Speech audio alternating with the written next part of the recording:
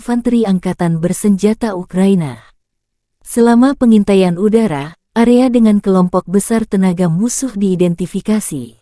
Kru Grad MLRS, setelah menerima tugas tersebut, segera bergerak ke area tersebut dan menggempur posisi musuh dengan proyektil pembakar terarah 122 mm. Peluru ini menghancurkan posisi tersembunyi AFU. Setelah itu, pasukan menggunakan proyektil terarah fragmentasi berdaya ledak tinggi untuk menghancurkan pasukan musuh. Demikian video Kementerian Pertahanan Rusia. Dikembangkan pada tahun 1960-an, BM-21 Grad telah menjadi sistem peluncuran roket ganda MLRS yang paling banyak dan digunakan secara luas di dunia. Mengingat fakta bahwa satu peluncur mampu menembakkan 40 roket kaliber 122 mm secara penuh di wilayah yang luas dalam waktu kurang dari 20 detik, maka nama Grad, kata dalam bahasa Rusia untuk hujan es, sangat cocok.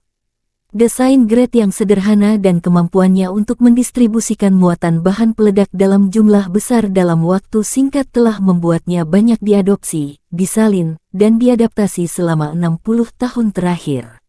Saat ini BM-21 Grad beroperasi dengan lebih dari 30 negara. Ini adalah sistem roket artileri yang paling banyak digunakan di dunia. Ada banyak varian, salinan dan modifikasi dari kendaraan ini. BM-21 Grad memiliki 40 tabung peluncuran untuk roket 122 mm.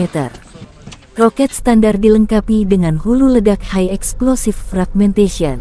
Panjangnya 2,87 meter dan berat 66,6 kg. Hulu ledak itu sendiri memiliki bobot 18,4 kg. Sistem roket artileri ini juga menembakkan roket yang dilengkapi dengan hulu ledak pembakar, kimia, asap, penerangan atau klaster. Hulu ledak klaster berisi submunisi anti-tank atau anti-personil. Sejumlah hulu ledak khusus lainnya dikembangkan untuk sistem ini. Salvo penuh BM-21 Grad meliputi area seluas 0,8-1 hektar. Senjata ini sangat efektif terhadap target area, seperti konsentrasi pasukan dan kendaraan, lapangan terbang, dan sebagainya. Dibutuhkan 2 menit untuk mempersiapkan kendaraan peluncur Grad untuk meninggalkan posisi tembaknya. Waktu pemindahan singkat memungkinkan untuk menghindari kebakaran kontra baterai. Sistem BM-21 sering digunakan untuk serangan tipe shoot and scoot. Rentang operasional sistem Grads dapat bervariasi tergantung pada jenis roket yang digunakan, tetapi biasanya mencapai sekitar 20 hingga 40 km.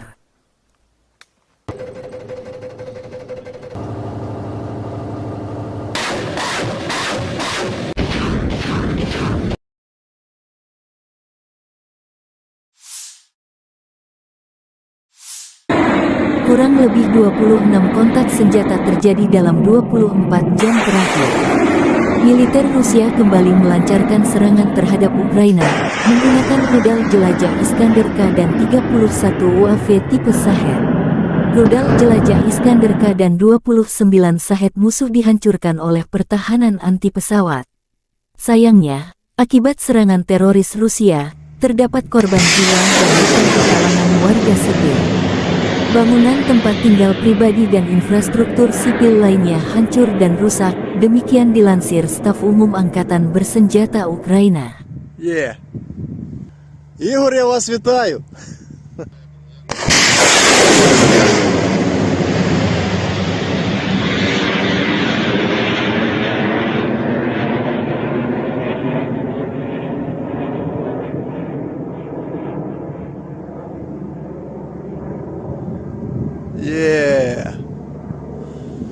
Давай ще третю.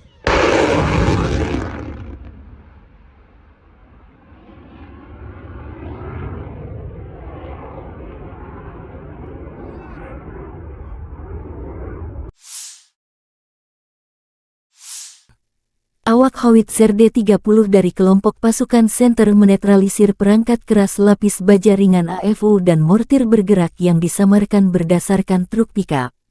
Personil militer Rusia menggunakan proyektil fragmentasi HE-122 mm untuk menyerang target yang diidentifikasi oleh operator drone.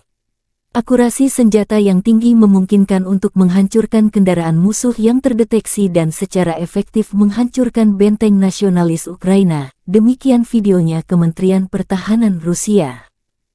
Howitzer D-30 dikembangkan di Uni Soviet akhir tahun 1950-an. Howitzer ini mulai digunakan oleh Angkatan Darat Soviet pada tahun 1960. Pada saat diperkenalkan, howitzer ini memiliki sejumlah fitur canggih. Itu diproduksi dalam jumlah besar dan diekspor ke Sekutu Soviet. Setelah runtuhnya Uni Soviet, sejumlah besar howitzer D-30 diserahkan kepada negara-negara penerusnya. Saat ini howitzer lapangan ini beroperasi di setidaknya 50 negara di seluruh dunia. D-30 digunakan dalam perang yang tak terhitung jumlahnya. Sekarang sistem artileri ini telah berusia lebih dari 60 tahun. Invasi Rusia ke Ukraina menjadi palagan meriam derek ini banyak digunakan baik Rusia dan kubu Ukraina. Meski tergolong jadul, D-30 terbukti menjadi howitzer yang sederhana, andal, dan serbaguna. D-30 memiliki desain yang tidak biasa dengan gerbong 3 jalur dengan pelat tengah. Kereta ini memungkinkan lintasan 360 derajat dan menembak pada sudut ketinggian manapun. Ia memiliki persenjataan 122 mm. Howitzer ini menggunakan amunisi terpisah dengan peluru dan muatan. D-30 menggunakan amunisi yang sama dengan howitzer M30 Soviet era Perang Dunia II. Ia menggunakan bahan peledak tinggi HE, fragmentasi bahan peledak tinggi HEFRAG anti-tank dengan bahan peledak tinggi, hit pembakar, asap, dan cangkang penerangan. Jarak tembak maksimum adalah 15,3 km. D-30 juga kompatibel dengan peluru berpemandu laser 122 mm Kitolov Rusia. Howitzer ini memiliki awak 5 orang.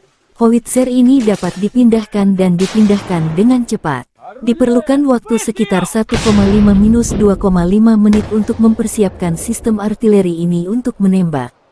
D-30 biasanya ditarik oleh truk 6x6, yang juga membawa awak dan amunisi. Di beberapa unit kapal pengangkut lapis baja MT-LB digunakan sebagai traktor artileri. Howitzer ini dapat dijatuhkan dari udara menggunakan platform parasut khusus.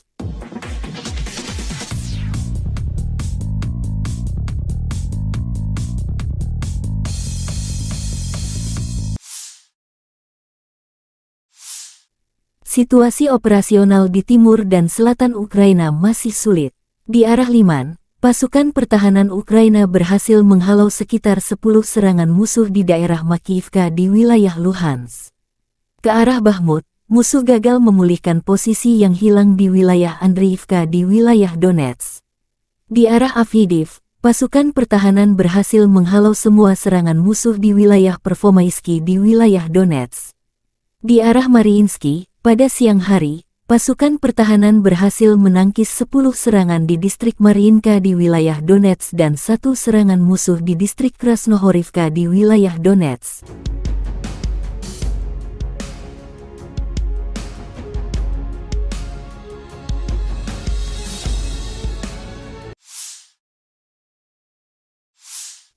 Angkatan bersenjata Rusia melakukan serangan menggunakan bom luncur berkekuatan tinggi terhadap posisi angkatan bersenjata Ukraina di wilayah pabrik minuman bersoda di Avdiivka.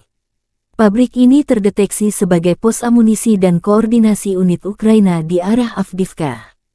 Video dipublikasikan Telegram Militer Donetsk.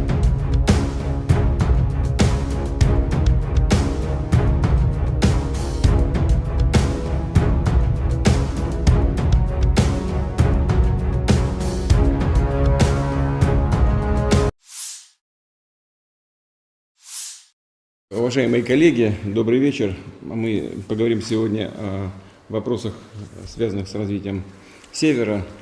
Это касается и Северного морского пути, шельфа континентального и некоторых других вопросов. Начнет нашу сегодняшнюю встречу, дискуссию министр природных ресурсов Козлов Александр Александрович. Пожалуйста, Александр Александрович.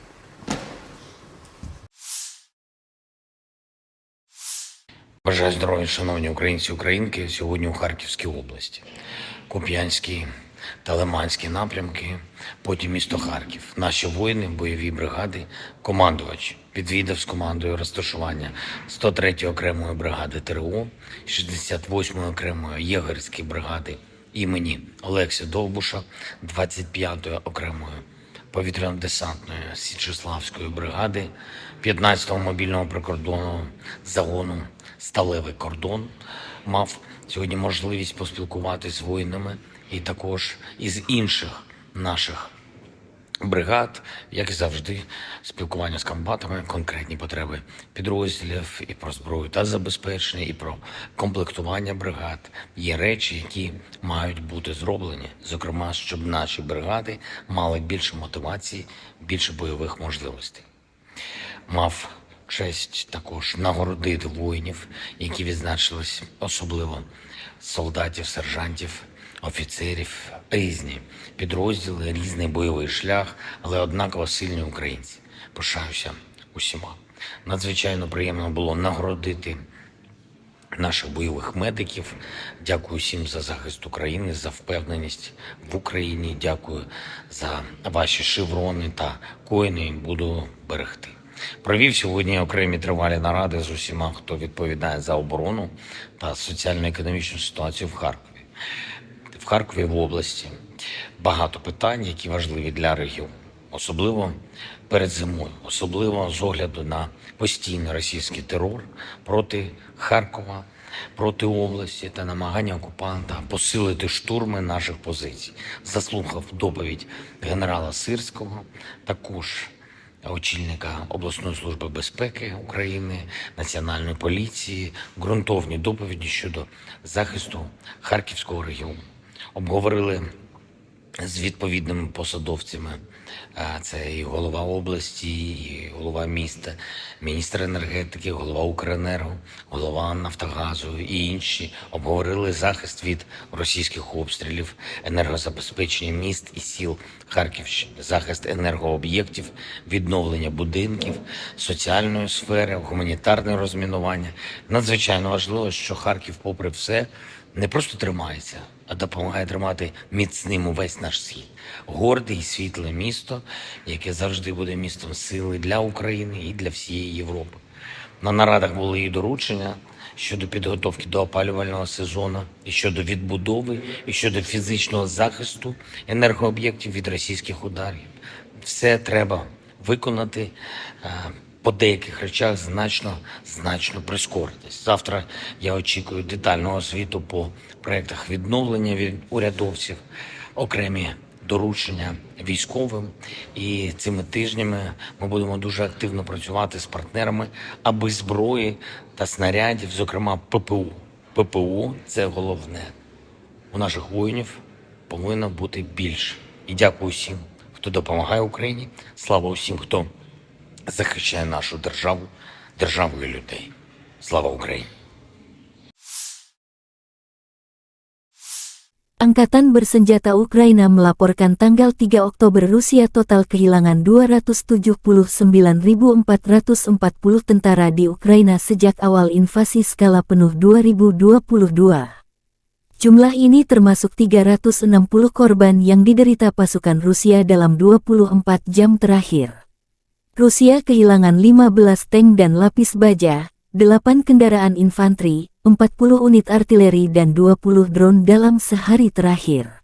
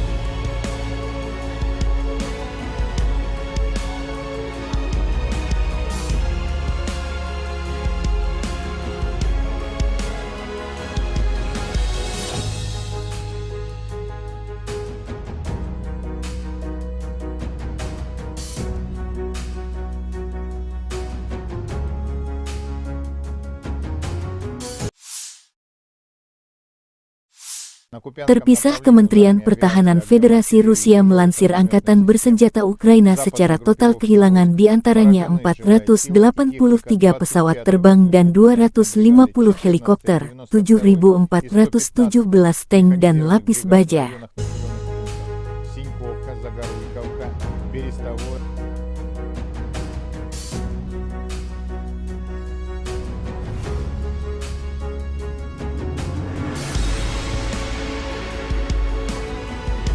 Download Tribun X sekarang, menghadirkan lokal menjadi Indonesia. Unit senapan dan tank bermotor distrik militer Barat Rusik menghalau serangan angkatan bersenjata Ukraina di arah Kupiansk. Setelah melakukan pengintaian pramisi, informasi diterima tentang penambahan kekuatan musuh. Pengintai mendeteksi pergerakan kelompok bersenjata dan perangkat keras angkatan bersenjata Ukraina. Awak senapan mesin kaliber besar dahsyat membanjiri pos pengamatan musuh. Sistem ATGM Metis menghancurkan pos pengintaian optik AFU. Peluncur granat mesin otomatis AGS-17 plamnya 30 mm menyerang dan membuat bingung para musuh. Awak tank T-72B menyerang benteng musuh dengan tembakan sebagai serangan penutup. Tindakan terkoordinasi dari unit senapan dan tank bermotor berhasil menghalau serangan musuh, demikian keterangan video Kementerian Pertahanan Rusia.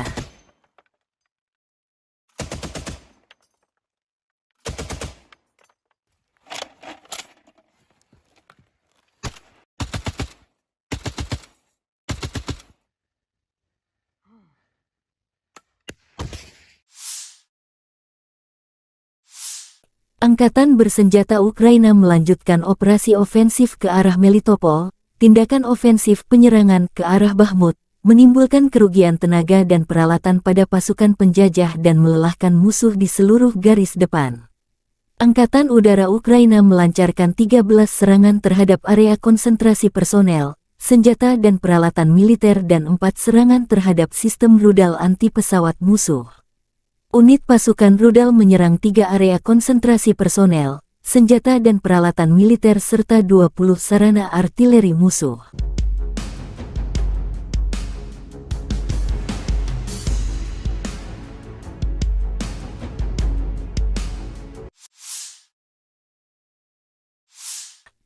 Pasukan terjun payung Tula Rusia melenyapkan tenaga musuh ke arah Soledar. Serangan roket MLRS dari pasukan terjun payung yang berbasis di Tula memusnahkan sekelompok infanteri angkatan bersenjata Ukraina. Selama pengintaian udara, area dengan kelompok besar tenaga musuh diidentifikasi. Kru Grade MLRS, setelah menerima tugas tersebut, segera bergerak ke area tersebut dan menggempur posisi musuh dengan proyektil pembakar terarah 122 mm. Peluru ini menghancurkan posisi tersembunyi AFU. Setelah itu, pasukan menggunakan proyektil terarah fragmentasi berdaya ledak tinggi untuk menghancurkan pasukan musuh. Demikian video Kementerian Pertahanan Rusia. Dikembangkan pada tahun 1960-an, BM-21 Grad telah menjadi sistem peluncuran roket ganda MLRS yang paling banyak dan digunakan secara luas di dunia. Mengingat fakta bahwa satu peluncur mampu menembakkan 40 roket kaliber 122 mm secara penuh di wilayah yang luas dalam waktu kurang dari 20 detik, maka nama Grad, kata dalam bahasa Rusia untuk hujan es, sangat cocok. Desain Grad yang sederhana dan kemampuannya untuk mendistribusikan muatan bahan peledak dalam jumlah besar dalam waktu singkat telah membuatnya banyak diadopsi, disalin, dan diadaptasi selama 60 tahun terakhir. Saat ini BM-21 Grad beroperasi dengan lebih dari 30 negara.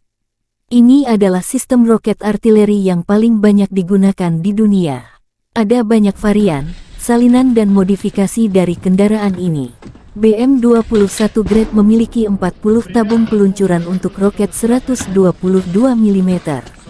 Roket standar dilengkapi dengan hulu ledak High Explosive Fragmentation. Panjangnya 2,87 meter dan berat 66,6 kg. Hulu ledak itu sendiri memiliki bobot 18,4 kg. Sistem roket artileri ini juga menembakkan roket yang dilengkapi dengan hulu ledak pembakar, kimia, asap, penerangan atau klaster. Hulu ledak klaster berisi submunisi anti-tank atau anti-personil. Sejumlah hulu ledak khusus lainnya dikembangkan untuk sistem ini. Salvo penuh BM-21 Grade meliputi area seluas 0,8-1 hektar. Senjata ini sangat efektif terhadap target area, seperti konsentrasi pasukan dan kendaraan, lapangan terbang, dan sebagainya.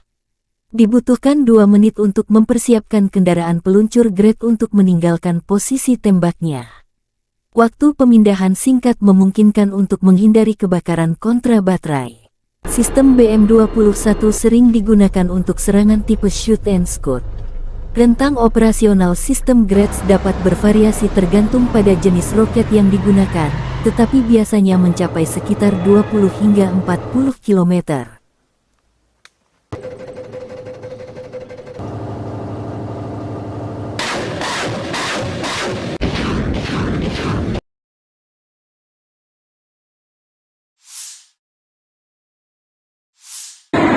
Kurang lebih 26 kontak senjata terjadi dalam 24 jam terakhir.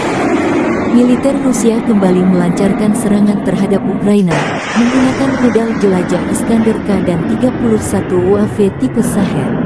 Rudal jelajah Iskander-K dan 29 Shahed musuh dihancurkan oleh pertahanan anti pesawat.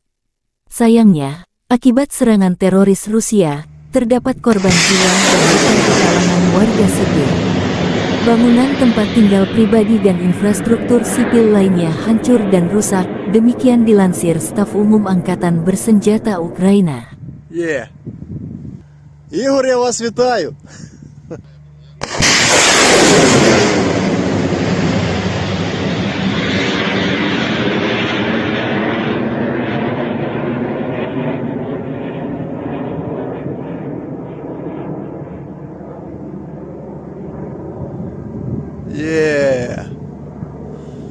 Давай ще третю.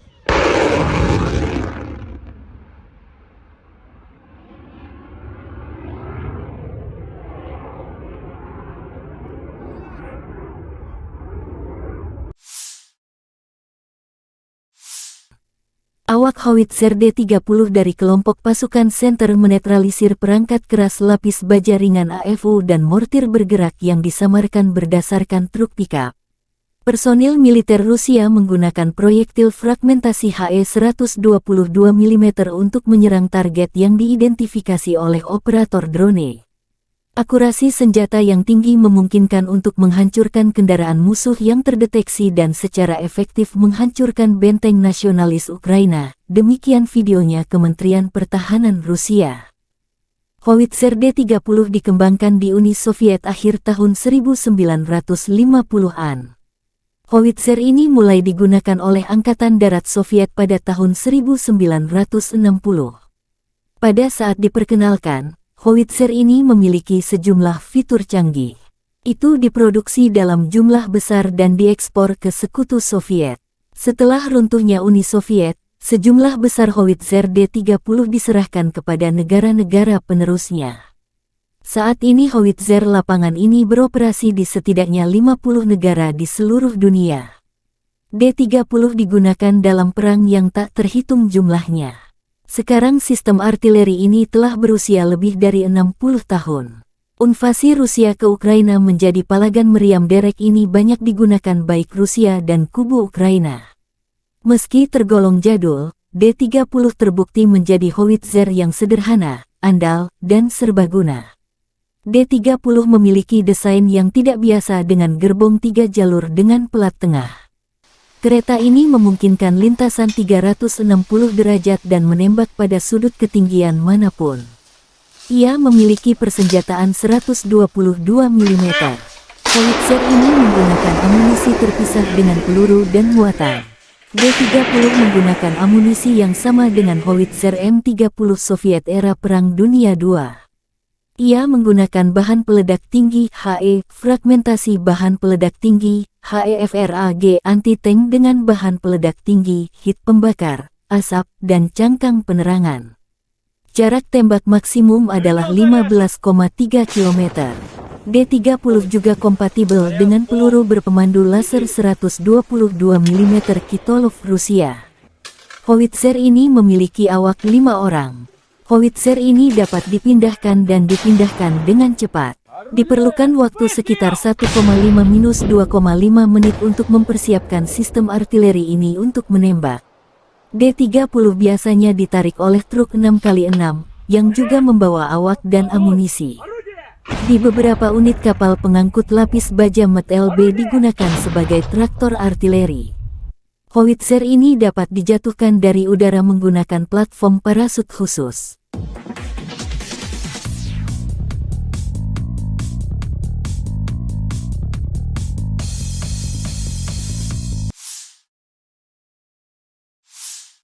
Situasi operasional di timur dan selatan Ukraina masih sulit. Di arah Liman, pasukan pertahanan Ukraina berhasil menghalau sekitar 10 serangan musuh di daerah Makiivka di wilayah Luhansk. Ke arah Bakhmut, musuh gagal memulihkan posisi yang hilang di wilayah Andriivka di wilayah Donetsk. Di arah Avdiivka, pasukan pertahanan berhasil menghalau semua serangan musuh di wilayah Pervomaisky di wilayah Donetsk. Di arah Mariinsky, pada siang hari, pasukan pertahanan berhasil menangkis 10 serangan di distrik Mariinka di wilayah Donetsk dan 1 serangan musuh di distrik Krasnohorivka di wilayah Donetsk.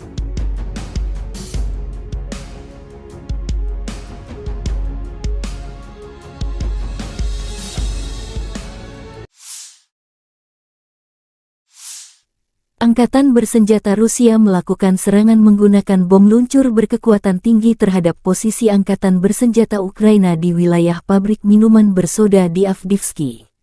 Pabrik ini terdeteksi sebagai pos amunisi dan koordinasi unit Ukraina di arah Avdiivka. Video dipublikasikan Telegram militer Donetsk. Это касается и Северно-морского пути, шельфа континентального, и некоторых других вопросов. Начнет нашу сегодняшнюю встречу, дискуссию министра природных ресурсов Козлов Александр Александрович. Пожалуйста, Александр Александрович.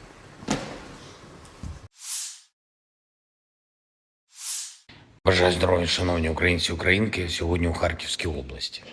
Куп'янський та Лиманські напрямки, потім місто Харків. Наші воїни, бойові бригади, командувач відвідав з командою розташування 103-ї окремої бригади ТРО, 68-ї окремої єгерської бригади імені Олекси Довбуша, 25-ї окремої повітряно-десантної Січеславської бригади, 15-го мобільного прикордонного загону «Сталевий кордон».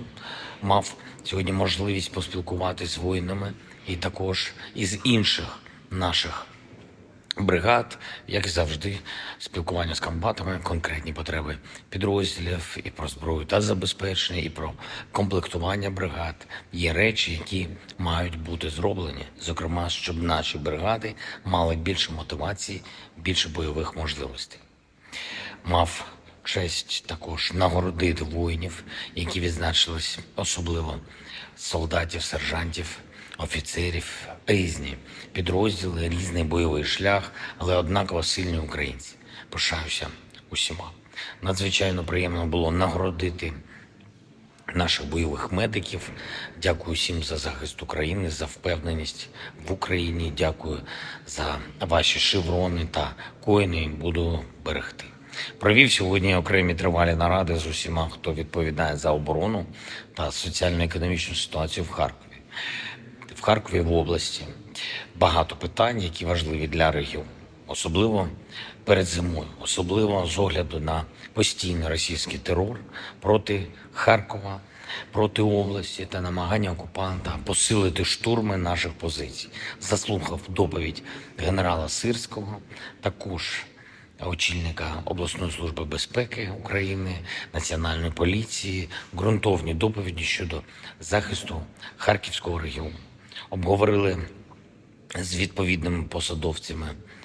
Це і голова області, і голова міста, міністр енергетики, голова Укренерго, голова Нафтогазу і інші обговорили захист від російських обстрілів, енергозабезпечення міст і сіл Харківщини, захист енергооб'єктів, відновлення будинків, соціальної сфери, гуманітарне розмінування.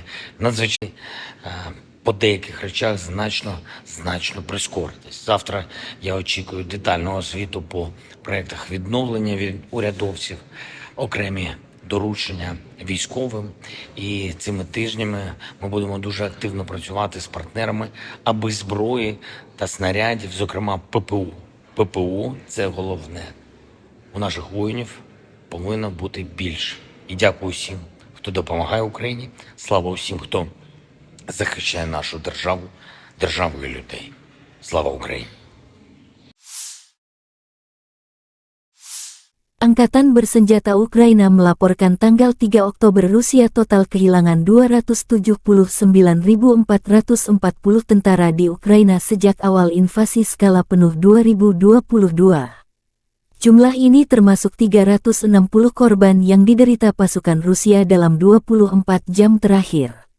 Rusia kehilangan 15 tank dan lapis baja, 8 kendaraan infanteri, 40 unit artileri dan 20 drone dalam sehari terakhir.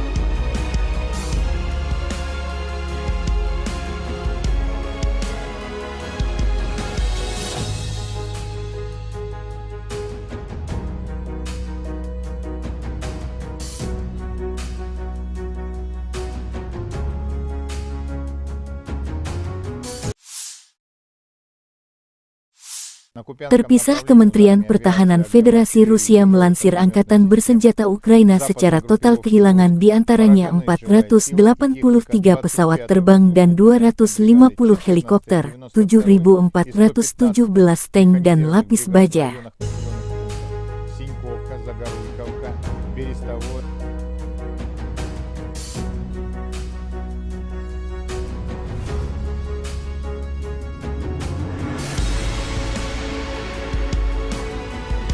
Download Tribun X sekarang, menghadirkan lokal menjadi Indonesia. Unit senapan dan tank bermotor distrik militer Barat Rusik menghalau serangan Angkatan Bersenjata Ukraina di arah Kupiansk. Setelah melakukan pengintaian pramisi, informasi diterima tentang penambahan kekuatan musuh. Pengintai mendeteksi pergerakan kelompok bersenjata dan perangkat keras Angkatan Bersenjata Ukraina. Awak senapan mesin kaliber besar dahsyat membanjiri pos pengamatan musuh. Sistem ATGM Metis menghancurkan pos pengintaian optik AFU. Peluncur granat mesin otomatis AGS-17 pelamnya 30 mm menyerang dan membuat bingung para musuh. Awak tank T-72B menyerang benteng musuh dengan tembakan sebagai serangan penutup. Tindakan terkoordinasi dari unit senapan dan tank bermotor berhasil menghalau serangan musuh, demikian keterangan video Kementerian Pertahanan Rusia.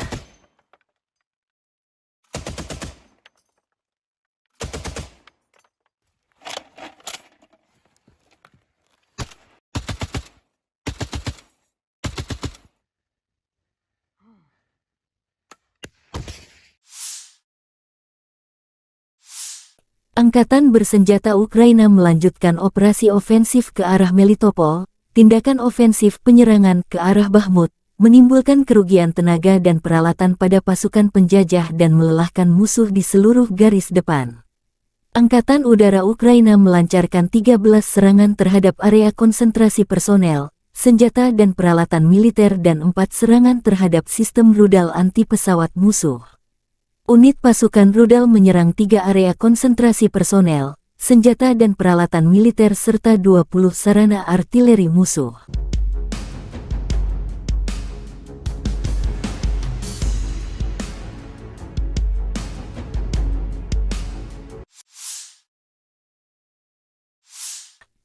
Pasukan terjun payung Tula Rusia melenyapkan tenaga musuh ke arah Soledar.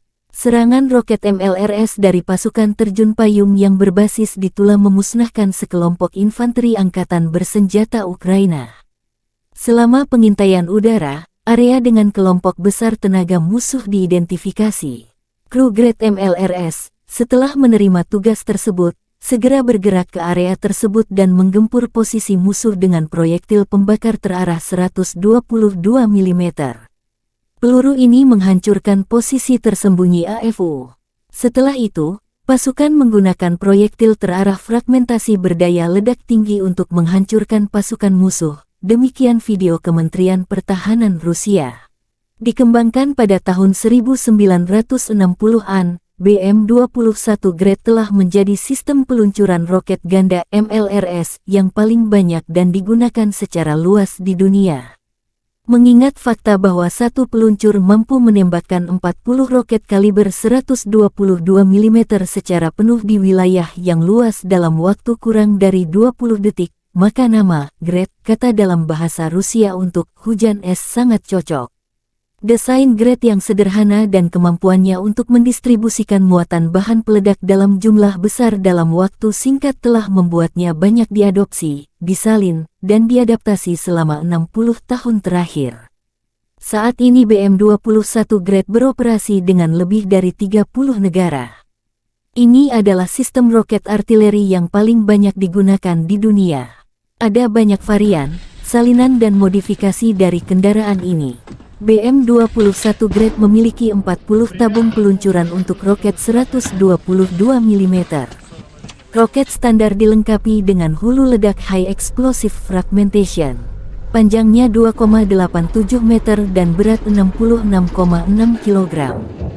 Hulu ledak itu sendiri memiliki bobot 18,4 kg. Sistem roket artileri ini juga menembakkan roket yang dilengkapi dengan hulu ledak pembakar, kimia, asap, penerangan atau klaster. Hulu ledak klaster berisi submunisi anti-tank atau anti-personil. Sejumlah hulu ledak khusus lainnya dikembangkan untuk sistem ini. Salvo penuh BM-21 Grad meliputi area seluas 0,8-1 hektar. Senjata ini sangat efektif terhadap target area, seperti konsentrasi pasukan dan kendaraan, lapangan terbang, dan sebagainya. Dibutuhkan 2 menit untuk mempersiapkan kendaraan peluncur Grad untuk meninggalkan posisi tembaknya. Waktu pemindahan singkat memungkinkan untuk menghindari kebakaran kontra baterai. Sistem BM-21 sering digunakan untuk serangan tipe shoot and scoot. Rentang operasional sistem Grad dapat bervariasi tergantung pada jenis roket yang digunakan, tetapi biasanya mencapai sekitar 20 hingga 40 km.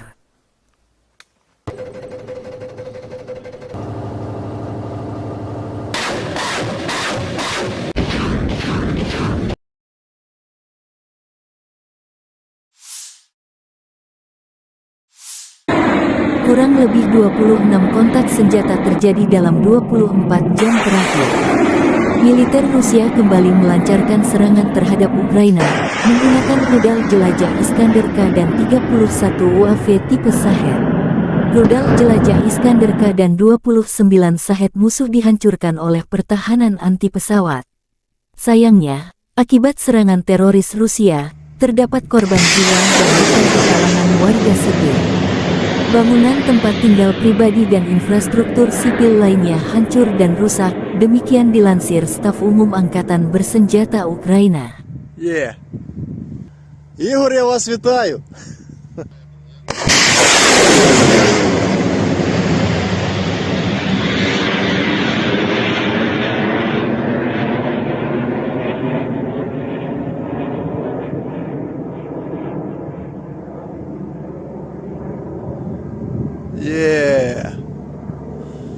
Давай ще третю.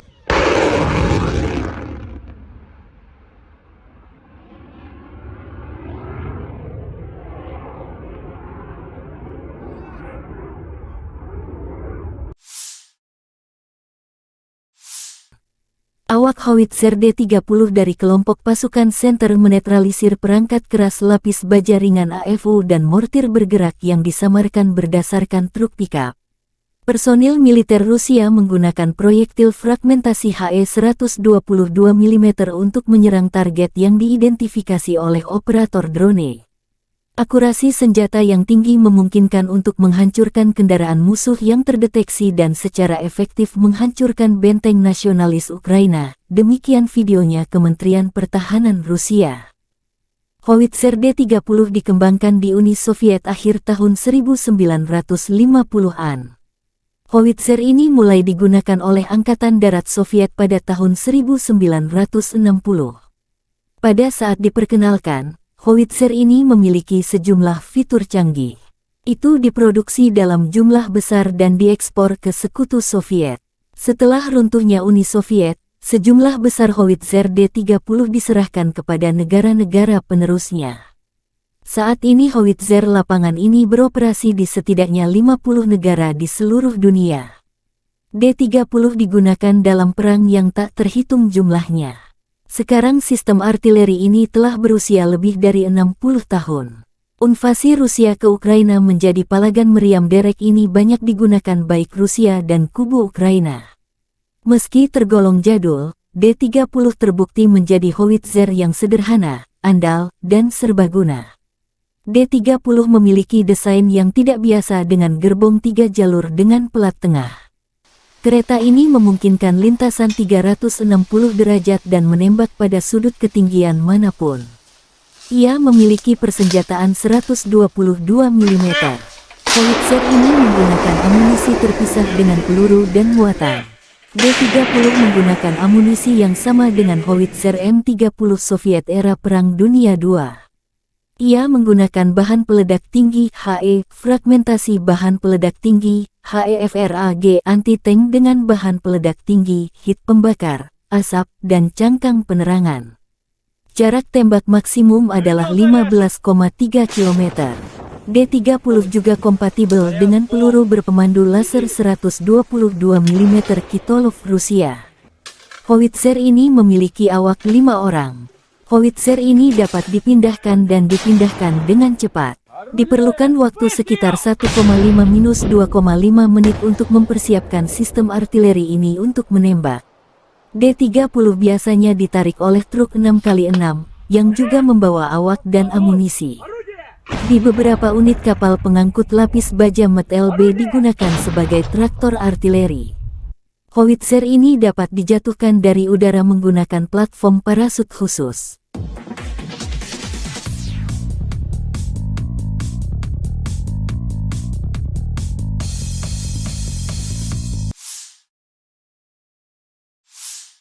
Situasi operasional di timur dan selatan Ukraina masih sulit. Di arah Liman, pasukan pertahanan Ukraina berhasil menghalau sekitar 10 serangan musuh di daerah Makiyivka di wilayah Luhansk. Ke arah Bakhmut, musuh gagal memulihkan posisi yang hilang di wilayah Andriivka di wilayah Donetsk. Di arah Avdiivka, pasukan pertahanan berhasil menghalau semua serangan musuh di wilayah Pervomaisky di wilayah Donetsk. Di arah Mariinsky, pada siang hari, pasukan pertahanan berhasil menangkis 10 serangan di distrik Mariinka di wilayah Donetsk dan 1 serangan musuh di distrik Krasnohorivka di wilayah Donetsk.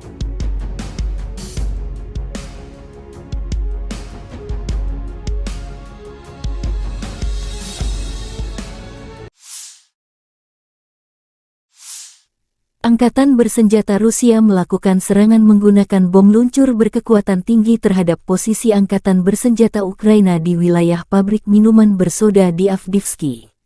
Pabrik ini terdeteksi sebagai pos amunisi dan koordinasi unit Ukraina di arah Avdiivka. Video dipublikasikan Telegram militer Donetsk.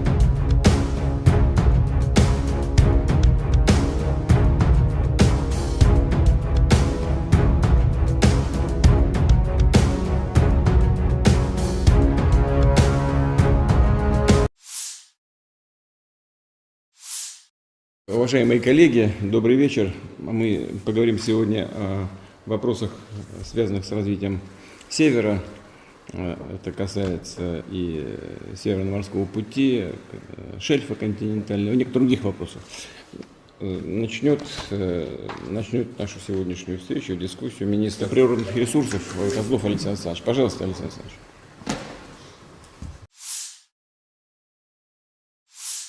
Бажаю здоров'я, шановні українці і українки, сьогодні у Харківській області. Куп'янський та Лиманський напрямки, потім місто Харків. Наші воїни, бойові бригади, командувач відвідав з командою розташування 103-ї окремої бригади ТРО, 68-ї окремої єгерської бригади імені Олекси Довбуша, 25-ї окремої повітряно-десантної Січеславської бригади, 15-го мобільного прикордонного загону «Сталевий кордон». Мав сьогодні можливість поспілкуватися з воїнами і також із інших наших бригад, як і завжди, спілкування з комбатами, конкретні потреби підрозділів і про зброю та забезпечення, і про комплектування бригад. Є речі, які мають бути зроблені, зокрема, щоб наші бригади мали більше мотивації, більше бойових можливостей. Мав честь також нагородити воїнів, які відзначились, особливо солдатів, сержантів, офіцерів, різні підрозділи, різний бойовий шлях, але однаково сильні українці. Пишаюся усіма. Надзвичайно приємно було нагородити наших бойових медиків. Дякую всім за захист України, за впевненість в Україні. Дякую за ваші шеврони та коїни. Буду берегти. Провів сьогодні окремі тривалі наради з усіма, хто відповідає за оборону та соціально-економічну ситуацію в Харкові. В Харкові, в області, багато питань, які важливі для регіону. Особливо перед зимою, особливо з огляду на постійний російський терор проти Харкова, проти області та намагання окупанта посилити штурми наших позицій. Заслухав доповідь генерала Сирського, також очільника обласної служби безпеки України, Національної поліції, ґрунтовні доповіді щодо захисту Харківського регіону.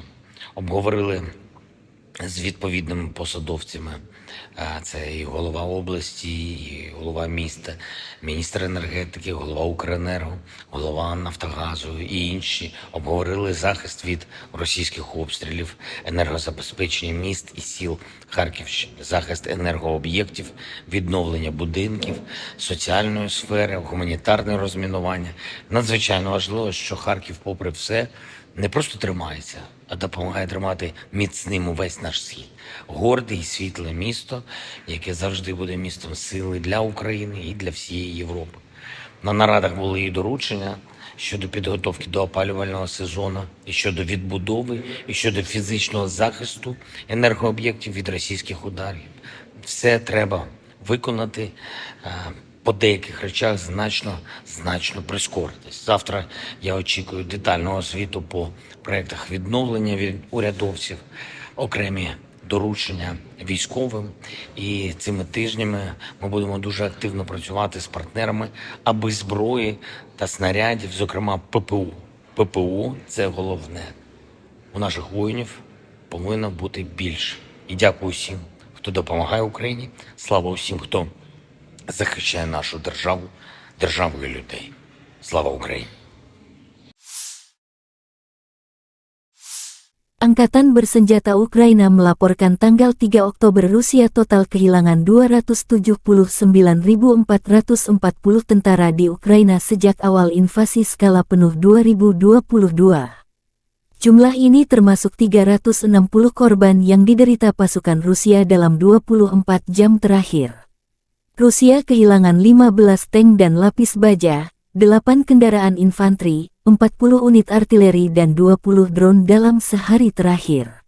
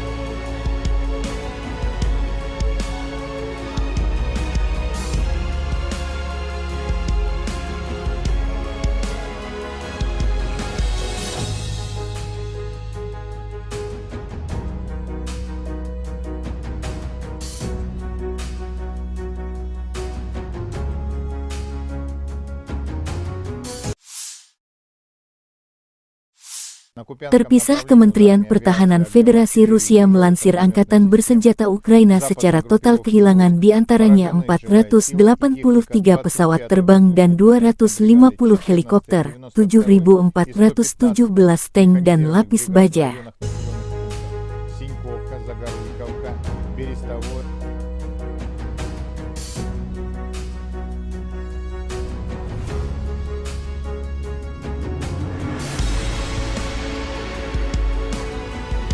Download Tribun X sekarang, menghadirkan lokal menjadi Indonesia. Unit senapan dan tank bermotor Distrik Militer Barat Rusik menghalau serangan Angkatan Bersenjata Ukraina di arah Kupiansk. Setelah melakukan pengintaian pramisi, informasi diterima tentang penambahan kekuatan musuh. Pengintai mendeteksi pergerakan kelompok bersenjata dan perangkat keras Angkatan Bersenjata Ukraina. Awak senapan mesin kaliber besar dahsyat membanjiri pos pengamatan musuh. Sistem ATGM Metis menghancurkan pos pengintaian optik AFU. Peluncur granat mesin otomatis AGS-17 pelamnya 30 mm menyerang dan membuat bingung para musuh. Awak tank T-72B menyerang benteng musuh dengan tembakan sebagai serangan penutup. Tindakan terkoordinasi dari unit senapan dan tank bermotor berhasil menghalau serangan musuh, demikian keterangan video Kementerian Pertahanan Rusia.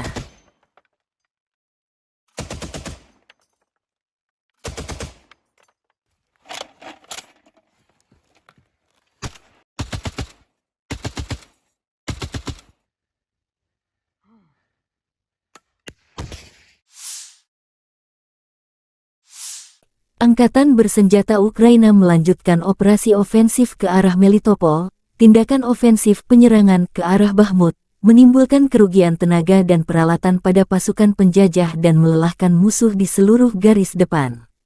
Angkatan Udara Ukraina melancarkan 13 serangan terhadap area konsentrasi personel, senjata dan peralatan militer dan 4 serangan terhadap sistem rudal anti-pesawat musuh.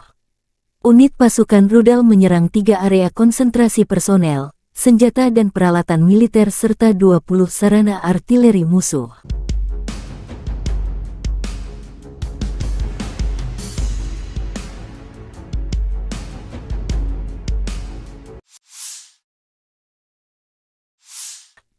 Pasukan terjun payung Tula Rusia melenyapkan tenaga musuh ke arah Soledar. Serangan roket MLRS dari pasukan terjun payung yang berbasis di Tula memusnahkan sekelompok infanteri Angkatan Bersenjata Ukraina. Selama pengintaian udara, area dengan kelompok besar tenaga musuh diidentifikasi. Kru Grad MLRS, setelah menerima tugas tersebut, segera bergerak ke area tersebut dan menggempur posisi musuh dengan proyektil pembakar terarah 122 mm. Peluru ini menghancurkan posisi tersembunyi AFU. Setelah itu, pasukan menggunakan proyektil terarah fragmentasi berdaya ledak tinggi untuk menghancurkan pasukan musuh. Demikian video Kementerian Pertahanan Rusia. Dikembangkan pada tahun 1960-an, BM-21 Grad telah menjadi sistem peluncuran roket ganda MLRS yang paling banyak dan digunakan secara luas di dunia. Mengingat fakta bahwa satu peluncur mampu menembakkan 40 roket kaliber 122 mm secara penuh di wilayah yang luas dalam waktu kurang dari 20 detik, maka nama Grad, kata dalam bahasa Rusia untuk hujan es, sangat cocok. Desain Grad yang sederhana dan kemampuannya untuk mendistribusikan muatan bahan peledak dalam jumlah besar dalam waktu singkat telah membuatnya banyak diadopsi, disalin, dan diadaptasi selama 60 tahun terakhir. Saat ini BM-21 Grad beroperasi dengan lebih dari 30 negara. Ini adalah sistem roket artileri yang paling banyak digunakan di dunia. Ada banyak varian, salinan dan modifikasi dari kendaraan ini. BM-21 Grad memiliki 40 tabung peluncuran untuk roket 122 mm. Roket standar dilengkapi dengan hulu ledak High Explosive Fragmentation. Panjangnya 2,87 meter dan berat 66,6 kg. Hulu ledak itu sendiri memiliki bobot 18,4 kg. Sistem roket artileri ini juga menembakkan roket yang dilengkapi dengan hulu ledak pembakar, kimia, asap, penerangan atau klaster. Hulu ledak klaster berisi submunisi anti-tank atau anti-personil. Sejumlah hulu ledak khusus lainnya dikembangkan untuk sistem ini. Salvo penuh BM-21 grade meliputi area seluas 0,8-1 hektar. Senjata ini sangat efektif terhadap target area, seperti konsentrasi pasukan dan kendaraan, lapangan terbang, dan sebagainya. Dibutuhkan 2 menit untuk mempersiapkan kendaraan peluncur grade untuk meninggalkan posisi tembaknya. Waktu pemindahan singkat memungkinkan untuk menghindari kebakaran kontra baterai. Sistem BM-21 sering digunakan untuk serangan tipe shoot and scoot. Rentang operasional sistem grades dapat bervariasi tergantung pada jenis roket yang digunakan, tetapi biasanya mencapai sekitar 20 hingga 40 km.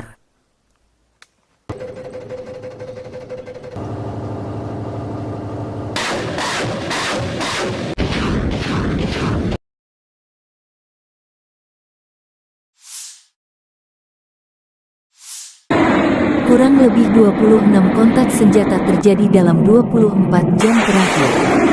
Militer Rusia kembali melancarkan serangan terhadap Ukraina, menggunakan rudal jelajah Iskander-K dan 31 UAV tipe Shahed. Rudal jelajah Iskander-K dan 29 Shahed musuh dihancurkan oleh pertahanan anti pesawat. Sayangnya, akibat serangan teroris Rusia, terdapat korban jiwa dan luka di kalangan warga sipil.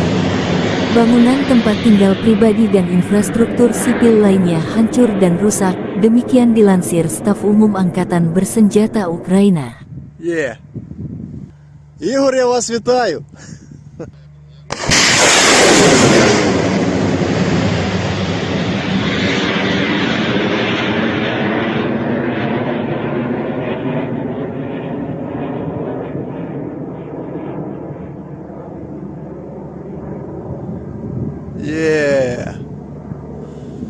Давай ще третю.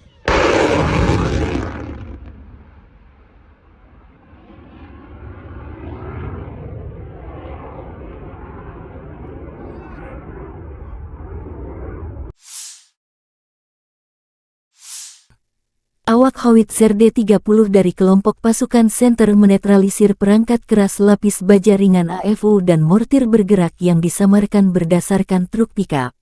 Personil militer Rusia menggunakan proyektil fragmentasi HE-122 mm untuk menyerang target yang diidentifikasi oleh operator drone. Akurasi senjata yang tinggi memungkinkan untuk menghancurkan kendaraan musuh yang terdeteksi dan secara efektif menghancurkan benteng nasionalis Ukraina, demikian videonya Kementerian Pertahanan Rusia. Howitzer D-30 dikembangkan di Uni Soviet akhir tahun 1950-an. Howitzer ini mulai digunakan oleh Angkatan Darat Soviet pada tahun 1960. Pada saat diperkenalkan, howitzer ini memiliki sejumlah fitur canggih. Itu diproduksi dalam jumlah besar dan diekspor ke Sekutu Soviet. Setelah runtuhnya Uni Soviet, sejumlah besar howitzer D-30 diserahkan kepada negara-negara penerusnya. Saat ini howitzer lapangan ini beroperasi di setidaknya 50 negara di seluruh dunia. D-30 digunakan dalam perang yang tak terhitung jumlahnya. Sekarang sistem artileri ini telah berusia lebih dari 60 tahun. Invasi Rusia ke Ukraina menjadi palagan meriam derek ini banyak digunakan baik Rusia dan kubu Ukraina. Meski tergolong jadul, D-30 terbukti menjadi howitzer yang sederhana, andal, dan serbaguna. D-30 memiliki desain yang tidak biasa dengan gerbong 3 jalur dengan pelat tengah. Kereta ini memungkinkan lintasan 360 derajat dan menembak pada sudut ketinggian manapun. Ia memiliki persenjataan 122 mm. Howitzer ini menggunakan amunisi terpisah dengan peluru dan muatan. D-30 menggunakan amunisi yang sama dengan howitzer M30 Soviet era Perang Dunia II. Ia menggunakan bahan peledak tinggi HE, fragmentasi bahan peledak tinggi, HE-FRAG anti-tank dengan bahan peledak tinggi, hit pembakar, asap, dan cangkang penerangan. Jarak tembak maksimum adalah 15,3 km. D-30 juga kompatibel dengan peluru berpemandu laser 122 mm Kitolov Rusia. Howitzer ini memiliki awak 5 orang. Howitzer ini dapat dipindahkan dan dipindahkan dengan cepat. Diperlukan waktu sekitar 1,5–2,5 menit untuk mempersiapkan sistem artileri ini untuk menembak. D-30 biasanya ditarik oleh truk 6x6, yang juga membawa awak dan amunisi. Di beberapa unit kapal pengangkut lapis baja MT-LB digunakan sebagai traktor artileri. Howitzer ini dapat dijatuhkan dari udara menggunakan platform parasut khusus.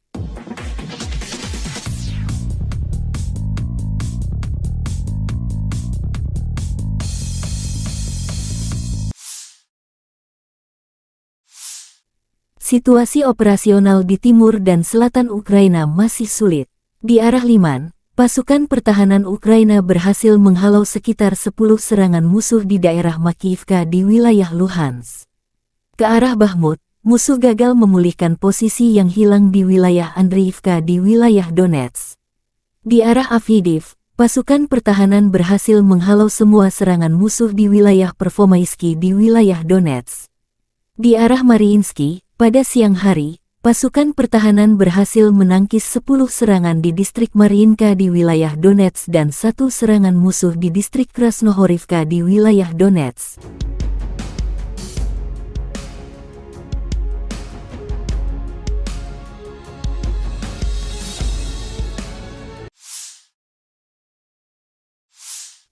Angkatan bersenjata Rusia melakukan serangan menggunakan bom luncur berkekuatan tinggi terhadap posisi angkatan bersenjata Ukraina di wilayah pabrik minuman bersoda di Avdiivka. Pabrik ini terdeteksi sebagai pos amunisi dan koordinasi unit Ukraina di arah Avdiivka. Video dipublikasikan Telegram Militer Donetsk.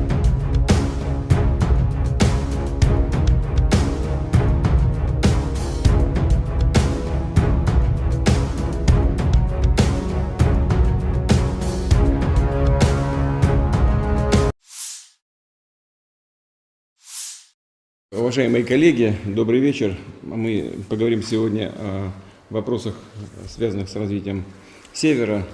Это касается и Северно-морского пути, шельфа континентального, и некоторых других вопросов.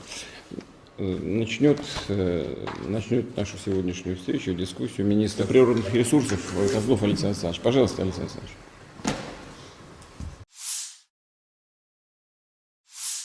Бажаю здоров'я, шановні українці і українки, сьогодні у Харківській області. Куп'янський та Лиманський напрямки, потім місто Харків. Наші воїни, бойові бригади, командувач відвідав з командою розташування 103-ї окремої бригади ТРО, 68-ї окремої єгерської бригади імені Олекси Довбуша, 25-ї окремої повітряно-десантної Січеславської бригади, 15-го мобільного прикордонного загону «Сталевий кордон».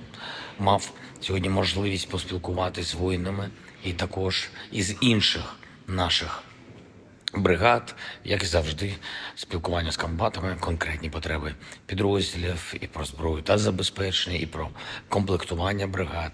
Є речі, які мають бути зроблені, зокрема, щоб наші бригади мали більше мотивації, більше бойових можливостей. Мав честь також нагородити воїнів, які відзначились, особливо солдатів, сержантів, офіцерів, різні підрозділи, різний бойовий шлях, але однаково сильні українці. Пишаюся усіма. Надзвичайно приємно було нагородити наших бойових медиків. Дякую всім за захист України, за впевненість в Україні. Дякую за ваші шеврони та коїни. Буду берегти. Провів сьогодні окремі тривалі наради з усіма, хто відповідає за оборону та соціально-економічну ситуацію в Харкові. В Харкові, в області, багато питань, які важливі для регіону. Особливо перед зимою, особливо з огляду на постійний російський терор проти Харкова, проти області та намагання окупанта посилити штурми наших позицій. Заслухав доповідь генерала Сирського, також очільника обласної служби безпеки України, Національної поліції, ґрунтовні доповіді щодо захисту Харківського регіону. Обговорили з відповідними посадовцями. Це і голова області, і голова міста, міністр енергетики, голова Укренерго, голова Нафтогазу і інші обговорили захист від російських обстрілів, енергозабезпечення міст і сіл Харківщини, захист енергооб'єктів, відновлення будинків, соціальної сфери, гуманітарне розмінування. Надзвичайно важливо, що Харків, попри все, не просто тримається, а допомагає тримати міцним увесь наш схід. Горде і світле місто, яке завжди буде містом сили для України і для всієї Європи. На нарадах були і доручення щодо підготовки до опалювального сезону, і щодо відбудови, і щодо фізичного захисту енергооб'єктів від російських ударів. Все треба виконати, по деяких речах значно прискоритись. Завтра я очікую детального звіту по проєктах відновлення від урядовців, окремі доручення військовим. І цими тижнями ми будемо дуже активно працювати з партнерами, аби зброї та снарядів, зокрема ППО. ППО – це головне. У наших воїнів повинно бути більше. І дякую всім, хто допомагає Україні. Слава усім, хто захищає нашу державу, державу і людей. Слава Україні! Angkatan Bersenjata Ukraina melaporkan tanggal 3 Oktober Rusia total kehilangan 279.440 tentara di Ukraina sejak awal invasi skala penuh 2022. Jumlah ini termasuk 360 korban yang diderita pasukan Rusia dalam 24 jam terakhir. Rusia kehilangan 15 tank dan lapis baja, 8 kendaraan infanteri, 40 unit artileri dan 20 drone dalam sehari terakhir.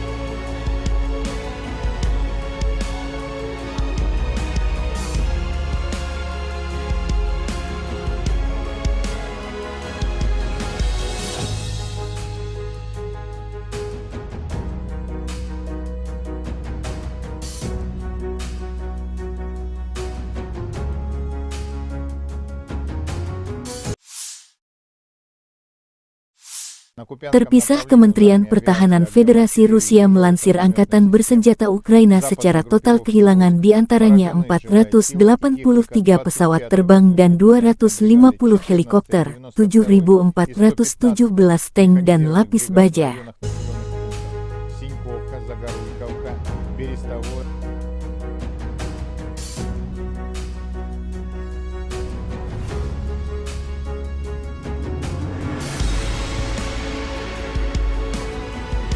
Download Tribun X sekarang, menghadirkan lokal menjadi Indonesia.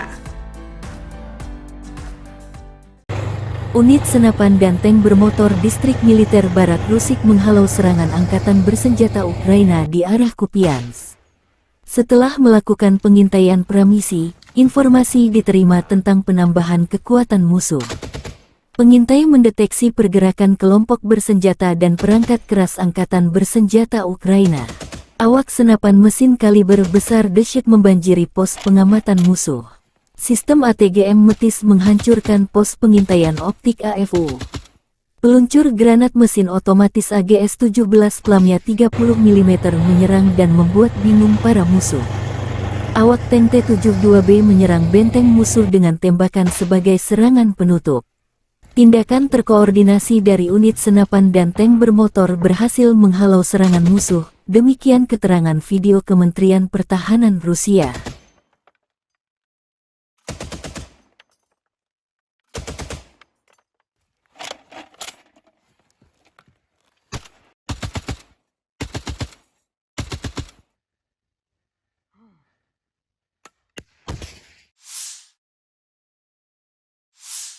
Angkatan bersenjata Ukraina melanjutkan operasi ofensif ke arah Melitopol. Tindakan ofensif penyerangan ke arah Bakhmut menimbulkan kerugian tenaga dan peralatan pada pasukan penjajah dan melelahkan musuh di seluruh garis depan.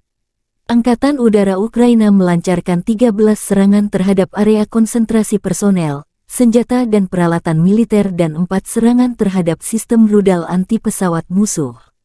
Unit pasukan rudal menyerang 3 area konsentrasi personel, senjata dan peralatan militer serta 20 sarana artileri musuh.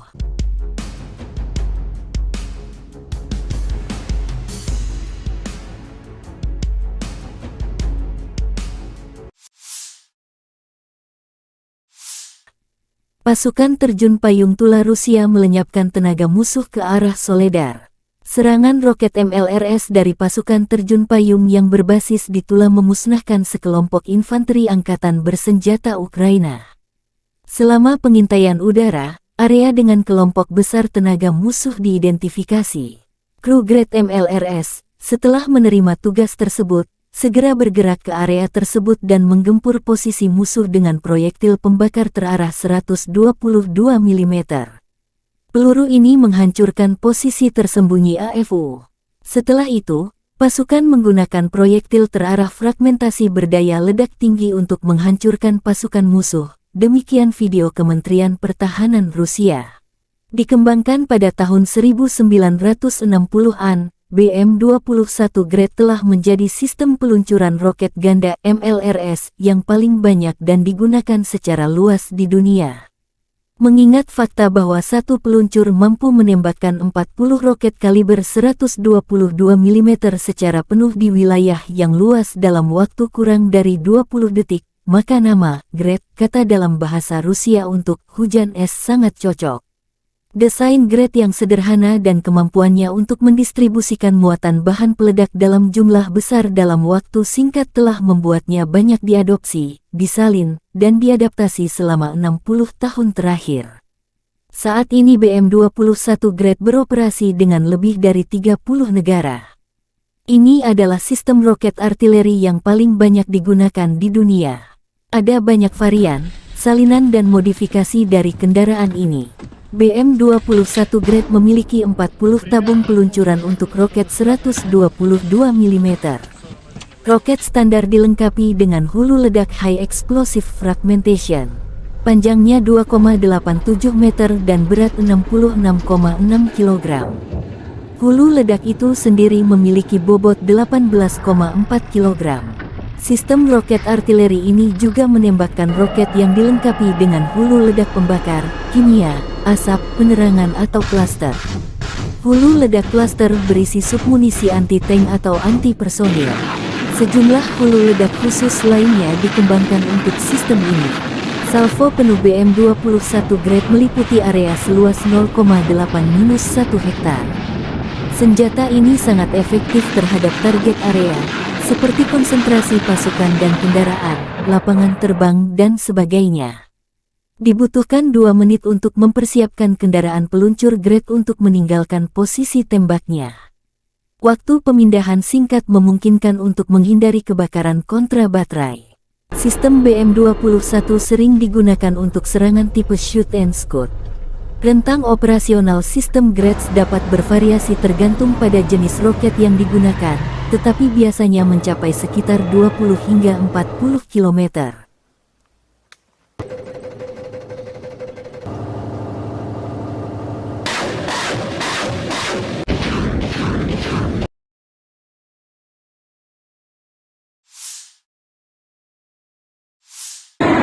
Kurang lebih 26 kontak senjata terjadi dalam 24 jam terakhir. Militer Rusia kembali melancarkan serangan terhadap Ukraina, menggunakan rudal jelajah Iskander-K dan 31 UAV tipe Shahed. Rudal jelajah Iskander-K dan 29 Shahed musuh dihancurkan oleh pertahanan anti-pesawat. Sayangnya, akibat serangan teroris Rusia, terdapat korban jiwa dan luka di kalangan warga sipil. Bangunan tempat tinggal pribadi dan infrastruktur sipil lainnya hancur dan rusak, demikian dilansir Staf Umum Angkatan Bersenjata Ukraina. Игорь, я вас вітаю.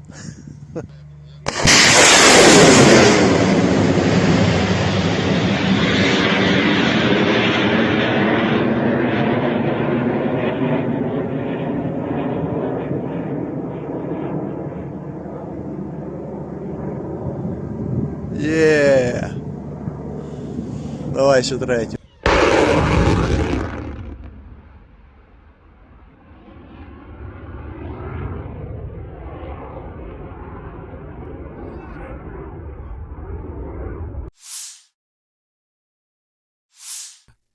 Awak howitzer D-30 dari kelompok pasukan Center menetralisir perangkat keras lapis baja ringan AFU dan mortir bergerak yang disamarkan berdasarkan truk pickup. Personil militer Rusia menggunakan proyektil fragmentasi HE-122 mm untuk menyerang target yang diidentifikasi oleh operator drone. Akurasi senjata yang tinggi memungkinkan untuk menghancurkan kendaraan musuh yang terdeteksi dan secara efektif menghancurkan benteng nasionalis Ukraina. Demikian videonya Kementerian Pertahanan Rusia. Howitzer D-30 dikembangkan di Uni Soviet akhir tahun 1950-an. Howitzer ini mulai digunakan oleh Angkatan Darat Soviet pada tahun 1960. Pada saat diperkenalkan, howitzer ini memiliki sejumlah fitur canggih. Itu diproduksi dalam jumlah besar dan diekspor ke Sekutu Soviet. Setelah runtuhnya Uni Soviet, sejumlah besar howitzer D-30 diserahkan kepada negara-negara penerusnya. Saat ini howitzer lapangan ini beroperasi di setidaknya 50 negara di seluruh dunia. D-30 digunakan dalam perang yang tak terhitung jumlahnya. Sekarang sistem artileri ini telah berusia lebih dari 60 tahun. Invasi Rusia ke Ukraina menjadi palagan meriam derek ini banyak digunakan baik Rusia dan kubu Ukraina. Meski tergolong jadul, D-30 terbukti menjadi howitzer yang sederhana, andal, dan serbaguna. D-30 memiliki desain yang tidak biasa dengan gerbong 3 jalur dengan pelat tengah. Kereta ini memungkinkan lintasan 360 derajat dan menembak pada sudut ketinggian manapun. Ia memiliki persenjataan 122 mm. Howitzer ini menggunakan amunisi terpisah dengan peluru dan muatan. D-30 menggunakan amunisi yang sama dengan howitzer M30 Soviet era Perang Dunia II. Ia menggunakan bahan peledak tinggi HE, fragmentasi bahan peledak tinggi, HEFRAG anti-tank dengan bahan peledak tinggi, hit pembakar, asap, dan cangkang penerangan. Jarak tembak maksimum adalah 15,3 km. D-30 juga kompatibel dengan peluru berpemandu laser 122 mm Kitolov Rusia. Howitzer ini memiliki awak 5 orang. Howitzer ini dapat dipindahkan dan dipindahkan dengan cepat. Diperlukan waktu sekitar 1,5–2,5 menit untuk mempersiapkan sistem artileri ini untuk menembak. D-30 biasanya ditarik oleh truk 6x6, yang juga membawa awak dan amunisi. Di beberapa unit kapal pengangkut lapis baja MET-LB digunakan sebagai traktor artileri.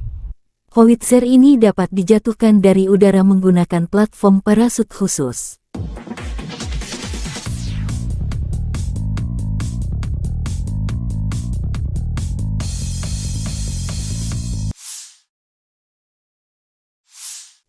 Situasi operasional di timur dan selatan Ukraina masih sulit. Di arah Liman, pasukan pertahanan Ukraina berhasil menghalau sekitar 10 serangan musuh di daerah Makiyivka di wilayah Luhansk. Ke arah Bakhmut, musuh gagal memulihkan posisi yang hilang di wilayah Andriivka di wilayah Donetsk. Di arah Avdiivka, pasukan pertahanan berhasil menghalau semua serangan musuh di wilayah Pervomaisky di wilayah Donetsk. Di arah Mariinsky, pada siang hari, pasukan pertahanan berhasil menangkis 10 serangan di distrik Mariinka di wilayah Donetsk dan 1 serangan musuh di distrik Krasnohorivka di wilayah Donetsk.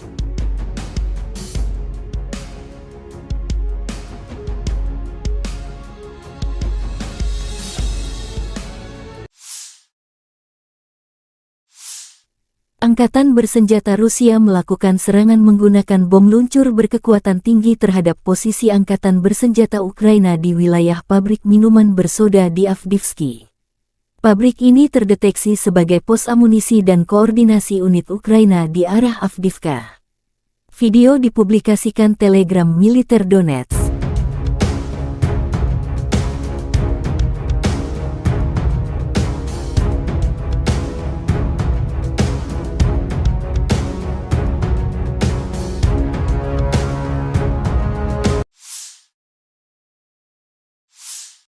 Уважаемые коллеги, добрый вечер. Мы поговорим сегодня о вопросах, связанных с развитием Севера. Это касается и Северно-морского пути, шельфа континентального, и некоторых других вопросов. Начнет нашу сегодняшнюю встречу, дискуссию министр природных ресурсов Козлов Александр Александрович. Пожалуйста, Александр Александрович.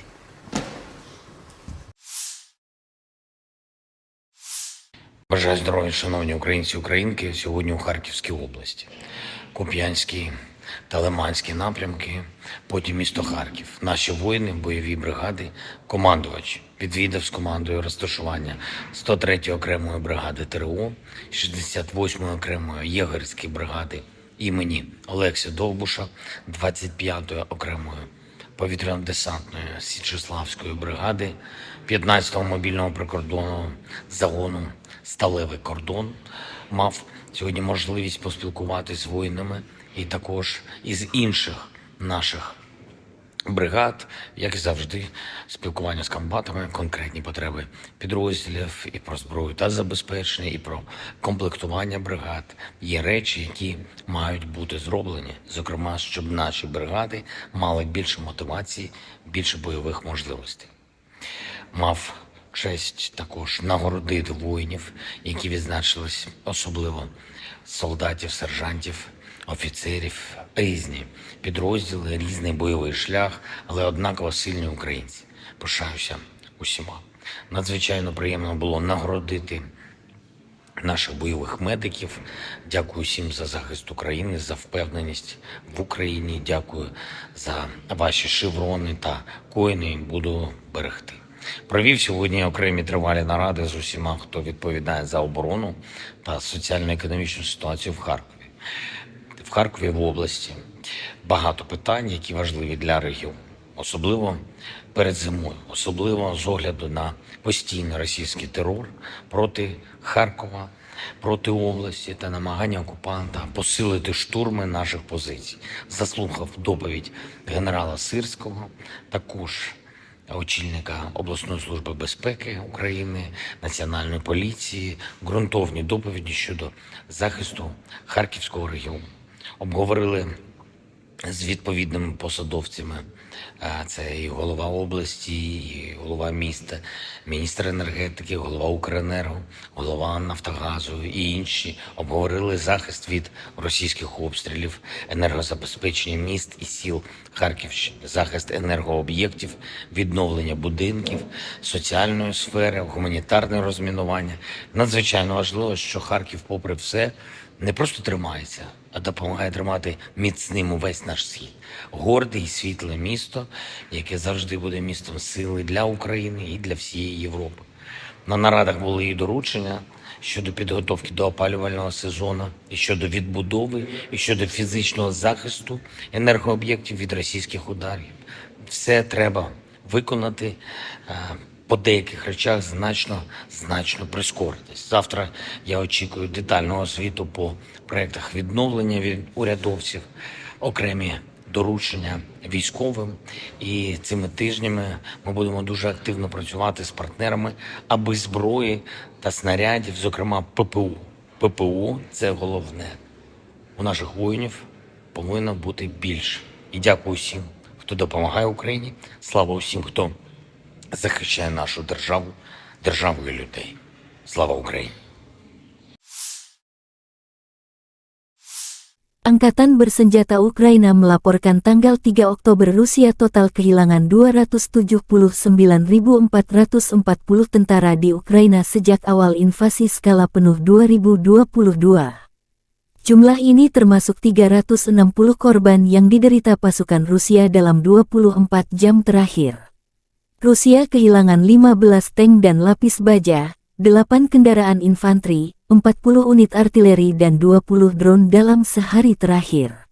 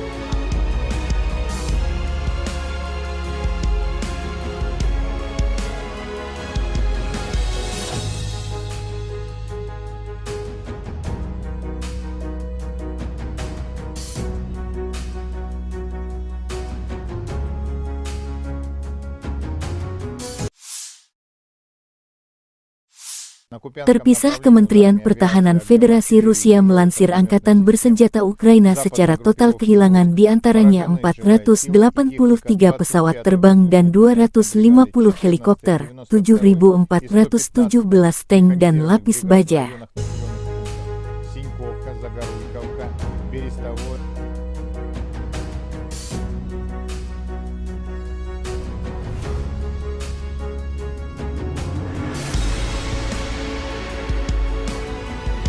Download Tribun X sekarang, menghadirkan lokal menjadi Indonesia.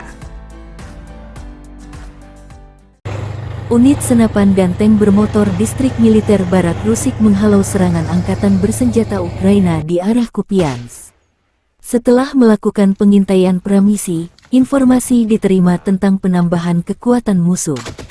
Pengintai mendeteksi pergerakan kelompok bersenjata dan perangkat keras Angkatan Bersenjata Ukraina. Awak senapan mesin kaliber besar dahsyat membanjiri pos pengamatan musuh. Sistem ATGM Metis menghancurkan pos pengintaian optik AFU. Peluncur granat mesin otomatis AGS-17 pelamnya 30 mm menyerang dan membuat bingung para musuh. Awak tank T-72B menyerang benteng musuh dengan tembakan sebagai serangan penutup. Tindakan terkoordinasi dari unit senapan dan tank bermotor berhasil menghalau serangan musuh, demikian keterangan video Kementerian Pertahanan Rusia.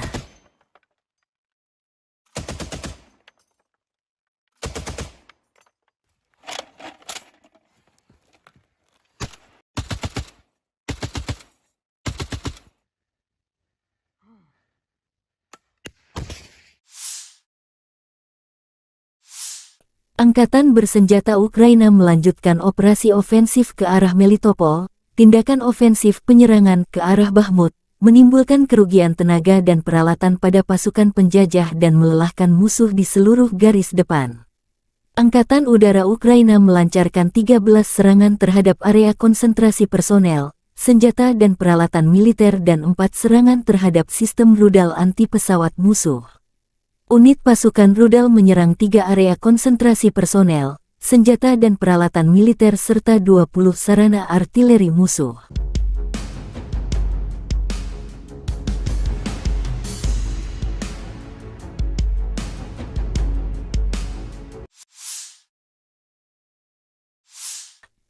Pasukan terjun payung Tula Rusia melenyapkan tenaga musuh ke arah Soledar. Serangan roket MLRS dari pasukan terjun payung yang berbasis di Tula memusnahkan sekelompok infanteri Angkatan Bersenjata Ukraina. Selama pengintaian udara, area dengan kelompok besar tenaga musuh diidentifikasi. Kru Grad MLRS, setelah menerima tugas tersebut, segera bergerak ke area tersebut dan menggempur posisi musuh dengan proyektil pembakar terarah 122 mm. Peluru ini menghancurkan posisi tersembunyi AFU. Setelah itu, pasukan menggunakan proyektil terarah fragmentasi berdaya ledak tinggi untuk menghancurkan pasukan musuh. Demikian video Kementerian Pertahanan Rusia. Dikembangkan pada tahun 1960-an, BM-21 Grad telah menjadi sistem peluncuran roket ganda MLRS yang paling banyak dan digunakan secara luas di dunia. Mengingat fakta bahwa satu peluncur mampu menembakkan 40 roket kaliber 122 mm secara penuh di wilayah yang luas dalam waktu kurang dari 20 detik, maka nama Grad, kata dalam bahasa Rusia untuk hujan es, sangat cocok. Desain Grad yang sederhana dan kemampuannya untuk mendistribusikan muatan bahan peledak dalam jumlah besar dalam waktu singkat telah membuatnya banyak diadopsi, disalin, dan diadaptasi selama 60 tahun terakhir. Saat ini BM-21 Grad beroperasi dengan lebih dari 30 negara. Ini adalah sistem roket artileri yang paling banyak digunakan di dunia. Ada banyak varian, salinan dan modifikasi dari kendaraan ini. BM-21 Grad memiliki 40 tabung peluncuran untuk roket 122 mm. Roket standar dilengkapi dengan hulu ledak High Explosive Fragmentation. Panjangnya 2,87 meter dan berat 66,6 kg. Hulu ledak itu sendiri memiliki bobot 18,4 kg. Sistem roket artileri ini juga menembakkan roket yang dilengkapi dengan hulu ledak pembakar, kimia, asap, penerangan atau klaster. Hulu ledak klaster berisi submunisi anti-tank atau anti-personil. Sejumlah hulu ledak khusus lainnya dikembangkan untuk sistem ini. Salvo penuh BM-21 Grade meliputi area seluas 0,8-1 hektar. Senjata ini sangat efektif terhadap target area, seperti konsentrasi pasukan dan kendaraan, lapangan terbang, dan sebagainya. Dibutuhkan 2 menit untuk mempersiapkan kendaraan peluncur Grade untuk meninggalkan posisi tembaknya.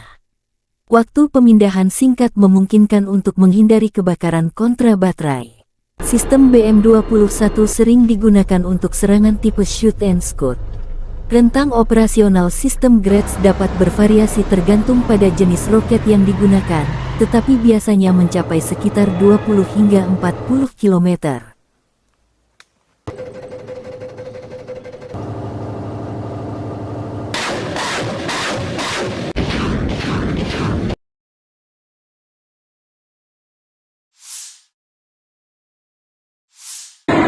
Kurang lebih 26 kontak senjata terjadi dalam 24 jam terakhir. Militer Rusia kembali melancarkan serangan terhadap Ukraina, menggunakan rudal jelajah Iskander-K dan 31 UAV tipe Shahed. Rudal jelajah Iskander-K dan 29 Shahed musuh dihancurkan oleh pertahanan anti-pesawat. Sayangnya, akibat serangan teroris Rusia, terdapat korban jiwa dan luka di kalangan warga sipil. Bangunan tempat tinggal pribadi dan infrastruktur sipil lainnya hancur dan rusak, demikian dilansir Staf Umum Angkatan Bersenjata Ukraina. Ігор, я вас вітаю!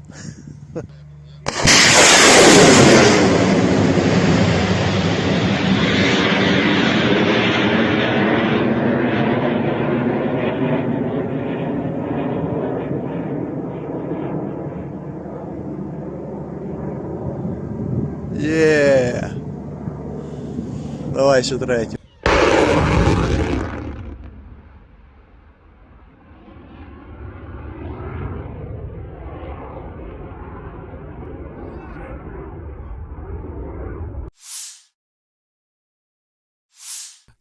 Awak Howitzer D-30 dari kelompok pasukan Center menetralisir perangkat keras lapis baja ringan AFU dan mortir bergerak yang disamarkan berdasarkan truk pickup.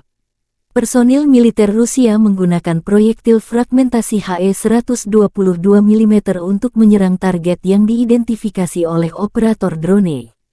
Akurasi senjata yang tinggi memungkinkan untuk menghancurkan kendaraan musuh yang terdeteksi dan secara efektif menghancurkan benteng nasionalis Ukraina, demikian videonya Kementerian Pertahanan Rusia.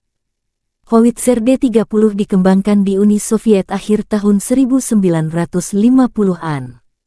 Howitzer ini mulai digunakan oleh Angkatan Darat Soviet pada tahun 1960. Pada saat diperkenalkan, Howitzer ini memiliki sejumlah fitur canggih. Itu diproduksi dalam jumlah besar dan diekspor ke Sekutu Soviet. Setelah runtuhnya Uni Soviet, sejumlah besar Howitzer D-30 diserahkan kepada negara-negara penerusnya. Saat ini Howitzer lapangan ini beroperasi di setidaknya 50 negara di seluruh dunia.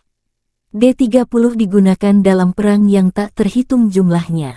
Sekarang sistem artileri ini telah berusia lebih dari 60 tahun. Invasi Rusia ke Ukraina menjadi palagan meriam derek ini banyak digunakan baik Rusia dan kubu Ukraina.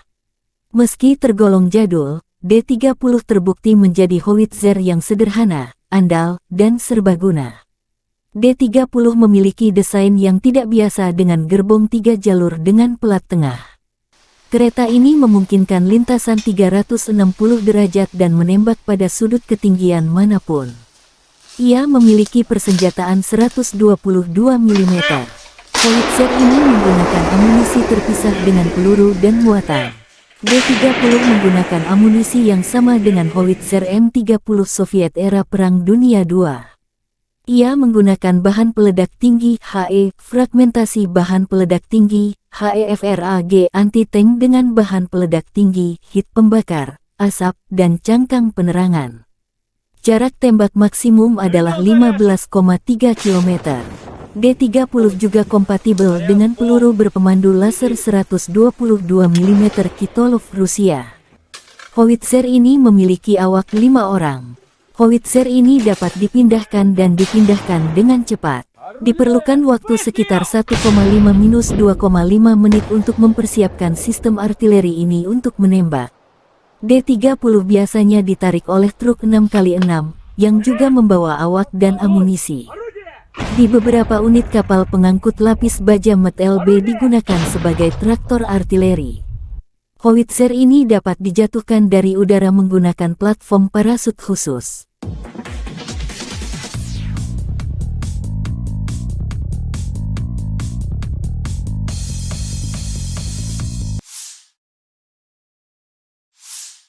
Situasi operasional di timur dan selatan Ukraina masih sulit.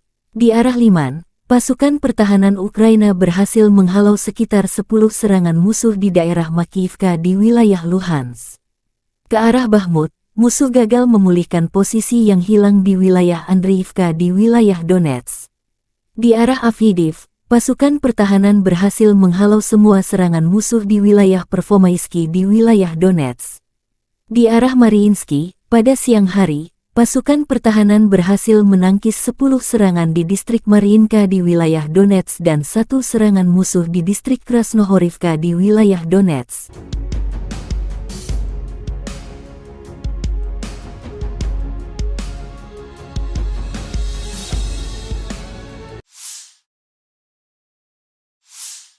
Angkatan bersenjata Rusia melakukan serangan menggunakan bom luncur berkekuatan tinggi terhadap posisi angkatan bersenjata Ukraina di wilayah pabrik minuman bersoda di Avdiivka. Pabrik ini terdeteksi sebagai pos amunisi dan koordinasi unit Ukraina di arah Avdiivka. Video dipublikasikan Telegram Militer Donetsk.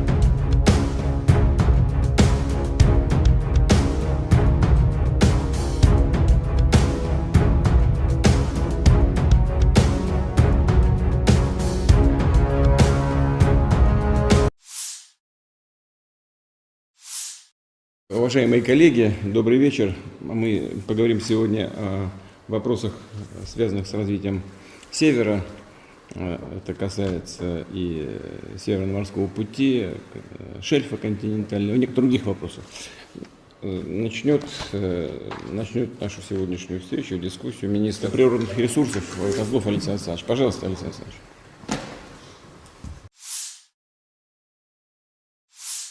Бажаю здоров'я, шановні українці і українки, сьогодні у Харківській області. Куп'янський та Лиманський напрямки, потім місто Харків. Наші воїни, бойові бригади, командувач відвідав з командою розташування 103-ї окремої бригади ТРО, 68-ї окремої єгерської бригади імені Олекси Довбуша, 25-ї окремої повітряно-десантної Січеславської бригади, 15-го мобільного прикордонного загону «Сталевий кордон». Мав сьогодні можливість поспілкуватися з воїнами і також із інших наших бригад, як і завжди, спілкування з комбатами, конкретні потреби підрозділів і про зброю та забезпечення, і про комплектування бригад. Є речі, які мають бути зроблені, зокрема, щоб наші бригади мали більше мотивації, більше бойових можливостей. Мав честь також нагородити воїнів, які відзначились, особливо солдатів, сержантів, офіцерів, різні підрозділи, різний бойовий шлях, але однаково сильні українці. Пишаюся усіма. Надзвичайно приємно було нагородити наших бойових медиків.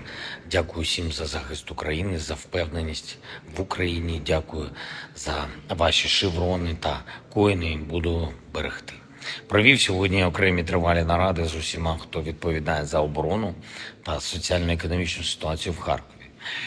В Харкові, в області, багато питань, які важливі для регіону. Особливо перед зимою, особливо з огляду на постійний російський терор проти Харкова, проти області та намагання окупанта посилити штурми наших позицій. Заслухав доповідь генерала Сирського, також очільника обласної служби безпеки України, Національної поліції, ґрунтовні доповіді щодо захисту Харківського регіону. Обговорили з відповідними посадовцями. Це і голова області, і голова міста, міністр енергетики, голова Укренерго, голова Нафтогазу і інші обговорили захист від російських обстрілів, енергозабезпечення міст і сіл Харківщини, захист енергооб'єктів, відновлення будинків, соціальної сфери, гуманітарне розмінування. Надзвичайно важливо, що Харків, попри все, не просто тримається, а допомагає тримати міцним увесь наш схід. Горде і світле місто, яке завжди буде містом сили для України і для всієї Європи. На нарадах були і доручення щодо підготовки до опалювального сезону, і щодо відбудови, і щодо фізичного захисту енергооб'єктів від російських ударів. Все треба виконати. По деяких речах значно прискоритись. Завтра я очікую детального звіту по проєктах відновлення від урядовців, окремі доручення військовим. І цими тижнями ми будемо дуже активно працювати з партнерами, аби зброї та снарядів, зокрема ППО – це головне. У наших воїнів повинно бути більше. І дякую всім, хто допомагає Україні. Слава усім, хто захищає нашу державу, державу і людей. Слава Україні!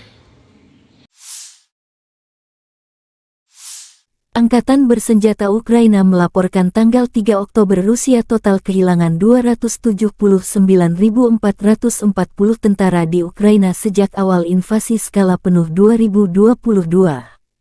Jumlah ini termasuk 360 korban yang diderita pasukan Rusia dalam 24 jam terakhir.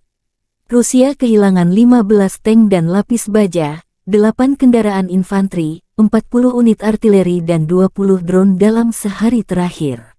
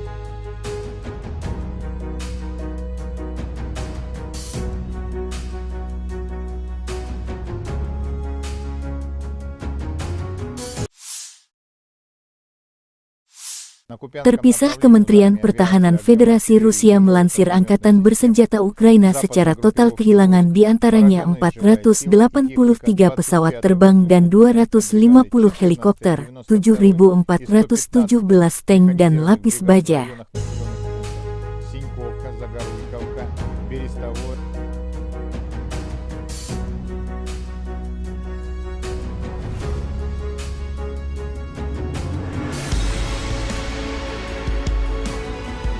Download Tribun X sekarang, menghadirkan lokal menjadi Indonesia. Unit senapan dan tank bermotor distrik militer Barat Rusik menghalau serangan Angkatan Bersenjata Ukraina di arah Kupiansk. Setelah melakukan pengintaian pramisi, informasi diterima tentang penambahan kekuatan musuh.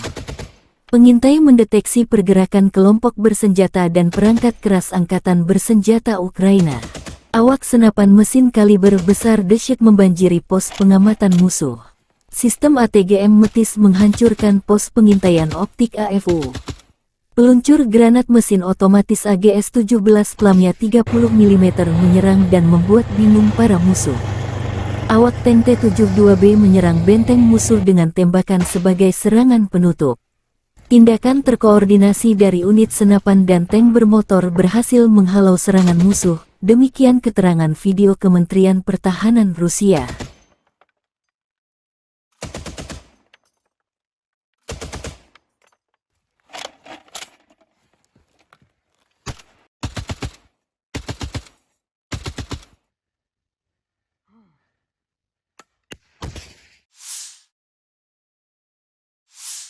Angkatan bersenjata Ukraina melanjutkan operasi ofensif ke arah Melitopol. Tindakan ofensif penyerangan ke arah Bakhmut menimbulkan kerugian tenaga dan peralatan pada pasukan penjajah dan melelahkan musuh di seluruh garis depan.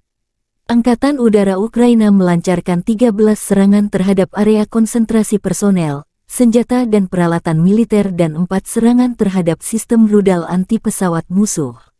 Unit pasukan rudal menyerang 3 area konsentrasi personel, senjata dan peralatan militer serta 20 sarana artileri musuh.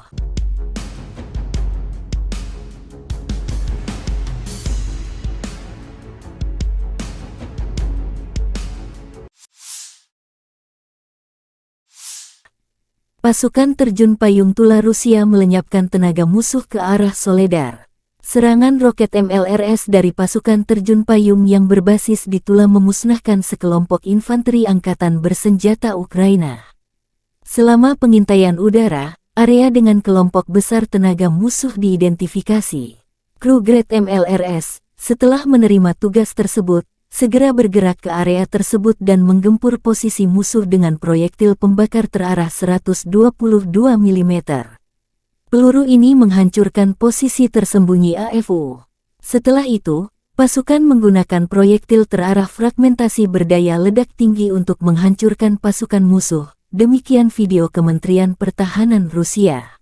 Dikembangkan pada tahun 1960-an, BM-21 Grad telah menjadi sistem peluncuran roket ganda MLRS yang paling banyak dan digunakan secara luas di dunia. Mengingat fakta bahwa satu peluncur mampu menembakkan 40 roket kaliber 122 mm secara penuh di wilayah yang luas dalam waktu kurang dari 20 detik, maka nama Grad, kata dalam bahasa Rusia untuk hujan es, sangat cocok. Desain Grad yang sederhana dan kemampuannya untuk mendistribusikan muatan bahan peledak dalam jumlah besar dalam waktu singkat telah membuatnya banyak diadopsi, disalin, dan diadaptasi selama 60 tahun terakhir. Saat ini BM-21 Grad beroperasi dengan lebih dari 30 negara. Ini adalah sistem roket artileri yang paling banyak digunakan di dunia. Ada banyak varian, salinan dan modifikasi dari kendaraan ini. BM-21 Grad memiliki 40 tabung peluncuran untuk roket 122 mm. Roket standar dilengkapi dengan hulu ledak High Explosive Fragmentation. Panjangnya 2,87 meter dan berat 66,6 kg. Hulu ledak itu sendiri memiliki bobot 18,4 kg. Sistem roket artileri ini juga menembakkan roket yang dilengkapi dengan hulu ledak pembakar, kimia, asap, penerangan atau klaster. Hulu ledak klaster berisi submunisi anti-tank atau anti-personil. Sejumlah hulu ledak khusus lainnya dikembangkan untuk sistem ini. Salvo penuh BM-21 Grad meliputi area seluas 0,8-1 hektar. Senjata ini sangat efektif terhadap target area, seperti konsentrasi pasukan dan kendaraan, lapangan terbang, dan sebagainya. Dibutuhkan 2 menit untuk mempersiapkan kendaraan peluncur Grad untuk meninggalkan posisi tembaknya. Waktu pemindahan singkat memungkinkan untuk menghindari kebakaran kontra baterai. Sistem BM-21 sering digunakan untuk serangan tipe shoot and scoot. Rentang operasional sistem Grad dapat bervariasi tergantung pada jenis roket yang digunakan, tetapi biasanya mencapai sekitar 20 hingga 40 km.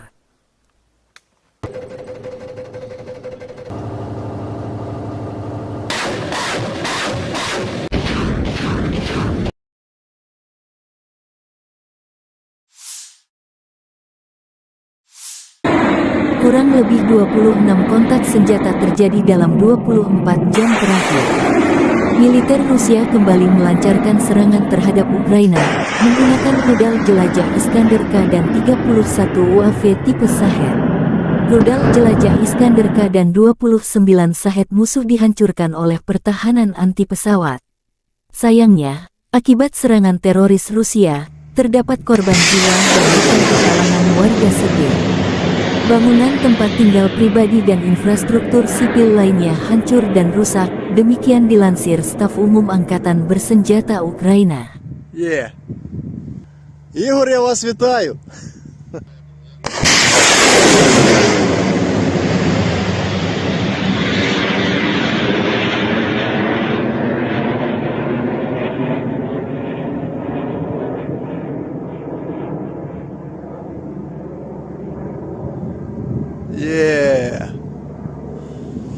Давай Су-3.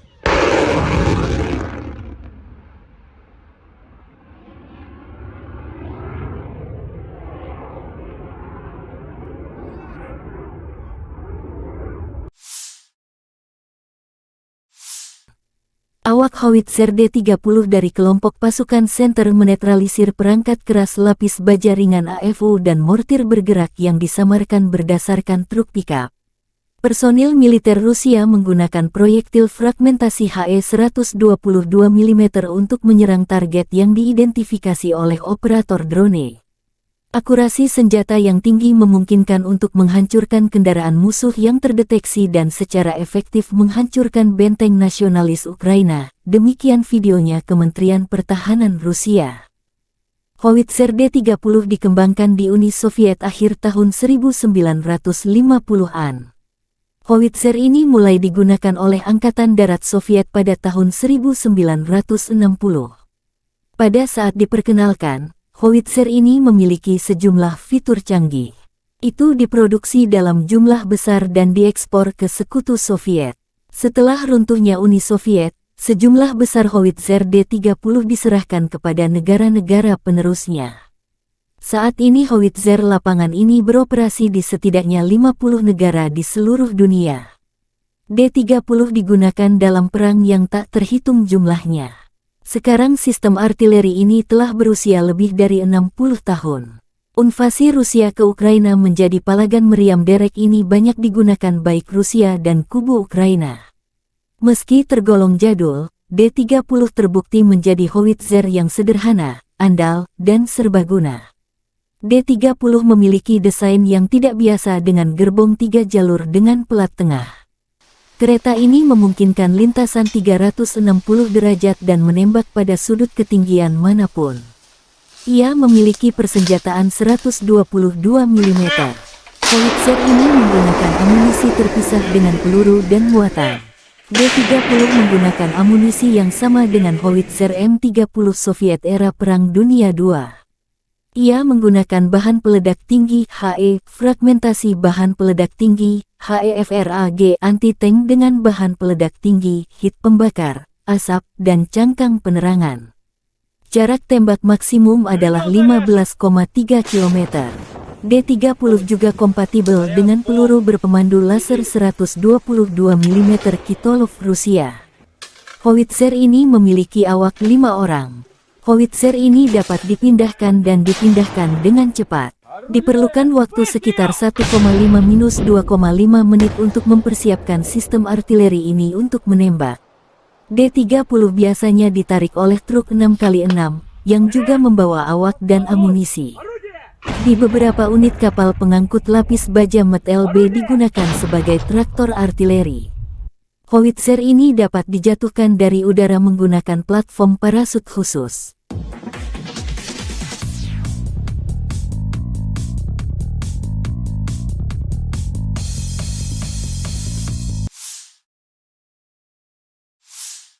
Situasi operasional di timur dan selatan Ukraina masih sulit.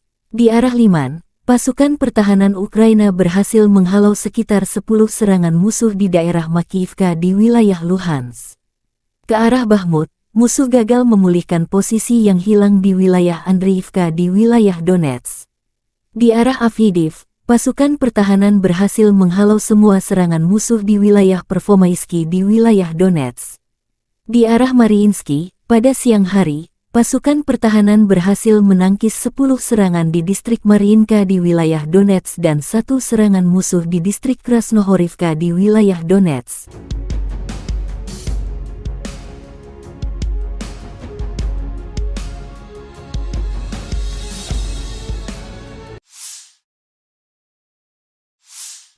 Angkatan bersenjata Rusia melakukan serangan menggunakan bom luncur berkekuatan tinggi terhadap posisi angkatan bersenjata Ukraina di wilayah pabrik minuman bersoda di Avdiivka. Pabrik ini terdeteksi sebagai pos amunisi dan koordinasi unit Ukraina di arah Avdiivka. Video dipublikasikan Telegram militer Donetsk.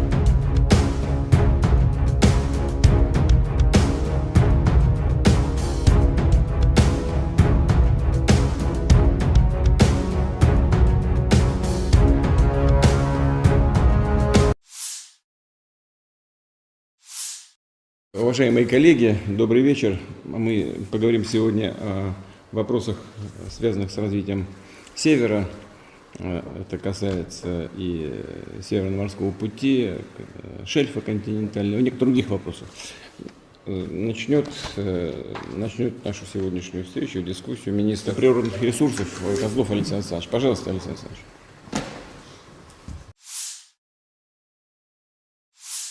Бажаю здоров'я, шановні українці і українки. Сьогодні у Харківській області. Куп'янський та Лиманський напрямки, потім місто Харків. Наші воїни, бойові бригади, командувач відвідав з командою розташування 103-ї окремої бригади ТРО, 68-ї окремої єгерської бригади імені Олекси Довбуша, 25-ї окремої повітряно-десантної Січеславської бригади, 15-го мобільного прикордонного загону «Сталевий кордон». Мав сьогодні можливість поспілкуватися з воїнами і також із інших наших бригад, як і завжди, спілкування з комбатами, конкретні потреби підрозділів і про зброю та забезпечення, і про комплектування бригад. Є речі, які мають бути зроблені, зокрема, щоб наші бригади мали більше мотивації, більше бойових можливостей. Мав честь також нагородити воїнів, які відзначились, особливо солдатів, сержантів, офіцерів, різні підрозділи, різний бойовий шлях, але однаково сильні українці. Пишаюся усіма. Надзвичайно приємно було нагородити наших бойових медиків. Дякую всім за захист України, за впевненість в Україні. Дякую за ваші шеврони та коїни. Буду берегти. Провів сьогодні окремі тривалі наради з усіма, хто відповідає за оборону та соціально-економічну ситуацію в Харкові. В Харкові, в області, багато питань, які важливі для регіону. Особливо перед зимою, особливо з огляду на постійний російський терор проти Харкова, проти області та намагання окупанта посилити штурми наших позицій. Заслухав доповідь генерала Сирського, також очільника обласної служби безпеки України, Національної поліції, ґрунтовні доповіді щодо захисту Харківського регіону. Обговорили з відповідними посадовцями, це і голова області, і голова міста, міністр енергетики, голова Укренерго, голова Нафтогазу і інші. Обговорили захист від російських обстрілів, енергозабезпечення міст і сіл Харківщини, захист енергооб'єктів, відновлення будинків, соціальної сфери, гуманітарне розмінування. Надзвичайно важливо, що Харків, попри все, не просто тримається, а допомагає тримати міцним увесь наш схід. Горде і світле місто, яке завжди буде містом сили для України і для всієї Європи. На нарадах були і доручення щодо підготовки до опалювального сезону, і щодо відбудови, і щодо фізичного захисту енергооб'єктів від російських ударів. Все треба виконати, по деяких речах значно прискоритись. Завтра я очікую детального звіту по проєктах відновлення від урядовців, окремі доручення військовим. І цими тижнями ми будемо дуже активно працювати з партнерами, аби зброї та снарядів, зокрема ППО. ППО – це головне. У наших воїнів повинно бути більше. І дякую всім, хто допомагає Україні. Слава усім, хто захищає нашу державу, державу і людей. Слава Україні!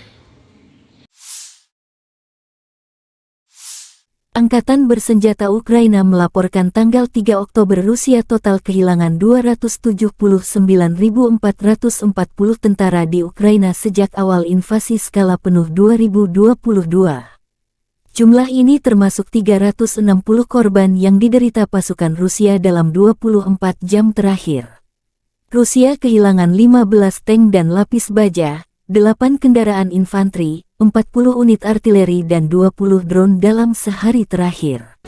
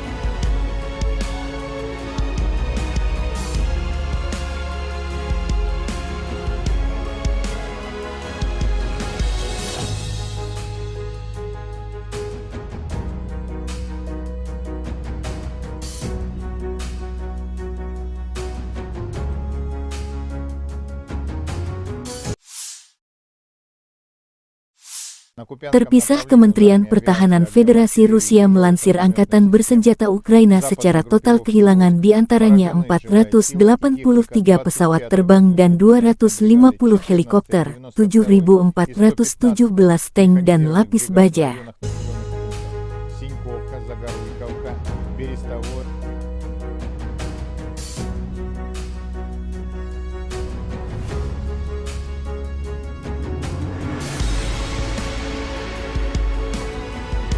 Download Tribun X sekarang, menghadirkan lokal menjadi Indonesia. Unit senapan dan tank bermotor Distrik Militer Barat Rusik menghalau serangan Angkatan Bersenjata Ukraina di arah Kupiansk. Setelah melakukan pengintaian pramisi, informasi diterima tentang penambahan kekuatan musuh. Pengintai mendeteksi pergerakan kelompok bersenjata dan perangkat keras Angkatan Bersenjata Ukraina. Awak senapan mesin kaliber besar dahsyat membanjiri pos pengamatan musuh. Sistem ATGM Metis menghancurkan pos pengintaian optik AFU. Peluncur granat mesin otomatis AGS-17 plamnya 30 mm menyerang dan membuat bingung para musuh. Awak tank T-72B menyerang benteng musuh dengan tembakan sebagai serangan penutup.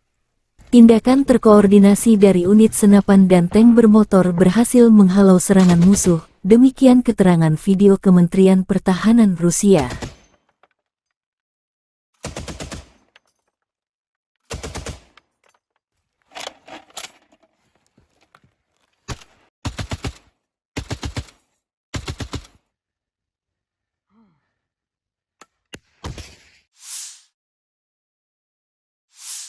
Angkatan Bersenjata Ukraina melanjutkan operasi ofensif ke arah Melitopol.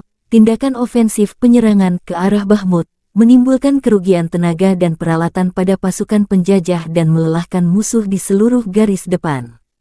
Angkatan Udara Ukraina melancarkan 13 serangan terhadap area konsentrasi personel, senjata dan peralatan militer dan 4 serangan terhadap sistem rudal anti-pesawat musuh. Unit pasukan rudal menyerang 3 area konsentrasi personel, senjata dan peralatan militer serta 20 sarana artileri musuh.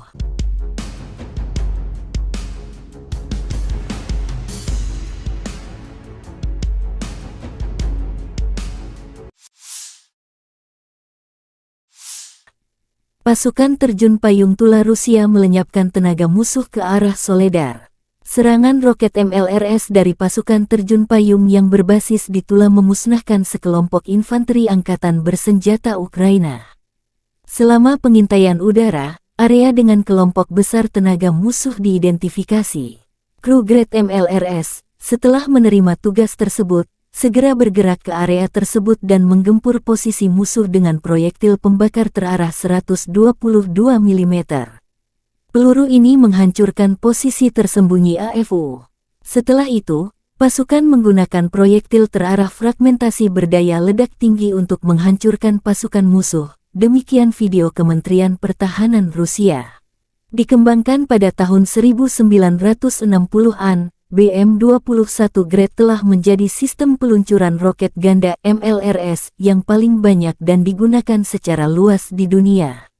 Mengingat fakta bahwa satu peluncur mampu menembakkan 40 roket kaliber 122 mm secara penuh di wilayah yang luas dalam waktu kurang dari 20 detik, maka nama Grad, kata dalam bahasa Rusia untuk hujan es, sangat cocok. Desain Grad yang sederhana dan kemampuannya untuk mendistribusikan muatan bahan peledak dalam jumlah besar dalam waktu singkat telah membuatnya banyak diadopsi, disalin, dan diadaptasi selama 60 tahun terakhir. Saat ini BM-21 Grad beroperasi dengan lebih dari 30 negara. Ini adalah sistem roket artileri yang paling banyak digunakan di dunia. Ada banyak varian, salinan dan modifikasi dari kendaraan ini. BM-21 Grad memiliki 40 tabung peluncuran untuk roket 122 mm. Roket standar dilengkapi dengan hulu ledak High Explosive Fragmentation. Panjangnya 2,87 meter dan berat 66,6 kg. Hulu ledak itu sendiri memiliki bobot 18,4 kg. Sistem roket artileri ini juga menembakkan roket yang dilengkapi dengan hulu ledak pembakar, kimia, asap, penerangan atau klaster. Hulu ledak klaster berisi submunisi anti-tank atau anti-personil. Sejumlah hulu ledak khusus lainnya dikembangkan untuk sistem ini. Salvo penuh BM-21 Grade meliputi area seluas 0,8-1 hektar. Senjata ini sangat efektif terhadap target area, seperti konsentrasi pasukan dan kendaraan, lapangan terbang, dan sebagainya.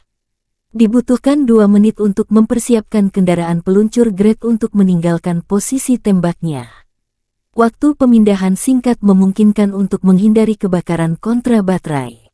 Sistem BM-21 sering digunakan untuk serangan tipe shoot and scoot. Rentang operasional sistem Grades dapat bervariasi tergantung pada jenis roket yang digunakan, tetapi biasanya mencapai sekitar 20 hingga 40 km.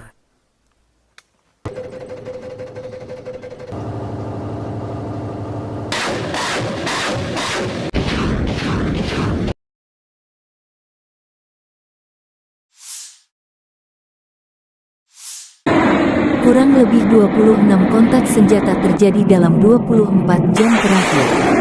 Militer Rusia kembali melancarkan serangan terhadap Ukraina, menggunakan rudal jelajah Iskander-K dan 31 UAV tipe Shahed. Rudal jelajah Iskander-K dan 29 Shahed musuh dihancurkan oleh pertahanan anti pesawat. Sayangnya, akibat serangan teroris Rusia, terdapat korban jiwa dan luka di kalangan warga sipil. Bangunan tempat tinggal pribadi dan infrastruktur sipil lainnya hancur dan rusak, demikian dilansir Staf Umum Angkatan Bersenjata Ukraina. Ігор, я вас вітаю.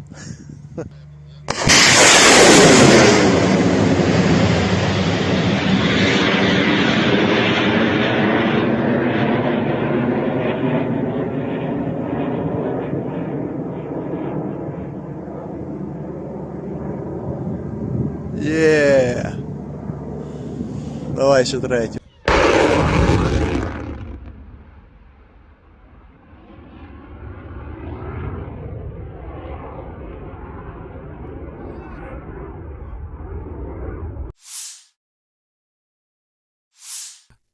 Awak Howitzer D-30 dari kelompok pasukan Center menetralisir perangkat keras lapis baja ringan AFU dan mortir bergerak yang disamarkan berdasarkan truk pickup. Personil militer Rusia menggunakan proyektil fragmentasi HE-122 mm untuk menyerang target yang diidentifikasi oleh operator drone. Akurasi senjata yang tinggi memungkinkan untuk menghancurkan kendaraan musuh yang terdeteksi dan secara efektif menghancurkan benteng nasionalis Ukraina. Demikian videonya Kementerian Pertahanan Rusia. Howitzer D-30 dikembangkan di Uni Soviet akhir tahun 1950-an. Howitzer ini mulai digunakan oleh Angkatan Darat Soviet pada tahun 1960. Pada saat diperkenalkan, Howitzer ini memiliki sejumlah fitur canggih. Itu diproduksi dalam jumlah besar dan diekspor ke Sekutu Soviet. Setelah runtuhnya Uni Soviet, sejumlah besar Howitzer D-30 diserahkan kepada negara-negara penerusnya. Saat ini Howitzer lapangan ini beroperasi di setidaknya 50 negara di seluruh dunia. D-30 digunakan dalam perang yang tak terhitung jumlahnya. Sekarang sistem artileri ini telah berusia lebih dari 60 tahun. Invasi Rusia ke Ukraina menjadi palagan meriam derek ini banyak digunakan baik Rusia dan kubu Ukraina. Meski tergolong jadul, D-30 terbukti menjadi howitzer yang sederhana, andal, dan serbaguna. D-30 memiliki desain yang tidak biasa dengan gerbong 3 jalur dengan pelat tengah. Kereta ini memungkinkan lintasan 360 derajat dan menembak pada sudut ketinggian manapun. Ia memiliki persenjataan 122 mm. Howitzer ini menggunakan amunisi terpisah dengan peluru dan muatan. D-30 menggunakan amunisi yang sama dengan howitzer M30 Soviet era Perang Dunia II. Ia menggunakan bahan peledak tinggi HE, fragmentasi bahan peledak tinggi HEFRAG anti-tank dengan bahan peledak tinggi, hit pembakar, asap, dan cangkang penerangan. Jarak tembak maksimum adalah 15,3 km. D-30 juga kompatibel dengan peluru berpemandu laser 122 mm Kitolov Rusia. Howitzer ini memiliki awak 5 orang. Howitzer ini dapat dipindahkan dan dipindahkan dengan cepat. Diperlukan waktu sekitar 1,5-2,5 menit untuk mempersiapkan sistem artileri ini untuk menembak. D-30 biasanya ditarik oleh truk 6x6, yang juga membawa awak dan amunisi. Di beberapa unit kapal pengangkut lapis baja Met LB digunakan sebagai traktor artileri. Howitzer ini dapat dijatuhkan dari udara menggunakan platform parasut khusus.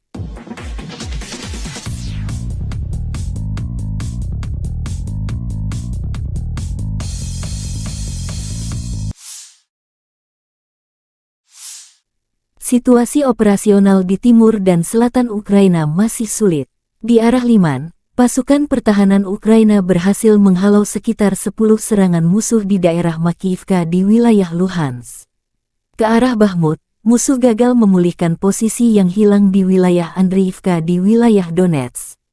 Di arah Avdiivka, pasukan pertahanan berhasil menghalau semua serangan musuh di wilayah Pervomaisky di wilayah Donetsk. Di arah Mariinsky, pada siang hari, pasukan pertahanan berhasil menangkis 10 serangan di distrik Mariinka di wilayah Donetsk dan 1 serangan musuh di distrik Krasnohorivka di wilayah Donetsk.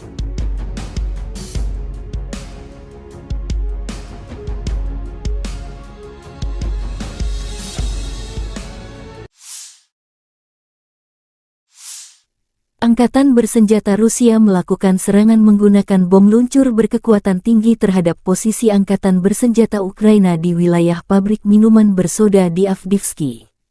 Pabrik ini terdeteksi sebagai pos amunisi dan koordinasi unit Ukraina di arah Avdiivka. Video dipublikasikan Telegram militer Donetsk.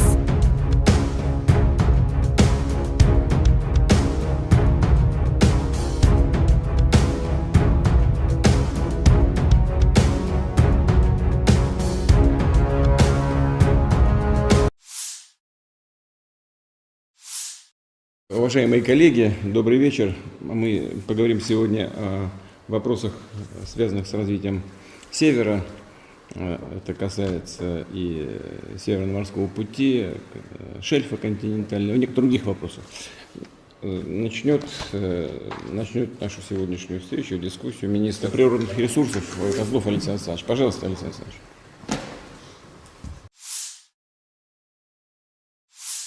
Бажаю здоров'я, шановні українці і українки, сьогодні у Харківській області.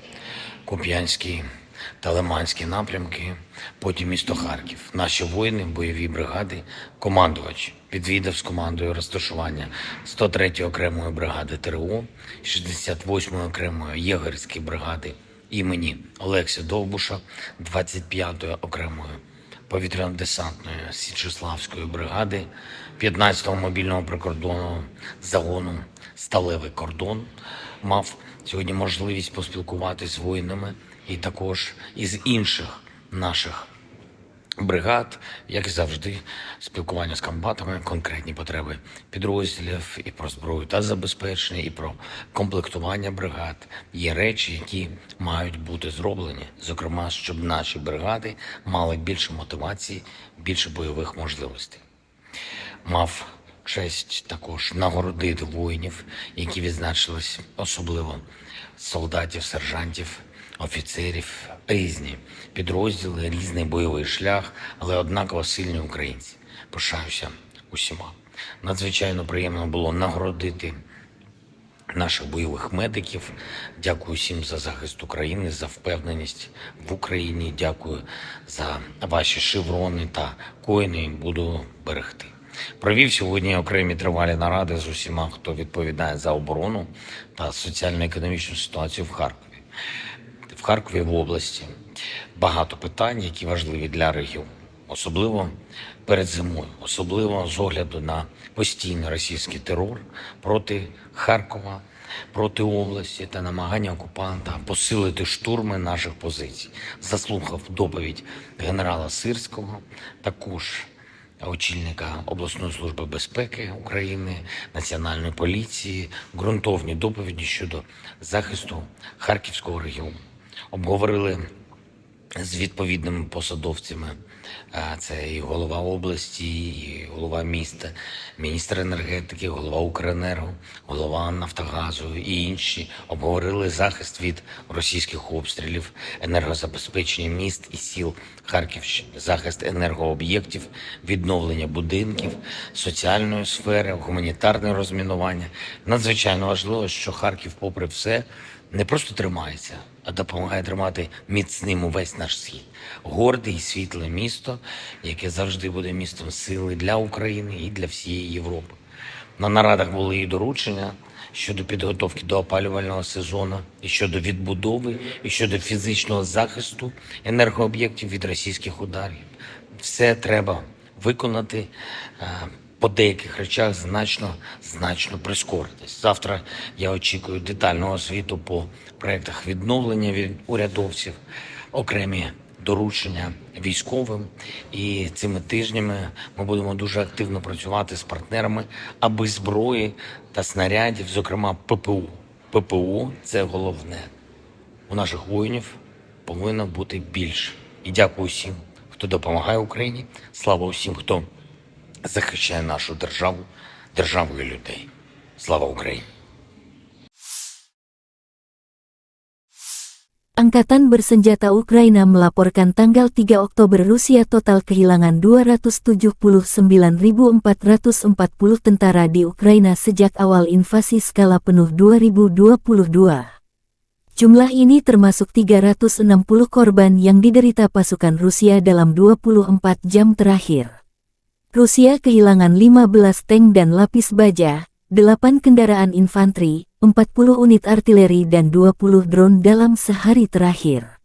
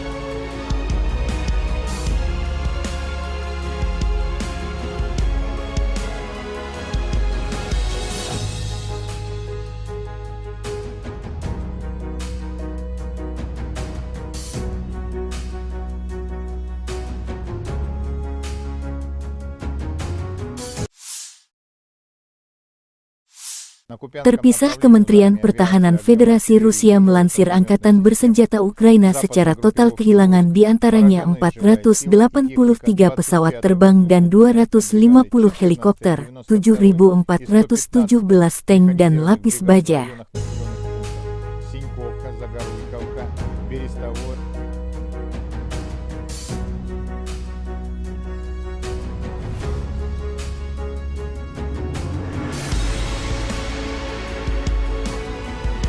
Download Tribun X sekarang, menghadirkan lokal menjadi Indonesia.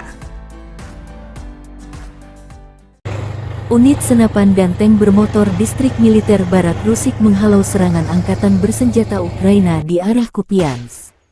Setelah melakukan pengintaian pramisi, informasi diterima tentang penambahan kekuatan musuh. Pengintai mendeteksi pergerakan kelompok bersenjata dan perangkat keras Angkatan Bersenjata Ukraina. Awak senapan mesin kaliber besar dahsyat membanjiri pos pengamatan musuh. Sistem ATGM Metis menghancurkan pos pengintaian optik AFU. Peluncur granat mesin otomatis AGS-17 pelamnya 30 mm menyerang dan membuat bingung para musuh. Awak tank T-72B menyerang benteng musuh dengan tembakan sebagai serangan penutup. Tindakan terkoordinasi dari unit senapan dan tank bermotor berhasil menghalau serangan musuh, demikian keterangan video Kementerian Pertahanan Rusia.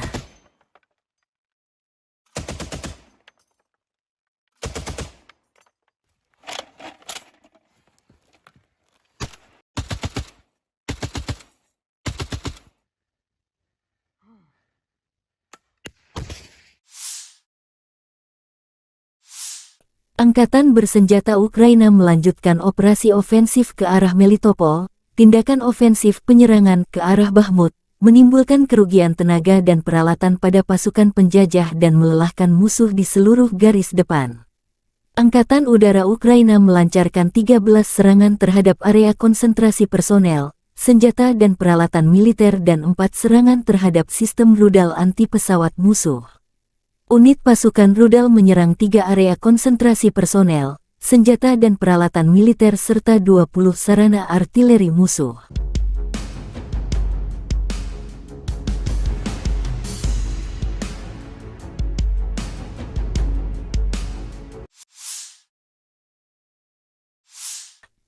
Pasukan terjun payung Tula Rusia melenyapkan tenaga musuh ke arah Soledar.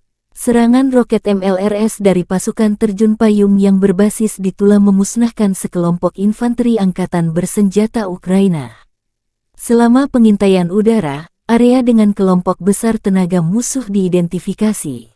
Kru Grad MLRS, setelah menerima tugas tersebut, segera bergerak ke area tersebut dan menggempur posisi musuh dengan proyektil pembakar terarah 122 mm. Peluru ini menghancurkan posisi tersembunyi AFU. Setelah itu, pasukan menggunakan proyektil terarah fragmentasi berdaya ledak tinggi untuk menghancurkan pasukan musuh. Demikian video Kementerian Pertahanan Rusia. Dikembangkan pada tahun 1960-an, BM-21 Grad telah menjadi sistem peluncuran roket ganda MLRS yang paling banyak dan digunakan secara luas di dunia. Mengingat fakta bahwa satu peluncur mampu menembakkan 40 roket kaliber 122 mm secara penuh di wilayah yang luas dalam waktu kurang dari 20 detik, maka nama Grad, kata dalam bahasa Rusia untuk hujan es, sangat cocok.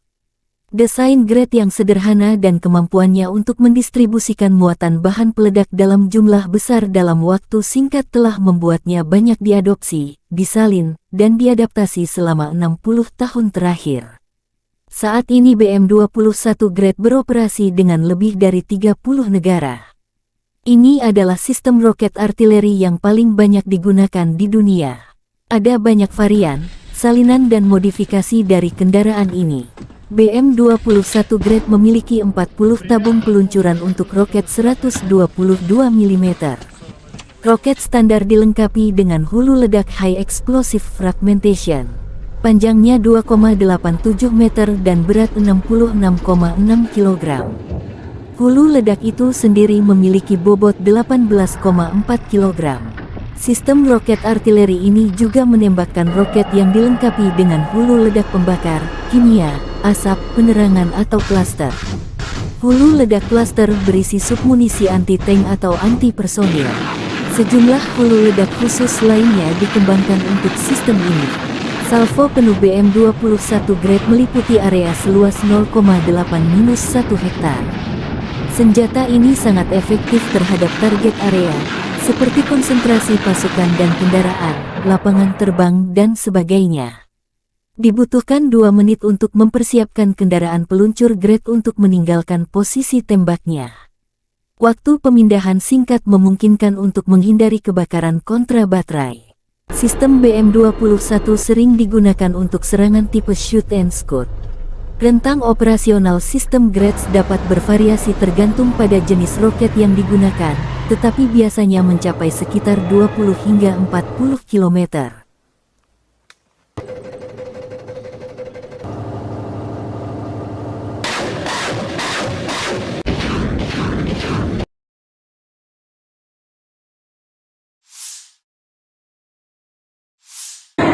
Kurang lebih 26 kontak senjata terjadi dalam 24 jam terakhir.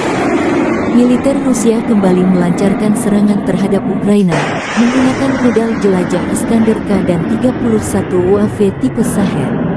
Rudal jelajah Iskander-K dan 29 Shahed musuh dihancurkan oleh pertahanan anti-pesawat. Sayangnya, akibat serangan teroris Rusia, terdapat korban jiwa dan luka di kalangan warga sipil. Bangunan tempat tinggal pribadi dan infrastruktur sipil lainnya hancur dan rusak, demikian dilansir Staf Umum Angkatan Bersenjata Ukraina. Ігор, я вас вітаю!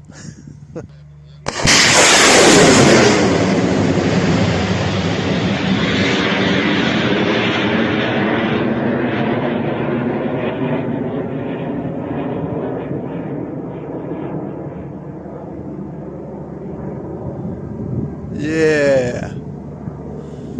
Давай еще третю.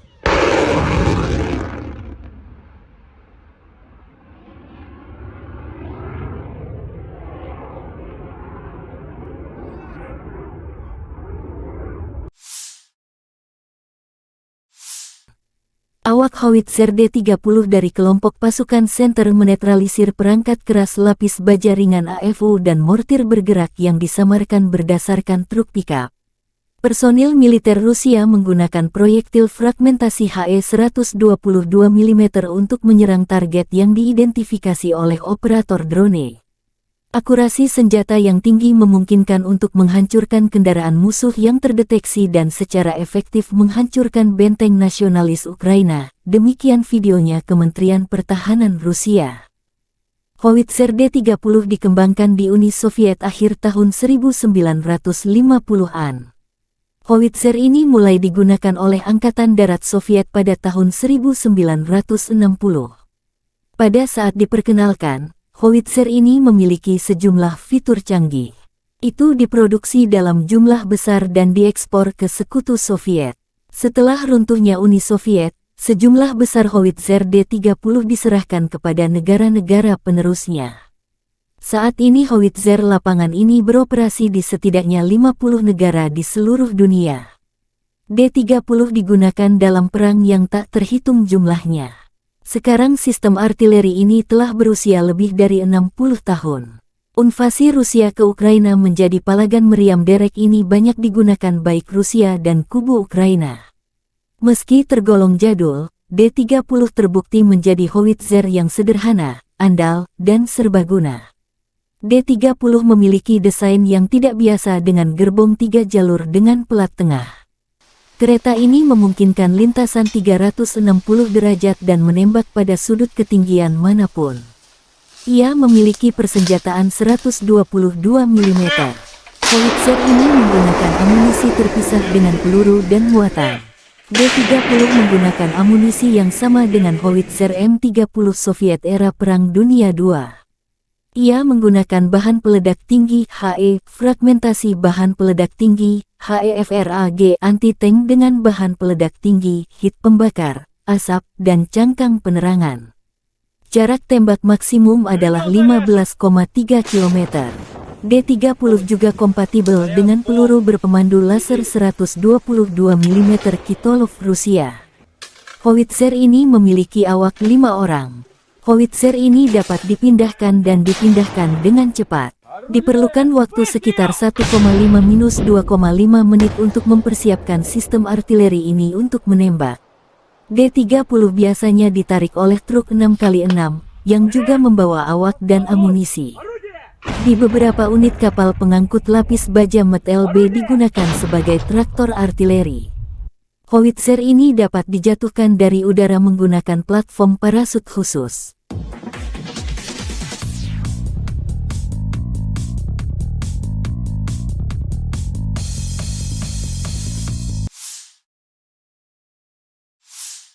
Situasi operasional di timur dan selatan Ukraina masih sulit. Di arah Liman, pasukan pertahanan Ukraina berhasil menghalau sekitar 10 serangan musuh di daerah Makiyivka di wilayah Luhansk. Ke arah Bakhmut, musuh gagal memulihkan posisi yang hilang di wilayah Andriivka di wilayah Donetsk. Di arah Avdiivka, pasukan pertahanan berhasil menghalau semua serangan musuh di wilayah Pervomaisky di wilayah Donetsk. Di arah Mariinsky, pada siang hari, pasukan pertahanan berhasil menangkis 10 serangan di distrik Mariinka di wilayah Donetsk dan 1 serangan musuh di distrik Krasnohorivka di wilayah Donetsk.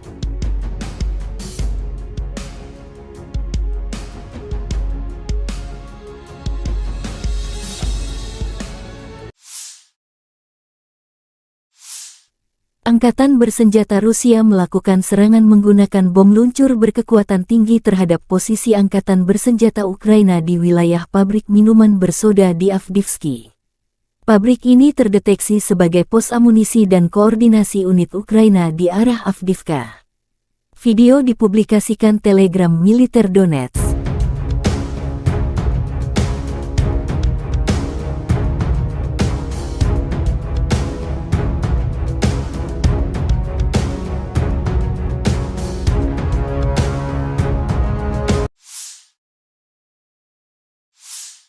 Уважаемые коллеги, добрый вечер. Мы поговорим сегодня о вопросах, связанных с развитием Севера. Это касается и Северно-морского пути, шельфа континентального, и некоторых других вопросов. Начнет нашу сегодняшнюю встречу, дискуссию министра природных ресурсов Козлов Александр Александрович. Пожалуйста, Александр Александрович.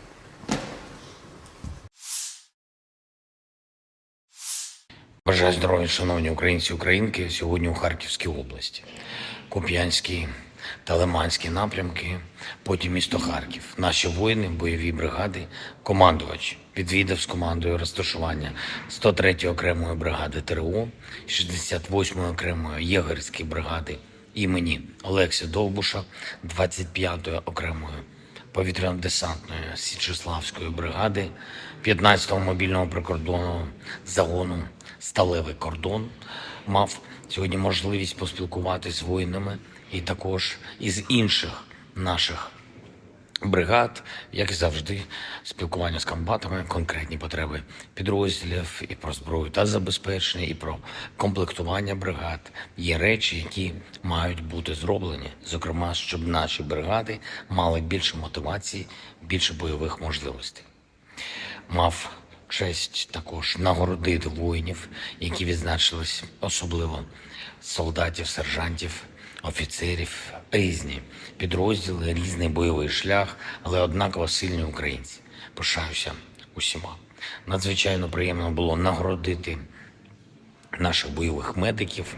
Дякую всім за захист України, за впевненість в Україні. Дякую за ваші шеврони та коїни. Буду берегти. Провів сьогодні окремі тривалі наради з усіма, хто відповідає за оборону та соціально-економічну ситуацію в Харкові. В Харкові, в області, багато питань, які важливі для регіону. Особливо перед зимою, особливо з огляду на постійний російський терор проти Харкова, проти області та намагання окупанта посилити штурми наших позицій. Заслухав доповідь генерала Сирського, також очільника обласної служби безпеки України, Національної поліції, ґрунтовні доповіді щодо захисту Харківського регіону. Обговорили з відповідними посадовцями, це і голова області, і голова міста, міністр енергетики, голова Укренерго, голова Нафтогазу і інші. Обговорили захист від російських обстрілів, енергозабезпечення міст і сіл Харківщини, захист енергооб'єктів, відновлення будинків, соціальної сфери, гуманітарне розмінування. Надзвичайно важливо, що Харків, попри все, не просто тримається, а допомагає тримати міцним увесь наш схід.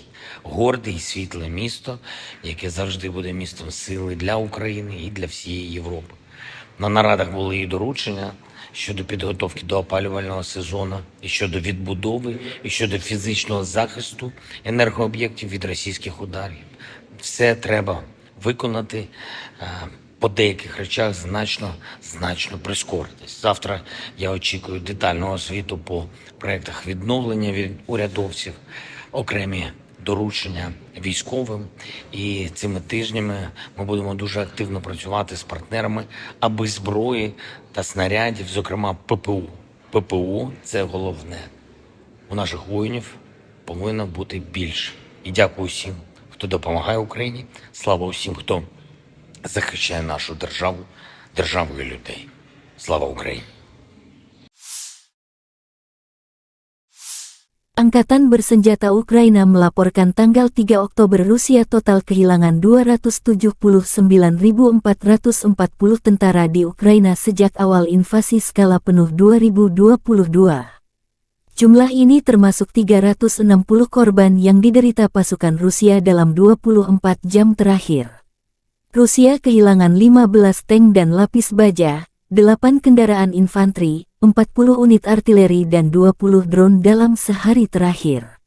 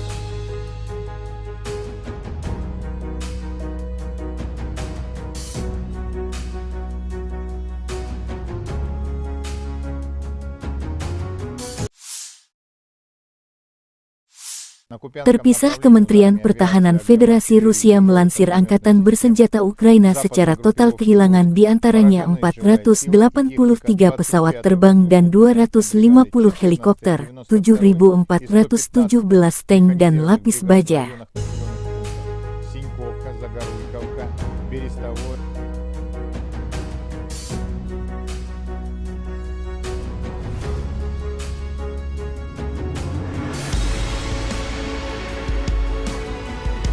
Download Tribun X sekarang, menghadirkan lokal menjadi Indonesia. Unit senapan dan tank bermotor distrik militer Barat Rusik menghalau serangan Angkatan Bersenjata Ukraina di arah Kupiansk. Setelah melakukan pengintaian pramisi, informasi diterima tentang penambahan kekuatan musuh. Pengintai mendeteksi pergerakan kelompok bersenjata dan perangkat keras Angkatan Bersenjata Ukraina.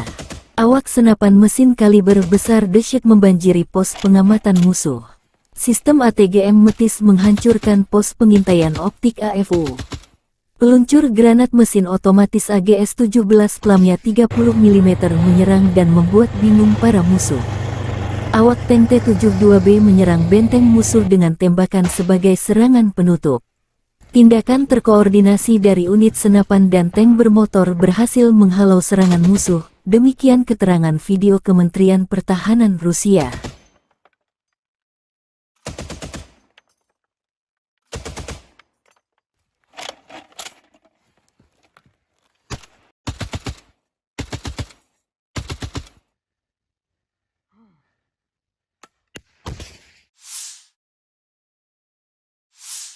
Angkatan Bersenjata Ukraina melanjutkan operasi ofensif ke arah Melitopol. Tindakan ofensif penyerangan ke arah Bakhmut menimbulkan kerugian tenaga dan peralatan pada pasukan penjajah dan melelahkan musuh di seluruh garis depan.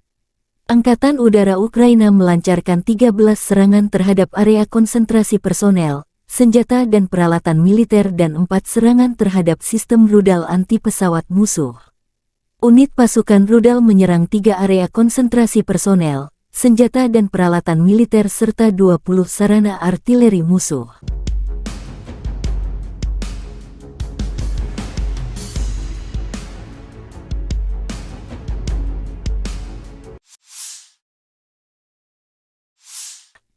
Pasukan terjun payung Tula Rusia melenyapkan tenaga musuh ke arah Soledar. Serangan roket MLRS dari pasukan terjun payung yang berbasis di Tula memusnahkan sekelompok infanteri Angkatan Bersenjata Ukraina. Selama pengintaian udara, area dengan kelompok besar tenaga musuh diidentifikasi. Kru Grad MLRS, setelah menerima tugas tersebut, segera bergerak ke area tersebut dan menggempur posisi musuh dengan proyektil pembakar terarah 122 mm. Peluru ini menghancurkan posisi tersembunyi AFU. Setelah itu, pasukan menggunakan proyektil terarah fragmentasi berdaya ledak tinggi untuk menghancurkan pasukan musuh. Demikian video Kementerian Pertahanan Rusia. Dikembangkan pada tahun 1960-an, BM-21 Grad telah menjadi sistem peluncuran roket ganda MLRS yang paling banyak dan digunakan secara luas di dunia. Mengingat fakta bahwa satu peluncur mampu menembakkan 40 roket kaliber 122 mm secara penuh di wilayah yang luas dalam waktu kurang dari 20 detik, maka nama Grad, kata dalam bahasa Rusia untuk hujan es, sangat cocok.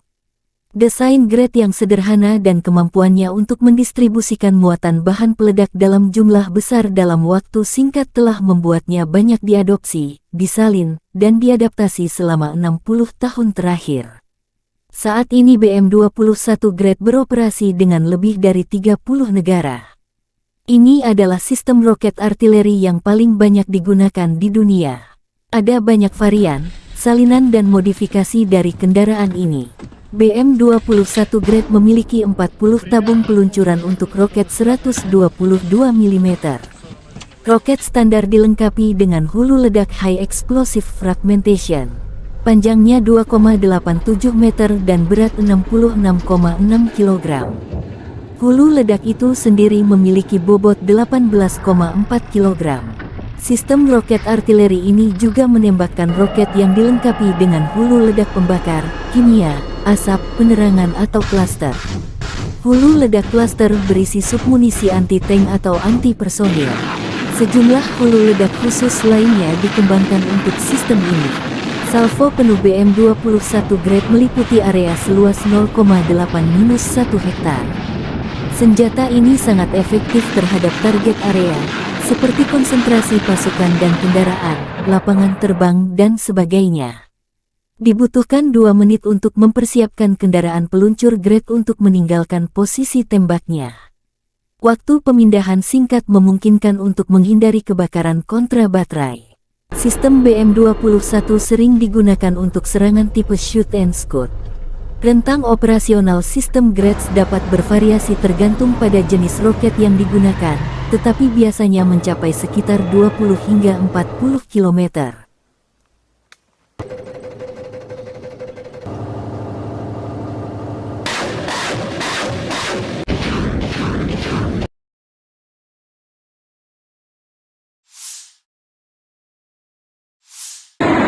Kurang lebih 26 kontak senjata terjadi dalam 24 jam terakhir. Militer Rusia kembali melancarkan serangan terhadap Ukraina, menggunakan rudal jelajah Iskander-K dan 31 UAV tipe Shahed. Rudal jelajah Iskander-K dan 29 Shahed musuh dihancurkan oleh pertahanan anti pesawat. Sayangnya, akibat serangan teroris Rusia, terdapat korban jiwa dan luka di kalangan warga sipil. Bangunan tempat tinggal pribadi dan infrastruktur sipil lainnya hancur dan rusak, demikian dilansir Staf Umum Angkatan Bersenjata Ukraina. Yeah. Ігор, я вас вітаю.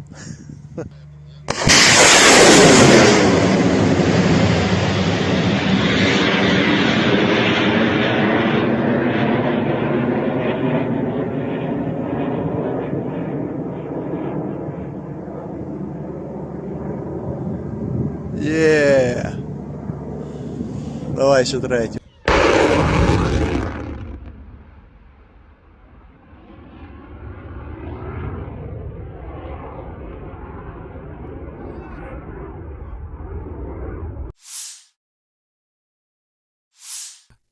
Awak Howitzer D-30 dari kelompok pasukan Center menetralisir perangkat keras lapis baja ringan AFU dan mortir bergerak yang disamarkan berdasarkan truk pickup.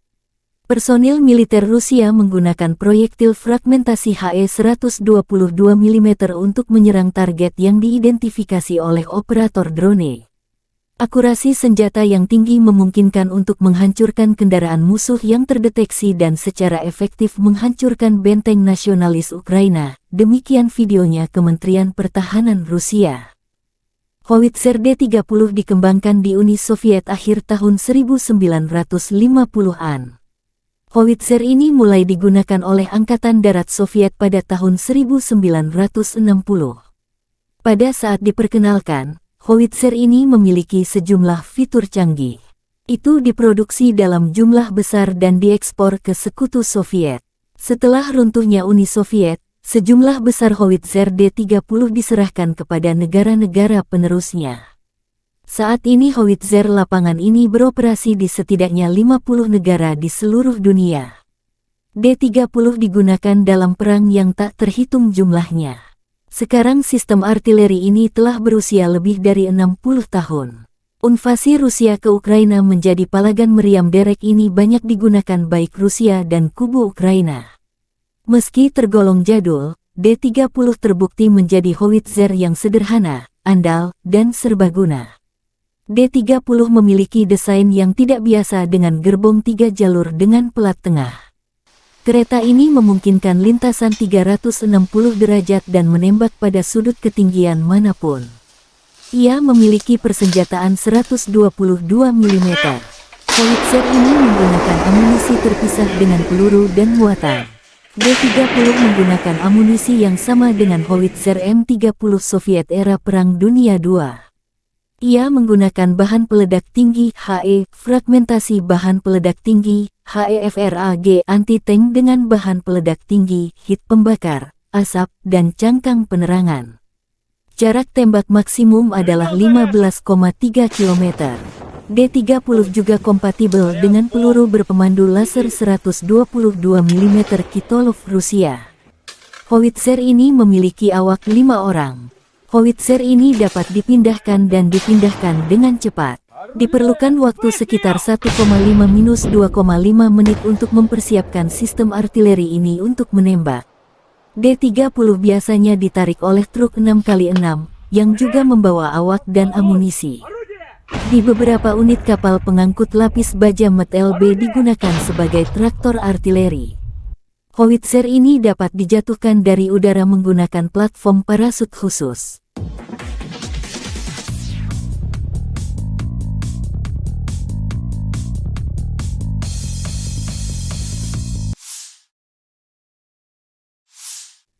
Situasi operasional di timur dan selatan Ukraina masih sulit. Di arah Liman, pasukan pertahanan Ukraina berhasil menghalau sekitar 10 serangan musuh di daerah Makiivka di wilayah Luhansk. Ke arah Bakhmut, musuh gagal memulihkan posisi yang hilang di wilayah Andriivka di wilayah Donetsk. Di arah Avdiivka, pasukan pertahanan berhasil menghalau semua serangan musuh di wilayah Pervomaisky di wilayah Donetsk. Di arah Mariinsky, pada siang hari, pasukan pertahanan berhasil menangkis 10 serangan di distrik Mariinka di wilayah Donetsk dan 1 serangan musuh di distrik Krasnohorivka di wilayah Donetsk.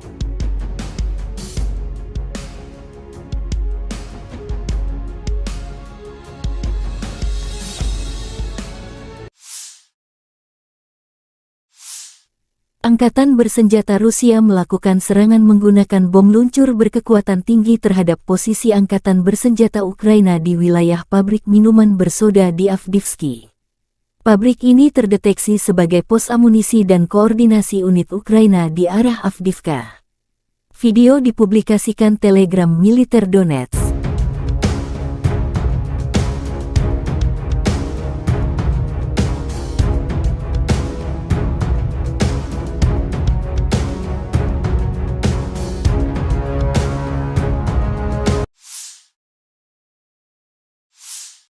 Уважаемые коллеги, добрый вечер. Мы поговорим сегодня о вопросах, связанных с развитием Севера. Это касается и Северного морского пути, шельфа континентального, и некоторых других вопросов. Начнет нашу сегодняшнюю встречу, дискуссию министр природных ресурсов Козлов Александр Александрович. Пожалуйста, Александр Александрович.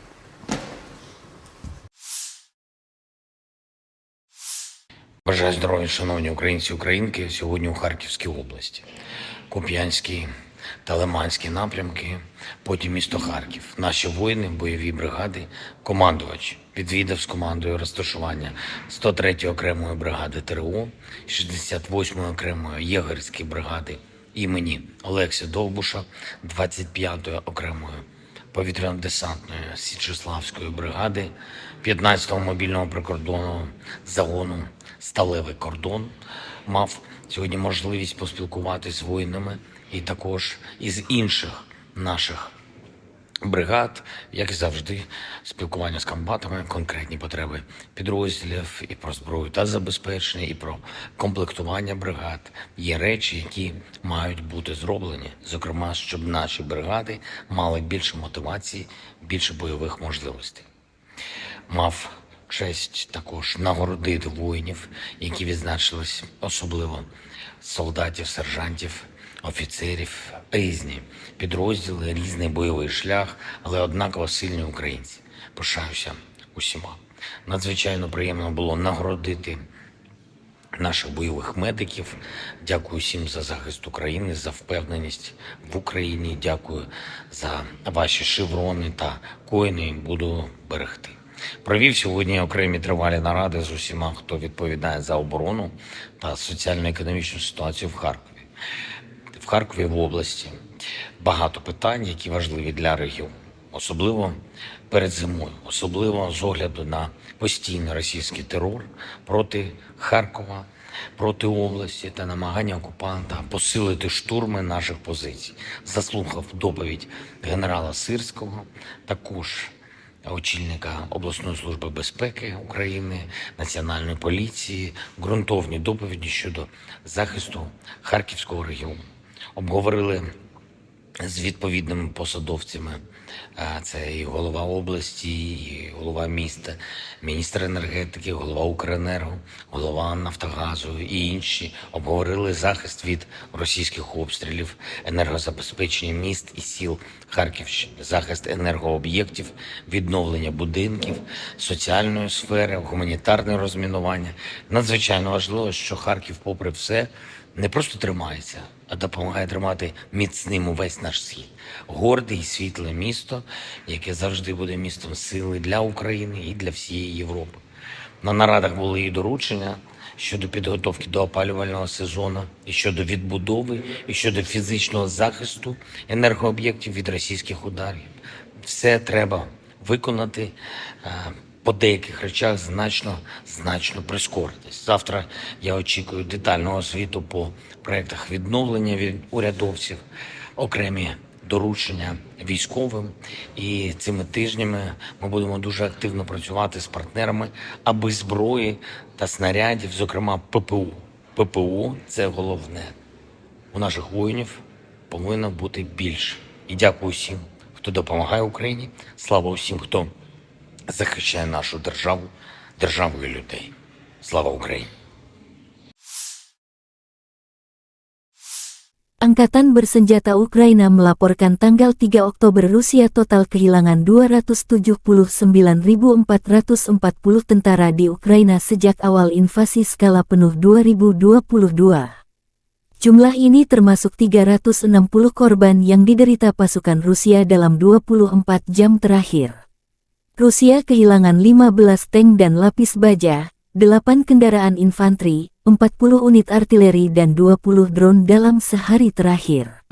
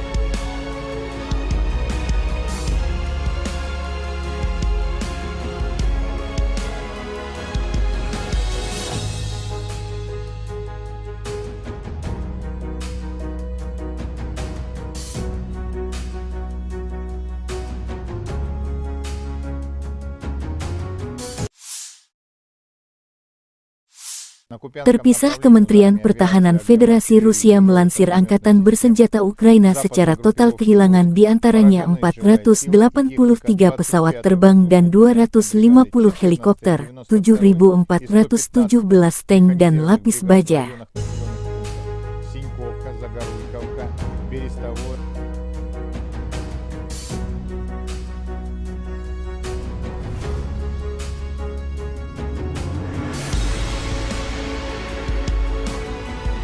Download Tribun X sekarang, menghadirkan lokal menjadi Indonesia.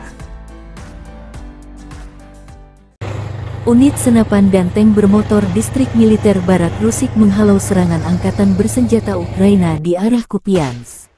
Setelah melakukan pengintaian premisi, informasi diterima tentang penambahan kekuatan musuh. Pengintai mendeteksi pergerakan kelompok bersenjata dan perangkat keras angkatan bersenjata Ukraina. Awak senapan mesin kaliber besar dahsyat membanjiri pos pengamatan musuh. Sistem ATGM Metis menghancurkan pos pengintaian optik AFU. Peluncur granat mesin otomatis AGS-17 pelamnya 30 mm menyerang dan membuat bingung para musuh. Awak tank T-72B menyerang benteng musuh dengan tembakan sebagai serangan penutup. Tindakan terkoordinasi dari unit senapan dan tank bermotor berhasil menghalau serangan musuh, demikian keterangan video Kementerian Pertahanan Rusia.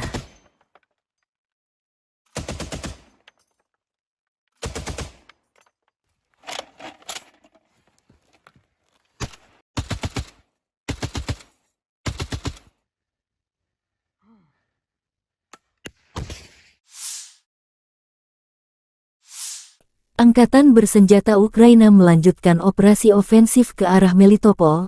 Tindakan ofensif penyerangan ke arah Bakhmut menimbulkan kerugian tenaga dan peralatan pada pasukan penjajah dan melelahkan musuh di seluruh garis depan. Angkatan Udara Ukraina melancarkan 13 serangan terhadap area konsentrasi personel, senjata dan peralatan militer dan 4 serangan terhadap sistem rudal anti-pesawat musuh. Unit pasukan rudal menyerang 3 area konsentrasi personel, senjata dan peralatan militer serta 20 sarana artileri musuh.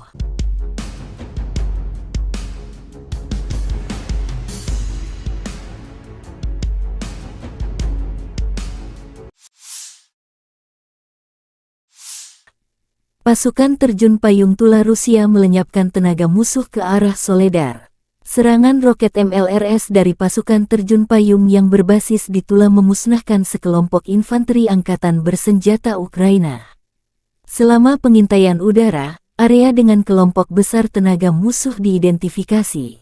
Kru Grad MLRS, setelah menerima tugas tersebut, segera bergerak ke area tersebut dan menggempur posisi musuh dengan proyektil pembakar terarah 122 mm. Peluru ini menghancurkan posisi tersembunyi AFU.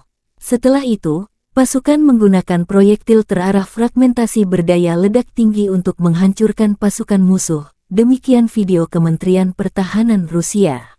Dikembangkan pada tahun 1960-an, BM-21 Grad telah menjadi sistem peluncuran roket ganda MLRS yang paling banyak dan digunakan secara luas di dunia.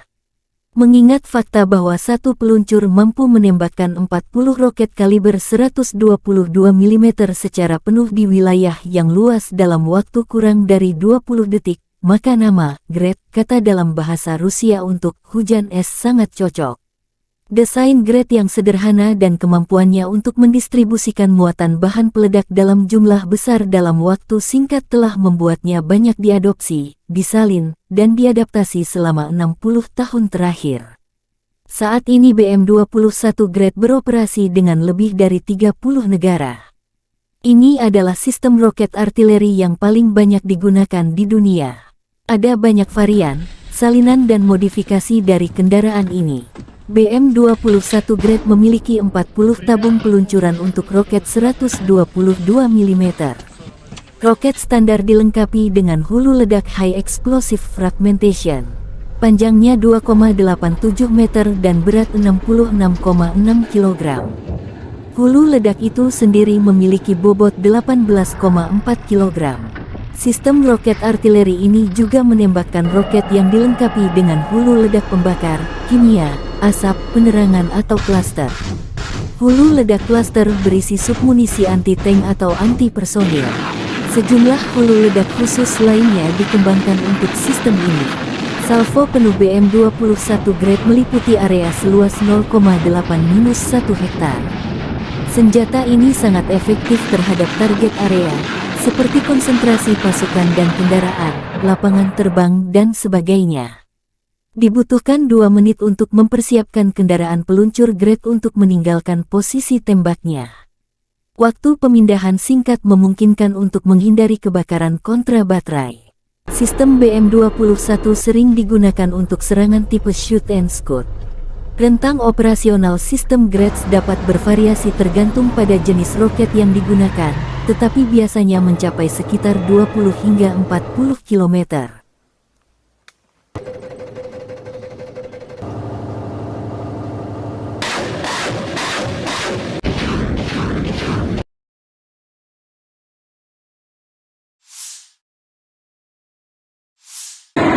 Kurang lebih 26 kontak senjata terjadi dalam 24 jam terakhir.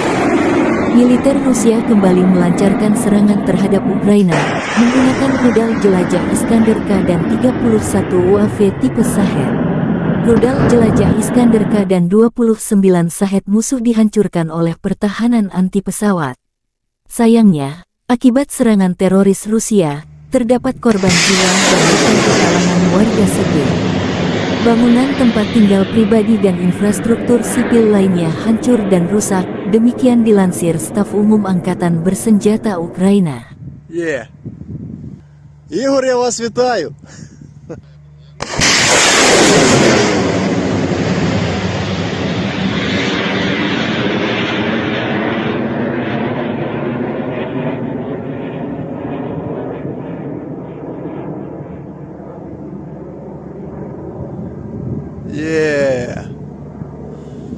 Давай ще третю.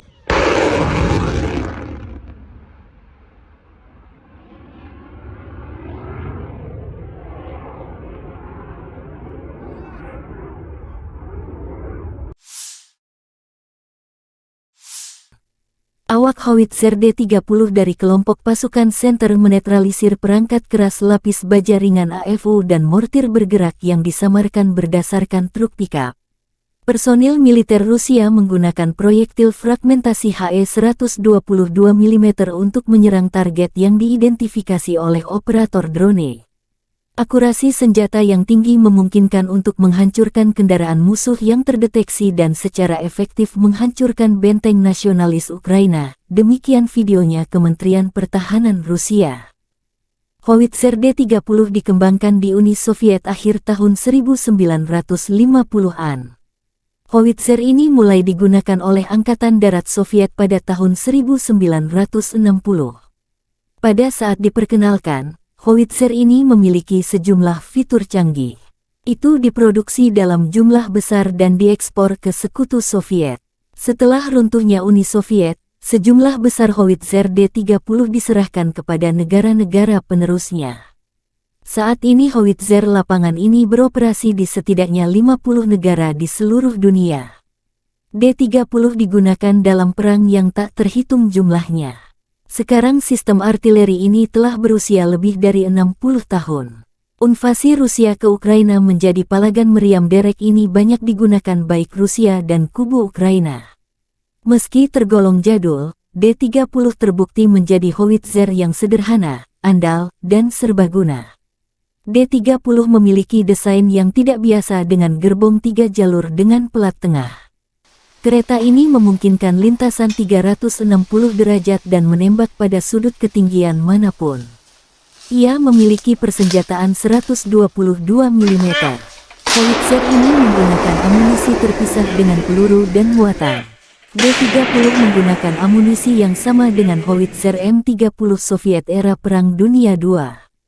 Ia menggunakan bahan peledak tinggi HE, fragmentasi bahan peledak tinggi HEFRAG anti-tank dengan bahan peledak tinggi, hit pembakar, asap, dan cangkang penerangan. Jarak tembak maksimum adalah 15,3 km. D-30 juga kompatibel dengan peluru berpemandu laser 122 mm Kitolov Rusia. Howitzer ini memiliki awak 5 orang. Howitzer ini dapat dipindahkan dan dipindahkan dengan cepat. Diperlukan waktu sekitar 1,5–2,5 menit untuk mempersiapkan sistem artileri ini untuk menembak. D-30 biasanya ditarik oleh truk 6x6, yang juga membawa awak dan amunisi. Di beberapa unit kapal pengangkut lapis baja MT-LB digunakan sebagai traktor artileri. Howitzer ini dapat dijatuhkan dari udara menggunakan platform parasut khusus.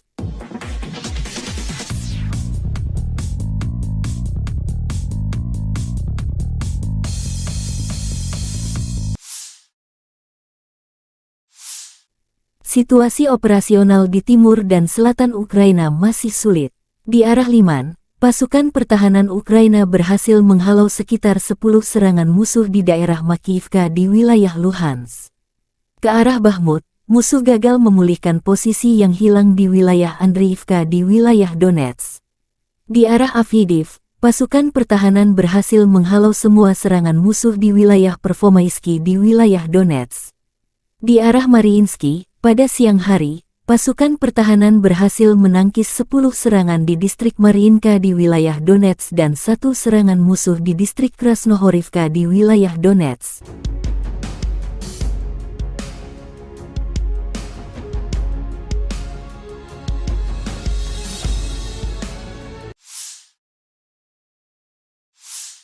Angkatan bersenjata Rusia melakukan serangan menggunakan bom luncur berkekuatan tinggi terhadap posisi angkatan bersenjata Ukraina di wilayah pabrik minuman bersoda di Avdiivka. Pabrik ini terdeteksi sebagai pos amunisi dan koordinasi unit Ukraina di arah Avdiivka. Video dipublikasikan Telegram militer Donetsk.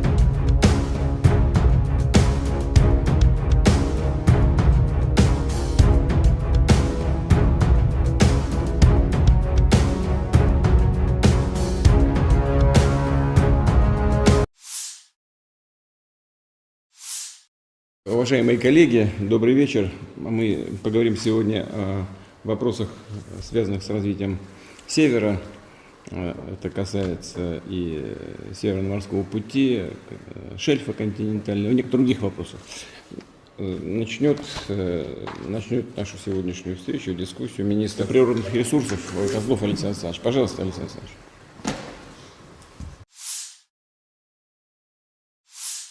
Бажаю здоров'я, шановні українці і українки, сьогодні у Харківській області. Куп'янський та Лиманський напрямки, потім місто Харків. Наші воїни, бойові бригади, командувач відвідав з командою розташування 103-ї окремої бригади ТРО, 68-ї окремої єгерської бригади імені Олекси Довбуша, 25-ї окремої повітряно-десантної Січеславської бригади, 15-го мобільного прикордонного загону «Сталевий кордон». Мав сьогодні можливість поспілкуватися з воїнами і також із інших наших бригад, як і завжди, спілкування з комбатами, конкретні потреби підрозділів і про зброю та забезпечення, і про комплектування бригад. Є речі, які мають бути зроблені, зокрема, щоб наші бригади мали більше мотивації, більше бойових можливостей. Мав честь також нагородити воїнів, які відзначились, особливо солдатів, сержантів, офіцерів, різні підрозділи, різний бойовий шлях, але однаково сильні українці. Пишаюся усіма.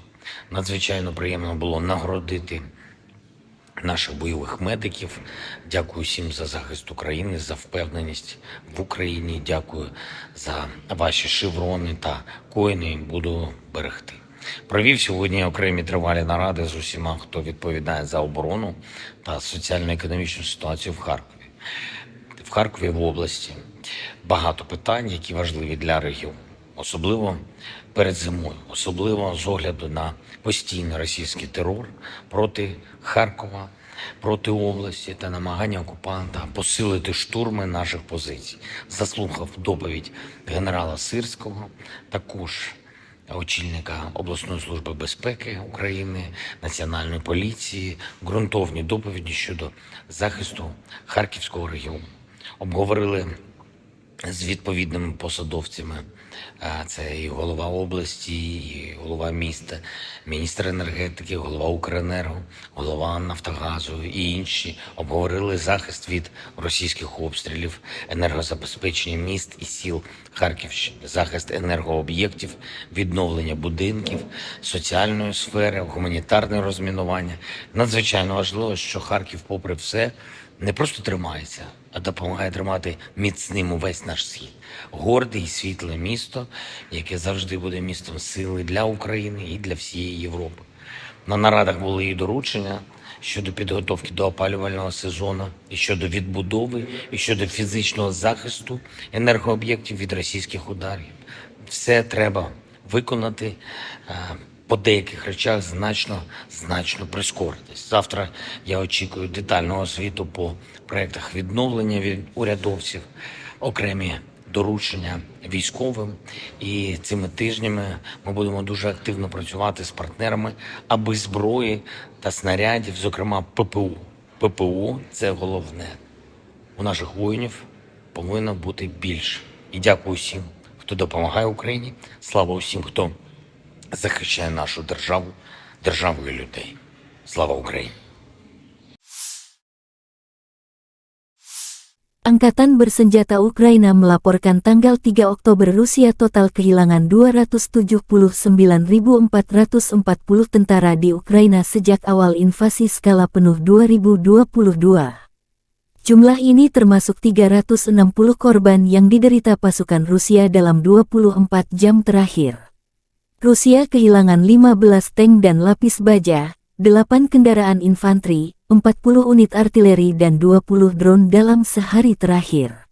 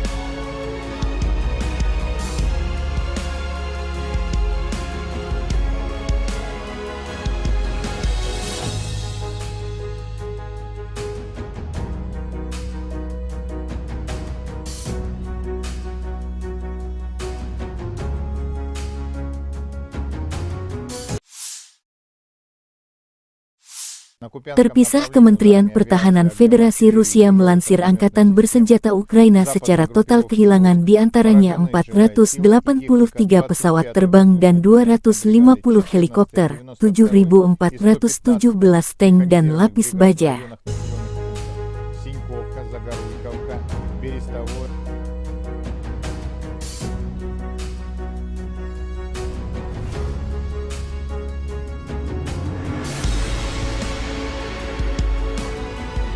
Download Tribun X sekarang, menghadirkan lokal menjadi Indonesia. Unit senapan dan tank bermotor distrik militer Barat Rusik menghalau serangan Angkatan Bersenjata Ukraina di arah Kupiansk. Setelah melakukan pengintaian pramisi, informasi diterima tentang penambahan kekuatan musuh. Pengintai mendeteksi pergerakan kelompok bersenjata dan perangkat keras Angkatan Bersenjata Ukraina. Awak senapan mesin kaliber besar dahsyat membanjiri pos pengamatan musuh. Sistem ATGM Metis menghancurkan pos pengintaian optik AFU. Peluncur granat mesin otomatis AGS-17 Plamnya 30 mm menyerang dan membuat bingung para musuh.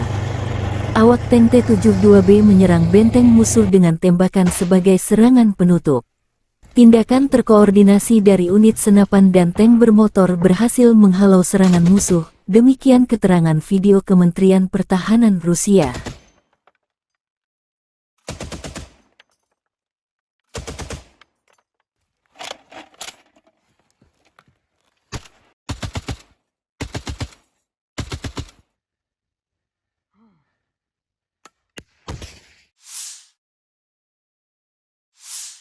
Angkatan Bersenjata Ukraina melanjutkan operasi ofensif ke arah Melitopol. Tindakan ofensif penyerangan ke arah Bakhmut menimbulkan kerugian tenaga dan peralatan pada pasukan penjajah dan melelahkan musuh di seluruh garis depan. Angkatan Udara Ukraina melancarkan 13 serangan terhadap area konsentrasi personel, senjata dan peralatan militer dan 4 serangan terhadap sistem rudal anti-pesawat musuh. Unit pasukan rudal menyerang 3 area konsentrasi personel, senjata dan peralatan militer serta 20 sarana artileri musuh.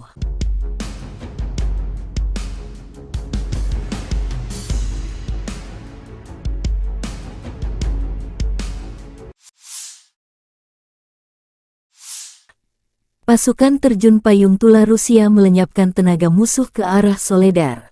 Serangan roket MLRS dari pasukan terjun payung yang berbasis di Tula memusnahkan sekelompok infanteri angkatan bersenjata Ukraina. Selama pengintaian udara, area dengan kelompok besar tenaga musuh diidentifikasi. Kru Grad MLRS, setelah menerima tugas tersebut, segera bergerak ke area tersebut dan menggempur posisi musuh dengan proyektil pembakar terarah 122 mm. Peluru ini menghancurkan posisi tersembunyi AFU.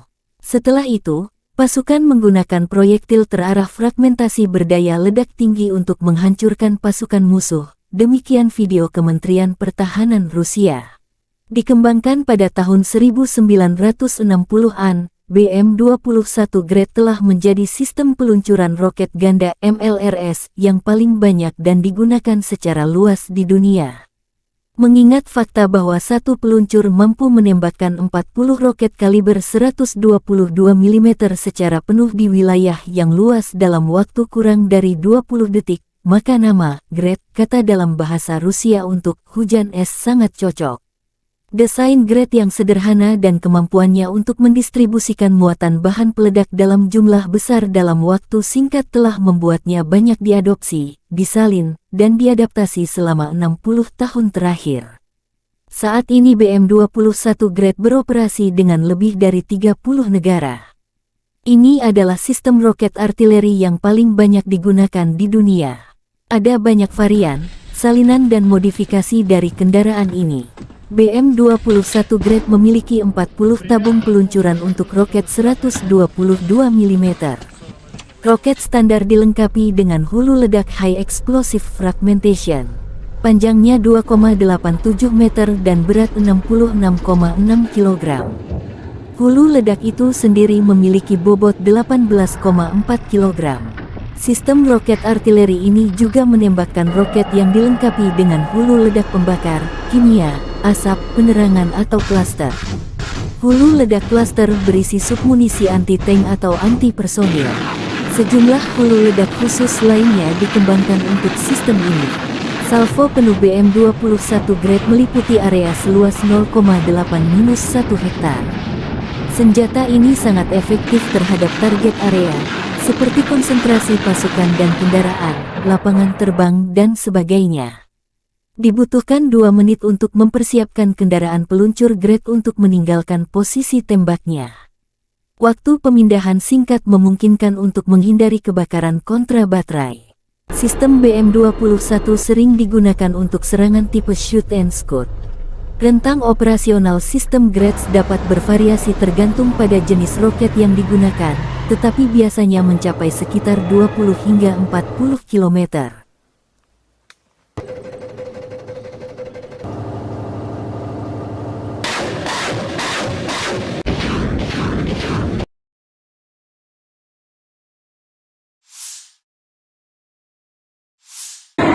Kurang lebih 26 kontak senjata terjadi dalam 24 jam terakhir.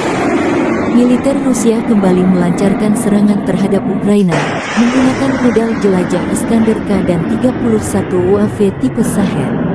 Rudal jelajah Iskander-K dan 29 Shahed musuh dihancurkan oleh pertahanan anti pesawat.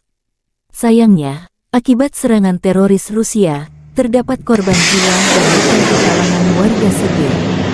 Bangunan tempat tinggal pribadi dan infrastruktur sipil lainnya hancur dan rusak, demikian dilansir Staf Umum Angkatan Bersenjata Ukraina.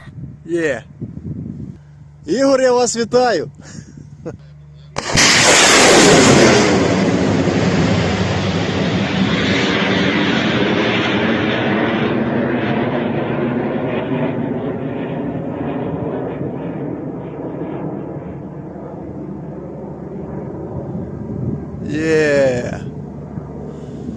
Давай ще третю.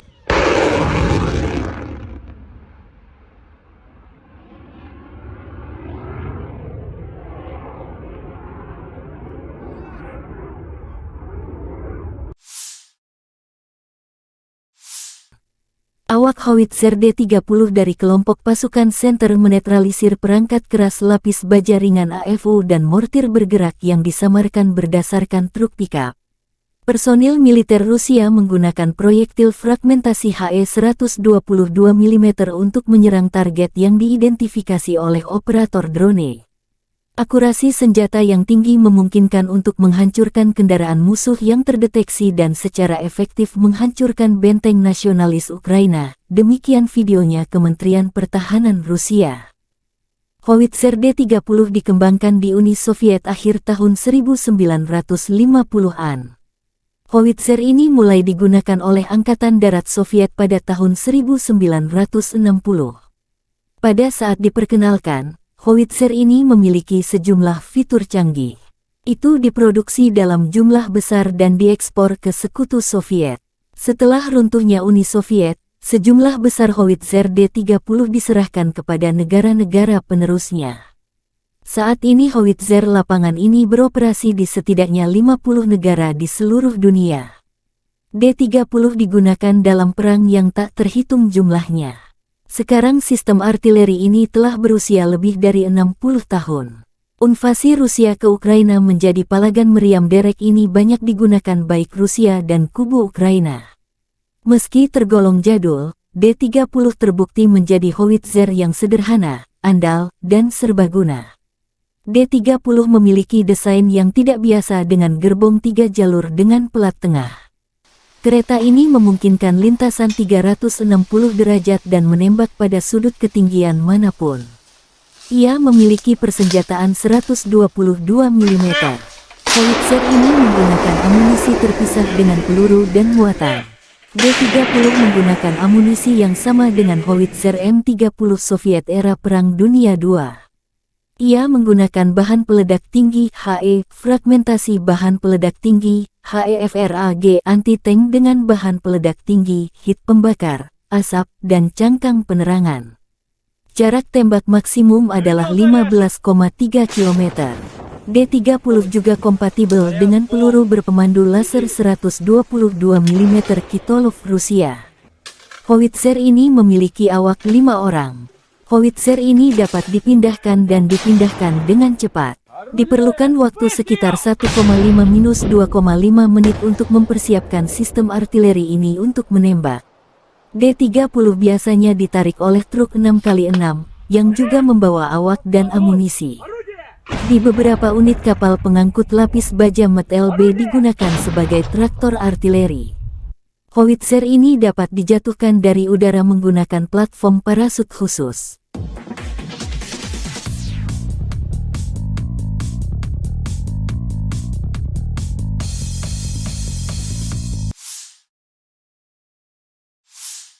Situasi operasional di timur dan selatan Ukraina masih sulit.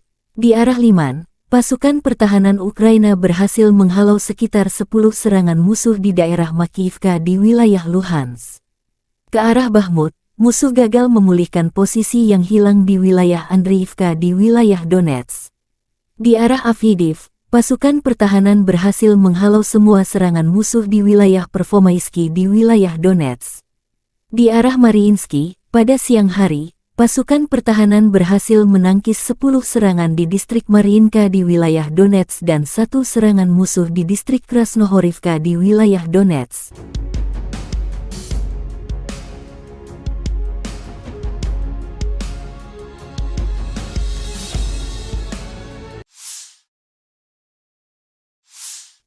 Angkatan bersenjata Rusia melakukan serangan menggunakan bom luncur berkekuatan tinggi terhadap posisi angkatan bersenjata Ukraina di wilayah pabrik minuman bersoda di Avdiivka. Pabrik ini terdeteksi sebagai pos amunisi dan koordinasi unit Ukraina di arah Avdiivka. Video dipublikasikan Telegram Militer Donetsk.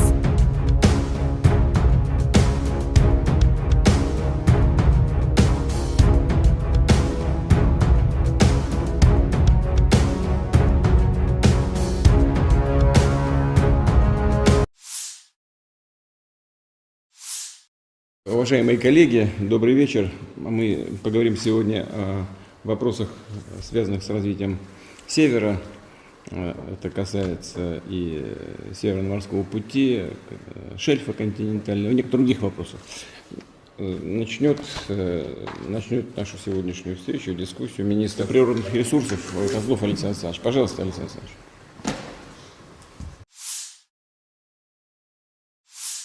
Бажаю здоров'я, шановні українці і українки, сьогодні у Харківській області. Куп'янський та Лиманський напрямки, потім місто Харків. Наші воїни, бойові бригади, командувач відвідав з командою розташування 103-ї окремої бригади ТРО, 68-ї окремої єгерської бригади імені Олекси Довбуша, 25-ї окремої повітряно-десантної Січеславської бригади, 15-го мобільного прикордонного загону «Сталевий кордон». Мав сьогодні можливість поспілкуватися з воїнами і також із інших наших бригад, як і завжди, спілкування з комбатами, конкретні потреби підрозділів і про зброю та забезпечення, і про комплектування бригад.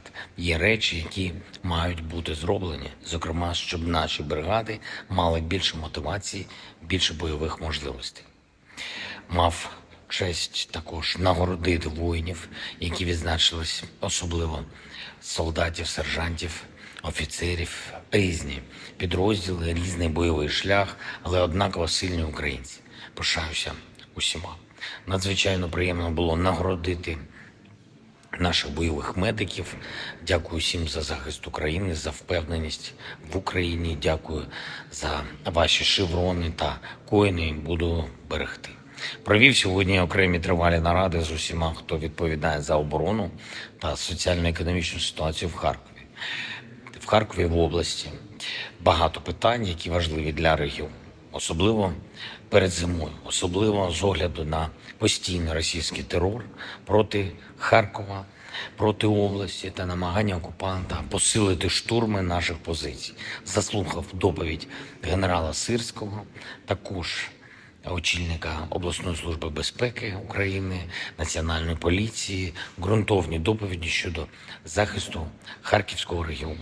Обговорили з відповідними посадовцями, це і голова області, і голова міста, міністр енергетики, голова Укренерго, голова Нафтогазу і інші. Обговорили захист від російських обстрілів, енергозабезпечення міст і сіл Харківщини, захист енергооб'єктів, відновлення будинків, соціальної сфери, гуманітарне розмінування.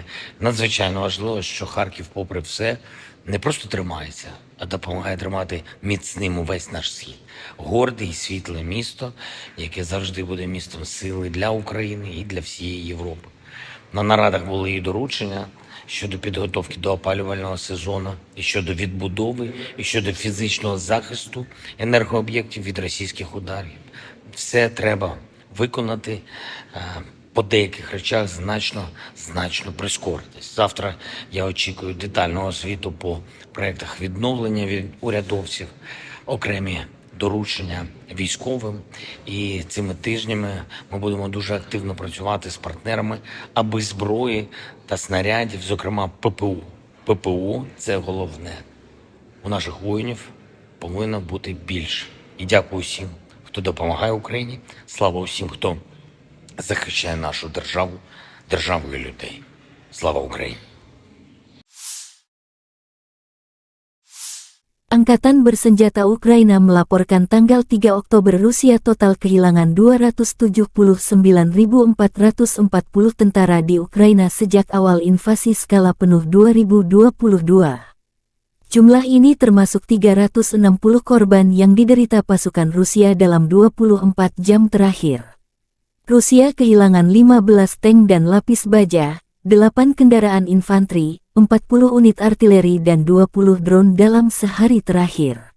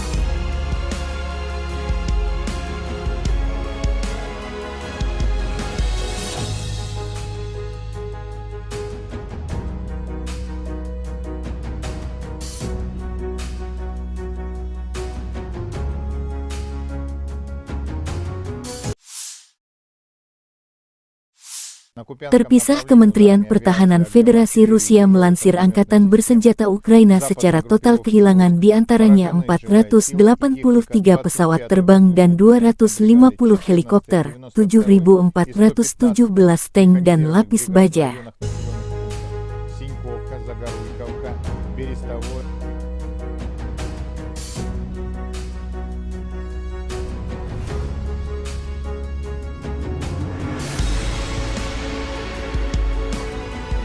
Download Tribun X sekarang, menghadirkan lokal menjadi Indonesia. Unit senapan dan tank bermotor distrik militer Barat Rusik menghalau serangan angkatan bersenjata Ukraina di arah Kupiansk. Setelah melakukan pengintaian pramisi, informasi diterima tentang penambahan kekuatan musuh. Pengintai mendeteksi pergerakan kelompok bersenjata dan perangkat keras angkatan bersenjata Ukraina. Awak senapan mesin kaliber besar dahsyat membanjiri pos pengamatan musuh. Sistem ATGM Metis menghancurkan pos pengintaian optik AFU. Peluncur granat mesin otomatis AGS-17 plamnya 30 mm menyerang dan membuat bingung para musuh.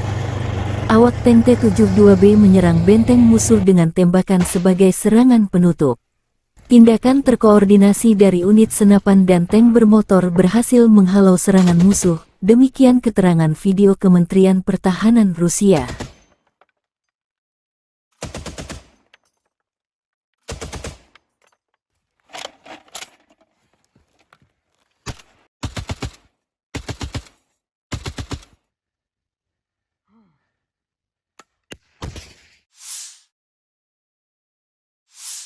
Angkatan bersenjata Ukraina melanjutkan operasi ofensif ke arah Melitopol. Tindakan ofensif penyerangan ke arah Bakhmut menimbulkan kerugian tenaga dan peralatan pada pasukan penjajah dan melelahkan musuh di seluruh garis depan.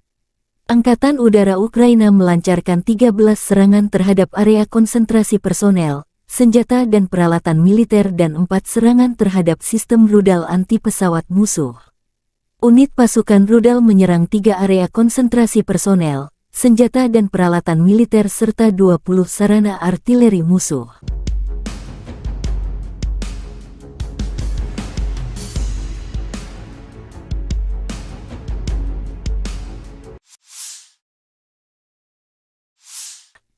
Pasukan terjun payung Tula Rusia melenyapkan tenaga musuh ke arah Soledar. Serangan roket MLRS dari pasukan terjun payung yang berbasis di Tula memusnahkan sekelompok infanteri angkatan bersenjata Ukraina. Selama pengintaian udara, area dengan kelompok besar tenaga musuh diidentifikasi. Kru Grade MLRS, setelah menerima tugas tersebut, segera bergerak ke area tersebut dan menggempur posisi musuh dengan proyektil pembakar terarah 122 mm. Peluru ini menghancurkan posisi tersembunyi AFU. Setelah itu, pasukan menggunakan proyektil terarah fragmentasi berdaya ledak tinggi untuk menghancurkan pasukan musuh. Demikian video Kementerian Pertahanan Rusia.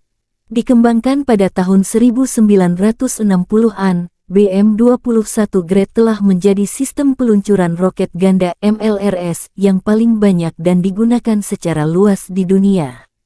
Mengingat fakta bahwa satu peluncur mampu menembakkan 40 roket kaliber 122 mm secara penuh di wilayah yang luas dalam waktu kurang dari 20 detik, maka nama Grad, kata dalam bahasa Rusia untuk hujan es, sangat cocok. Desain Grad yang sederhana dan kemampuannya untuk mendistribusikan muatan bahan peledak dalam jumlah besar dalam waktu singkat telah membuatnya banyak diadopsi, disalin, dan diadaptasi selama 60 tahun terakhir. Saat ini BM-21 Grad beroperasi dengan lebih dari 30 negara. Ini adalah sistem roket artileri yang paling banyak digunakan di dunia. Ada banyak varian, salinan dan modifikasi dari kendaraan ini. BM-21 Grad memiliki 40 tabung peluncuran untuk roket 122 mm. Roket standar dilengkapi dengan hulu ledak High Explosive Fragmentation. Panjangnya 2,87 meter dan berat 66,6 kg. Hulu ledak itu sendiri memiliki bobot 18,4 kg. Sistem roket artileri ini juga menembakkan roket yang dilengkapi dengan hulu ledak pembakar, kimia, asap, penerangan atau klaster. Hulu ledak klaster berisi submunisi anti-tank atau anti-personil. Sejumlah hulu ledak khusus lainnya dikembangkan untuk sistem ini. Salvo penuh BM-21 Grade meliputi area seluas 0,8-1 hektar. Senjata ini sangat efektif terhadap target area, seperti konsentrasi pasukan dan kendaraan, lapangan terbang, dan sebagainya. Dibutuhkan 2 menit untuk mempersiapkan kendaraan peluncur Grade untuk meninggalkan posisi tembaknya. Waktu pemindahan singkat memungkinkan untuk menghindari kebakaran kontra baterai. Sistem BM-21 sering digunakan untuk serangan tipe shoot and scoot.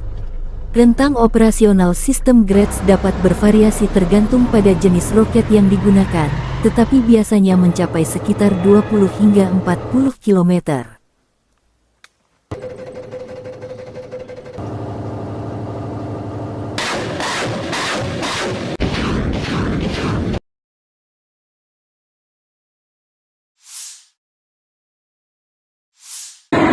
Kurang lebih 26 kontak senjata terjadi dalam 24 jam terakhir.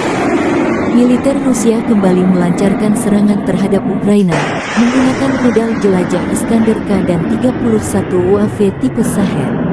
Rudal jelajah Iskander-K dan 29 Shahed musuh dihancurkan oleh pertahanan anti pesawat.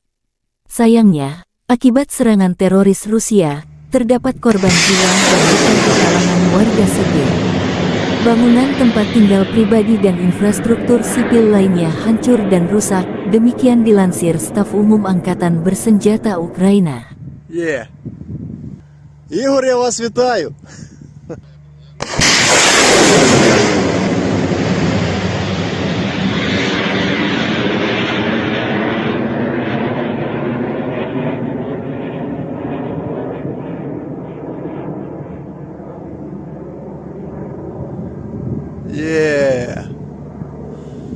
Давай ще третю.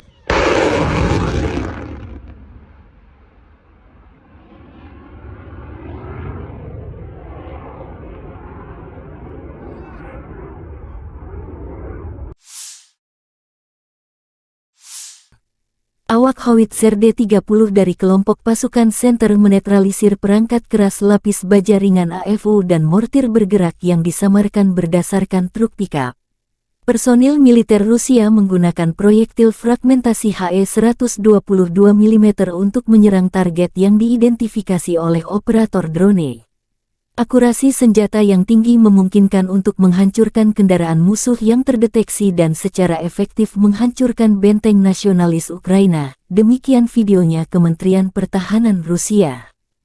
Howitzer D-30 dikembangkan di Uni Soviet akhir tahun 1950-an. Howitzer ini mulai digunakan oleh Angkatan Darat Soviet pada tahun 1960. Pada saat diperkenalkan, howitzer ini memiliki sejumlah fitur canggih. Itu diproduksi dalam jumlah besar dan diekspor ke Sekutu Soviet. Setelah runtuhnya Uni Soviet, sejumlah besar howitzer D-30 diserahkan kepada negara-negara penerusnya.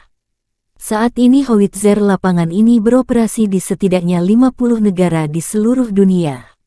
D-30 digunakan dalam perang yang tak terhitung jumlahnya. Sekarang sistem artileri ini telah berusia lebih dari 60 tahun. Invasi Rusia ke Ukraina menjadi palagan meriam derek ini banyak digunakan baik Rusia dan kubu Ukraina. Meski tergolong jadul, D-30 terbukti menjadi howitzer yang sederhana, andal, dan serbaguna. D-30 memiliki desain yang tidak biasa dengan gerbong 3 jalur dengan pelat tengah. Kereta ini memungkinkan lintasan 360 derajat dan menembak pada sudut ketinggian manapun. Ia memiliki persenjataan 122 mm. Howitzer ini menggunakan amunisi terpisah dengan peluru dan muatan. D-30 menggunakan amunisi yang sama dengan howitzer M30 Soviet era Perang Dunia II. Ia menggunakan bahan peledak tinggi HE, fragmentasi bahan peledak tinggi, HEFRAG anti-tank dengan bahan peledak tinggi, hit pembakar, asap, dan cangkang penerangan. Jarak tembak maksimum adalah 15,3 km. D-30 juga kompatibel dengan peluru berpemandu laser 122 mm Kitolov Rusia. Howitzer ini memiliki awak 5 orang. Howitzer ini dapat dipindahkan dan dipindahkan dengan cepat. Diperlukan waktu sekitar 1,5–2,5 menit untuk mempersiapkan sistem artileri ini untuk menembak. D-30 biasanya ditarik oleh truk 6x6, yang juga membawa awak dan amunisi. Di beberapa unit kapal pengangkut lapis baja Met LB digunakan sebagai traktor artileri. Howitzer ini dapat dijatuhkan dari udara menggunakan platform parasut khusus.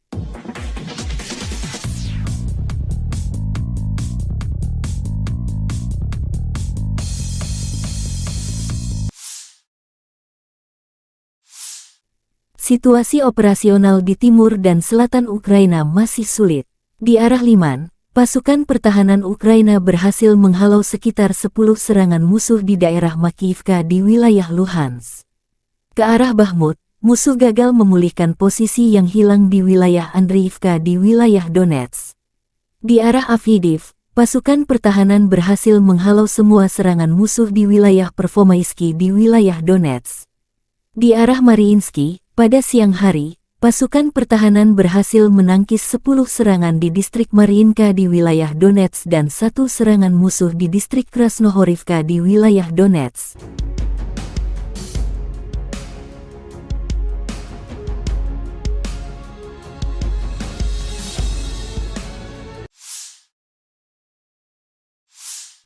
Angkatan bersenjata Rusia melakukan serangan menggunakan bom luncur berkekuatan tinggi terhadap posisi angkatan bersenjata Ukraina di wilayah pabrik minuman bersoda di Avdiivka.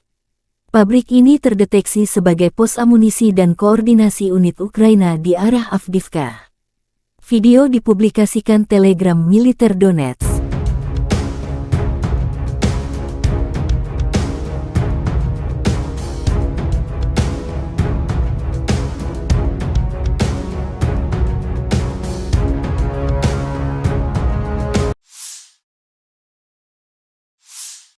Уважаемые коллеги, добрый вечер. Мы поговорим сегодня о вопросах, связанных с развитием Севера. Это касается и Северного морского пути, шельфа континентального, и некоторых других вопросов. Начнет нашу сегодняшнюю встречу, дискуссию министр природных ресурсов Козлов Александр Александрович. Пожалуйста, Александр Александрович.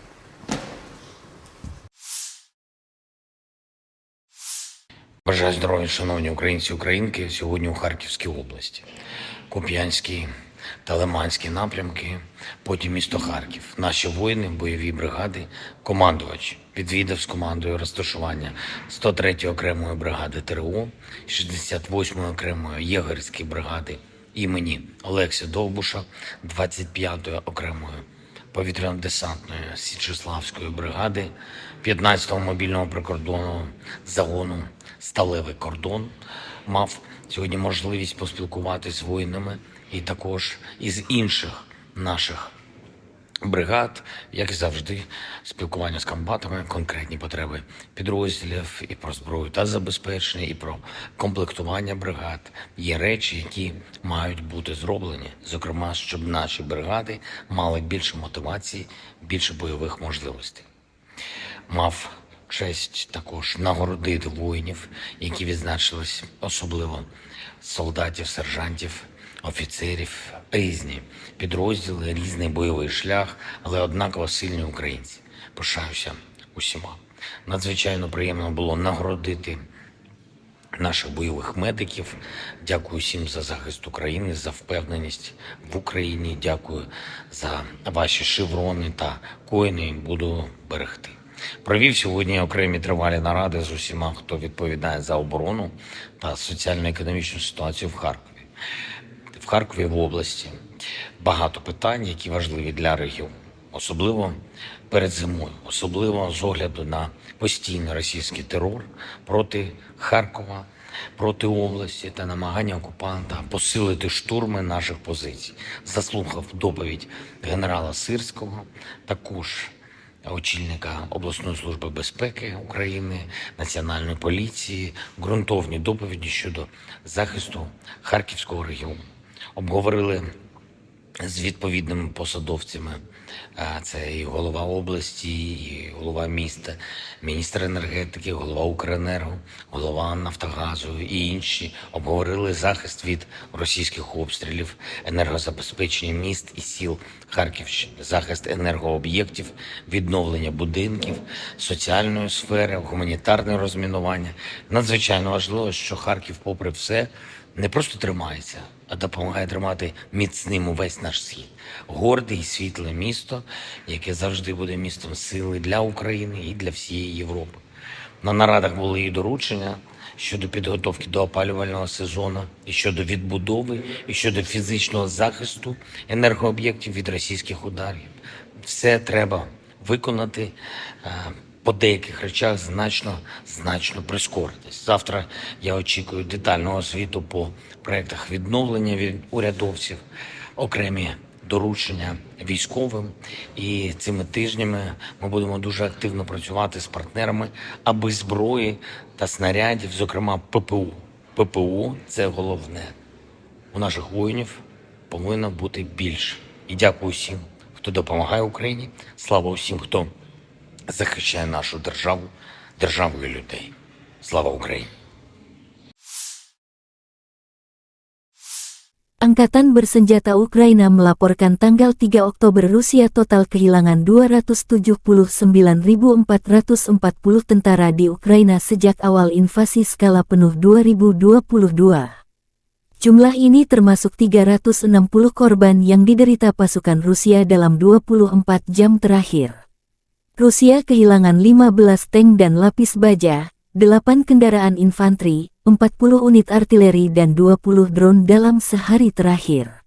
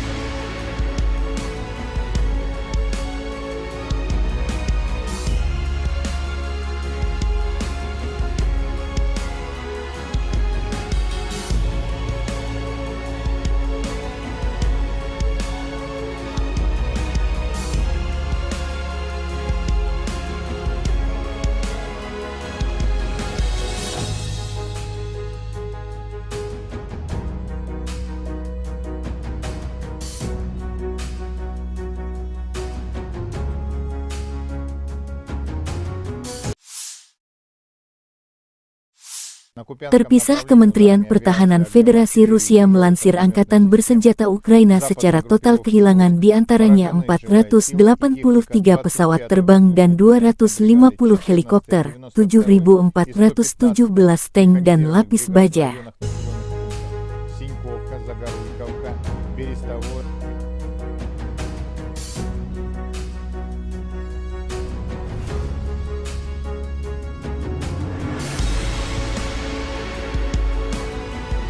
Download Tribun X sekarang, menghadirkan lokal menjadi Indonesia.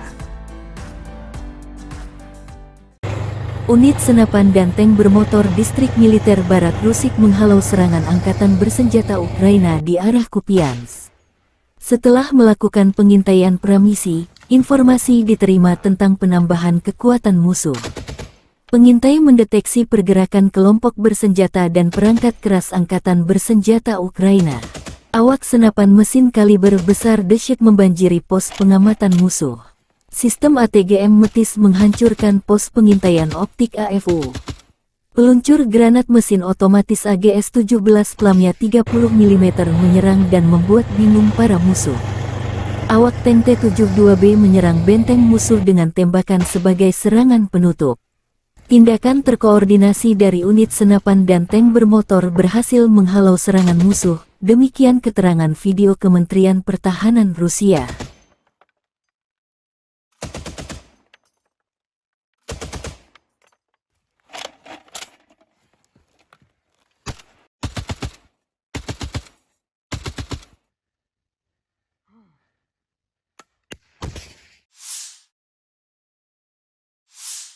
Angkatan bersenjata Ukraina melanjutkan operasi ofensif ke arah Melitopol. Tindakan ofensif penyerangan ke arah Bakhmut menimbulkan kerugian tenaga dan peralatan pada pasukan penjajah dan melelahkan musuh di seluruh garis depan. Angkatan Udara Ukraina melancarkan 13 serangan terhadap area konsentrasi personel, senjata dan peralatan militer dan 4 serangan terhadap sistem rudal anti-pesawat musuh. Unit pasukan rudal menyerang 3 area konsentrasi personel, senjata dan peralatan militer serta 20 sarana artileri musuh.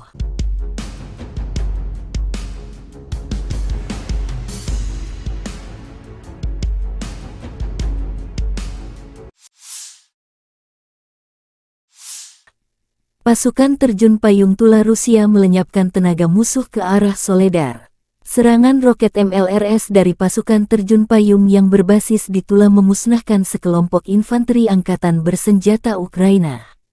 Selama pengintaian udara, area dengan kelompok besar tenaga musuh diidentifikasi. Kru Grad MLRS, setelah menerima tugas tersebut, segera bergerak ke area tersebut dan menggempur posisi musuh dengan proyektil pembakar terarah 122 mm. Peluru ini menghancurkan posisi tersembunyi AFU. Setelah itu, pasukan menggunakan proyektil terarah fragmentasi berdaya ledak tinggi untuk menghancurkan pasukan musuh. Demikian video Kementerian Pertahanan Rusia. Dikembangkan pada tahun 1960-an, BM-21 Grad telah menjadi sistem peluncuran roket ganda MLRS yang paling banyak dan digunakan secara luas di dunia. Mengingat fakta bahwa satu peluncur mampu menembakkan 40 roket kaliber 122 mm secara penuh di wilayah yang luas dalam waktu kurang dari 20 detik, maka nama Grad, kata dalam bahasa Rusia untuk hujan es, sangat cocok. Desain Grad yang sederhana dan kemampuannya untuk mendistribusikan muatan bahan peledak dalam jumlah besar dalam waktu singkat telah membuatnya banyak diadopsi, disalin, dan diadaptasi selama 60 tahun terakhir. Saat ini BM-21 Grad beroperasi dengan lebih dari 30 negara. Ini adalah sistem roket artileri yang paling banyak digunakan di dunia. Ada banyak varian, salinan dan modifikasi dari kendaraan ini. BM-21 Grad memiliki 40 tabung peluncuran untuk roket 122 mm. Roket standar dilengkapi dengan hulu ledak High Explosive Fragmentation. Panjangnya 2,87 meter dan berat 66,6 kg. Hulu ledak itu sendiri memiliki bobot 18,4 kg. Sistem roket artileri ini juga menembakkan roket yang dilengkapi dengan hulu ledak pembakar, kimia, asap, penerangan atau klaster. Hulu ledak klaster berisi submunisi anti-tank atau anti-personil. Sejumlah hulu ledak khusus lainnya dikembangkan untuk sistem ini. Salvo penuh BM-21 Grad meliputi area seluas 0,8-1 hektar. Senjata ini sangat efektif terhadap target area, seperti konsentrasi pasukan dan kendaraan, lapangan terbang, dan sebagainya. Dibutuhkan 2 menit untuk mempersiapkan kendaraan peluncur Grad untuk meninggalkan posisi tembaknya. Waktu pemindahan singkat memungkinkan untuk menghindari kebakaran kontra baterai. Sistem BM-21 sering digunakan untuk serangan tipe shoot and scoot. Rentang operasional sistem Grad dapat bervariasi tergantung pada jenis roket yang digunakan, tetapi biasanya mencapai sekitar 20 hingga 40 km.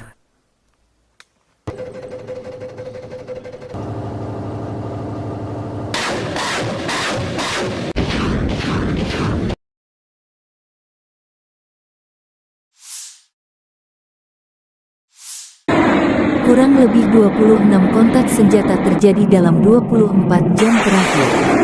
Militer Rusia kembali melancarkan serangan terhadap Ukraina, menggunakan rudal jelajah Iskander-K dan 31 UAV tipe Shahed. Rudal jelajah Iskander-K dan 29 Shahed musuh dihancurkan oleh pertahanan anti-pesawat. Sayangnya, akibat serangan teroris Rusia, terdapat korban jiwa dan luka di kalangan warga sipil. Bangunan tempat tinggal pribadi dan infrastruktur sipil lainnya hancur dan rusak, demikian dilansir Staf Umum Angkatan Bersenjata Ukraina. Ігор, я вас вітаю!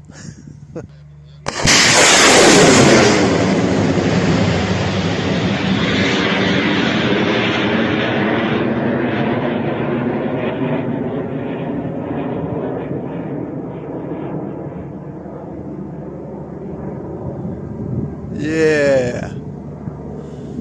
Давай ще третю.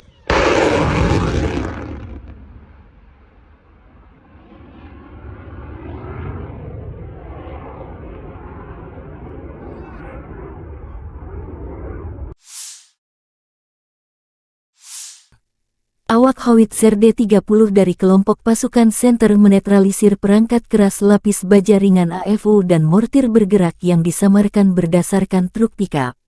Personil militer Rusia menggunakan proyektil fragmentasi HE-122 mm untuk menyerang target yang diidentifikasi oleh operator drone. Akurasi senjata yang tinggi memungkinkan untuk menghancurkan kendaraan musuh yang terdeteksi dan secara efektif menghancurkan benteng nasionalis Ukraina. Demikian videonya Kementerian Pertahanan Rusia. Howitzer D-30 dikembangkan di Uni Soviet akhir tahun 1950-an. Howitzer ini mulai digunakan oleh Angkatan Darat Soviet pada tahun 1960. Pada saat diperkenalkan, howitzer ini memiliki sejumlah fitur canggih. Itu diproduksi dalam jumlah besar dan diekspor ke Sekutu Soviet. Setelah runtuhnya Uni Soviet, sejumlah besar howitzer D-30 diserahkan kepada negara-negara penerusnya. Saat ini howitzer lapangan ini beroperasi di setidaknya 50 negara di seluruh dunia. D-30 digunakan dalam perang yang tak terhitung jumlahnya. Sekarang sistem artileri ini telah berusia lebih dari 60 tahun. Invasi Rusia ke Ukraina menjadi palagan meriam derek ini banyak digunakan baik Rusia dan kubu Ukraina. Meski tergolong jadul, D-30 terbukti menjadi howitzer yang sederhana, andal, dan serbaguna. D-30 memiliki desain yang tidak biasa dengan gerbong 3 jalur dengan pelat tengah. Kereta ini memungkinkan lintasan 360 derajat dan menembak pada sudut ketinggian manapun. Ia memiliki persenjataan 122 mm.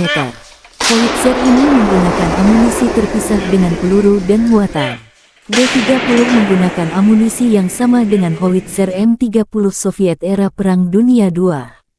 Ia menggunakan bahan peledak tinggi HE, fragmentasi bahan peledak tinggi, HEFRAG anti-tank dengan bahan peledak tinggi, hit pembakar, asap, dan cangkang penerangan. Jarak tembak maksimum adalah 15,3 km. D-30 juga kompatibel dengan peluru berpemandu laser 122 mm Kitolov Rusia. Howitzer ini memiliki awak 5 orang. Howitzer ini dapat dipindahkan dan dipindahkan dengan cepat. Diperlukan waktu sekitar 1,5–2,5 menit untuk mempersiapkan sistem artileri ini untuk menembak. D-30 biasanya ditarik oleh truk 6x6, yang juga membawa awak dan amunisi. Di beberapa unit kapal pengangkut lapis baja MT-LB digunakan sebagai traktor artileri. Howitzer ini dapat dijatuhkan dari udara menggunakan platform parasut khusus.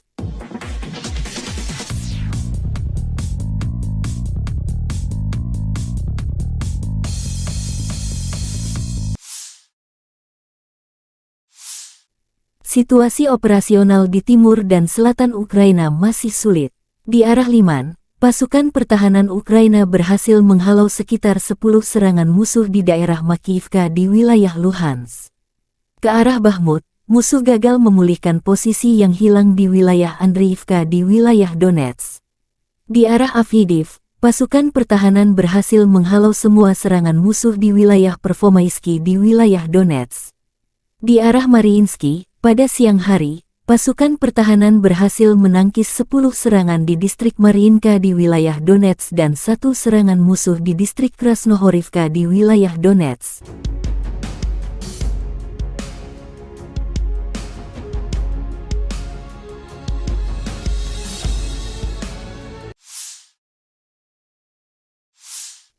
Angkatan bersenjata Rusia melakukan serangan menggunakan bom luncur berkekuatan tinggi terhadap posisi angkatan bersenjata Ukraina di wilayah pabrik minuman bersoda di Avdiivka. Pabrik ini terdeteksi sebagai pos amunisi dan koordinasi unit Ukraina di arah Avdiivka.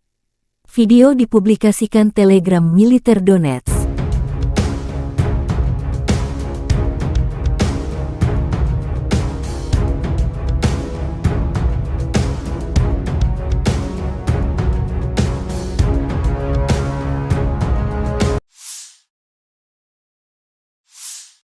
Уважаемые коллеги, добрый вечер. Мы поговорим сегодня о вопросах, связанных с развитием Севера. Это касается и Северного морского пути, шельфа континентального, и некоторых других вопросов. Начнет нашу сегодняшнюю встречу, дискуссию министр природных ресурсов Козлов Александр Александрович. Пожалуйста, Александр Александрович.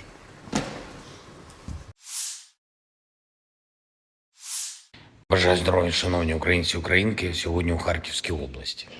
Куп'янський та Лиманський напрямки, потім місто Харків. Наші воїни, бойові бригади, командувач відвідав з командою розташування 103-ї окремої бригади ТРО, 68-ї окремої єгерської бригади імені Олекси Довбуша, 25-ї окремої повітряно-десантної Січеславської бригади, 15-го мобільного прикордонного загону «Сталевий кордон». Мав сьогодні можливість поспілкуватися з воїнами і також із інших наших бригад, як і завжди, спілкування з комбатами, конкретні потреби підрозділів і про зброю та забезпечення, і про комплектування бригад. Є речі, які мають бути зроблені, зокрема, щоб наші бригади мали більше мотивації, більше бойових можливостей. Мав честь також нагородити воїнів, які відзначились, особливо солдатів, сержантів, офіцерів, різні підрозділи, різний бойовий шлях, але однаково сильні українці. Пишаюся усіма. Надзвичайно приємно було нагородити наших бойових медиків.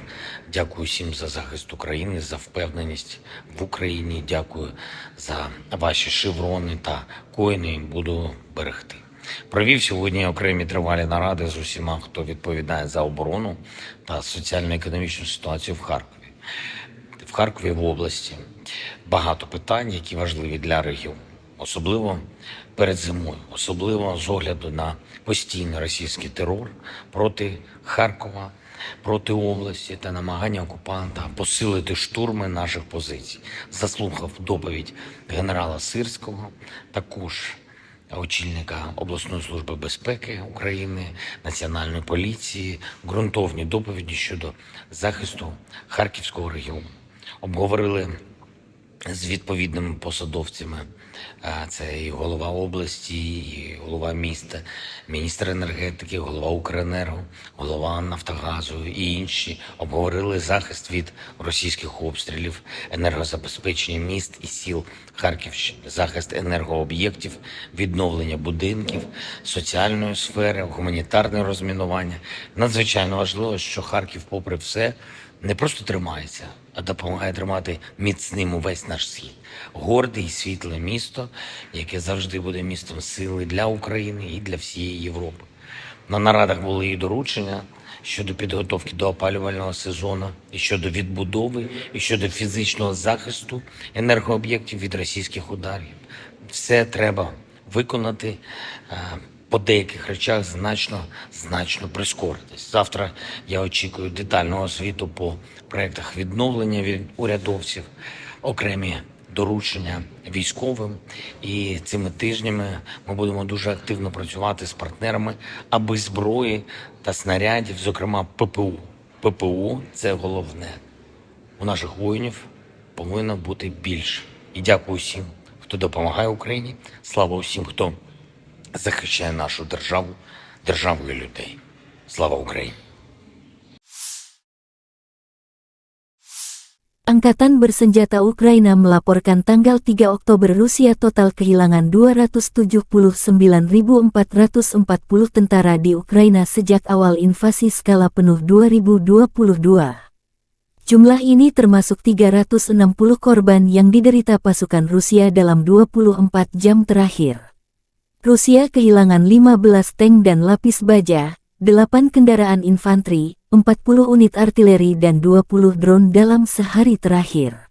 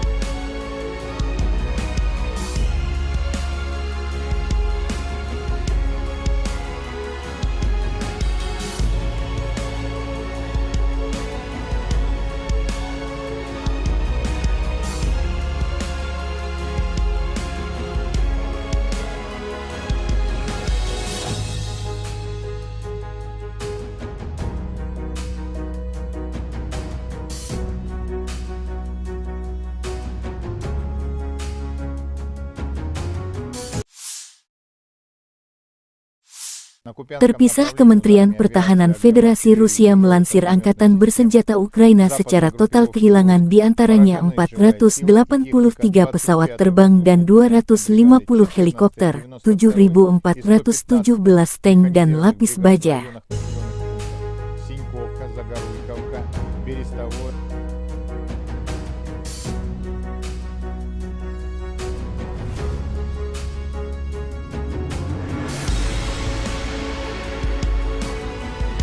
Download Tribun X sekarang, menghadirkan lokal menjadi Indonesia. Unit senapan dan tank bermotor Distrik Militer Barat Rusik menghalau serangan Angkatan Bersenjata Ukraina di arah Kupiansk. Setelah melakukan pengintaian pramisi, informasi diterima tentang penambahan kekuatan musuh. Pengintai mendeteksi pergerakan kelompok bersenjata dan perangkat keras Angkatan Bersenjata Ukraina. Awak senapan mesin kaliber besar dahsyat membanjiri pos pengamatan musuh. Sistem ATGM Metis menghancurkan pos pengintaian optik AFU. Peluncur granat mesin otomatis AGS-17 Plamnya 30 mm menyerang dan membuat bingung para musuh. Awak tank T-72B menyerang benteng musuh dengan tembakan sebagai serangan penutup. Tindakan terkoordinasi dari unit senapan dan tank bermotor berhasil menghalau serangan musuh, demikian keterangan video Kementerian Pertahanan Rusia.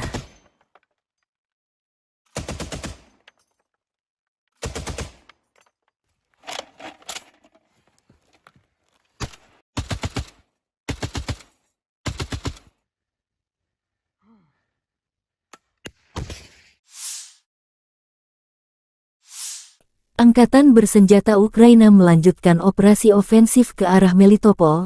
Tindakan ofensif penyerangan ke arah Bakhmut menimbulkan kerugian tenaga dan peralatan pada pasukan penjajah dan melelahkan musuh di seluruh garis depan.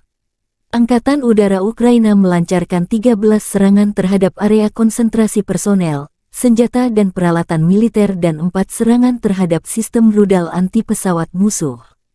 Unit pasukan rudal menyerang 3 area konsentrasi personel, senjata dan peralatan militer serta 20 sarana artileri musuh.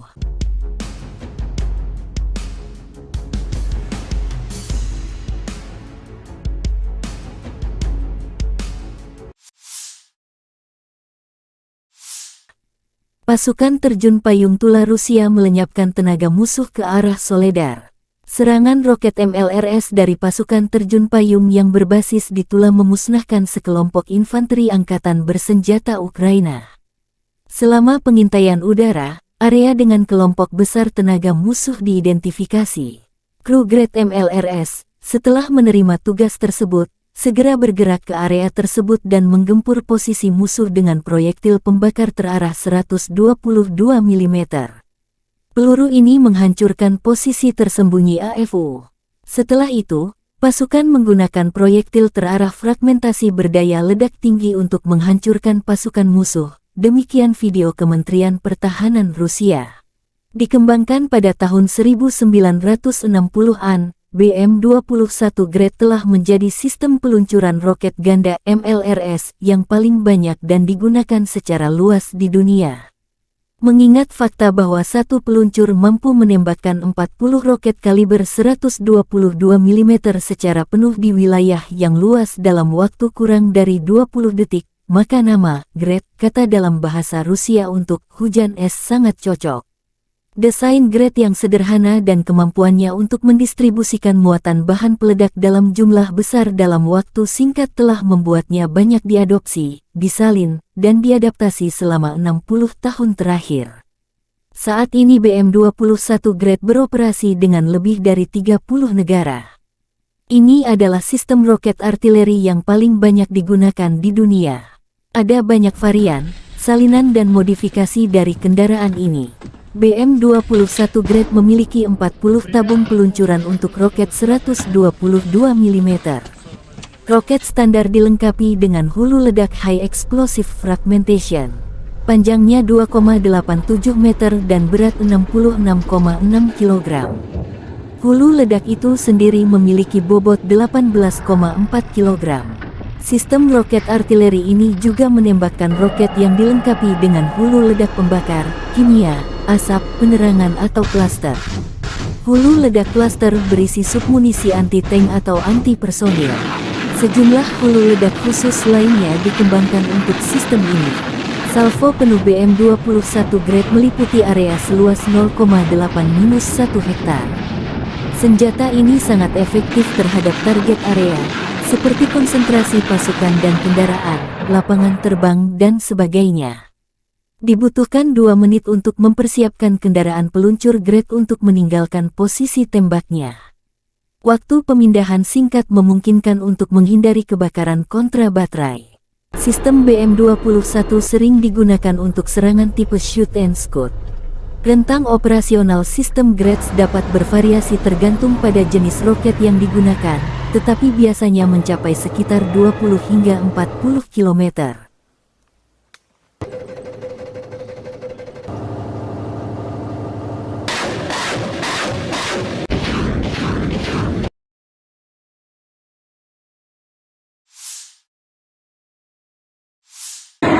Kurang lebih 26 kontak senjata terjadi dalam 24 jam terakhir. Militer Rusia kembali melancarkan serangan terhadap Ukraina, menggunakan rudal jelajah Iskander-K dan 31 UAV tipe Shahed. Rudal jelajah Iskander-K dan 29 Shahed musuh dihancurkan oleh pertahanan anti-pesawat. Sayangnya, akibat serangan teroris Rusia, terdapat korban jiwa dan luka di kalangan warga sipil. Bangunan tempat tinggal pribadi dan infrastruktur sipil lainnya hancur dan rusak, demikian dilansir Staf Umum Angkatan Bersenjata Ukraina.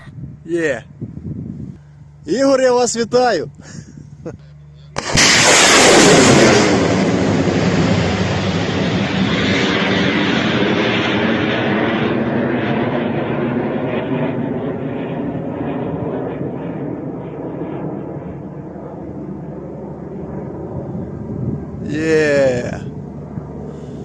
Давай ще третю.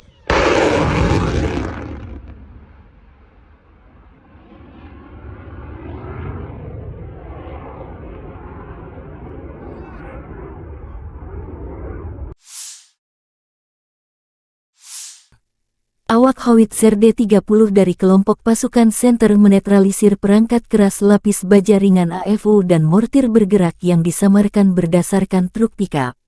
Personil militer Rusia menggunakan proyektil fragmentasi HE-122 mm untuk menyerang target yang diidentifikasi oleh operator drone.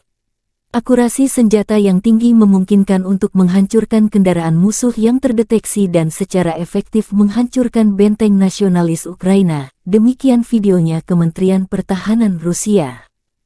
Howitzer D-30 dikembangkan di Uni Soviet akhir tahun 1950-an.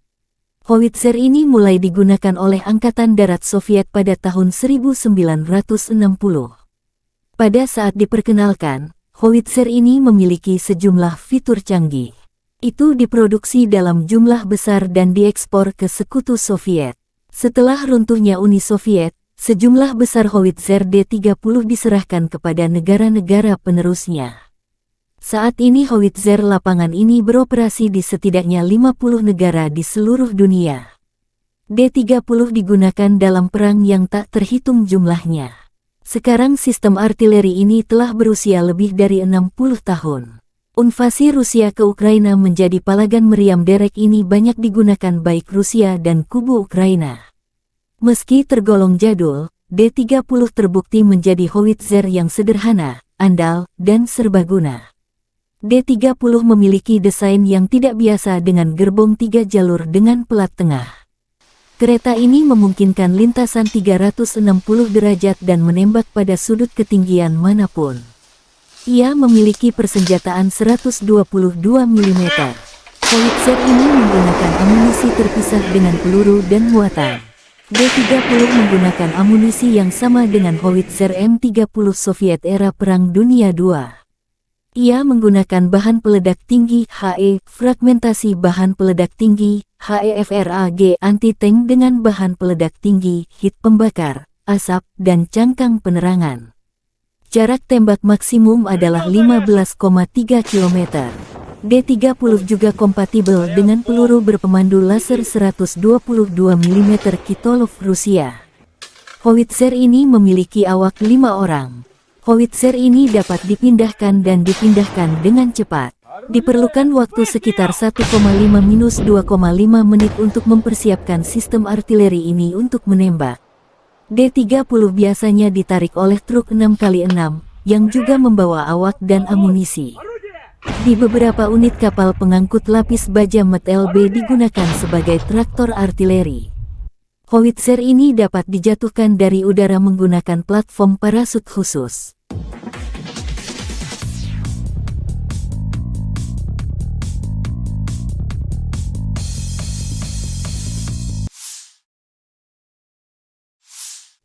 Situasi operasional di timur dan selatan Ukraina masih sulit.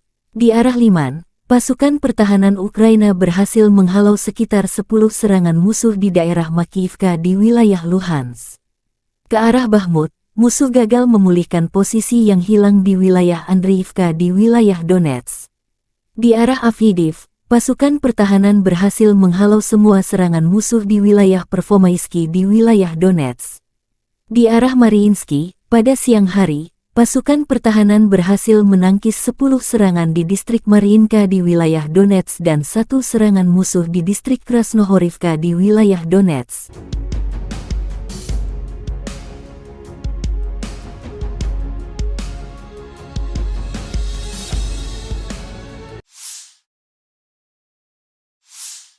Angkatan bersenjata Rusia melakukan serangan menggunakan bom luncur berkekuatan tinggi terhadap posisi angkatan bersenjata Ukraina di wilayah pabrik minuman bersoda di Avdiivka. Pabrik ini terdeteksi sebagai pos amunisi dan koordinasi unit Ukraina di arah Avdiivka. Video dipublikasikan Telegram Militer Donetsk.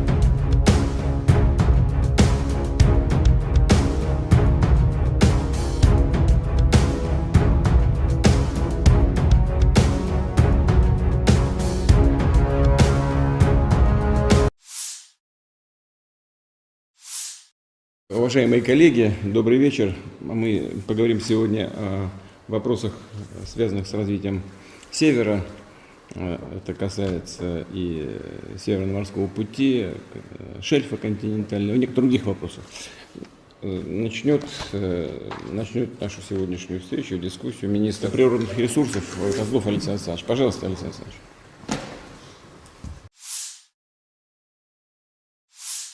Бажаю здоров'я, шановні українці і українки, сьогодні у Харківській області.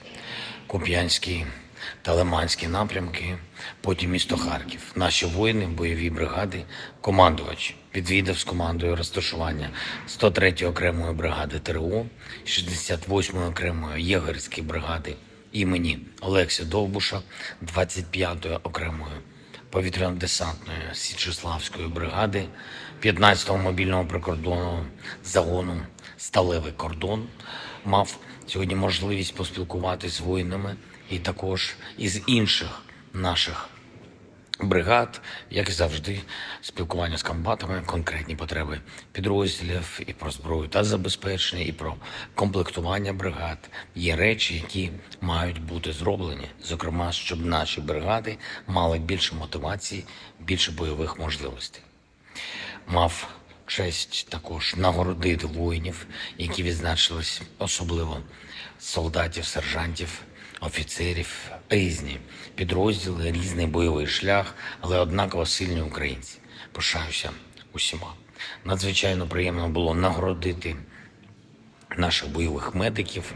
Дякую всім за захист України, за впевненість в Україні. Дякую за ваші шеврони та коїни. Буду берегти.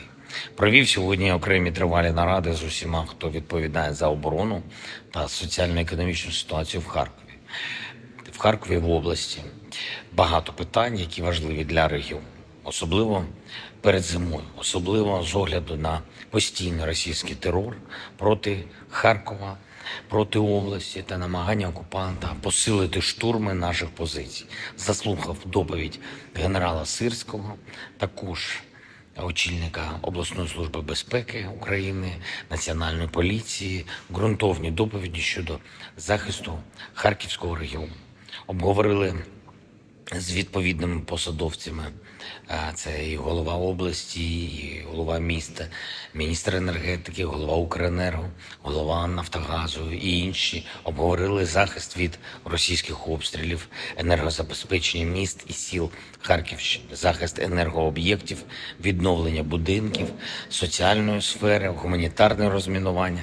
Надзвичайно важливо, що Харків, попри все, не просто тримається, а допомагає тримати міцним увесь наш схід. Горде і світле місто, яке завжди буде містом сили для України і для всієї Європи.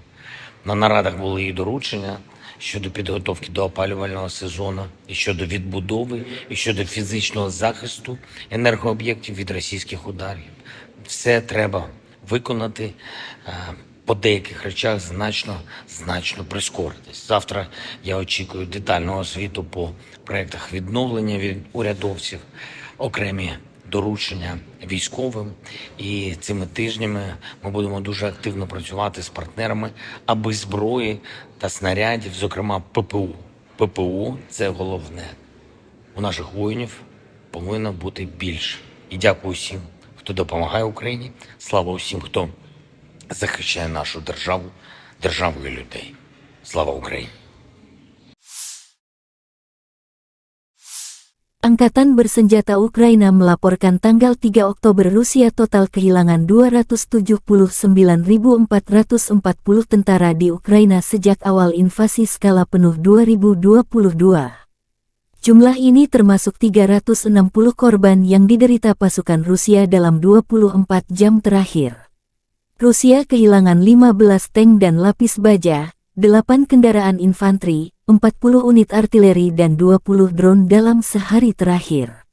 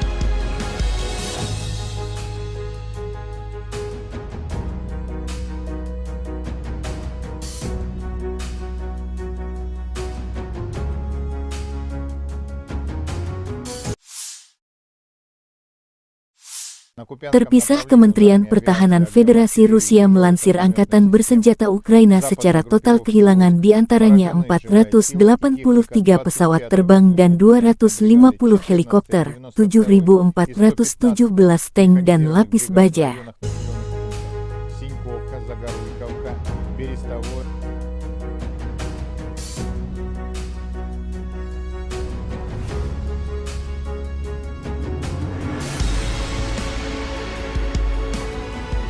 Download Tribun X sekarang, menghadirkan lokal menjadi Indonesia. Unit senapan dan tank bermotor distrik militer Barat Rusik menghalau serangan Angkatan Bersenjata Ukraina di arah Kupiansk. Setelah melakukan pengintaian pramisi, informasi diterima tentang penambahan kekuatan musuh. Pengintai mendeteksi pergerakan kelompok bersenjata dan perangkat keras Angkatan Bersenjata Ukraina. Awak senapan mesin kaliber besar dahsyat membanjiri pos pengamatan musuh. Sistem ATGM Metis menghancurkan pos pengintaian optik AFU. Peluncur granat mesin otomatis AGS-17 Plamya 30 mm menyerang dan membuat bingung para musuh. Awak tank T-72B menyerang benteng musuh dengan tembakan sebagai serangan penutup. Tindakan terkoordinasi dari unit senapan dan tank bermotor berhasil menghalau serangan musuh, demikian keterangan video Kementerian Pertahanan Rusia.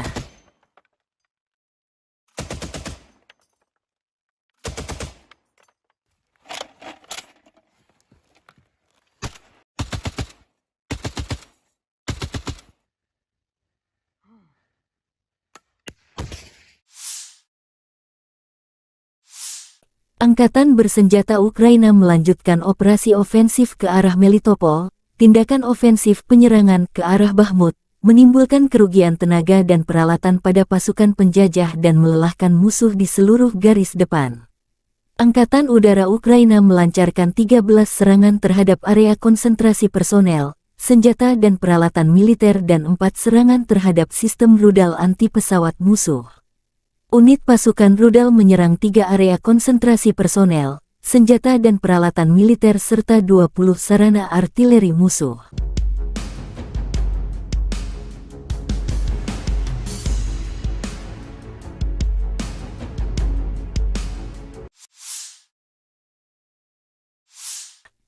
Pasukan terjun payung Tula Rusia melenyapkan tenaga musuh ke arah Soledar.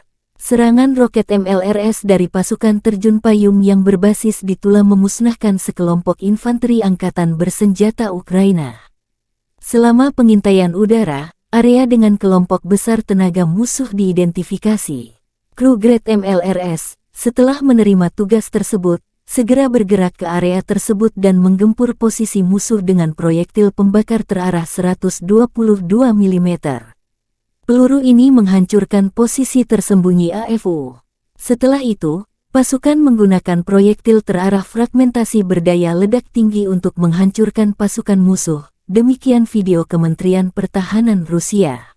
Dikembangkan pada tahun 1960-an, BM-21 Grad telah menjadi sistem peluncuran roket ganda MLRS yang paling banyak dan digunakan secara luas di dunia. Mengingat fakta bahwa satu peluncur mampu menembakkan 40 roket kaliber 122 mm secara penuh di wilayah yang luas dalam waktu kurang dari 20 detik, maka nama Grad, kata dalam bahasa Rusia untuk hujan es, sangat cocok. Desain Grad yang sederhana dan kemampuannya untuk mendistribusikan muatan bahan peledak dalam jumlah besar dalam waktu singkat telah membuatnya banyak diadopsi, disalin, dan diadaptasi selama 60 tahun terakhir. Saat ini BM-21 Grad beroperasi dengan lebih dari 30 negara. Ini adalah sistem roket artileri yang paling banyak digunakan di dunia.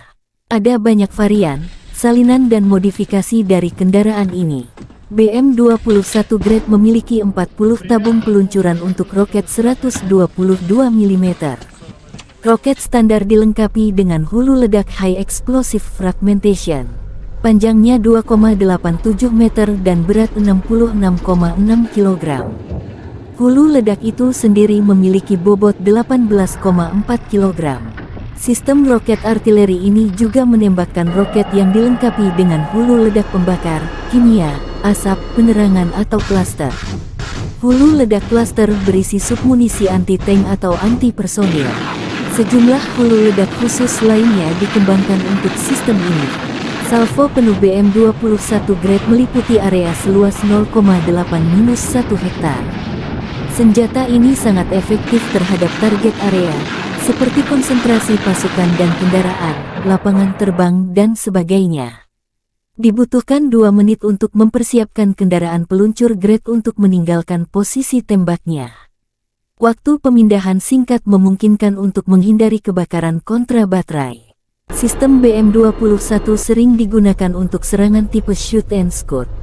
Rentang operasional sistem Grad dapat bervariasi tergantung pada jenis roket yang digunakan, tetapi biasanya mencapai sekitar 20 hingga 40 km.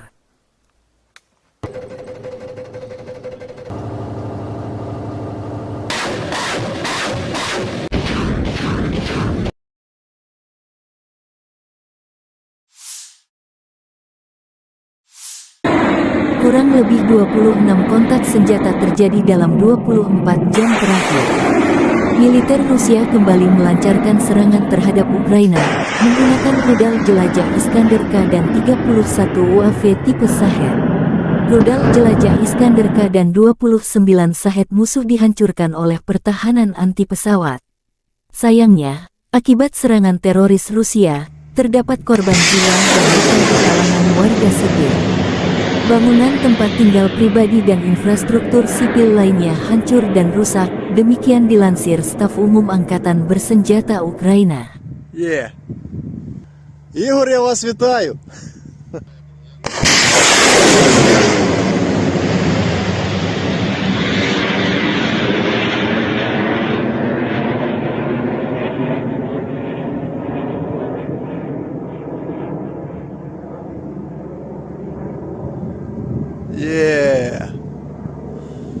Давай еще третью.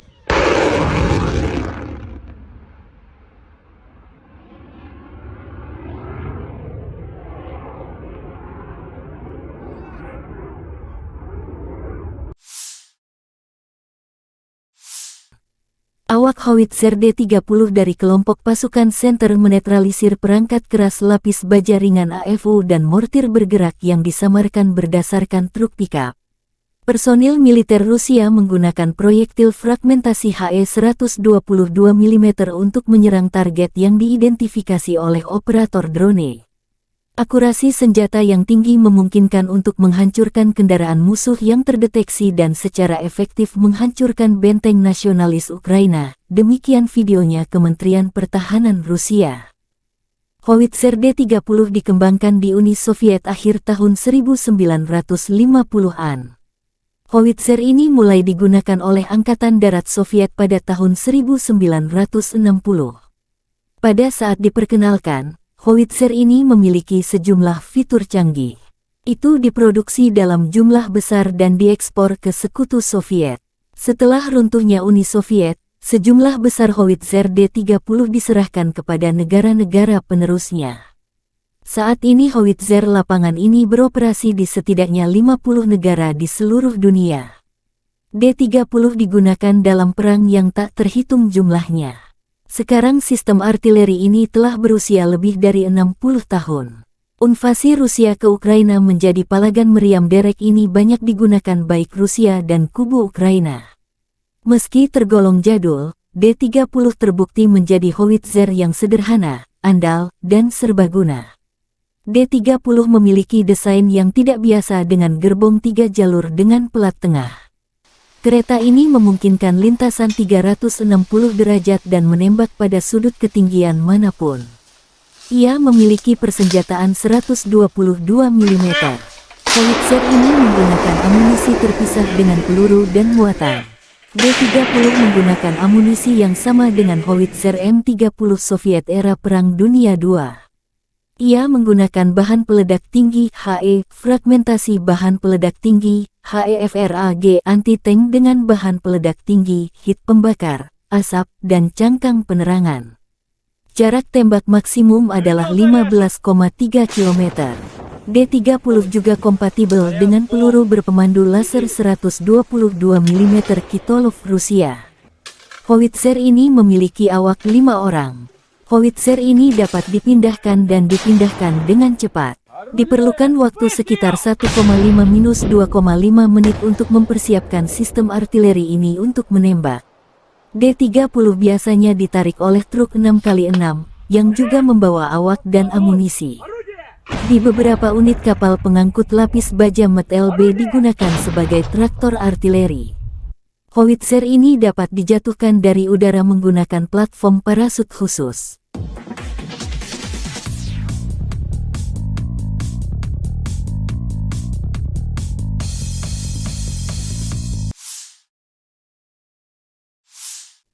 Situasi operasional di timur dan selatan Ukraina masih sulit. Di arah Liman, pasukan pertahanan Ukraina berhasil menghalau sekitar 10 serangan musuh di daerah Makivka di wilayah Luhansk. Ke arah Bakhmut, musuh gagal memulihkan posisi yang hilang di wilayah Andriivka di wilayah Donetsk. Di arah Avdiivka, pasukan pertahanan berhasil menghalau semua serangan musuh di wilayah Pervomaisky di wilayah Donetsk. Di arah Mariinsky, pada siang hari, pasukan pertahanan berhasil menangkis 10 serangan di distrik Mariinka di wilayah Donetsk dan 1 serangan musuh di distrik Krasnohorivka di wilayah Donetsk.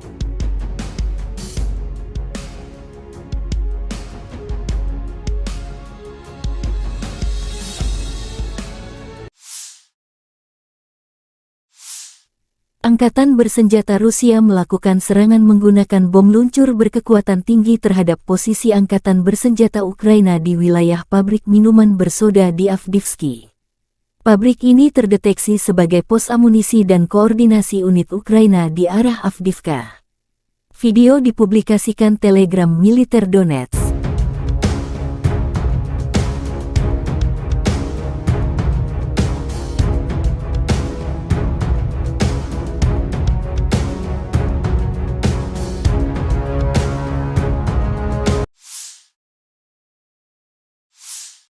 Уважаемые коллеги, добрый вечер. Мы поговорим сегодня о вопросах, связанных с развитием Севера. Это касается и Северно-морского пути, шельфа континентального, и некоторых других вопросов. Начнет нашу сегодняшнюю встречу, дискуссию министр природных ресурсов Козлов Алексей Александрович. Пожалуйста, Алексей Александрович.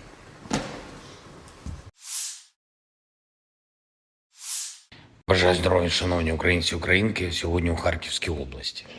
Куп'янський та Лиманський напрямки, потім місто Харків. Наші воїни, бойові бригади, командувач відвідав з командою розташування 103-ї окремої бригади ТРО, 68-ї окремої єгерської бригади імені Олекси Довбуша, 25-ї окремої повітряно-десантної Січеславської бригади, 15-го мобільного прикордонного загону «Сталевий кордон».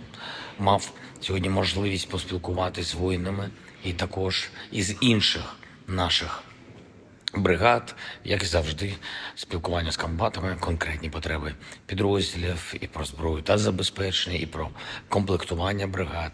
Є речі, які мають бути зроблені, зокрема, щоб наші бригади мали більше мотивації, більше бойових можливостей.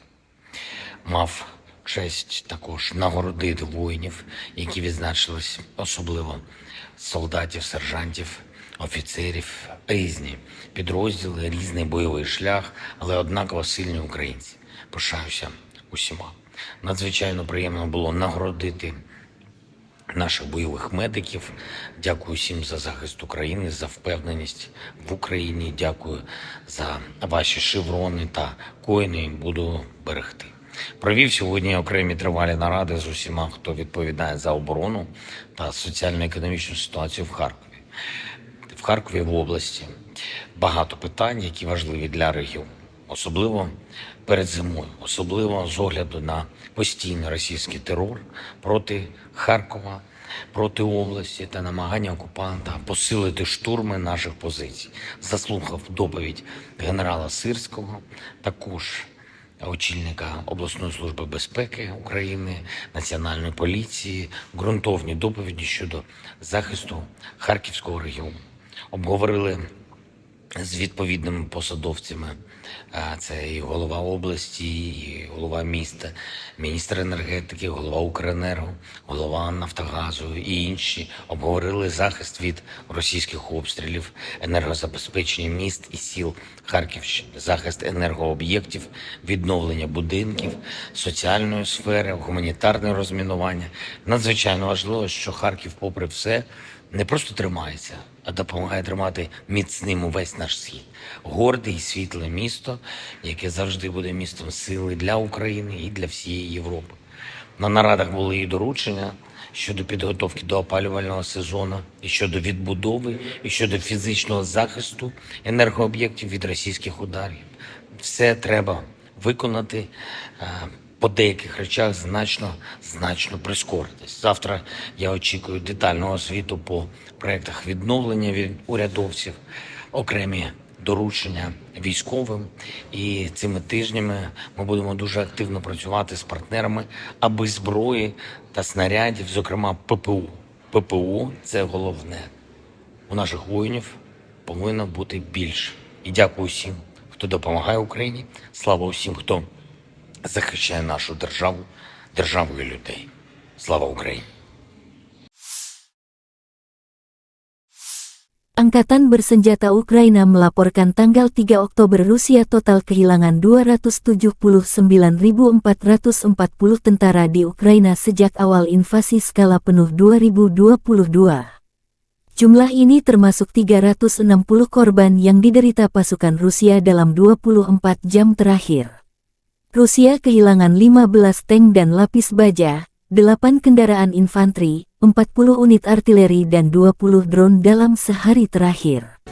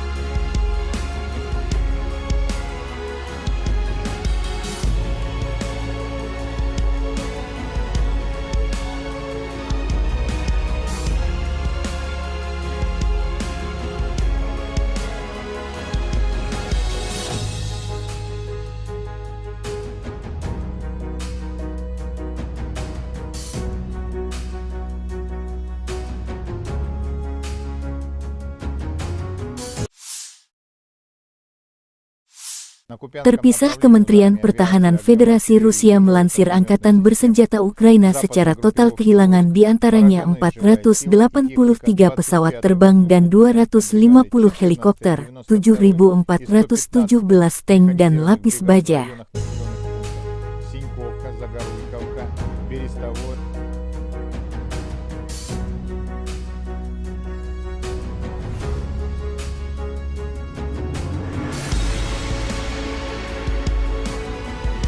Download Tribun X sekarang, menghadirkan lokal menjadi Indonesia.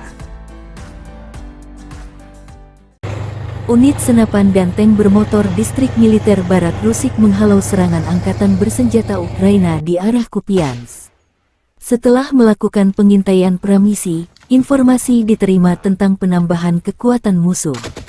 Pengintai mendeteksi pergerakan kelompok bersenjata dan perangkat keras Angkatan Bersenjata Ukraina. Awak senapan mesin kaliber besar dahsyat membanjiri pos pengamatan musuh. Sistem ATGM Metis menghancurkan pos pengintaian optik AFU. Peluncur granat mesin otomatis AGS-17 Plamnya 30 mm menyerang dan membuat bingung para musuh. Awak tank T-72B menyerang benteng musuh dengan tembakan sebagai serangan penutup.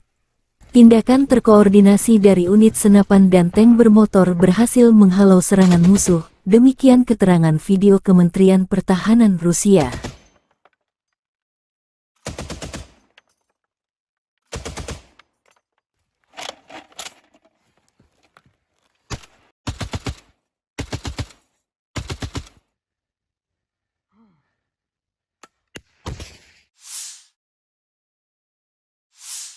Angkatan Bersenjata Ukraina melanjutkan operasi ofensif ke arah Melitopol. Tindakan ofensif penyerangan ke arah Bakhmut menimbulkan kerugian tenaga dan peralatan pada pasukan penjajah dan melelahkan musuh di seluruh garis depan. Angkatan Udara Ukraina melancarkan 13 serangan terhadap area konsentrasi personel, senjata dan peralatan militer dan 4 serangan terhadap sistem rudal anti-pesawat musuh. Unit pasukan rudal menyerang 3 area konsentrasi personel, senjata dan peralatan militer serta 20 sarana artileri musuh.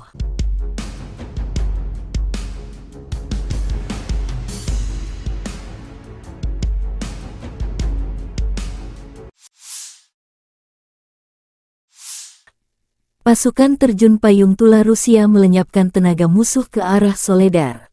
Serangan roket MLRS dari pasukan terjun payung yang berbasis di Tula memusnahkan sekelompok infanteri Angkatan Bersenjata Ukraina. Selama pengintaian udara, area dengan kelompok besar tenaga musuh diidentifikasi. Kru Grad MLRS, setelah menerima tugas tersebut, segera bergerak ke area tersebut dan menggempur posisi musuh dengan proyektil pembakar terarah 122 mm. Peluru ini menghancurkan posisi tersembunyi AFU.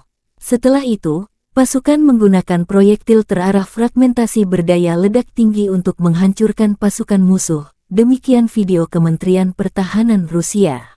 Dikembangkan pada tahun 1960-an, BM-21 Grad telah menjadi sistem peluncuran roket ganda MLRS yang paling banyak dan digunakan secara luas di dunia.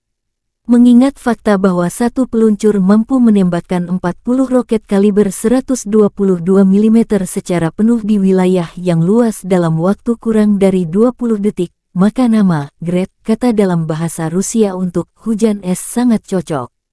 Desain Grad yang sederhana dan kemampuannya untuk mendistribusikan muatan bahan peledak dalam jumlah besar dalam waktu singkat telah membuatnya banyak diadopsi, disalin, dan diadaptasi selama 60 tahun terakhir. Saat ini BM-21 Grad beroperasi dengan lebih dari 30 negara.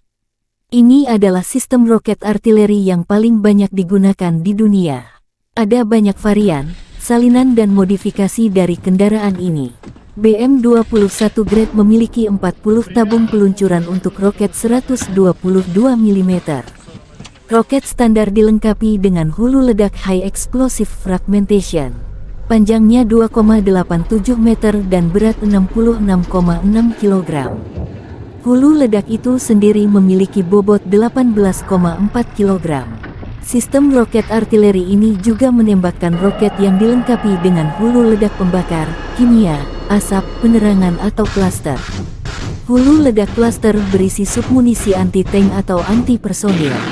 Sejumlah hulu ledak khusus lainnya dikembangkan untuk sistem ini. Salvo penuh BM-21 Grade meliputi area seluas 0,8-1 hektar. Senjata ini sangat efektif terhadap target area, seperti konsentrasi pasukan dan kendaraan, lapangan terbang, dan sebagainya. Dibutuhkan 2 menit untuk mempersiapkan kendaraan peluncur Grade untuk meninggalkan posisi tembaknya. Waktu pemindahan singkat memungkinkan untuk menghindari kebakaran kontra baterai. Sistem BM-21 sering digunakan untuk serangan tipe shoot and scoot. Rentang operasional sistem Grades dapat bervariasi tergantung pada jenis roket yang digunakan, tetapi biasanya mencapai sekitar 20 hingga 40 km.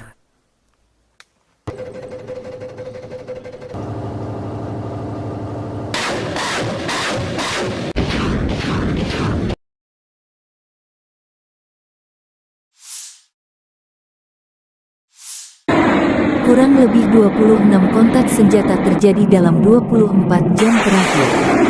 Militer Rusia kembali melancarkan serangan terhadap Ukraina, menggunakan rudal jelajah Iskander-K dan 31 UAV tipe Shahed. Rudal jelajah Iskander-K dan 29 Shahed musuh dihancurkan oleh pertahanan anti-pesawat.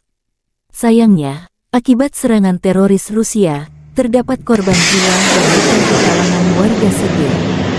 Bangunan tempat tinggal pribadi dan infrastruktur sipil lainnya hancur dan rusak, demikian dilansir Staf Umum Angkatan Bersenjata Ukraina.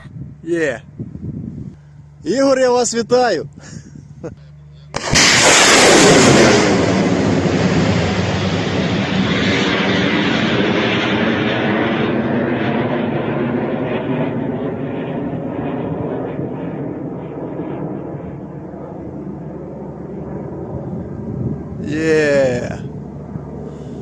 Давай ще третю.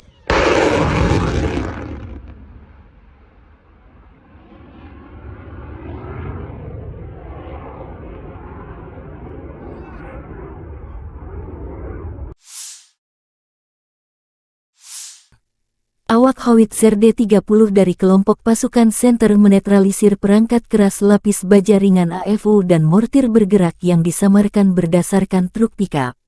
Personil militer Rusia menggunakan proyektil fragmentasi HE-122 mm untuk menyerang target yang diidentifikasi oleh operator drone. Akurasi senjata yang tinggi memungkinkan untuk menghancurkan kendaraan musuh yang terdeteksi dan secara efektif menghancurkan benteng nasionalis Ukraina, demikian videonya Kementerian Pertahanan Rusia. Howitzer D-30 dikembangkan di Uni Soviet akhir tahun 1950-an. Howitzer ini mulai digunakan oleh Angkatan Darat Soviet pada tahun 1960. Pada saat diperkenalkan, Howitzer ini memiliki sejumlah fitur canggih. Itu diproduksi dalam jumlah besar dan diekspor ke Sekutu Soviet.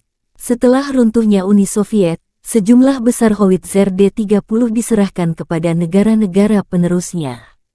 Saat ini Howitzer lapangan ini beroperasi di setidaknya 50 negara di seluruh dunia.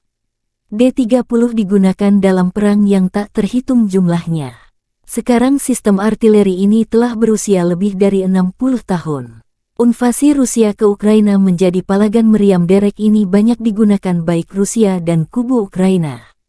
Meski tergolong jadul, D-30 terbukti menjadi howitzer yang sederhana, andal, dan serbaguna.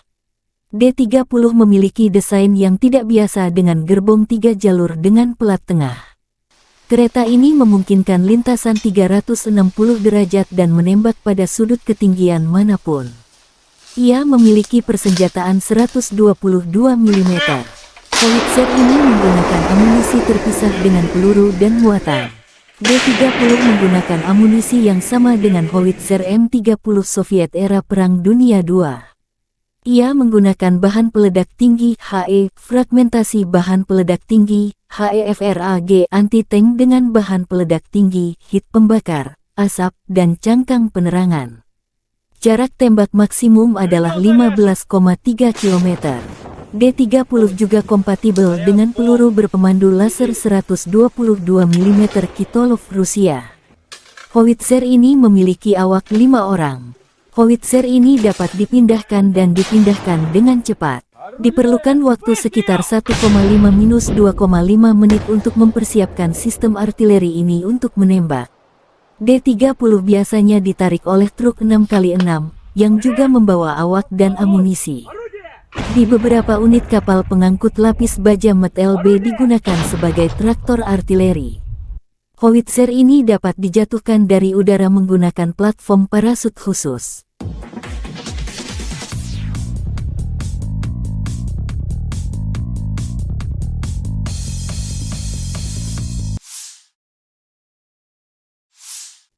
Situasi operasional di timur dan selatan Ukraina masih sulit. Di arah Liman, pasukan pertahanan Ukraina berhasil menghalau sekitar 10 serangan musuh di daerah Makiyivka di wilayah Luhansk. Ke arah Bakhmut, musuh gagal memulihkan posisi yang hilang di wilayah Andriivka di wilayah Donetsk. Di arah Avdiivka, pasukan pertahanan berhasil menghalau semua serangan musuh di wilayah Pervomaisky di wilayah Donetsk. Di arah Mariinsky, pada siang hari, pasukan pertahanan berhasil menangkis 10 serangan di distrik Mariinka di wilayah Donetsk dan 1 serangan musuh di distrik Krasnohorivka di wilayah Donetsk.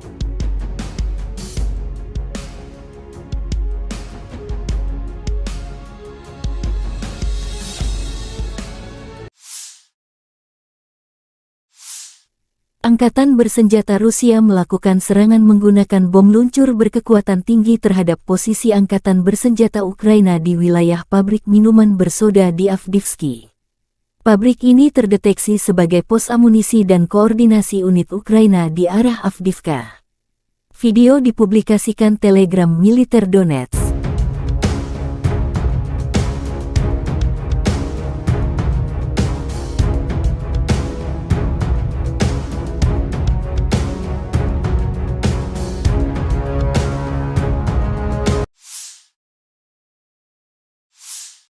Уважаемые коллеги, добрый вечер. Мы поговорим сегодня о вопросах, связанных с развитием Севера.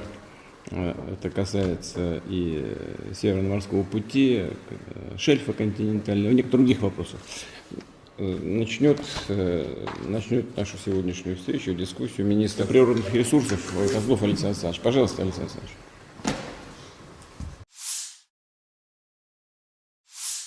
Бажаю здоров'я, шановні українці і українки, сьогодні у Харківській області.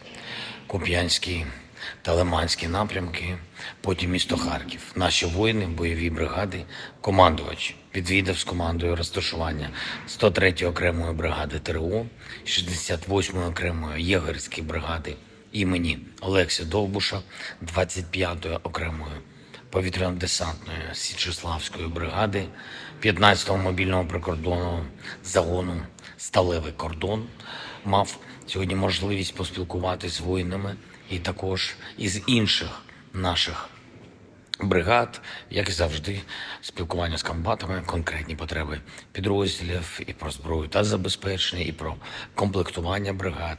Є речі, які мають бути зроблені, зокрема, щоб наші бригади мали більше мотивації, більше бойових можливостей. Мав честь також нагородити воїнів, які відзначились, особливо солдатів, сержантів, офіцерів, різні підрозділи, різний бойовий шлях, але однаково сильні українці. Пишаюся усіма. Надзвичайно приємно було нагородити наших бойових медиків. Дякую всім за захист України, за впевненість в Україні. Дякую за ваші шеврони та коїни. Буду берегти.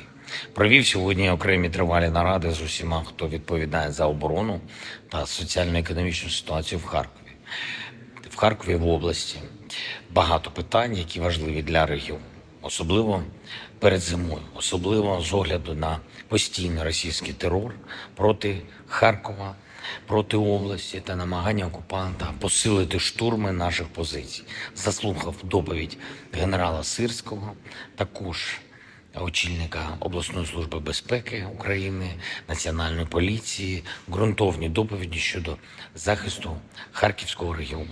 Обговорили з відповідними посадовцями.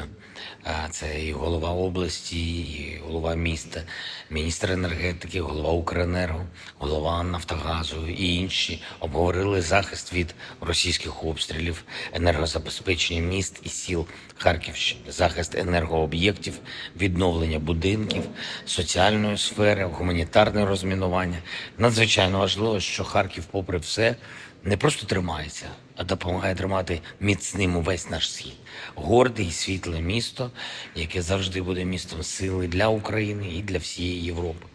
На нарадах були і доручення щодо підготовки до опалювального сезону, і щодо відбудови, і щодо фізичного захисту енергооб'єктів від російських ударів. Все треба виконати. По деяких речах значно прискоритись. Завтра я очікую детального звіту по проєктах відновлення від урядовців, окремі доручення військовим. І цими тижнями ми будемо дуже активно працювати з партнерами, аби зброї та снарядів, зокрема ППО – це головне. У наших воїнів повинно бути більше. І дякую всім, хто допомагає Україні. Слава усім, хто захищає нашу державу, державу і людей. Слава Україні! Angkatan Bersenjata Ukraina melaporkan tanggal 3 Oktober Rusia total kehilangan 279.440 tentara di Ukraina sejak awal invasi skala penuh 2022. Jumlah ini termasuk 360 korban yang diderita pasukan Rusia dalam 24 jam terakhir. Rusia kehilangan 15 tank dan lapis baja, 8 kendaraan infanteri, 40 unit artileri dan 20 drone dalam sehari terakhir.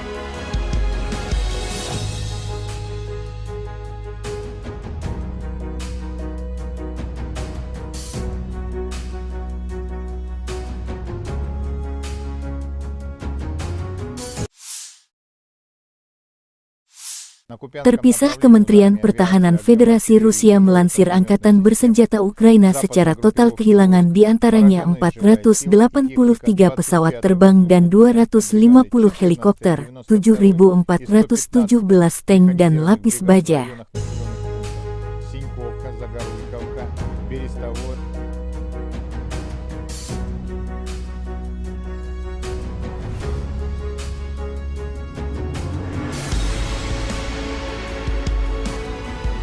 Download Tribun X sekarang, menghadirkan lokal menjadi Indonesia. Unit senapan dan tank bermotor distrik militer Barat Rusik menghalau serangan Angkatan Bersenjata Ukraina di arah Kupiansk. Setelah melakukan pengintaian pramisi, informasi diterima tentang penambahan kekuatan musuh. Pengintai mendeteksi pergerakan kelompok bersenjata dan perangkat keras Angkatan Bersenjata Ukraina. Awak senapan mesin kaliber besar dahsyat membanjiri pos pengamatan musuh. Sistem ATGM Metis menghancurkan pos pengintaian optik AFU. Peluncur granat mesin otomatis AGS-17 Plamnya 30 mm menyerang dan membuat bingung para musuh. Awak tank T-72B menyerang benteng musuh dengan tembakan sebagai serangan penutup. Tindakan terkoordinasi dari unit senapan dan tank bermotor berhasil menghalau serangan musuh, demikian keterangan video Kementerian Pertahanan Rusia.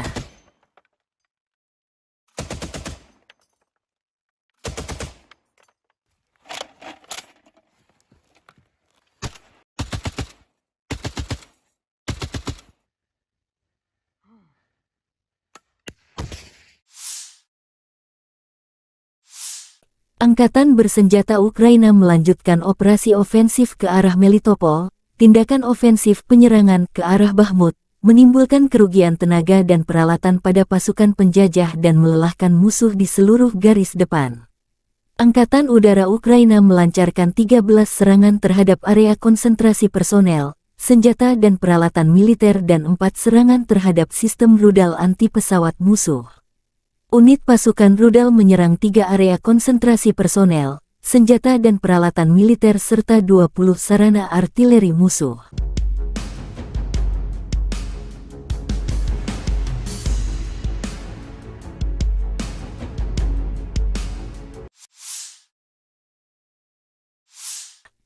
Pasukan terjun payung Tula Rusia melenyapkan tenaga musuh ke arah Soledar. Serangan roket MLRS dari pasukan terjun payung yang berbasis di Tula memusnahkan sekelompok infanteri angkatan bersenjata Ukraina. Selama pengintaian udara, area dengan kelompok besar tenaga musuh diidentifikasi. Kru Grad MLRS, setelah menerima tugas tersebut, segera bergerak ke area tersebut dan menggempur posisi musuh dengan proyektil pembakar terarah 122 mm.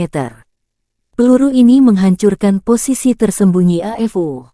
Setelah itu, pasukan menggunakan proyektil terarah fragmentasi berdaya ledak tinggi untuk menghancurkan pasukan musuh. Demikian video Kementerian Pertahanan Rusia. Dikembangkan pada tahun 1960-an, BM-21 Grad telah menjadi sistem peluncuran roket ganda MLRS yang paling banyak dan digunakan secara luas di dunia. Mengingat fakta bahwa satu peluncur mampu menembakkan 40 roket kaliber 122 mm secara penuh di wilayah yang luas dalam waktu kurang dari 20 detik, maka nama Grad, kata dalam bahasa Rusia untuk hujan es, sangat cocok. Desain Grad yang sederhana dan kemampuannya untuk mendistribusikan muatan bahan peledak dalam jumlah besar dalam waktu singkat telah membuatnya banyak diadopsi, disalin, dan diadaptasi selama 60 tahun terakhir. Saat ini BM-21 Grad beroperasi dengan lebih dari 30 negara. Ini adalah sistem roket artileri yang paling banyak digunakan di dunia. Ada banyak varian, salinan dan modifikasi dari kendaraan ini. BM-21 Grad memiliki 40 tabung peluncuran untuk roket 122 mm. Roket standar dilengkapi dengan hulu ledak High Explosive Fragmentation. Panjangnya 2,87 meter dan berat 66,6 kg. Hulu ledak itu sendiri memiliki bobot 18,4 kg. Sistem roket artileri ini juga menembakkan roket yang dilengkapi dengan hulu ledak pembakar, kimia, asap, penerangan atau klaster. Hulu ledak klaster berisi submunisi anti-tank atau anti-personil. Sejumlah hulu ledak khusus lainnya dikembangkan untuk sistem ini. Salvo penuh BM-21 Grad meliputi area seluas 0,8-1 hektar. Senjata ini sangat efektif terhadap target area, seperti konsentrasi pasukan dan kendaraan, lapangan terbang, dan sebagainya. Dibutuhkan 2 menit untuk mempersiapkan kendaraan peluncur Grad untuk meninggalkan posisi tembaknya. Waktu pemindahan singkat memungkinkan untuk menghindari kebakaran kontra baterai. Sistem BM-21 sering digunakan untuk serangan tipe shoot and scoot. Rentang operasional sistem Grad dapat bervariasi tergantung pada jenis roket yang digunakan, tetapi biasanya mencapai sekitar 20 hingga 40 km.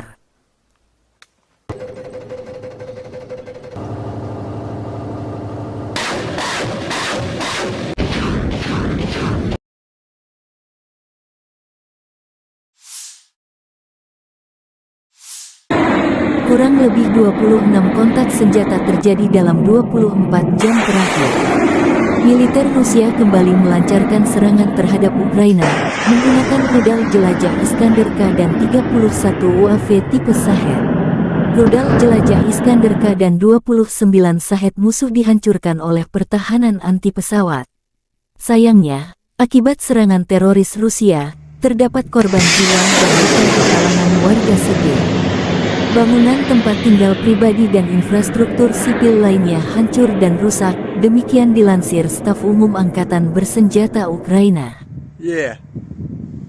Игорь, я вас вітаю.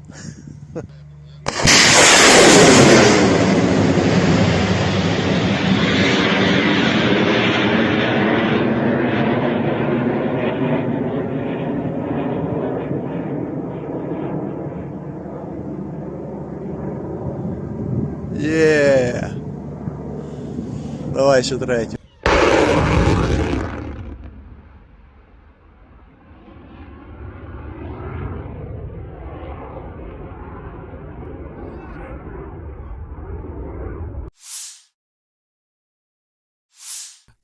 Awak howitzer D-30 dari kelompok pasukan Center menetralisir perangkat keras lapis baja ringan AFU dan mortir bergerak yang disamarkan berdasarkan truk pickup.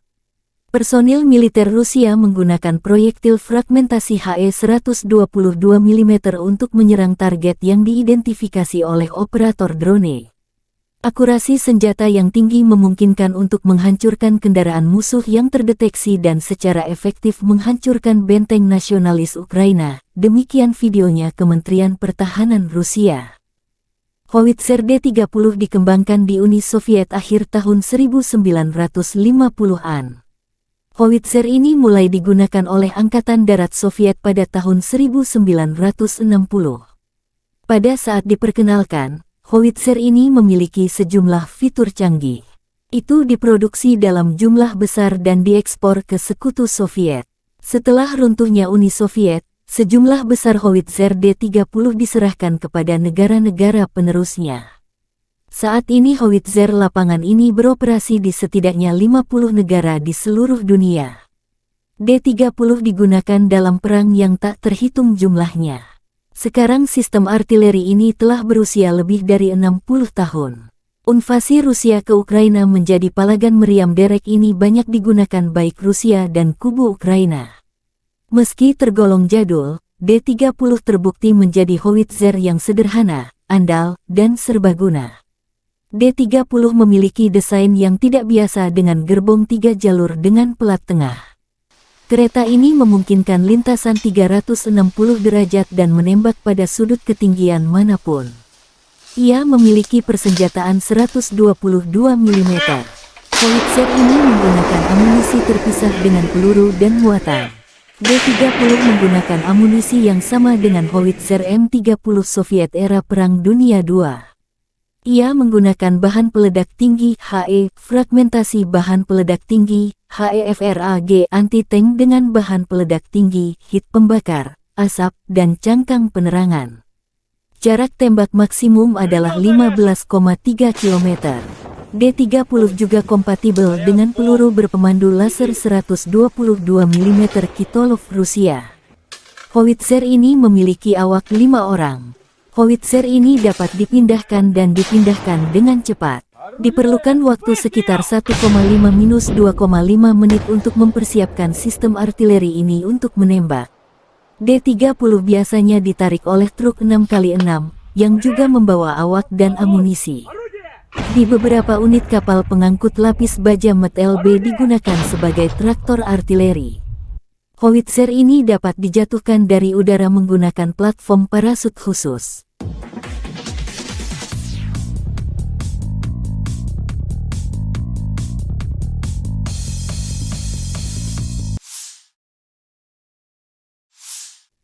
Situasi operasional di timur dan selatan Ukraina masih sulit. Di arah Liman, pasukan pertahanan Ukraina berhasil menghalau sekitar 10 serangan musuh di daerah Makivka di wilayah Luhansk. Ke arah Bakhmut, musuh gagal memulihkan posisi yang hilang di wilayah Andriivka di wilayah Donetsk. Di arah Avdiivka, pasukan pertahanan berhasil menghalau semua serangan musuh di wilayah Pervomaisky di wilayah Donetsk. Di arah Mariinsky, pada siang hari, pasukan pertahanan berhasil menangkis 10 serangan di distrik Mariinka di wilayah Donetsk dan 1 serangan musuh di distrik Krasnohorivka di wilayah Donetsk.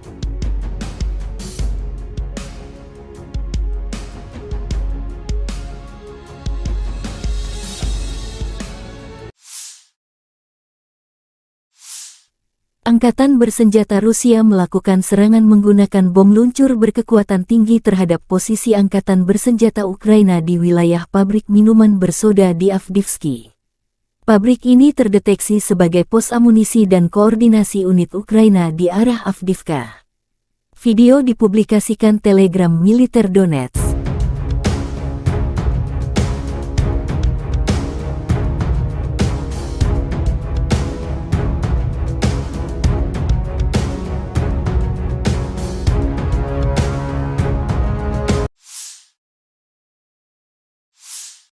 Уважаемые коллеги, добрый вечер. Мы поговорим сегодня о вопросах, связанных с развитием Севера. Это касается и Северно-морского пути, шельфа континентального, и некоторых других вопросов. Начнет нашу сегодняшнюю встречу, дискуссию министра природных ресурсов Козлов Алексей Александрович. Пожалуйста, Алексей Александрович.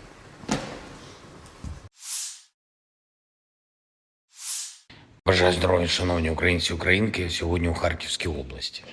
Куп'янський та Лиманський напрямки, потім місто Харків. Наші воїни, бойові бригади, командувач відвідав з командою розташування 103-ї окремої бригади ТРО, 68-ї окремої єгерської бригади імені Олекси Довбуша, 25-ї окремої повітряно-десантної Січеславської бригади, 15-го мобільного прикордонного загону «Сталевий кордон». Мав сьогодні можливість поспілкуватися з воїнами і також із інших наших бригад, як і завжди, спілкування з комбатами, конкретні потреби підрозділів і про зброю та забезпечення, і про комплектування бригад. Є речі, які мають бути зроблені, зокрема, щоб наші бригади мали більше мотивації, більше бойових можливостей. Мав честь також нагородити воїнів, які відзначились, особливо солдатів, сержантів, офіцерів, різні підрозділи, різний бойовий шлях, але однаково сильні українці. Пишаюся усіма. Надзвичайно приємно було нагородити наших бойових медиків. Дякую всім за захист України, за впевненість в Україні. Дякую за ваші шеврони та коїни. Буду берегти.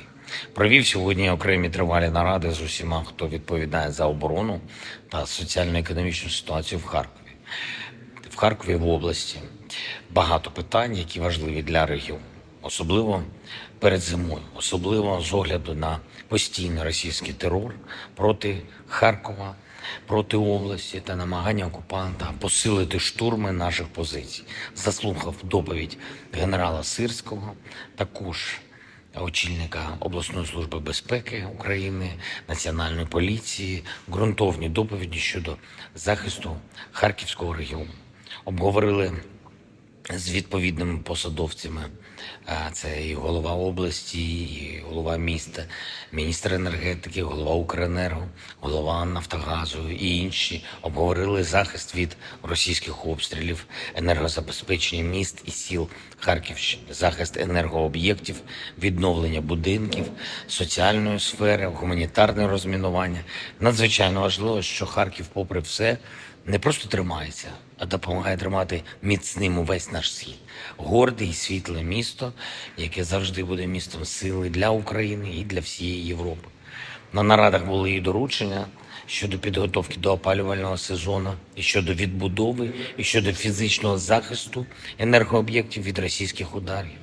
Все треба виконати, по деяких речах значно прискоритись. Завтра я очікую детального звіту по проєктах відновлення від урядовців, окремі доручення військовим. І цими тижнями ми будемо дуже активно працювати з партнерами, аби зброї та снарядів, зокрема ППО. ППО – це головне. У наших воїнів повинно бути більше. І дякую всім, хто допомагає Україні. Слава усім, хто захищає нашу державу, державу і людей. Слава Україні! Angkatan Bersenjata Ukraina melaporkan tanggal 3 Oktober Rusia total kehilangan 279.440 tentara di Ukraina sejak awal invasi skala penuh 2022. Jumlah ini termasuk 360 korban yang diderita pasukan Rusia dalam 24 jam terakhir. Rusia kehilangan 15 tank dan lapis baja, 8 kendaraan infanteri, 40 unit artileri dan 20 drone dalam sehari terakhir.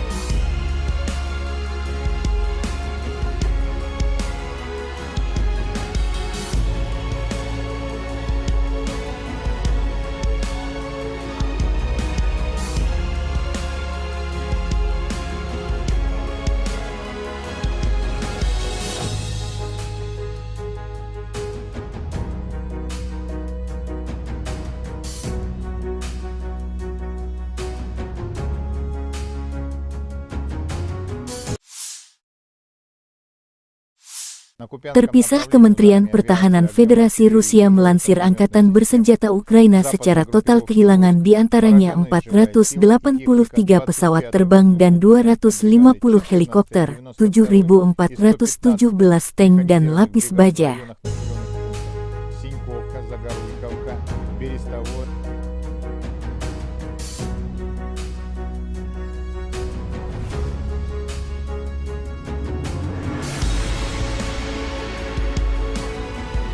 Download Tribun X sekarang, menghadirkan lokal menjadi Indonesia.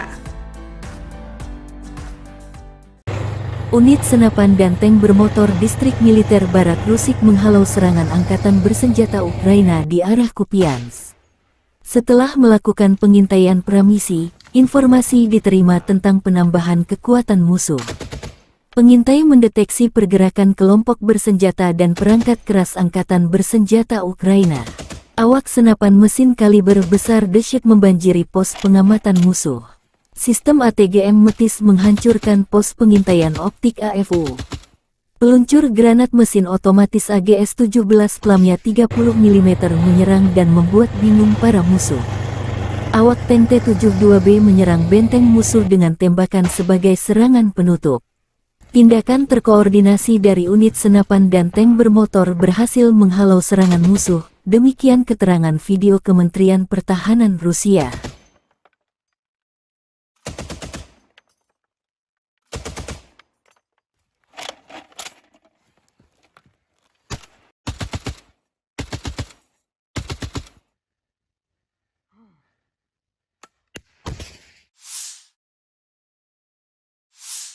Angkatan Bersenjata Ukraina melanjutkan operasi ofensif ke arah Melitopol. Tindakan ofensif penyerangan ke arah Bakhmut menimbulkan kerugian tenaga dan peralatan pada pasukan penjajah dan melelahkan musuh di seluruh garis depan. Angkatan Udara Ukraina melancarkan 13 serangan terhadap area konsentrasi personel, senjata dan peralatan militer dan 4 serangan terhadap sistem rudal anti-pesawat musuh. Unit pasukan rudal menyerang 3 area konsentrasi personel, senjata dan peralatan militer serta 20 sarana artileri musuh.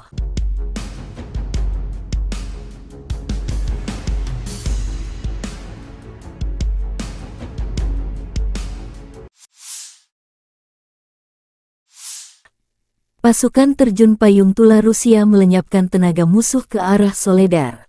Serangan roket MLRS dari pasukan terjun payung yang berbasis di Tula memusnahkan sekelompok infanteri Angkatan Bersenjata Ukraina. Selama pengintaian udara, area dengan kelompok besar tenaga musuh diidentifikasi. Kru Grad MLRS, setelah menerima tugas tersebut, segera bergerak ke area tersebut dan menggempur posisi musuh dengan proyektil pembakar terarah 122 mm. Peluru ini menghancurkan posisi tersembunyi AFU. Setelah itu, pasukan menggunakan proyektil terarah fragmentasi berdaya ledak tinggi untuk menghancurkan pasukan musuh. Demikian video Kementerian Pertahanan Rusia. Dikembangkan pada tahun 1960-an, BM-21 Grad telah menjadi sistem peluncuran roket ganda MLRS yang paling banyak dan digunakan secara luas di dunia.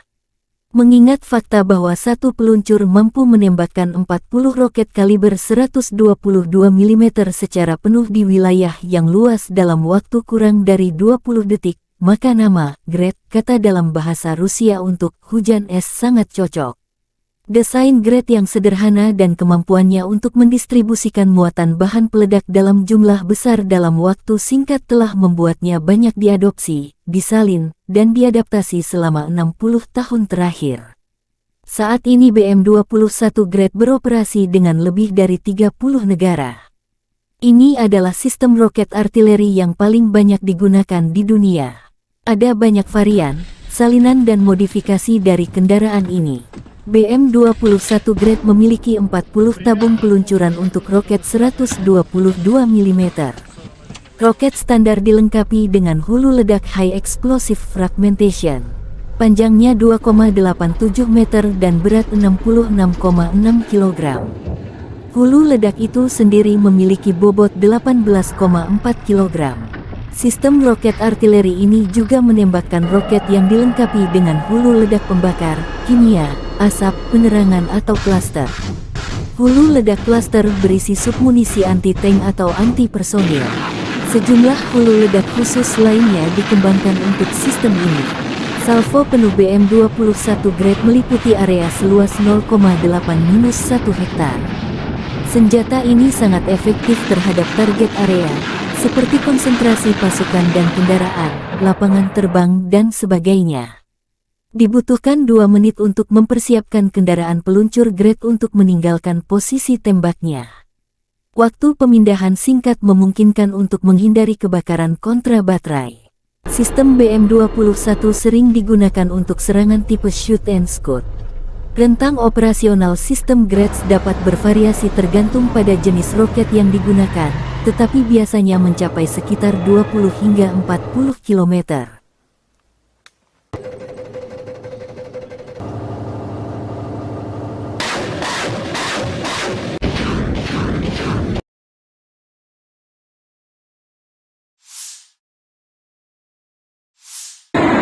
Kurang lebih 26 kontak senjata terjadi dalam 24 jam terakhir. Militer Rusia kembali melancarkan serangan terhadap Ukraina, menggunakan rudal jelajah Iskander-K dan 31 UAV tipe Shahed. Rudal jelajah Iskander-K dan 29 Shahed musuh dihancurkan oleh pertahanan anti pesawat. Sayangnya, akibat serangan teroris Rusia, terdapat korban jiwa dan luka di kalangan warga sipil. Bangunan tempat tinggal pribadi dan infrastruktur sipil lainnya hancur dan rusak, demikian dilansir Staf Umum Angkatan Bersenjata Ukraina. Ігор, я вас вітаю!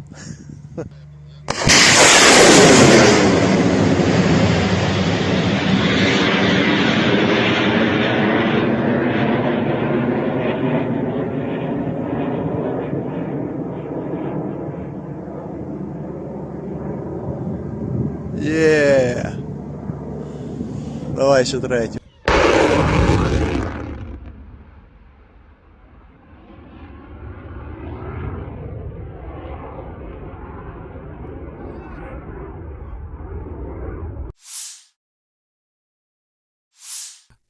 Awak Howitzer D-30 dari kelompok pasukan Center menetralisir perangkat keras lapis baja ringan AFU dan mortir bergerak yang disamarkan berdasarkan truk pickup.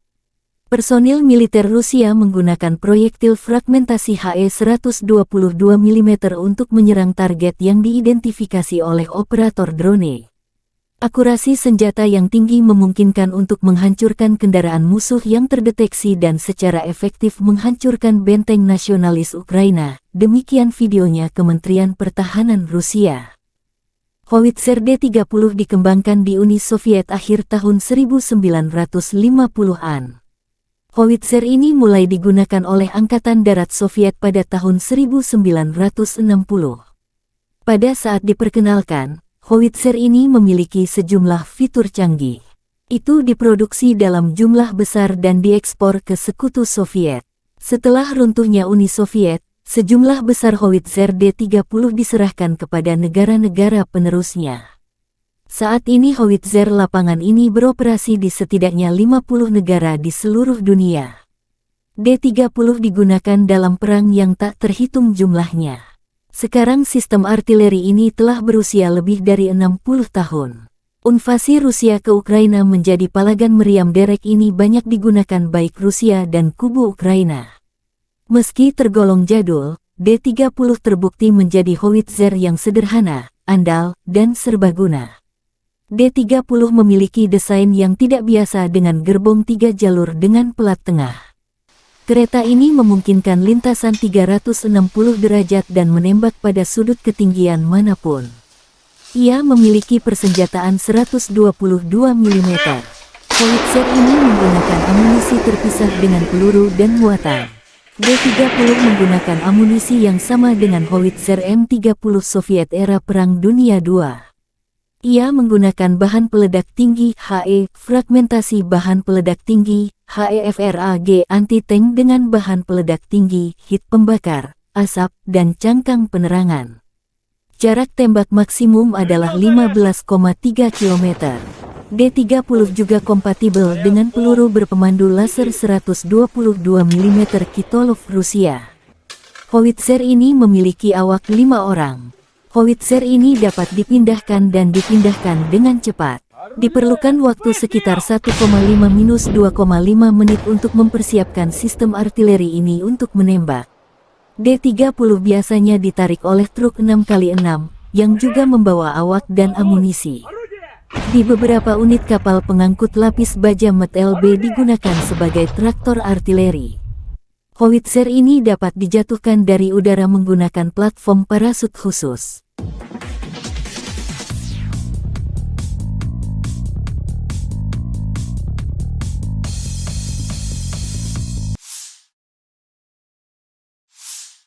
Situasi operasional di timur dan selatan Ukraina masih sulit. Di arah Liman, pasukan pertahanan Ukraina berhasil menghalau sekitar 10 serangan musuh di daerah Makiyivka di wilayah Luhansk. Ke arah Bakhmut, musuh gagal memulihkan posisi yang hilang di wilayah Andriivka di wilayah Donetsk. Di arah Avdiivka, pasukan pertahanan berhasil menghalau semua serangan musuh di wilayah Pervomaisky di wilayah Donetsk. Di arah Mariinsky, pada siang hari, pasukan pertahanan berhasil menangkis 10 serangan di distrik Mariinka di wilayah Donetsk dan 1 serangan musuh di distrik Krasnohorivka di wilayah Donetsk.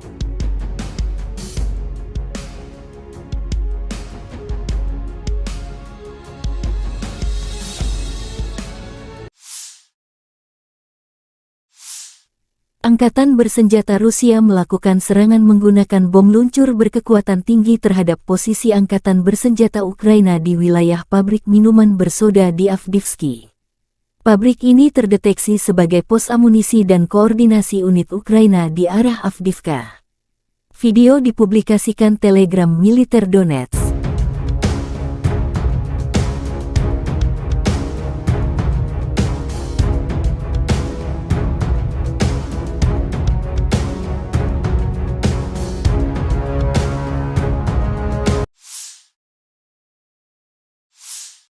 Уважаемые коллеги, добрый вечер. Мы поговорим сегодня о вопросах, связанных с развитием Севера. Это касается и Северного морского пути, шельфа континентального, и некоторых других вопросов. Начнет нашу сегодняшнюю встречу, дискуссию министр природных ресурсов Козлов Александр Александрович. Пожалуйста, Александр Александрович.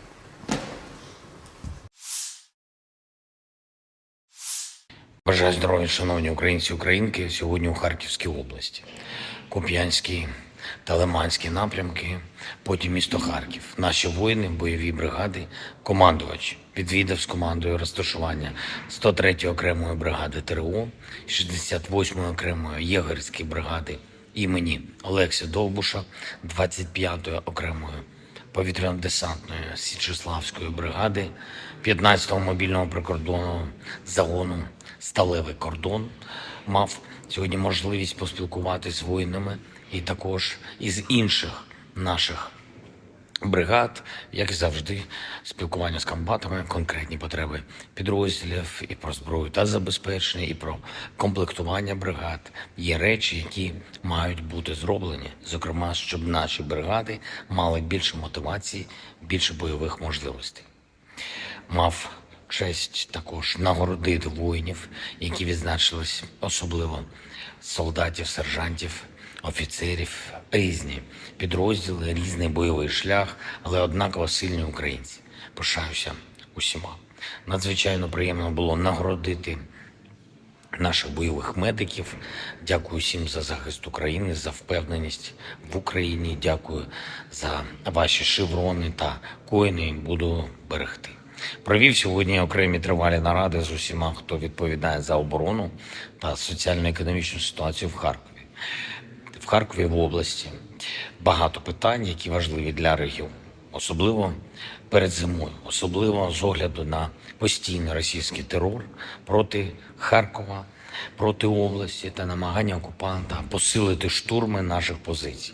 Заслухав доповідь генерала Сирського, також очільника обласної служби безпеки України, Національної поліції, ґрунтовні доповіді щодо захисту Харківського регіону.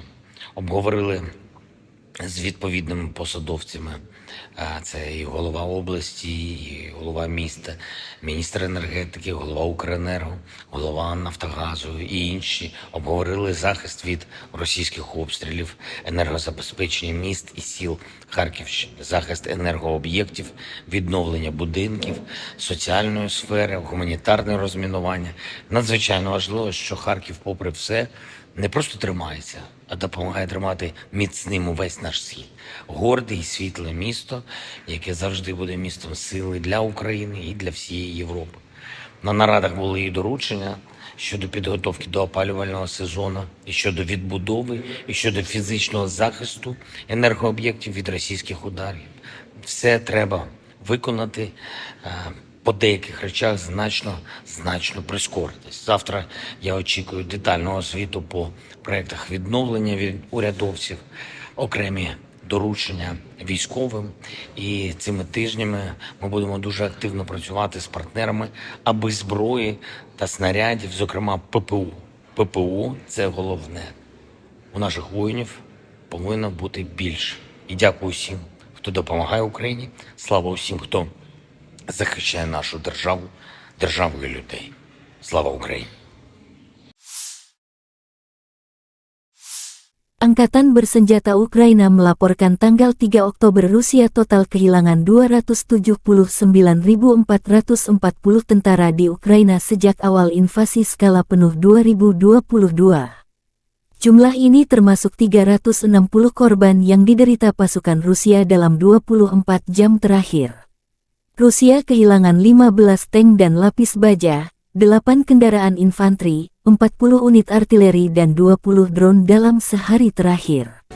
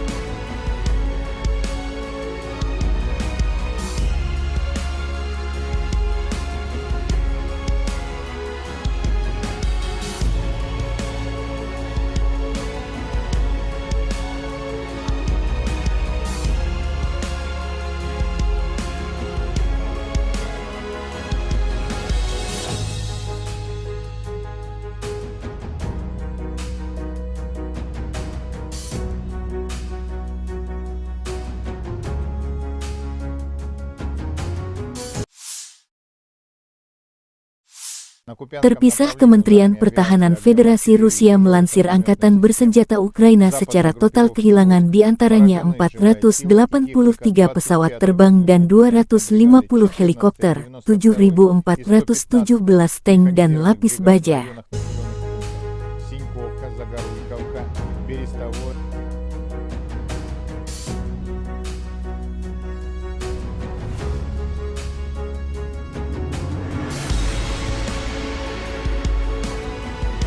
Download Tribun X sekarang, menghadirkan lokal menjadi Indonesia.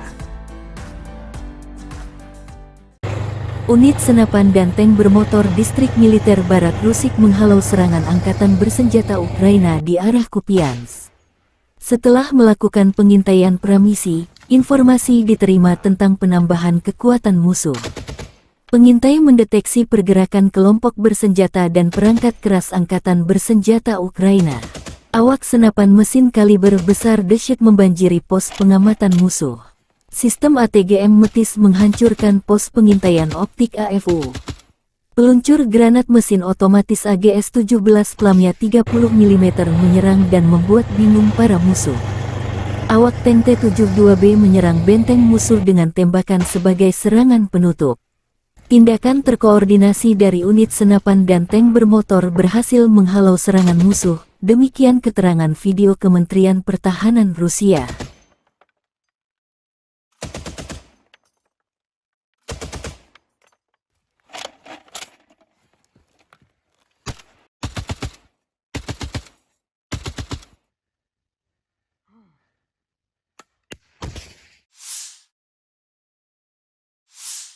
Angkatan bersenjata Ukraina melanjutkan operasi ofensif ke arah Melitopol. Tindakan ofensif penyerangan ke arah Bakhmut menimbulkan kerugian tenaga dan peralatan pada pasukan penjajah dan melelahkan musuh di seluruh garis depan. Angkatan Udara Ukraina melancarkan 13 serangan terhadap area konsentrasi personel, senjata dan peralatan militer dan 4 serangan terhadap sistem rudal anti-pesawat musuh. Unit pasukan rudal menyerang 3 area konsentrasi personel, senjata dan peralatan militer serta 20 sarana artileri musuh.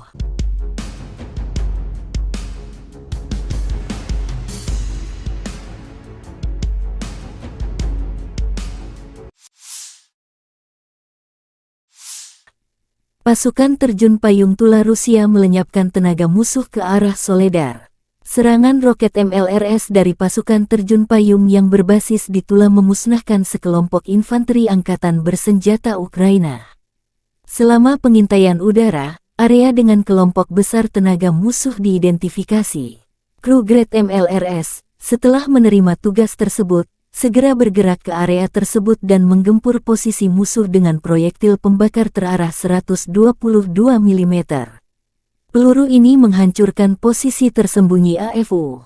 Setelah itu, pasukan menggunakan proyektil terarah fragmentasi berdaya ledak tinggi untuk menghancurkan pasukan musuh. Demikian video Kementerian Pertahanan Rusia. Dikembangkan pada tahun 1960-an, BM-21 Grad telah menjadi sistem peluncuran roket ganda MLRS yang paling banyak dan digunakan secara luas di dunia. Mengingat fakta bahwa satu peluncur mampu menembakkan 40 roket kaliber 122 mm secara penuh di wilayah yang luas dalam waktu kurang dari 20 detik, maka nama Grad, kata dalam bahasa Rusia untuk hujan es, sangat cocok.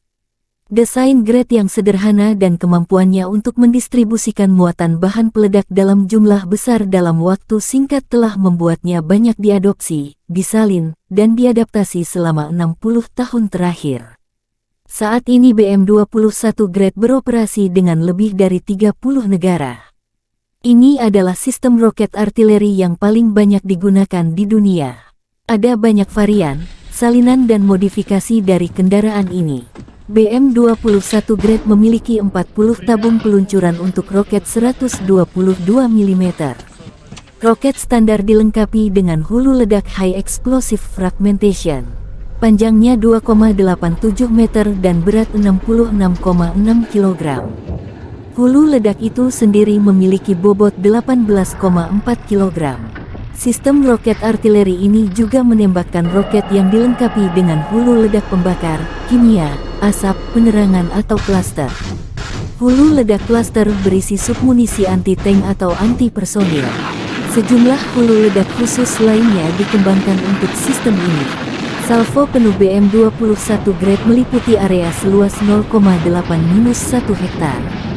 Senjata ini sangat efektif terhadap target area, seperti konsentrasi pasukan dan kendaraan, lapangan terbang, dan sebagainya.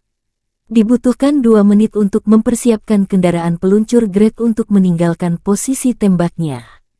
Waktu pemindahan singkat memungkinkan untuk menghindari kebakaran kontra baterai.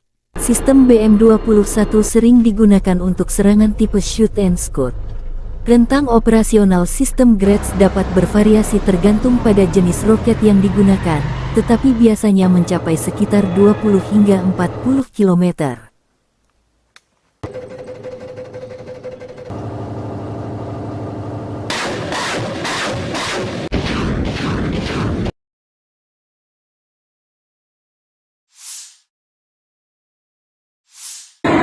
Kurang lebih 26 kontak senjata terjadi dalam 24 jam terakhir.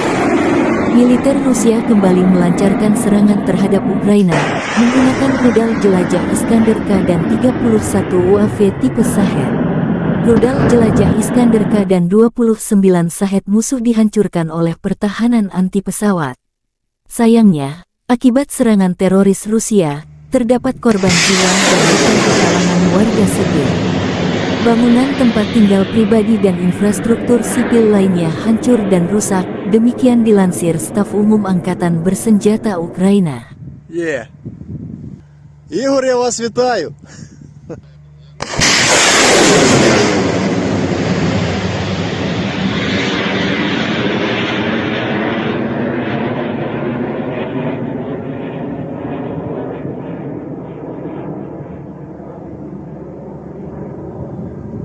Є. Давай ще третю.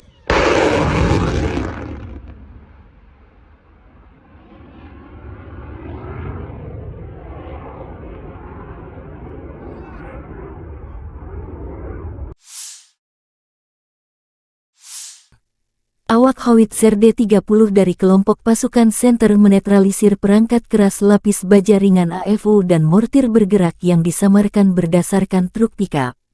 Personil militer Rusia menggunakan proyektil fragmentasi HE-122 mm untuk menyerang target yang diidentifikasi oleh operator drone. Akurasi senjata yang tinggi memungkinkan untuk menghancurkan kendaraan musuh yang terdeteksi dan secara efektif menghancurkan benteng nasionalis Ukraina. Demikian videonya Kementerian Pertahanan Rusia. Howitzer D-30 dikembangkan di Uni Soviet akhir tahun 1950-an. Howitzer ini mulai digunakan oleh Angkatan Darat Soviet pada tahun 1960. Pada saat diperkenalkan, howitzer ini memiliki sejumlah fitur canggih. Itu diproduksi dalam jumlah besar dan diekspor ke Sekutu Soviet.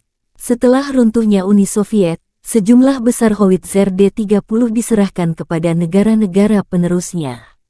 Saat ini howitzer lapangan ini beroperasi di setidaknya 50 negara di seluruh dunia. D-30 digunakan dalam perang yang tak terhitung jumlahnya. Sekarang sistem artileri ini telah berusia lebih dari 60 tahun. Invasi Rusia ke Ukraina menjadi palagan meriam derek ini banyak digunakan baik Rusia dan kubu Ukraina. Meski tergolong jadul, D-30 terbukti menjadi howitzer yang sederhana, andal, dan serbaguna. D-30 memiliki desain yang tidak biasa dengan gerbong 3 jalur dengan pelat tengah. Kereta ini memungkinkan lintasan 360 derajat dan menembak pada sudut ketinggian manapun. Ia memiliki persenjataan 122 mm. Howitzer ini menggunakan amunisi terpisah dengan peluru dan muatan. D-30 menggunakan amunisi yang sama dengan howitzer M30 Soviet era Perang Dunia II. Ia menggunakan bahan peledak tinggi HE, fragmentasi bahan peledak tinggi HE-FRAG anti-tank dengan bahan peledak tinggi, hit pembakar, asap, dan cangkang penerangan. Jarak tembak maksimum adalah 15,3 km. D-30 juga kompatibel dengan peluru berpemandu laser 122 mm Kitolov Rusia. Howitzer ini memiliki awak 5 orang. Howitzer ini dapat dipindahkan dan dipindahkan dengan cepat. Diperlukan waktu sekitar 1,5–2,5 menit untuk mempersiapkan sistem artileri ini untuk menembak. D-30 biasanya ditarik oleh truk 6x6, yang juga membawa awak dan amunisi. Di beberapa unit kapal pengangkut lapis baja MT-LB digunakan sebagai traktor artileri. Howitzer ini dapat dijatuhkan dari udara menggunakan platform parasut khusus.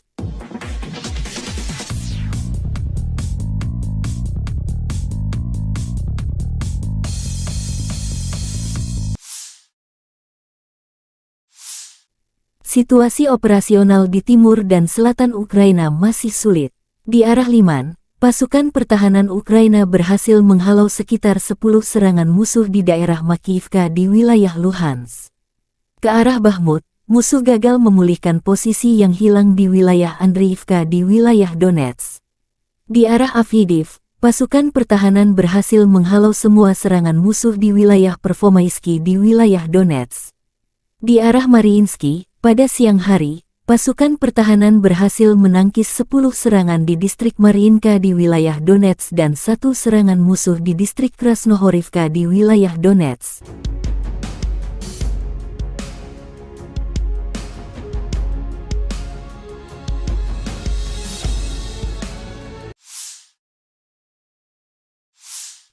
Angkatan bersenjata Rusia melakukan serangan menggunakan bom luncur berkekuatan tinggi terhadap posisi angkatan bersenjata Ukraina di wilayah pabrik minuman bersoda di Avdiivka. Pabrik ini terdeteksi sebagai pos amunisi dan koordinasi unit Ukraina di arah Avdiivka. Video dipublikasikan Telegram militer Donetsk.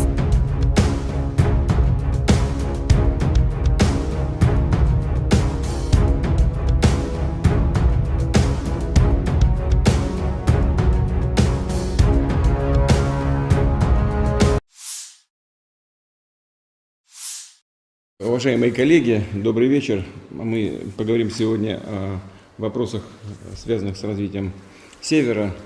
Это касается и Северного морского пути, шельфа континентального, и некоторых других вопросов. Начнет нашу сегодняшнюю встречу, дискуссию министр природных ресурсов Козлов Александр Александрович. Пожалуйста, Александр Александрович.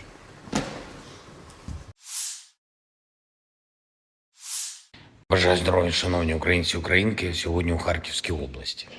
Куп'янський та Лиманський напрямки, потім місто Харків. Наші воїни, бойові бригади, командувач відвідав з командою розташування 103-ї окремої бригади ТРО, 68-ї окремої єгерської бригади імені Олекси Довбуша, 25-ї окремої повітряно-десантної Січеславської бригади, 15-го мобільного прикордонного загону «Сталевий кордон».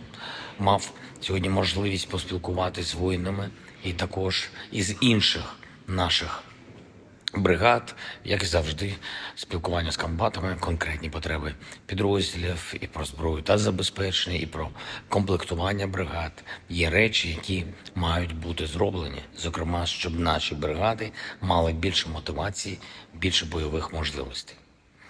Мав честь також нагородити воїнів, які відзначились, особливо солдатів, сержантів, офіцерів, різні підрозділи, різний бойовий шлях, але однаково сильні українці.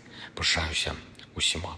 Надзвичайно приємно було нагородити наших бойових медиків. Дякую всім за захист України, за впевненість в Україні. Дякую за ваші шеврони та коїни. Буду берегти. Провів сьогодні окремі тривалі наради з усіма, хто відповідає за оборону та соціально-економічну ситуацію в Харкові. В Харкові, в області, багато питань, які важливі для регіону. Особливо перед зимою, особливо з огляду на постійний російський терор проти Харкова, проти області та намагання окупанта посилити штурми наших позицій. Заслухав доповідь генерала Сирського, також очільника обласної служби безпеки України, Національної поліції, ґрунтовні доповіді щодо захисту Харківського регіону. Обговорили з відповідними посадовцями, це і голова області, і голова міста, міністр енергетики, голова Укренерго, голова Нафтогазу і інші. Обговорили захист від російських обстрілів, енергозабезпечення міст і сіл Харківщини, захист енергооб'єктів, відновлення будинків, соціальної сфери, гуманітарне розмінування. Надзвичайно важливо, що Харків, попри все, не просто тримається, а допомагає тримати міцним увесь наш схід. Горде і світле місто, яке завжди буде містом сили для України і для всієї Європи. На нарадах були і доручення щодо підготовки до опалювального сезону, і щодо відбудови, і щодо фізичного захисту енергооб'єктів від російських ударів. Все треба виконати, по деяких речах значно прискоритись. Завтра я очікую детального звіту по проєктах відновлення від урядовців, окремі доручення військовим. І цими тижнями ми будемо дуже активно працювати з партнерами, аби зброї та снарядів, зокрема ППУ. ППУ – це головне. У наших воїнів повинно бути більше. І дякую всім, хто допомагає Україні. Слава усім, хто захищає нашу державу, державу і людей. Слава Україні! Angkatan Bersenjata Ukraina melaporkan tanggal 3 Oktober Rusia total kehilangan 279.440 tentara di Ukraina sejak awal invasi skala penuh 2022. Jumlah ini termasuk 360 korban yang diderita pasukan Rusia dalam 24 jam terakhir. Rusia kehilangan 15 tank dan lapis baja, 8 kendaraan infanteri, 40 unit artileri dan 20 drone dalam sehari terakhir.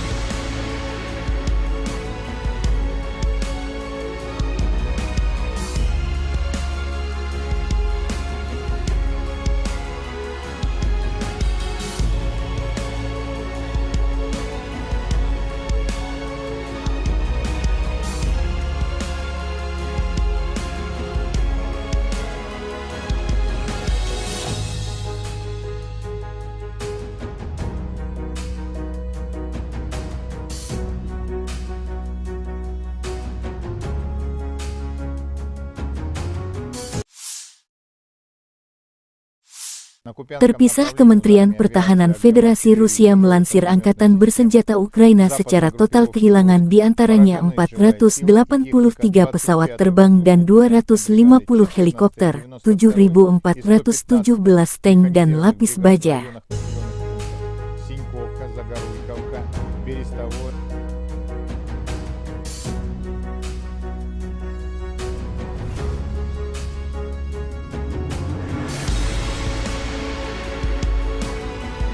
Download Tribun X sekarang, menghadirkan lokal menjadi Indonesia.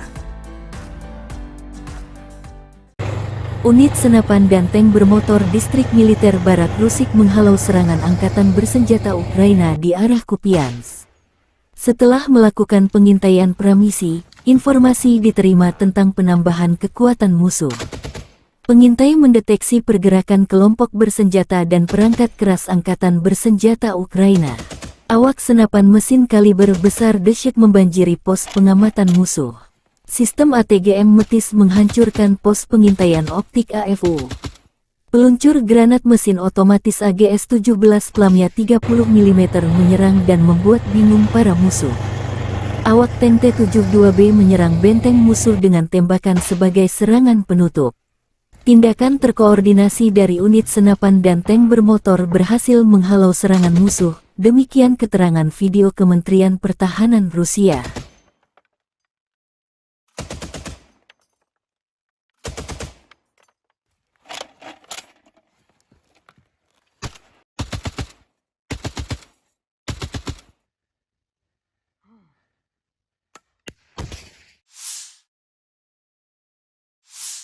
Angkatan Bersenjata Ukraina melanjutkan operasi ofensif ke arah Melitopol. Tindakan ofensif penyerangan ke arah Bakhmut menimbulkan kerugian tenaga dan peralatan pada pasukan penjajah dan melelahkan musuh di seluruh garis depan. Angkatan Udara Ukraina melancarkan 13 serangan terhadap area konsentrasi personel, senjata dan peralatan militer dan 4 serangan terhadap sistem rudal anti-pesawat musuh. Unit pasukan rudal menyerang 3 area konsentrasi personel, senjata dan peralatan militer serta 20 sarana artileri musuh.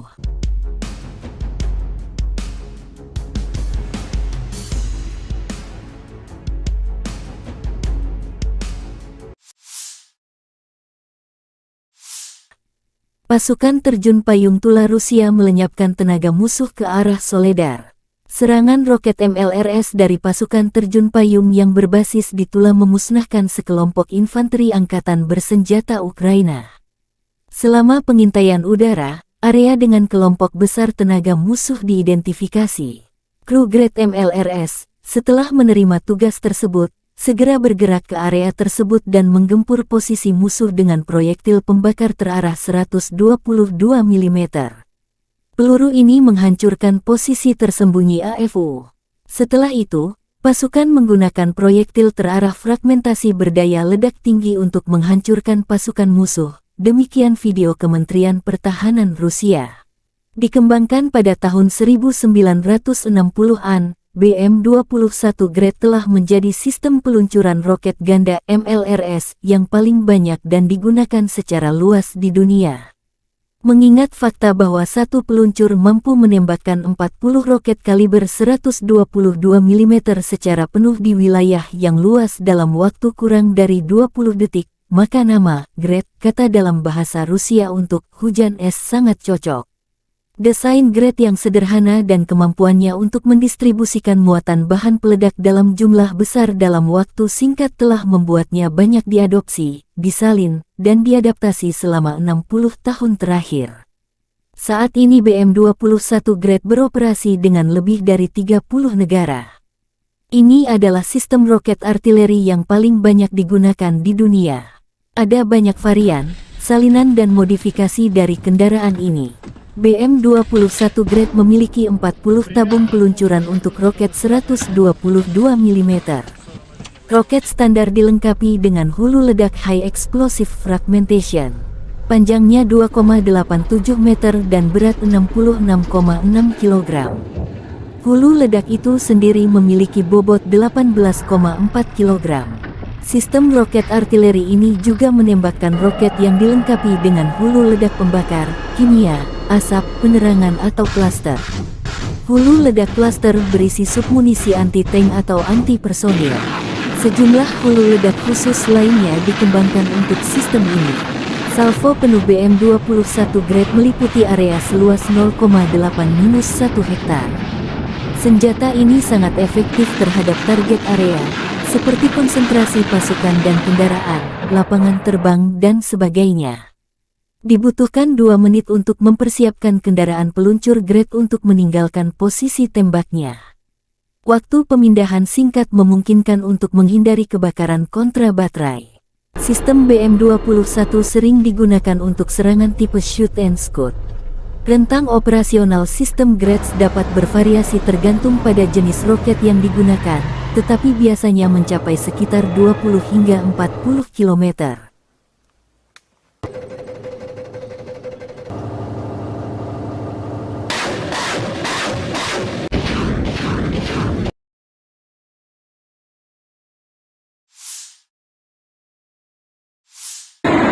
Kurang lebih 26 kontak senjata terjadi dalam 24 jam terakhir.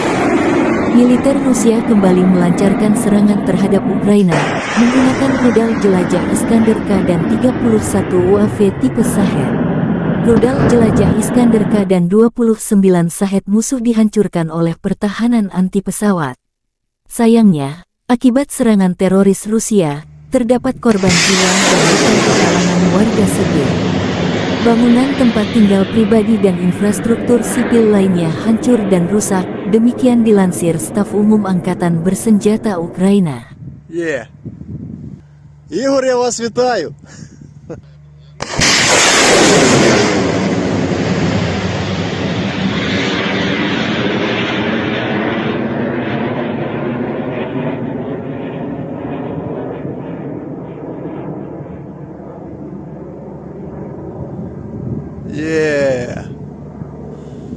Давай ще третю.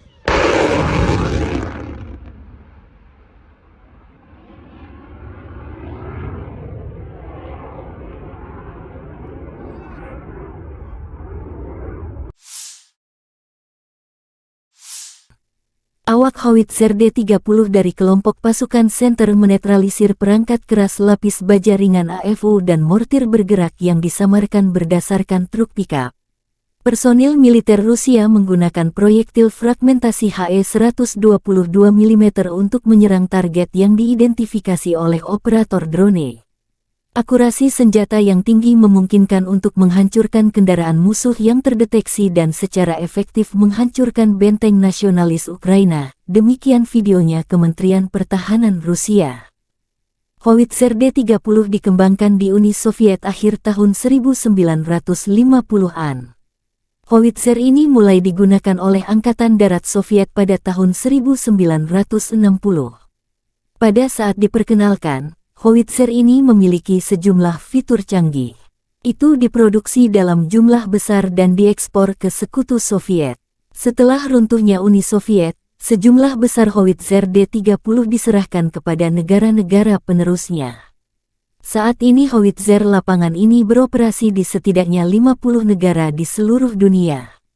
D-30 digunakan dalam perang yang tak terhitung jumlahnya. Sekarang sistem artileri ini telah berusia lebih dari 60 tahun. Invasi Rusia ke Ukraina menjadi palagan meriam derek ini banyak digunakan baik Rusia dan kubu Ukraina. Meski tergolong jadul, D-30 terbukti menjadi howitzer yang sederhana, andal, dan serbaguna. D-30 memiliki desain yang tidak biasa dengan gerbong 3 jalur dengan pelat tengah. Kereta ini memungkinkan lintasan 360 derajat dan menembak pada sudut ketinggian manapun. Ia memiliki persenjataan 122 mm. Howitzer ini menggunakan amunisi terpisah dengan peluru dan muatan.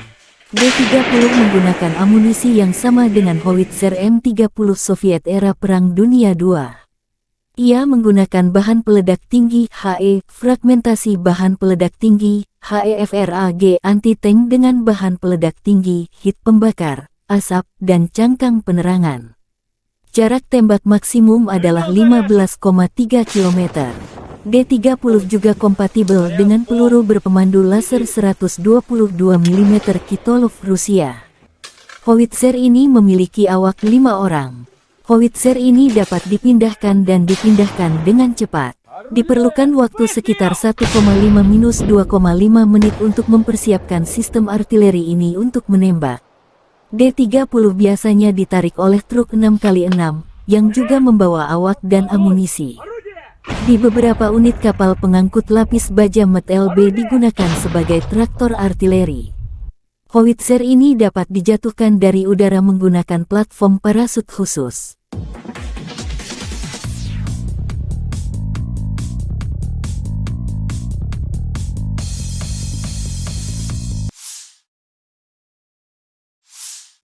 Situasi operasional di timur dan selatan Ukraina masih sulit. Di arah Liman, pasukan pertahanan Ukraina berhasil menghalau sekitar 10 serangan musuh di daerah Makivka di wilayah Luhansk.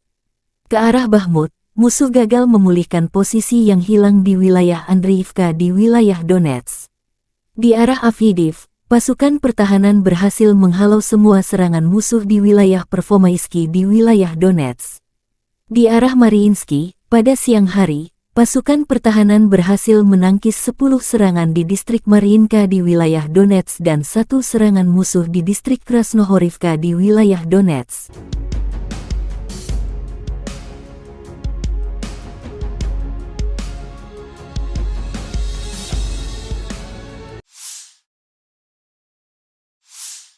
Angkatan bersenjata Rusia melakukan serangan menggunakan bom luncur berkekuatan tinggi terhadap posisi angkatan bersenjata Ukraina di wilayah pabrik minuman bersoda di Avdiivka. Pabrik ini terdeteksi sebagai pos amunisi dan koordinasi unit Ukraina di arah Avdiivka. Video dipublikasikan Telegram Militer Donetsk.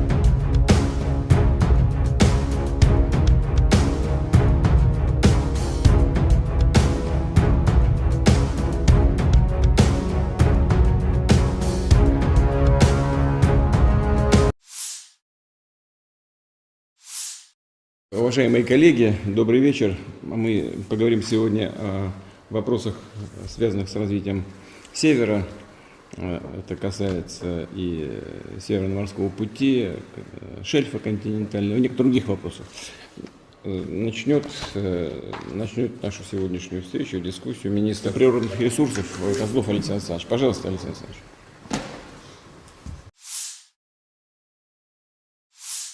Бажаю здоров'я, шановні українці і українки, сьогодні у Харківській області.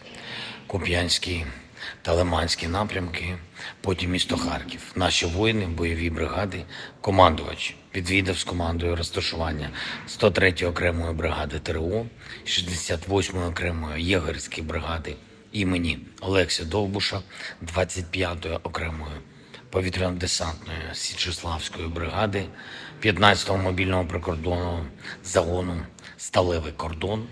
Мав сьогодні можливість поспілкуватися з воїнами і також із інших наших бригад, як і завжди, спілкування з комбатами, конкретні потреби підрозділів і про зброю та забезпечення, і про комплектування бригад. Є речі, які мають бути зроблені, зокрема, щоб наші бригади мали більше мотивації, більше бойових можливостей. Мав честь також нагородити воїнів, які відзначились, особливо солдатів, сержантів, офіцерів, різні підрозділи, різний бойовий шлях, але однаково сильні українці. Пишаюся усіма. Надзвичайно приємно було нагородити наших бойових медиків. Дякую всім за захист України, за впевненість в Україні. Дякую за ваші шеврони та коїни. Буду берегти. Провів сьогодні окремі тривалі наради з усіма, хто відповідає за оборону та соціально-економічну ситуацію в Харкові. В Харкові, в області, багато питань, які важливі для регіону. Особливо перед зимою, особливо з огляду на постійний російський терор проти Харкова, проти області та намагання окупанта посилити штурми наших позицій. Заслухав доповідь генерала Сирського, також очільника обласної служби безпеки України, Національної поліції, ґрунтовні доповіді щодо захисту Харківського регіону. Обговорили з відповідними посадовцями. Це і голова області, і голова міста, міністр енергетики, голова Укренерго, голова Нафтогазу і інші обговорили захист від російських обстрілів, енергозабезпечення міст і сіл Харківщини, захист енергооб'єктів, відновлення будинків, соціальної сфери, гуманітарне розмінування. Надзвичайно важливо, що Харків, попри все, не просто тримається, а допомагає тримати міцним увесь наш схід. Горде і світле місто, яке завжди буде містом сили для України і для всієї Європи. На нарадах були і доручення щодо підготовки до опалювального сезону, і щодо відбудови, і щодо фізичного захисту енергооб'єктів від російських ударів. Все треба виконати, по деяких речах значно прискоритись. Завтра я очікую детального звіту по проєктах відновлення від урядовців, окремі доручення військовим. І цими тижнями ми будемо дуже активно працювати з партнерами, аби зброї та снарядів, зокрема ППУ. ППУ – це головне. У наших воїнів повинно бути більше. І дякую всім, хто допомагає Україні. Слава усім, хто захищає нашу державу, державу і людей. Слава Україні! Angkatan Bersenjata Ukraina melaporkan tanggal 3 Oktober Rusia total kehilangan 279.440 tentara di Ukraina sejak awal invasi skala penuh 2022. Jumlah ini termasuk 360 korban yang diderita pasukan Rusia dalam 24 jam terakhir. Rusia kehilangan 15 tank dan lapis baja, 8 kendaraan infanteri, 40 unit artileri dan 20 drone dalam sehari terakhir.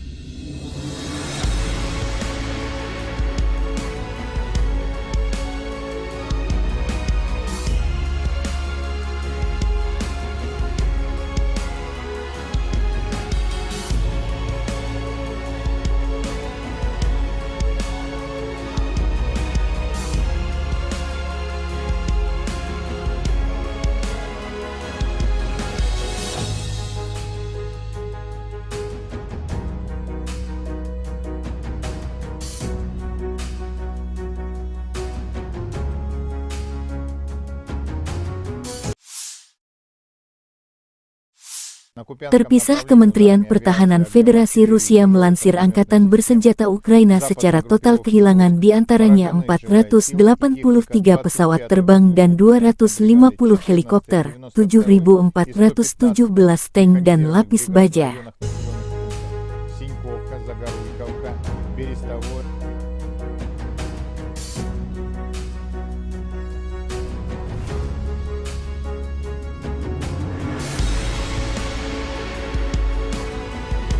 Download Tribun X sekarang, menghadirkan lokal menjadi Indonesia.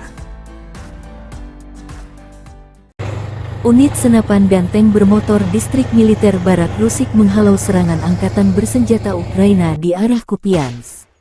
Setelah melakukan pengintaian pramisi, informasi diterima tentang penambahan kekuatan musuh. Pengintai mendeteksi pergerakan kelompok bersenjata dan perangkat keras Angkatan Bersenjata Ukraina. Awak senapan mesin kaliber besar dahsyat membanjiri pos pengamatan musuh. Sistem ATGM Metis menghancurkan pos pengintaian optik AFU. Peluncur granat mesin otomatis AGS-17 Plamnya 30 mm menyerang dan membuat bingung para musuh. Awak tank T-72B menyerang benteng musuh dengan tembakan sebagai serangan penutup.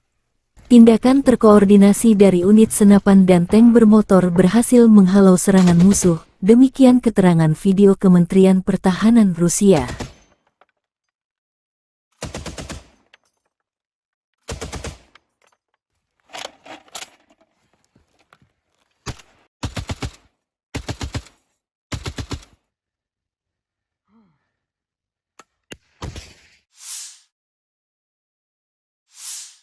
Angkatan bersenjata Ukraina melanjutkan operasi ofensif ke arah Melitopol. Tindakan ofensif penyerangan ke arah Bakhmut menimbulkan kerugian tenaga dan peralatan pada pasukan penjajah dan melelahkan musuh di seluruh garis depan. Angkatan Udara Ukraina melancarkan 13 serangan terhadap area konsentrasi personel, senjata dan peralatan militer dan 4 serangan terhadap sistem rudal anti-pesawat musuh. Unit pasukan rudal menyerang 3 area konsentrasi personel, senjata dan peralatan militer serta 20 sarana artileri musuh.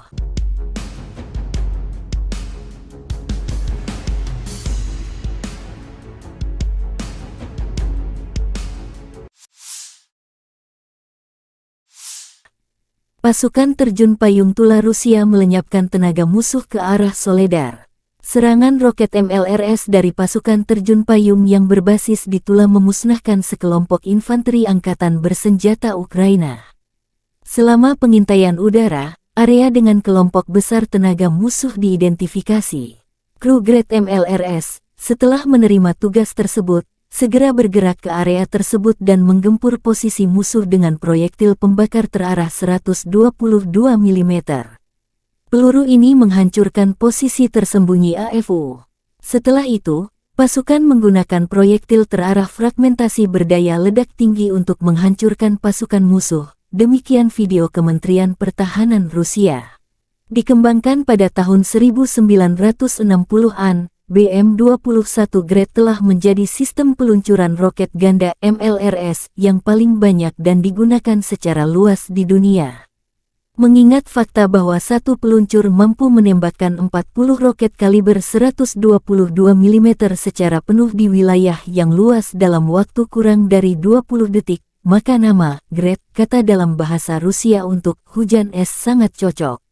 Desain Grad yang sederhana dan kemampuannya untuk mendistribusikan muatan bahan peledak dalam jumlah besar dalam waktu singkat telah membuatnya banyak diadopsi, disalin, dan diadaptasi selama 60 tahun terakhir. Saat ini BM-21 Grad beroperasi dengan lebih dari 30 negara. Ini adalah sistem roket artileri yang paling banyak digunakan di dunia. Ada banyak varian, salinan dan modifikasi dari kendaraan ini. BM-21 Grad memiliki 40 tabung peluncuran untuk roket 122 mm. Roket standar dilengkapi dengan hulu ledak High Explosive Fragmentation. Panjangnya 2,87 meter dan berat 66,6 kg. Hulu ledak itu sendiri memiliki bobot 18,4 kg. Sistem roket artileri ini juga menembakkan roket yang dilengkapi dengan hulu ledak pembakar, kimia, asap, penerangan atau klaster. Hulu ledak klaster berisi submunisi anti-tank atau anti-personil. Sejumlah hulu ledak khusus lainnya dikembangkan untuk sistem ini. Salvo penuh BM-21 Grad meliputi area seluas 0,8-1 hektar. Senjata ini sangat efektif terhadap target area, seperti konsentrasi pasukan dan kendaraan, lapangan terbang, dan sebagainya. Dibutuhkan 2 menit untuk mempersiapkan kendaraan peluncur Grad untuk meninggalkan posisi tembaknya. Waktu pemindahan singkat memungkinkan untuk menghindari kebakaran kontra baterai. Sistem BM-21 sering digunakan untuk serangan tipe shoot and scoot. Rentang operasional sistem Grad dapat bervariasi tergantung pada jenis roket yang digunakan, tetapi biasanya mencapai sekitar 20 hingga 40 km.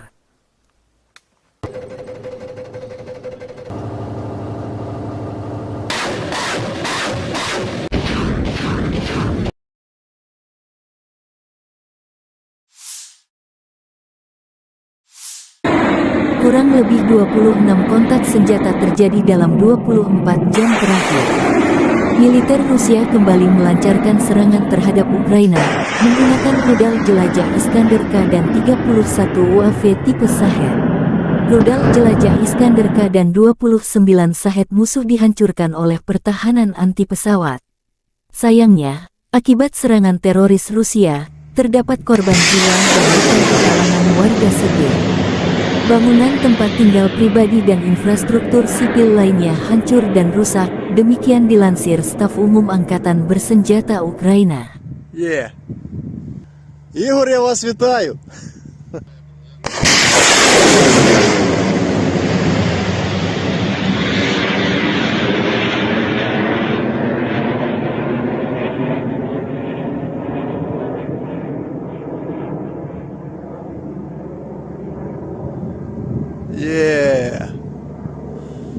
Давай еще третью.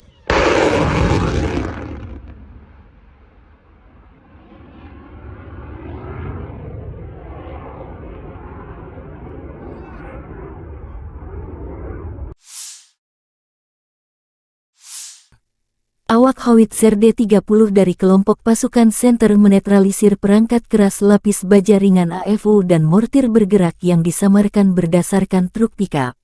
Personil militer Rusia menggunakan proyektil fragmentasi HE-122 mm untuk menyerang target yang diidentifikasi oleh operator drone. Akurasi senjata yang tinggi memungkinkan untuk menghancurkan kendaraan musuh yang terdeteksi dan secara efektif menghancurkan benteng nasionalis Ukraina. Demikian videonya Kementerian Pertahanan Rusia. Howitzer D-30 dikembangkan di Uni Soviet akhir tahun 1950-an.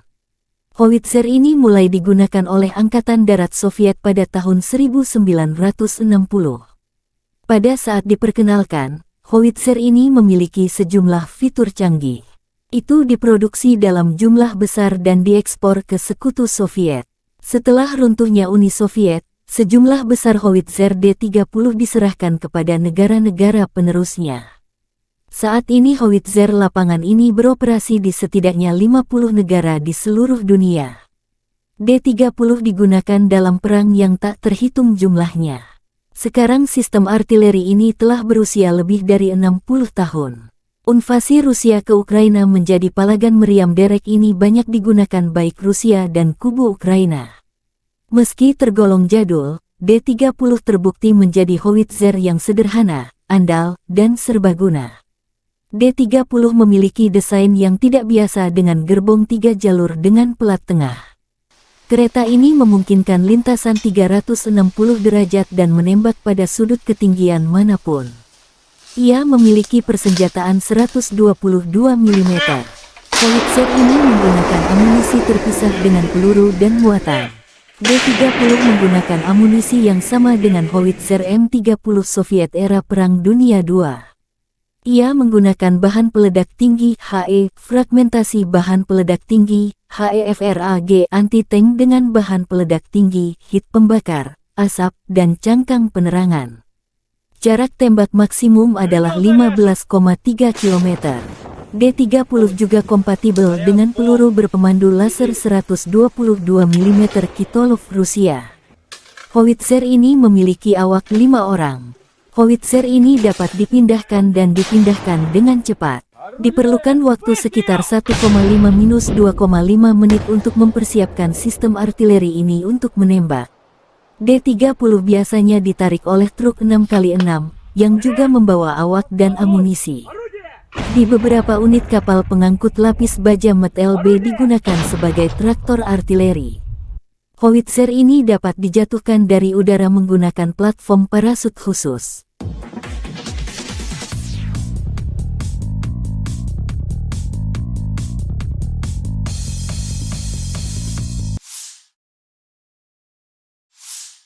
Situasi operasional di timur dan selatan Ukraina masih sulit. Di arah Liman, pasukan pertahanan Ukraina berhasil menghalau sekitar 10 serangan musuh di daerah Makiivka di wilayah Luhansk. Ke arah Bakhmut, musuh gagal memulihkan posisi yang hilang di wilayah Andriivka di wilayah Donetsk.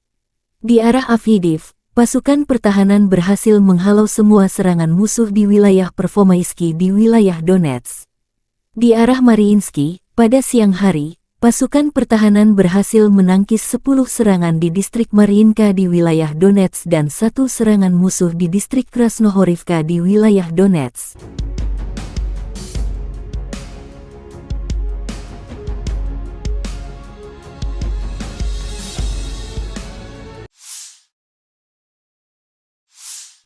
Angkatan bersenjata Rusia melakukan serangan menggunakan bom luncur berkekuatan tinggi terhadap posisi angkatan bersenjata Ukraina di wilayah pabrik minuman bersoda di Avdiivka. Pabrik ini terdeteksi sebagai pos amunisi dan koordinasi unit Ukraina di arah Avdiivka. Video dipublikasikan Telegram militer Donetsk.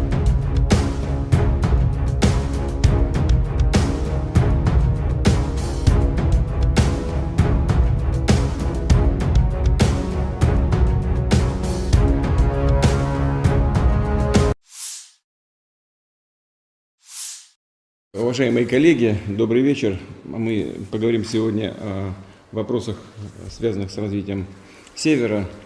Это касается и Северного морского пути, шельфа континентального, и некоторых других вопросов.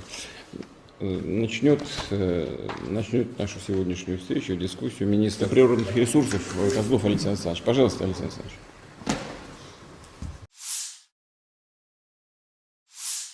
Бажаю здоров'я, шановні українці і українки. Сьогодні у Харківській області.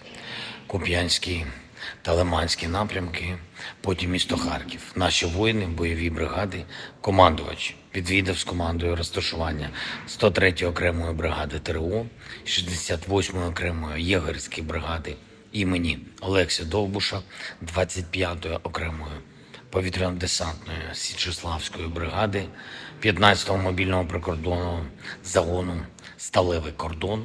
Мав сьогодні можливість поспілкуватися з воїнами і також із інших наших бригад, як і завжди, спілкування з комбатами, конкретні потреби підрозділів і про зброю та забезпечення, і про комплектування бригад.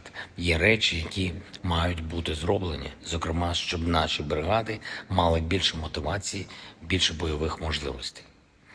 Мав честь також нагородити воїнів, які відзначились, особливо солдатів, сержантів, офіцерів, різні підрозділи, різний бойовий шлях, але однаково сильні українці. Пишаюся усіма. Надзвичайно приємно було нагородити наших бойових медиків. Дякую всім за захист України, за впевненість в Україні. Дякую за ваші шеврони та коїни. Буду берегти. Провів сьогодні окремі тривалі наради з усіма, хто відповідає за оборону та соціально-економічну ситуацію в Харкові. В Харкові, в області, багато питань, які важливі для регіону. Особливо перед зимою, особливо з огляду на постійний російський терор проти Харкова, проти області та намагання окупанта посилити штурми наших позицій. Заслухав доповідь генерала Сирського, також очільника обласної служби безпеки України, Національної поліції, ґрунтовні доповіді щодо захисту Харківського регіону. Обговорили з відповідними посадовцями, це і голова області, і голова міста, міністр енергетики, голова Укренерго, голова Нафтогазу і інші. Обговорили захист від російських обстрілів, енергозабезпечення міст і сіл Харківщини, захист енергооб'єктів, відновлення будинків, соціальної сфери, гуманітарне розмінування. Надзвичайно важливо, що Харків, попри все, не просто тримається, а допомагає тримати міцним увесь наш схід. Горде і світле місто, яке завжди буде містом сили для України і для всієї Європи. На нарадах були і доручення щодо підготовки до опалювального сезону, і щодо відбудови, і щодо фізичного захисту енергооб'єктів від російських ударів. Все треба виконати, по деяких речах значно прискоритись. Завтра я очікую детального звіту по проєктах відновлення від урядовців, окремі доручення військовим. І цими тижнями ми будемо дуже активно працювати з партнерами, аби зброї та снарядів, зокрема ППУ. ППУ – це головне. У наших воїнів повинно бути більше. І дякую всім, хто допомагає Україні. Слава усім, хто захищає нашу державу, державу і людей. Слава Україні! Angkatan Bersenjata Ukraina melaporkan tanggal 3 Oktober Rusia total kehilangan 279.440 tentara di Ukraina sejak awal invasi skala penuh 2022. Jumlah ini termasuk 360 korban yang diderita pasukan Rusia dalam 24 jam terakhir. Rusia kehilangan 15 tank dan lapis baja, 8 kendaraan infanteri, 40 unit artileri dan 20 drone dalam sehari terakhir.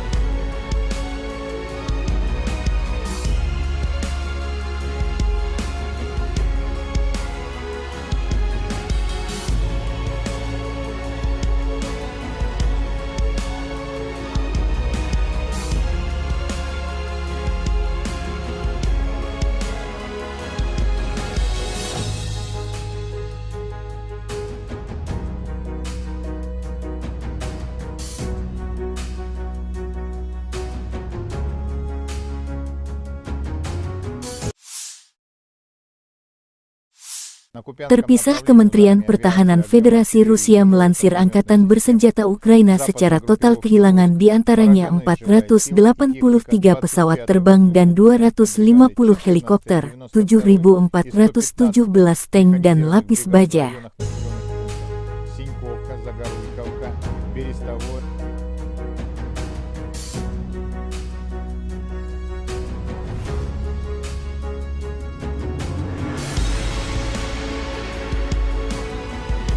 Download Tribun X sekarang, menghadirkan lokal menjadi Indonesia. Unit senapan dan tank bermotor Distrik Militer Barat Rusik menghalau serangan Angkatan Bersenjata Ukraina di arah Kupiansk. Setelah melakukan pengintaian pramisi, informasi diterima tentang penambahan kekuatan musuh. Pengintai mendeteksi pergerakan kelompok bersenjata dan perangkat keras Angkatan Bersenjata Ukraina. Awak senapan mesin kaliber besar dahsyat membanjiri pos pengamatan musuh. Sistem ATGM Metis menghancurkan pos pengintaian optik AFU.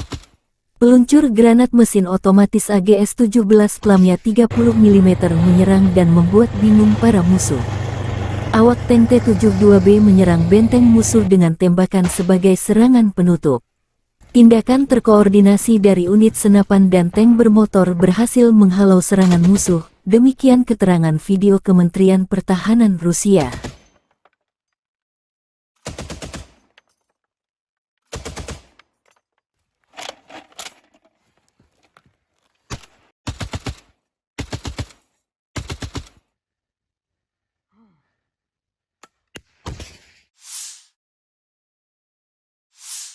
Angkatan Bersenjata Ukraina melanjutkan operasi ofensif ke arah Melitopol.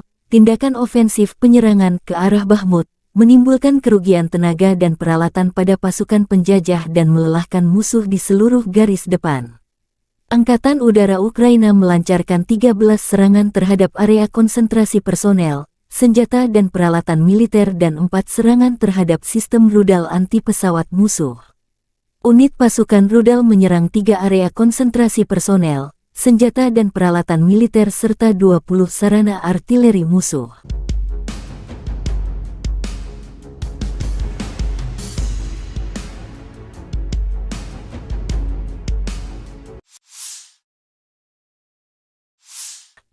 Pasukan terjun payung Tula Rusia melenyapkan tenaga musuh ke arah Soledar. Serangan roket MLRS dari pasukan terjun payung yang berbasis di Tula memusnahkan sekelompok infanteri Angkatan Bersenjata Ukraina. Selama pengintaian udara, area dengan kelompok besar tenaga musuh diidentifikasi. Kru Grad MLRS, setelah menerima tugas tersebut, segera bergerak ke area tersebut dan menggempur posisi musuh dengan proyektil pembakar terarah 122 mm. Peluru ini menghancurkan posisi tersembunyi AFU. Setelah itu, pasukan menggunakan proyektil terarah fragmentasi berdaya ledak tinggi untuk menghancurkan pasukan musuh. Demikian video Kementerian Pertahanan Rusia. Dikembangkan pada tahun 1960-an, BM-21 Grad telah menjadi sistem peluncuran roket ganda MLRS yang paling banyak dan digunakan secara luas di dunia. Mengingat fakta bahwa satu peluncur mampu menembakkan 40 roket kaliber 122 mm secara penuh di wilayah yang luas dalam waktu kurang dari 20 detik, maka nama Grad, kata dalam bahasa Rusia untuk hujan es, sangat cocok. Desain Grad yang sederhana dan kemampuannya untuk mendistribusikan muatan bahan peledak dalam jumlah besar dalam waktu singkat telah membuatnya banyak diadopsi, disalin, dan diadaptasi selama 60 tahun terakhir. Saat ini BM-21 Grad beroperasi dengan lebih dari 30 negara. Ini adalah sistem roket artileri yang paling banyak digunakan di dunia. Ada banyak varian, salinan dan modifikasi dari kendaraan ini. BM-21 Grad memiliki 40 tabung peluncuran untuk roket 122 mm.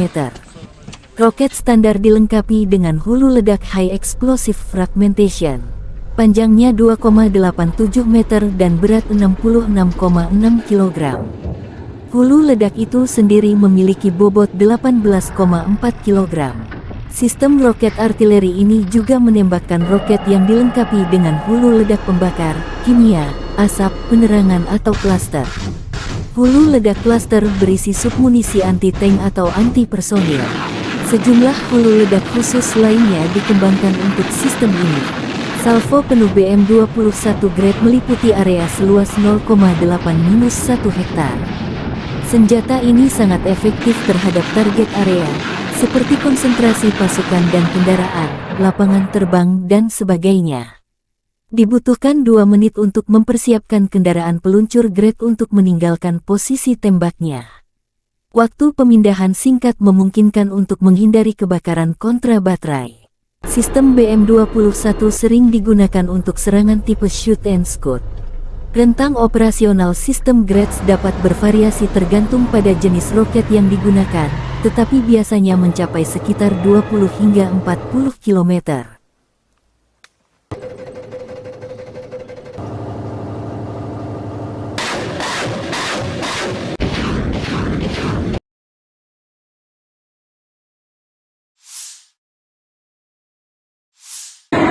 Kurang lebih 26 kontak senjata terjadi dalam 24 jam terakhir. Militer Rusia kembali melancarkan serangan terhadap Ukraina menggunakan rudal jelajah Iskander-K dan 31 UAV tipe Shahed. Rudal jelajah Iskander-K dan 29 Shahed musuh dihancurkan oleh pertahanan anti pesawat. Sayangnya, akibat serangan teroris Rusia, terdapat korban jiwa dan luka di kalangan warga sipil. Bangunan tempat tinggal pribadi dan infrastruktur sipil lainnya hancur dan rusak, demikian dilansir Staf Umum Angkatan Bersenjata Ukraina. Ігор, я вас вітаю.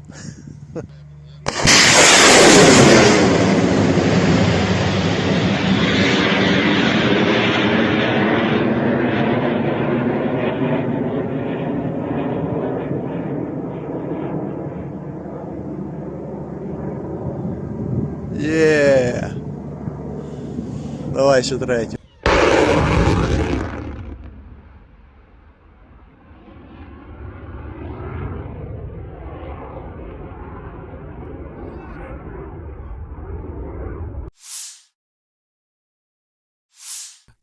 Awak Howitzer D-30 dari kelompok pasukan Center menetralisir perangkat keras lapis baja ringan AFU dan mortir bergerak yang disamarkan berdasarkan truk pickup. Personil militer Rusia menggunakan proyektil fragmentasi HE-122 mm untuk menyerang target yang diidentifikasi oleh operator drone. Akurasi senjata yang tinggi memungkinkan untuk menghancurkan kendaraan musuh yang terdeteksi dan secara efektif menghancurkan benteng nasionalis Ukraina. Demikian videonya Kementerian Pertahanan Rusia. Howitzer D-30 dikembangkan di Uni Soviet akhir tahun 1950-an. Howitzer ini mulai digunakan oleh Angkatan Darat Soviet pada tahun 1960.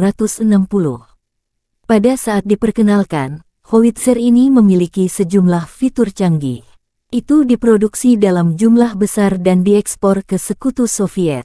Setelah runtuhnya Uni Soviet, sejumlah besar Howitzer D-30 diserahkan kepada negara-negara penerusnya. Saat ini Howitzer lapangan ini beroperasi di setidaknya 50 negara di seluruh dunia. D-30 digunakan dalam perang yang tak terhitung jumlahnya. Sekarang sistem artileri ini telah berusia lebih dari 60 tahun. Invasi Rusia ke Ukraina menjadi palagan meriam derek ini banyak digunakan baik Rusia dan kubu Ukraina. Meski tergolong jadul, D-30 terbukti menjadi howitzer yang sederhana, andal, dan serbaguna. D-30 memiliki desain yang tidak biasa dengan gerbong 3 jalur dengan pelat tengah. Kereta ini memungkinkan lintasan 360 derajat dan menembak pada sudut ketinggian manapun. Ia memiliki persenjataan 122 mm. Howitzer ini menggunakan amunisi terpisah dengan peluru dan muatan.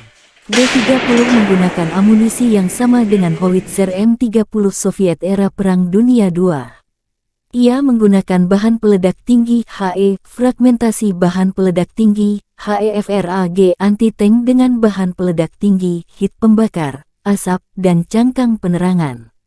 Jarak tembak maksimum adalah 15,3 km. D-30 juga kompatibel dengan peluru berpemandu laser 122 mm Kitolov Rusia. Howitzer ini memiliki awak 5 orang. Howitzer ini dapat dipindahkan dan dipindahkan dengan cepat. Diperlukan waktu sekitar 1,5–2,5 menit untuk mempersiapkan sistem artileri ini untuk menembak. D-30 biasanya ditarik oleh truk 6x6, yang juga membawa awak dan amunisi. Di beberapa unit kapal pengangkut lapis baja MT-LB digunakan sebagai traktor artileri. Howitzer ini dapat dijatuhkan dari udara menggunakan platform parasut khusus.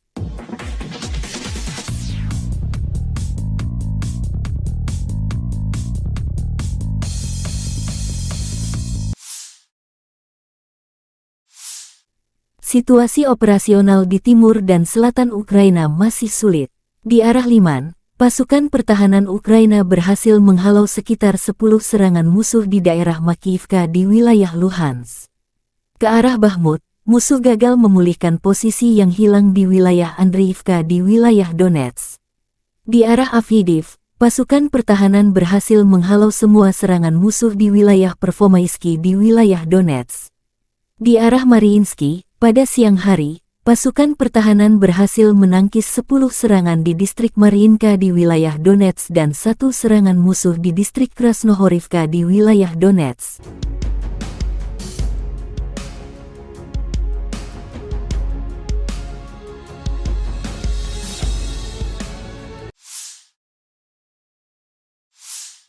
Angkatan bersenjata Rusia melakukan serangan menggunakan bom luncur berkekuatan tinggi terhadap posisi angkatan bersenjata Ukraina di wilayah pabrik minuman bersoda di Avdiivka.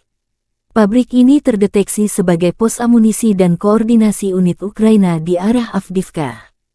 Video dipublikasikan Telegram Militer Donetsk.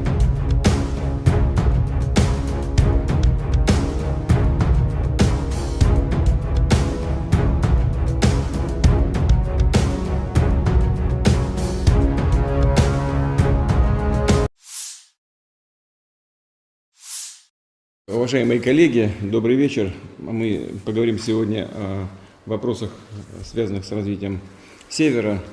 Это касается и Северного морского пути, шельфа континентального, и некоторых других вопросов. Начнет нашу сегодняшнюю встречу, дискуссию министр природных ресурсов Козлов Александр Александрович. Пожалуйста, Александр Александрович.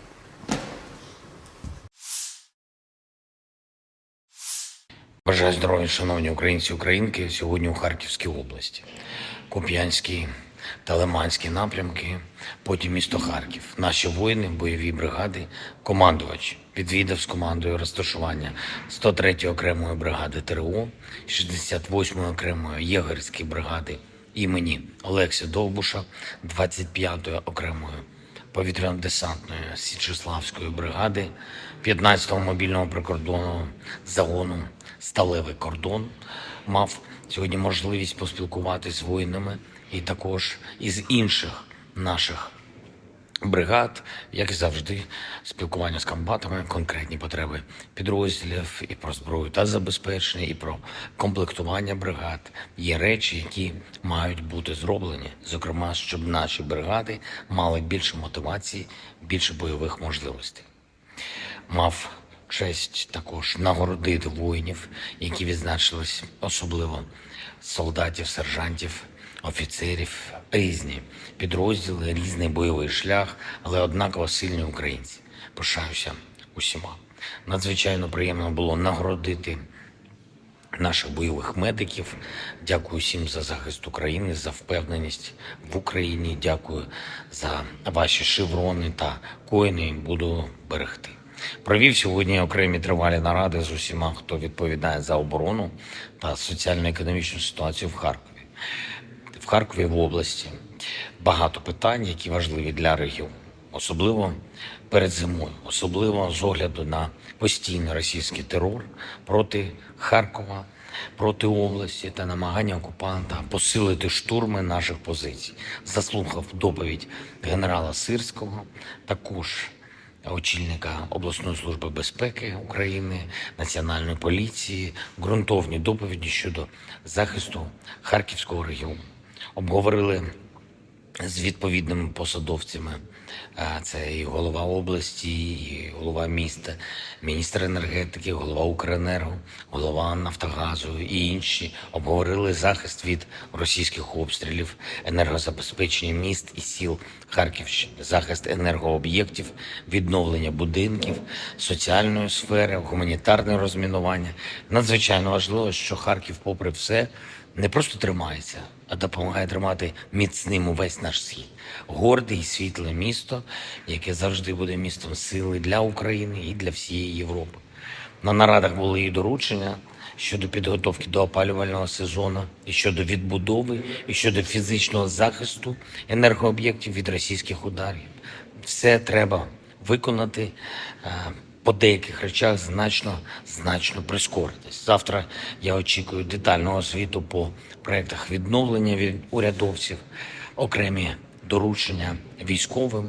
І цими тижнями ми будемо дуже активно працювати з партнерами, аби зброї та снарядів, зокрема ППО – це головне. У наших воїнів повинно бути більше. І дякую всім, хто допомагає Україні. Слава усім, хто захищає нашу державу, державу і людей. Слава Україні! Angkatan Bersenjata Ukraina melaporkan tanggal 3 Oktober Rusia total kehilangan 279.440 tentara di Ukraina sejak awal invasi skala penuh 2022. Jumlah ini termasuk 360 korban yang diderita pasukan Rusia dalam 24 jam terakhir. Rusia kehilangan 15 tank dan lapis baja, 8 kendaraan infanteri, 40 unit artileri dan 20 drone dalam sehari terakhir.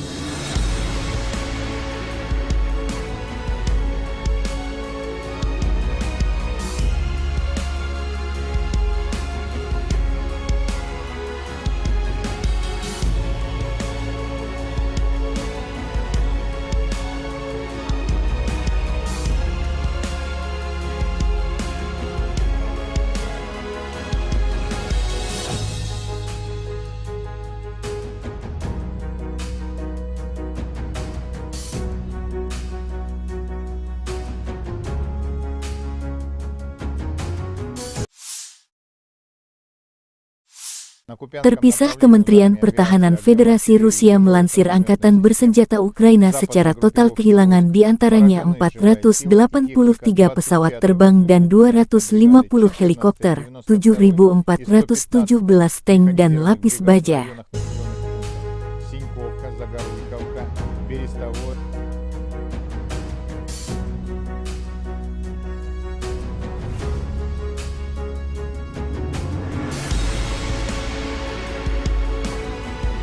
Download Tribun X sekarang, menghadirkan lokal menjadi Indonesia.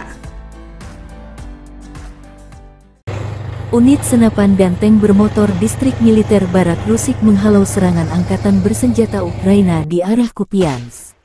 Setelah melakukan pengintaian premisi, informasi diterima tentang penambahan kekuatan musuh.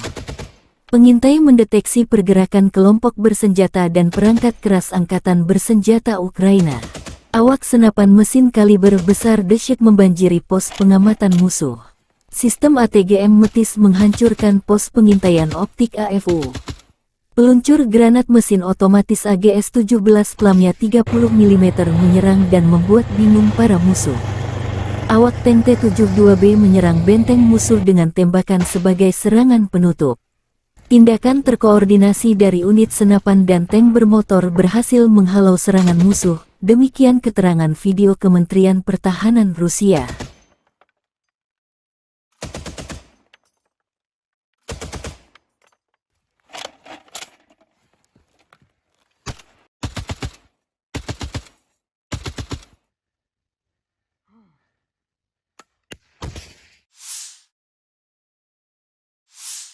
Angkatan bersenjata Ukraina melanjutkan operasi ofensif ke arah Melitopol. Tindakan ofensif penyerangan ke arah Bakhmut menimbulkan kerugian tenaga dan peralatan pada pasukan penjajah dan melelahkan musuh di seluruh garis depan.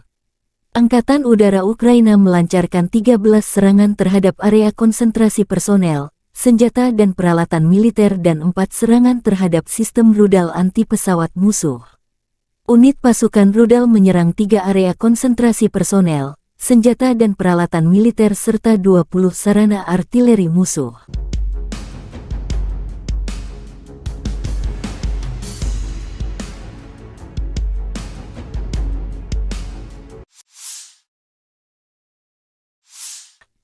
Pasukan terjun payung Tula Rusia melenyapkan tenaga musuh ke arah Soledar. Serangan roket MLRS dari pasukan terjun payung yang berbasis di Tula memusnahkan sekelompok infanteri angkatan bersenjata Ukraina. Selama pengintaian udara, area dengan kelompok besar tenaga musuh diidentifikasi. Kru Grad MLRS, setelah menerima tugas tersebut, segera bergerak ke area tersebut dan menggempur posisi musuh dengan proyektil pembakar terarah 122 mm. Peluru ini menghancurkan posisi tersembunyi AFU. Setelah itu, pasukan menggunakan proyektil terarah fragmentasi berdaya ledak tinggi untuk menghancurkan pasukan musuh. Demikian video Kementerian Pertahanan Rusia. Dikembangkan pada tahun 1960-an, BM-21 Grad telah menjadi sistem peluncuran roket ganda MLRS yang paling banyak dan digunakan secara luas di dunia. Mengingat fakta bahwa satu peluncur mampu menembakkan 40 roket kaliber 122 mm secara penuh di wilayah yang luas dalam waktu kurang dari 20 detik, maka nama Grad, kata dalam bahasa Rusia untuk hujan es, sangat cocok. Desain Grad yang sederhana dan kemampuannya untuk mendistribusikan muatan bahan peledak dalam jumlah besar dalam waktu singkat telah membuatnya banyak diadopsi, disalin, dan diadaptasi selama 60 tahun terakhir. Saat ini BM-21 Grad beroperasi dengan lebih dari 30 negara. Ini adalah sistem roket artileri yang paling banyak digunakan di dunia. Ada banyak varian, salinan dan modifikasi dari kendaraan ini. BM-21 Grad memiliki 40 tabung peluncuran untuk roket 122 mm. Roket standar dilengkapi dengan hulu ledak High Explosive Fragmentation. Panjangnya 2,87 meter dan berat 66,6 kg. Hulu ledak itu sendiri memiliki bobot 18,4 kg. Sistem roket artileri ini juga menembakkan roket yang dilengkapi dengan hulu ledak pembakar, kimia, asap, penerangan atau klaster. Hulu ledak klaster berisi submunisi anti-tank atau anti-personil. Sejumlah hulu ledak khusus lainnya dikembangkan untuk sistem ini. Salvo penuh BM-21 Grad meliputi area seluas 0,8-1 hektar. Senjata ini sangat efektif terhadap target area, seperti konsentrasi pasukan dan kendaraan, lapangan terbang, dan sebagainya. Dibutuhkan 2 menit untuk mempersiapkan kendaraan peluncur Grad untuk meninggalkan posisi tembaknya. Waktu pemindahan singkat memungkinkan untuk menghindari kebakaran kontra baterai. Sistem BM-21 sering digunakan untuk serangan tipe shoot and scoot. Rentang operasional sistem Grads dapat bervariasi tergantung pada jenis roket yang digunakan, tetapi biasanya mencapai sekitar 20 hingga 40 km.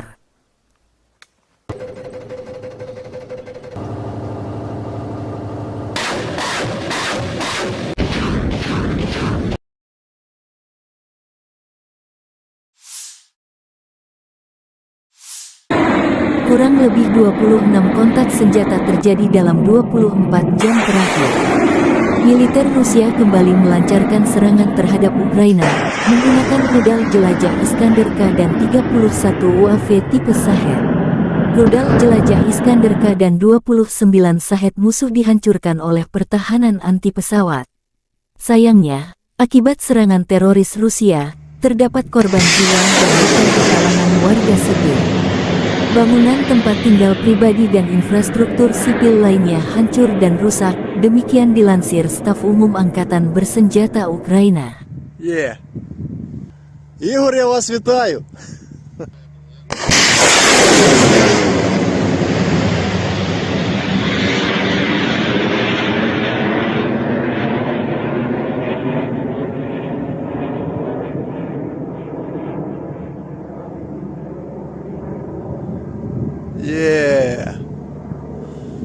Давай еще третью.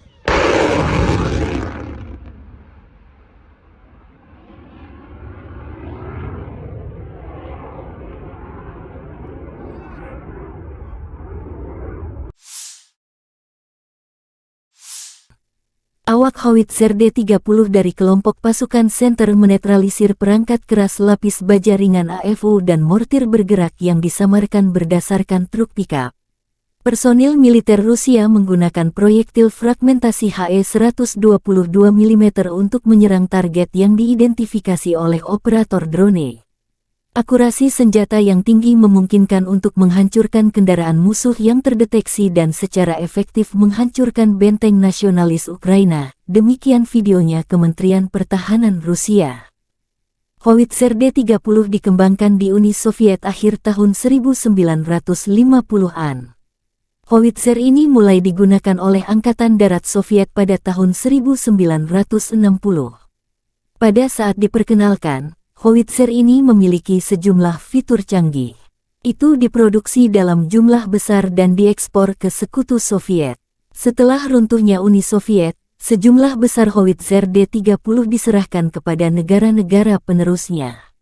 Saat ini howitzer lapangan ini beroperasi di setidaknya 50 negara di seluruh dunia.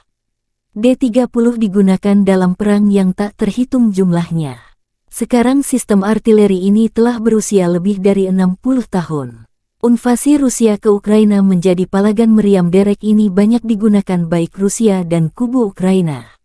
Meski tergolong jadul, D-30 terbukti menjadi howitzer yang sederhana, andal, dan serbaguna. D-30 memiliki desain yang tidak biasa dengan gerbong 3 jalur dengan pelat tengah. Kereta ini memungkinkan lintasan 360 derajat dan menembak pada sudut ketinggian manapun. Ia memiliki persenjataan 122 mm. Howitzer ini menggunakan amunisi terpisah dengan peluru dan muatan. D-30 menggunakan amunisi yang sama dengan howitzer M30 Soviet era Perang Dunia II. Ia menggunakan bahan peledak tinggi HE, fragmentasi bahan peledak tinggi, HEFRAG anti-tank dengan bahan peledak tinggi, hit pembakar, asap, dan cangkang penerangan. Jarak tembak maksimum adalah 15,3 km. D-30 juga kompatibel dengan peluru berpemandu laser 122 mm Kitolov Rusia. Howitzer ini memiliki awak 5 orang. Howitzer ini dapat dipindahkan dan dipindahkan dengan cepat. Diperlukan waktu sekitar 1,5–2,5 menit untuk mempersiapkan sistem artileri ini untuk menembak. D-30 biasanya ditarik oleh truk 6x6, yang juga membawa awak dan amunisi. Di beberapa unit kapal pengangkut lapis baja MT-LB digunakan sebagai traktor artileri. Howitzer ini dapat dijatuhkan dari udara menggunakan platform parasut khusus.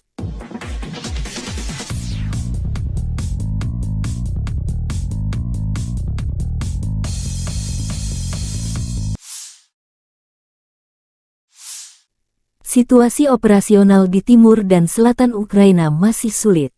Di arah Liman, pasukan pertahanan Ukraina berhasil menghalau sekitar 10 serangan musuh di daerah Makivka di wilayah Luhansk. Ke arah Bakhmut, musuh gagal memulihkan posisi yang hilang di wilayah Andriivka di wilayah Donetsk. Di arah Avdiivka, pasukan pertahanan berhasil menghalau semua serangan musuh di wilayah Pervomaisky di wilayah Donetsk. Di arah Mariinsky, pada siang hari, pasukan pertahanan berhasil menangkis 10 serangan di distrik Mariinka di wilayah Donetsk dan 1 serangan musuh di distrik Krasnohorivka di wilayah Donetsk.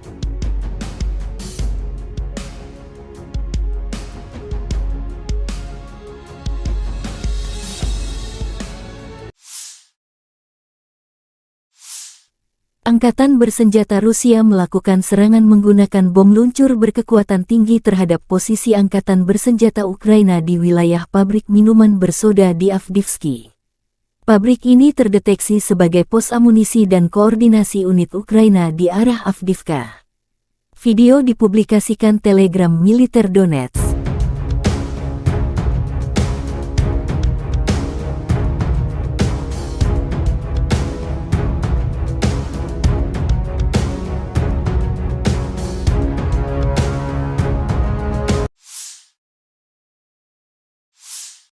Уважаемые коллеги, добрый вечер. Мы поговорим сегодня о вопросах, связанных с развитием Севера.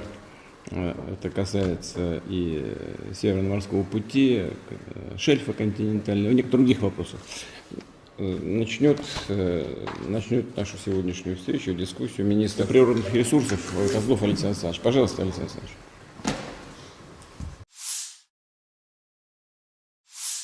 Бажаю здоров'я, шановні українці і українки. Сьогодні у Харківській області. Куп'янський та Лиманський напрямки, потім місто Харків. Наші воїни, бойові бригади, командувач відвідав з командою розташування 103-ї окремої бригади ТРО, 68-ї окремої єгерської бригади імені Олекси Довбуша, 25-ї окремої повітряно-десантної Січеславської бригади, 15-го мобільного прикордонного загону «Сталевий кордон». Мав сьогодні можливість поспілкуватися з воїнами і також із інших наших бригад, як і завжди, спілкування з комбатами, конкретні потреби підрозділів і про зброю та забезпечення, і про комплектування бригад. Є речі, які мають бути зроблені, зокрема, щоб наші бригади мали більше мотивації, більше бойових можливостей. Мав честь також нагородити воїнів, які відзначились, особливо солдатів, сержантів, офіцерів, різні підрозділи, різний бойовий шлях, але однаково сильні українці. Пишаюся усіма. Надзвичайно приємно було нагородити наших бойових медиків.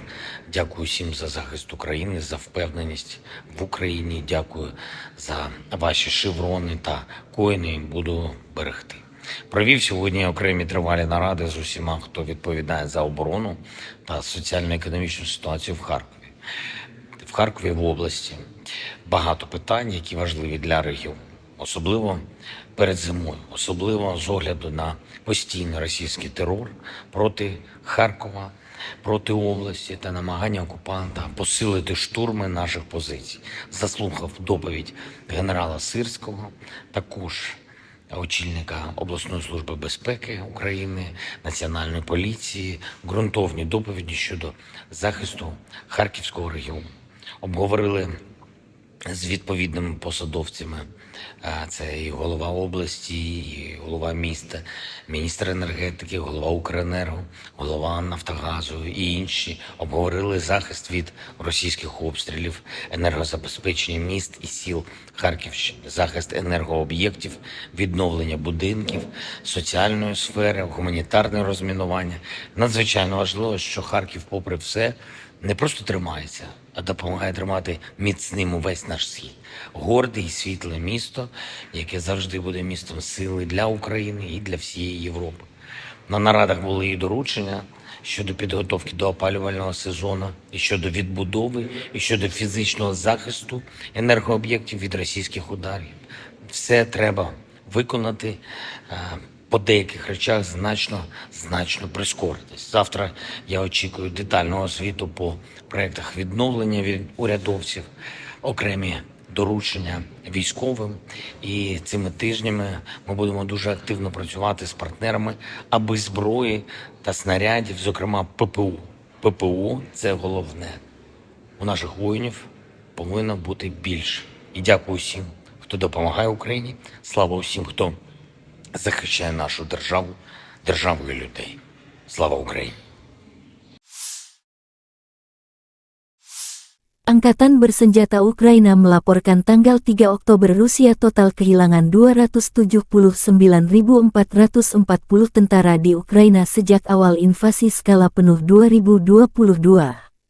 Jumlah ini termasuk 360 korban yang diderita pasukan Rusia dalam 24 jam terakhir. Rusia kehilangan 15 tank dan lapis baja, 8 kendaraan infanteri, 40 unit artileri dan 20 drone dalam sehari terakhir.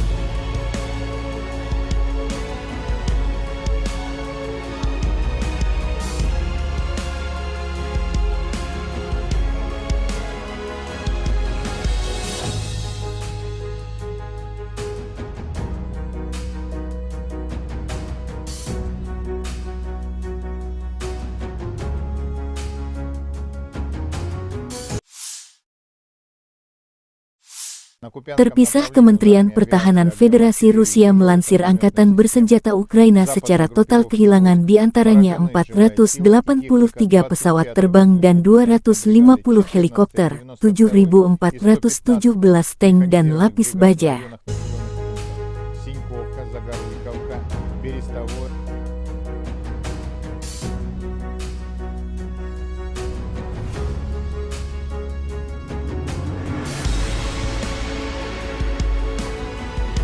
Download Tribun X sekarang, menghadirkan lokal menjadi Indonesia. Unit senapan dan tank bermotor Distrik Militer Barat Rusik menghalau serangan Angkatan Bersenjata Ukraina di arah Kupiansk. Setelah melakukan pengintaian pramisi, informasi diterima tentang penambahan kekuatan musuh. Pengintai mendeteksi pergerakan kelompok bersenjata dan perangkat keras Angkatan Bersenjata Ukraina.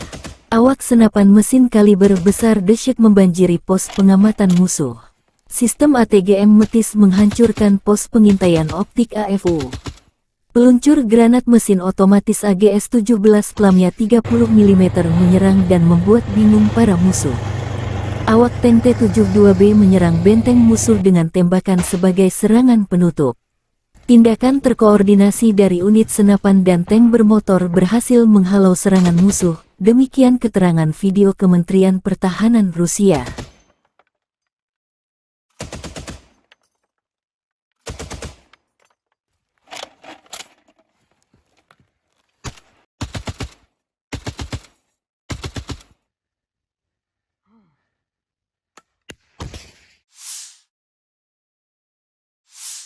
Angkatan Bersenjata Ukraina melanjutkan operasi ofensif ke arah Melitopol.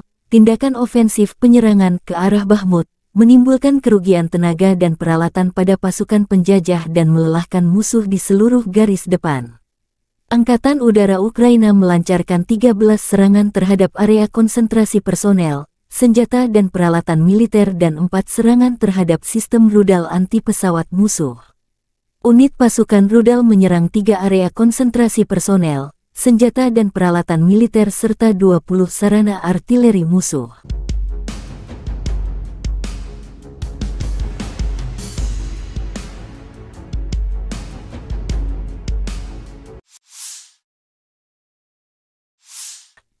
Pasukan terjun payung Tula Rusia melenyapkan tenaga musuh ke arah Soledar. Serangan roket MLRS dari pasukan terjun payung yang berbasis di Tula memusnahkan sekelompok infanteri Angkatan Bersenjata Ukraina. Selama pengintaian udara, area dengan kelompok besar tenaga musuh diidentifikasi. Kru Grad MLRS, setelah menerima tugas tersebut, segera bergerak ke area tersebut dan menggempur posisi musuh dengan proyektil pembakar terarah 122 mm. Peluru ini menghancurkan posisi tersembunyi AFU. Setelah itu, pasukan menggunakan proyektil terarah fragmentasi berdaya ledak tinggi untuk menghancurkan pasukan musuh. Demikian video Kementerian Pertahanan Rusia. Dikembangkan pada tahun 1960-an, BM-21 Grad telah menjadi sistem peluncuran roket ganda MLRS yang paling banyak dan digunakan secara luas di dunia. Mengingat fakta bahwa satu peluncur mampu menembakkan 40 roket kaliber 122 mm secara penuh di wilayah yang luas dalam waktu kurang dari 20 detik, maka nama Grad, kata dalam bahasa Rusia untuk hujan es, sangat cocok. Desain Grad yang sederhana dan kemampuannya untuk mendistribusikan muatan bahan peledak dalam jumlah besar dalam waktu singkat telah membuatnya banyak diadopsi, disalin, dan diadaptasi selama 60 tahun terakhir. Saat ini BM-21 Grad beroperasi dengan lebih dari 30 negara. Ini adalah sistem roket artileri yang paling banyak digunakan di dunia. Ada banyak varian, salinan dan modifikasi dari kendaraan ini. BM-21 Grad memiliki 40 tabung peluncuran untuk roket 122 mm. Roket standar dilengkapi dengan hulu ledak High Explosive Fragmentation. Panjangnya 2,87 meter dan berat 66,6 kg. Hulu ledak itu sendiri memiliki bobot 18,4 kg. Sistem roket artileri ini juga menembakkan roket yang dilengkapi dengan hulu ledak pembakar, kimia, asap, penerangan atau klaster. Hulu ledak klaster berisi submunisi anti-tank atau anti-personil. Sejumlah hulu ledak khusus lainnya dikembangkan untuk sistem ini. Salvo penuh BM-21 Grade meliputi area seluas 0,8-1 hektar.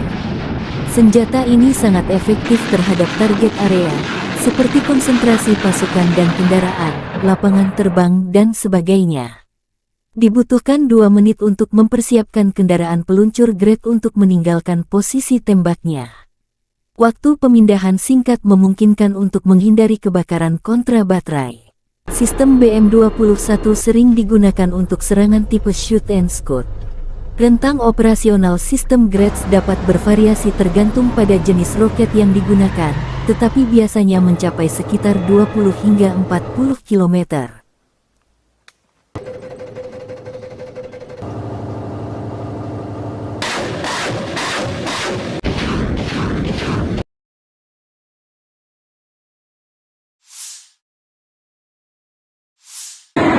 Kurang lebih 26 kontak senjata terjadi dalam 24 jam terakhir. Militer Rusia kembali melancarkan serangan terhadap Ukraina, menggunakan rudal jelajah Iskander-K dan 31 UAV tipe Shahed. Rudal jelajah Iskander-K dan 29 Shahed musuh dihancurkan oleh pertahanan anti pesawat. Sayangnya, akibat serangan teroris Rusia, terdapat korban jiwa dan luka di kalangan warga sipil. Bangunan tempat tinggal pribadi dan infrastruktur sipil lainnya hancur dan rusak, demikian dilansir Staf Umum Angkatan Bersenjata Ukraina. Ігор, я вас вітаю!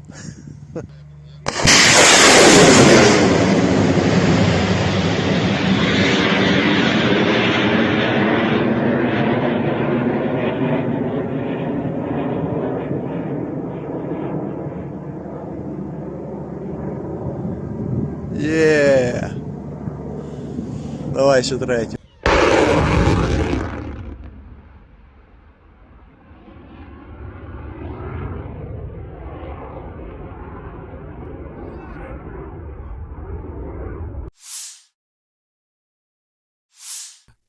Awak Howitzer D-30 dari kelompok pasukan Center menetralisir perangkat keras lapis baja ringan AFU dan mortir bergerak yang disamarkan berdasarkan truk pickup. Personil militer Rusia menggunakan proyektil fragmentasi HE-122 mm untuk menyerang target yang diidentifikasi oleh operator drone. Akurasi senjata yang tinggi memungkinkan untuk menghancurkan kendaraan musuh yang terdeteksi dan secara efektif menghancurkan benteng nasionalis Ukraina. Demikian videonya Kementerian Pertahanan Rusia. Howitzer D-30 dikembangkan di Uni Soviet akhir tahun 1950-an. Howitzer ini mulai digunakan oleh Angkatan Darat Soviet pada tahun 1960. Pada saat diperkenalkan, Howitzer ini memiliki sejumlah fitur canggih. Itu diproduksi dalam jumlah besar dan diekspor ke Sekutu Soviet.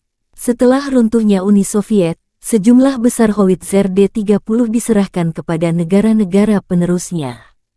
Saat ini Howitzer lapangan ini beroperasi di setidaknya 50 negara di seluruh dunia. D-30 digunakan dalam perang yang tak terhitung jumlahnya. Sekarang sistem artileri ini telah berusia lebih dari 60 tahun. Invasi Rusia ke Ukraina menjadi palagan meriam derek ini banyak digunakan baik Rusia dan kubu Ukraina. Meski tergolong jadul, D-30 terbukti menjadi howitzer yang sederhana, andal, dan serbaguna. D-30 memiliki desain yang tidak biasa dengan gerbong 3 jalur dengan pelat tengah. Kereta ini memungkinkan lintasan 360 derajat dan menembak pada sudut ketinggian manapun. Ia memiliki persenjataan 122 mm. Howitzer ini menggunakan amunisi terpisah dengan peluru dan muatan. D-30 menggunakan amunisi yang sama dengan howitzer M30 Soviet era Perang Dunia II.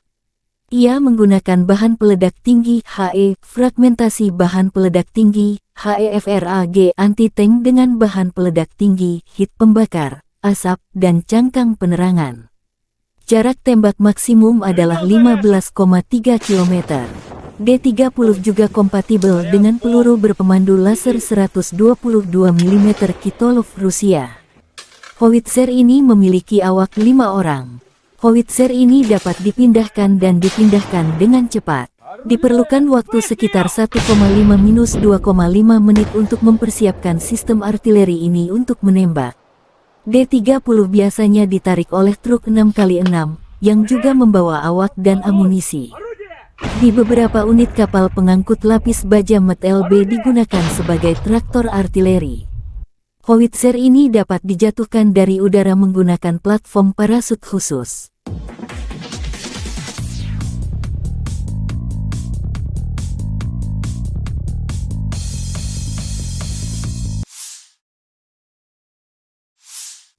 Situasi operasional di timur dan selatan Ukraina masih sulit. Di arah Liman, pasukan pertahanan Ukraina berhasil menghalau sekitar 10 serangan musuh di daerah Makiyivka di wilayah Luhansk. Ke arah Bakhmut, musuh gagal memulihkan posisi yang hilang di wilayah Andriivka di wilayah Donetsk. Di arah Avdiivka, pasukan pertahanan berhasil menghalau semua serangan musuh di wilayah Pervomaisky di wilayah Donetsk. Di arah Mariinsky, pada siang hari, pasukan pertahanan berhasil menangkis 10 serangan di distrik Mariinka di wilayah Donetsk dan 1 serangan musuh di distrik Krasnohorivka di wilayah Donetsk.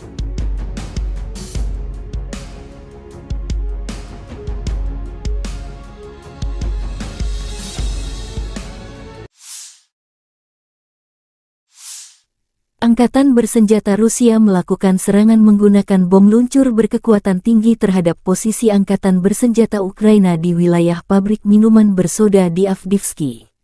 Pabrik ini terdeteksi sebagai pos amunisi dan koordinasi unit Ukraina di arah Avdiivka.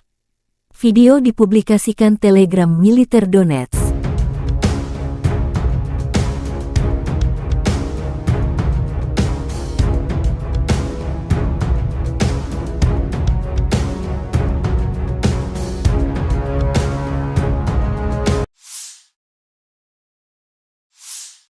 Уважаемые коллеги, добрый вечер. Мы поговорим сегодня о вопросах, связанных с развитием Севера. Это касается и Северного морского пути, шельфа континентального, и некоторых других вопросов. Начнет нашу сегодняшнюю встречу, дискуссию министр природных ресурсов Козлов Александр Александрович. Пожалуйста, Александр Александрович.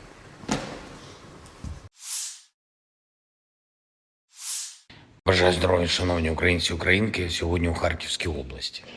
Куп'янський та Лиманський напрямки, потім місто Харків. Наші воїни, бойові бригади, командувач відвідав з командою розташування 103-ї окремої бригади ТРО, 68-ї окремої єгерської бригади імені Олекси Довбуша, 25-ї окремої повітряно-десантної Січеславської бригади, 15-го мобільного прикордонного загону «Сталевий кордон».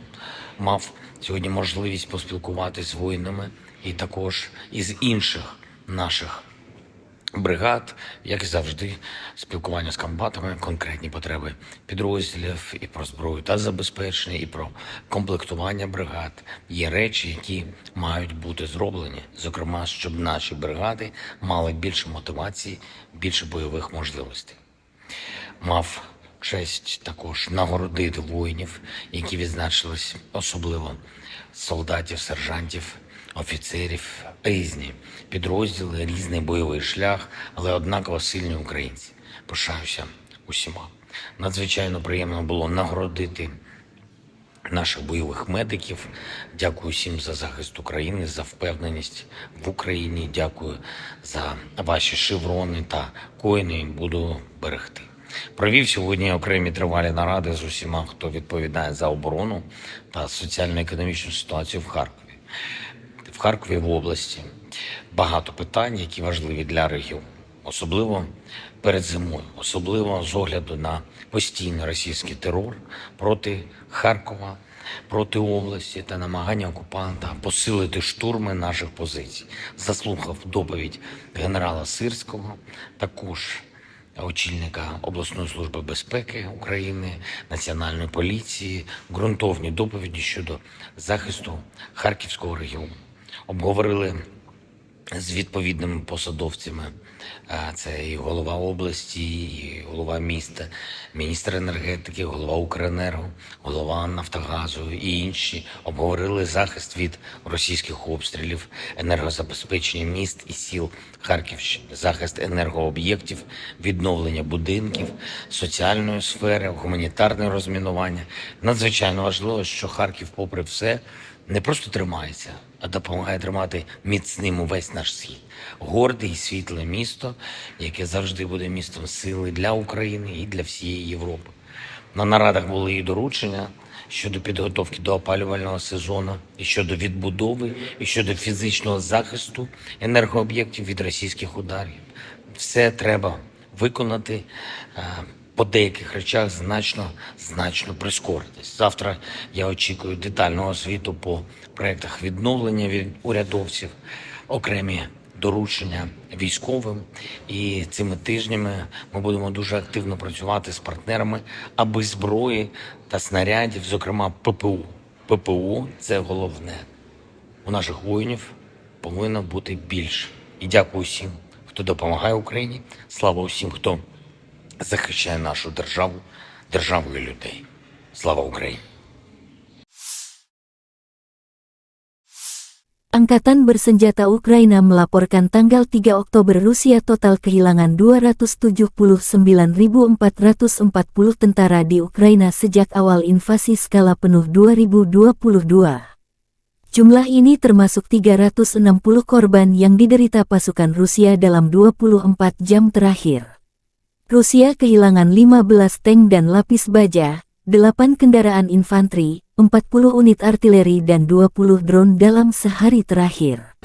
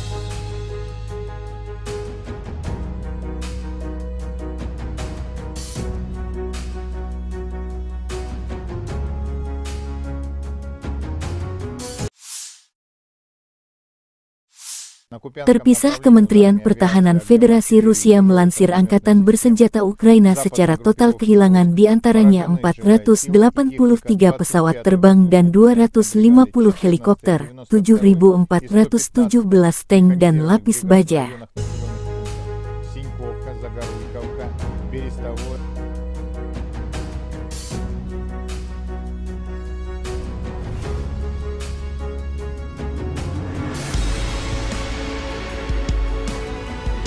Download Tribun X sekarang, menghadirkan lokal menjadi Indonesia.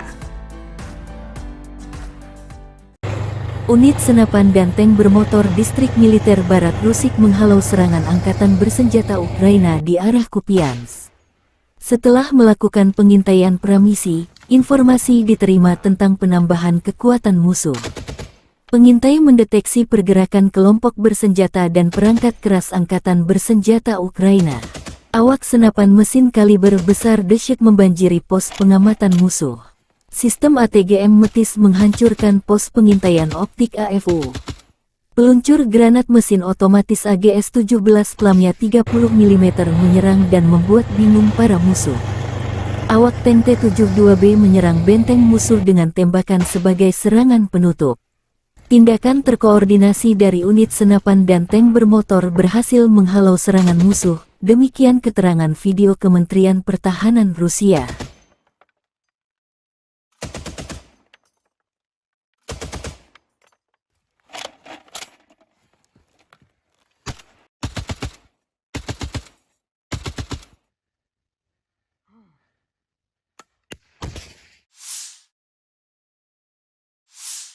Angkatan bersenjata Ukraina melanjutkan operasi ofensif ke arah Melitopol.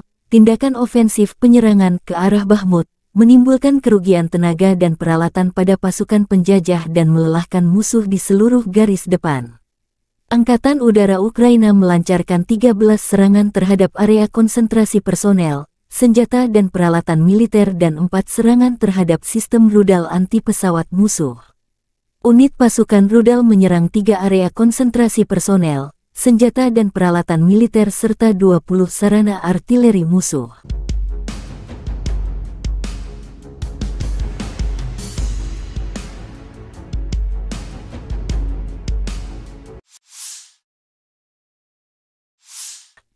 Pasukan terjun payung Tula Rusia melenyapkan tenaga musuh ke arah Soledar. Serangan roket MLRS dari pasukan terjun payung yang berbasis di Tula memusnahkan sekelompok infanteri angkatan bersenjata Ukraina. Selama pengintaian udara, area dengan kelompok besar tenaga musuh diidentifikasi. Kru Grad MLRS, setelah menerima tugas tersebut, segera bergerak ke area tersebut dan menggempur posisi musuh dengan proyektil pembakar terarah 122 mm. Peluru ini menghancurkan posisi tersembunyi AFU. Setelah itu, pasukan menggunakan proyektil terarah fragmentasi berdaya ledak tinggi untuk menghancurkan pasukan musuh. Demikian video Kementerian Pertahanan Rusia. Dikembangkan pada tahun 1960-an, BM-21 Grad telah menjadi sistem peluncuran roket ganda MLRS yang paling banyak dan digunakan secara luas di dunia. Mengingat fakta bahwa satu peluncur mampu menembakkan 40 roket kaliber 122 mm secara penuh di wilayah yang luas dalam waktu kurang dari 20 detik, maka nama Grad, kata dalam bahasa Rusia untuk hujan es, sangat cocok. Desain Grad yang sederhana dan kemampuannya untuk mendistribusikan muatan bahan peledak dalam jumlah besar dalam waktu singkat telah membuatnya banyak diadopsi, disalin, dan diadaptasi selama 60 tahun terakhir. Saat ini BM-21 Grad beroperasi dengan lebih dari 30 negara. Ini adalah sistem roket artileri yang paling banyak digunakan di dunia. Ada banyak varian, salinan dan modifikasi dari kendaraan ini. BM-21 Grad memiliki 40 tabung peluncuran untuk roket 122 mm. Roket standar dilengkapi dengan hulu ledak High Explosive Fragmentation. Panjangnya 2,87 meter dan berat 66,6 kg. Hulu ledak itu sendiri memiliki bobot 18,4 kg. Sistem roket artileri ini juga menembakkan roket yang dilengkapi dengan hulu ledak pembakar, kimia, asap, penerangan atau klaster. Hulu ledak klaster berisi submunisi anti-tank atau anti-personil. Sejumlah hulu ledak khusus lainnya dikembangkan untuk sistem ini. Salvo penuh BM-21 Grad meliputi area seluas 0,8-1 hektar. Senjata ini sangat efektif terhadap target area, seperti konsentrasi pasukan dan kendaraan, lapangan terbang, dan sebagainya. Dibutuhkan 2 menit untuk mempersiapkan kendaraan peluncur Grad untuk meninggalkan posisi tembaknya. Waktu pemindahan singkat memungkinkan untuk menghindari kebakaran kontra baterai. Sistem BM-21 sering digunakan untuk serangan tipe shoot and scoot. Rentang operasional sistem Grad dapat bervariasi tergantung pada jenis roket yang digunakan, tetapi biasanya mencapai sekitar 20 hingga 40 km.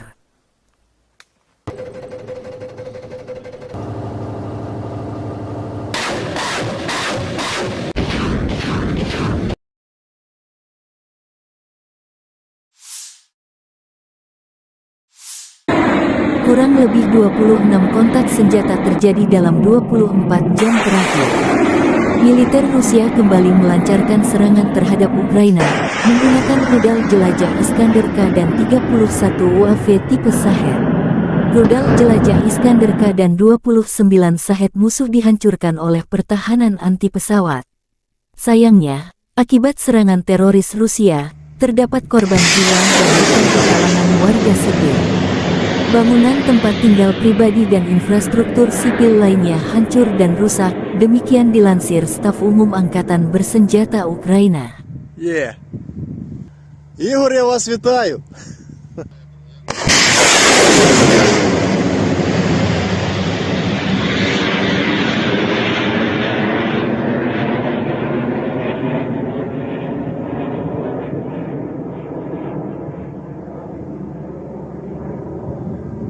Yeah. Давай еще третью.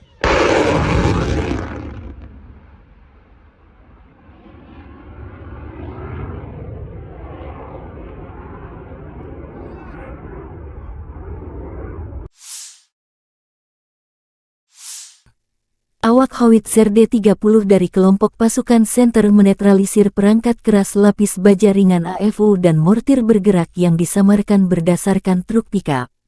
Personil militer Rusia menggunakan proyektil fragmentasi HE-122 mm untuk menyerang target yang diidentifikasi oleh operator drone. Akurasi senjata yang tinggi memungkinkan untuk menghancurkan kendaraan musuh yang terdeteksi dan secara efektif menghancurkan benteng nasionalis Ukraina. Demikian videonya Kementerian Pertahanan Rusia. Howitzer D-30 dikembangkan di Uni Soviet akhir tahun 1950-an. Howitzer ini mulai digunakan oleh Angkatan Darat Soviet pada tahun 1960. Pada saat diperkenalkan, howitzer ini memiliki sejumlah fitur canggih. Itu diproduksi dalam jumlah besar dan diekspor ke Sekutu Soviet.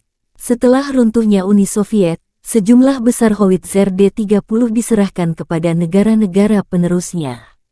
Saat ini howitzer lapangan ini beroperasi di setidaknya 50 negara di seluruh dunia. D-30 digunakan dalam perang yang tak terhitung jumlahnya. Sekarang sistem artileri ini telah berusia lebih dari 60 tahun. Invasi Rusia ke Ukraina menjadi palagan meriam derek ini banyak digunakan baik Rusia dan kubu Ukraina. Meski tergolong jadul, D-30 terbukti menjadi howitzer yang sederhana, andal, dan serbaguna. D-30 memiliki desain yang tidak biasa dengan gerbong 3 jalur dengan pelat tengah. Kereta ini memungkinkan lintasan 360 derajat dan menembak pada sudut ketinggian manapun. Ia memiliki persenjataan 122 mm. Howitzer ini menggunakan amunisi terpisah dengan peluru dan muatan. D-30 menggunakan amunisi yang sama dengan howitzer M30 Soviet era Perang Dunia II. Ia menggunakan bahan peledak tinggi HE, fragmentasi bahan peledak tinggi, HEFRAG anti-tank dengan bahan peledak tinggi, hit pembakar, asap, dan cangkang penerangan. Jarak tembak maksimum adalah 15,3 km. D-30 juga kompatibel dengan peluru berpemandu laser 122 mm Kitolov Rusia. Howitzer ini memiliki awak 5 orang. Howitzer ini dapat dipindahkan dan dipindahkan dengan cepat. Diperlukan waktu sekitar 1,5–2,5 menit untuk mempersiapkan sistem artileri ini untuk menembak. D-30 biasanya ditarik oleh truk 6x6, yang juga membawa awak dan amunisi. Di beberapa unit kapal pengangkut lapis baja MT-LB digunakan sebagai traktor artileri. Howitzer ini dapat dijatuhkan dari udara menggunakan platform parasut khusus.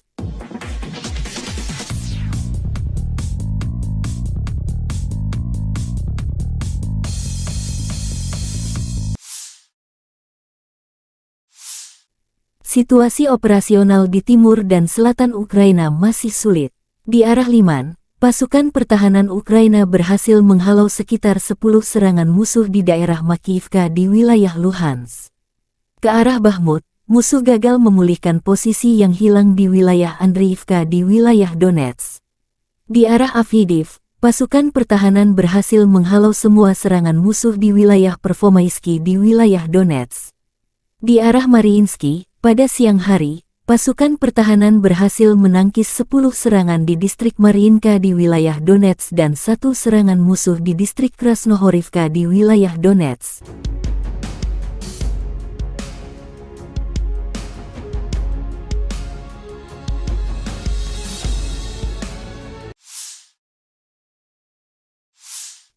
Angkatan bersenjata Rusia melakukan serangan menggunakan bom luncur berkekuatan tinggi terhadap posisi angkatan bersenjata Ukraina di wilayah pabrik minuman bersoda di Avdiivka. Pabrik ini terdeteksi sebagai pos amunisi dan koordinasi unit Ukraina di arah Avdiivka. Video dipublikasikan Telegram militer Donetsk.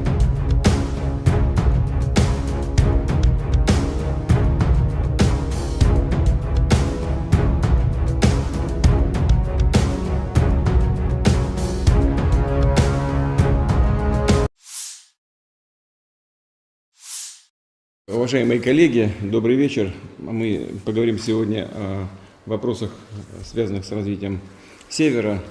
Это касается и Северно-морского пути, шельфа континентального, и некоторых других вопросов. Начнет нашу сегодняшнюю встречу, дискуссию министр природных ресурсов Козлов Александр Александрович. Пожалуйста, Александр Александрович.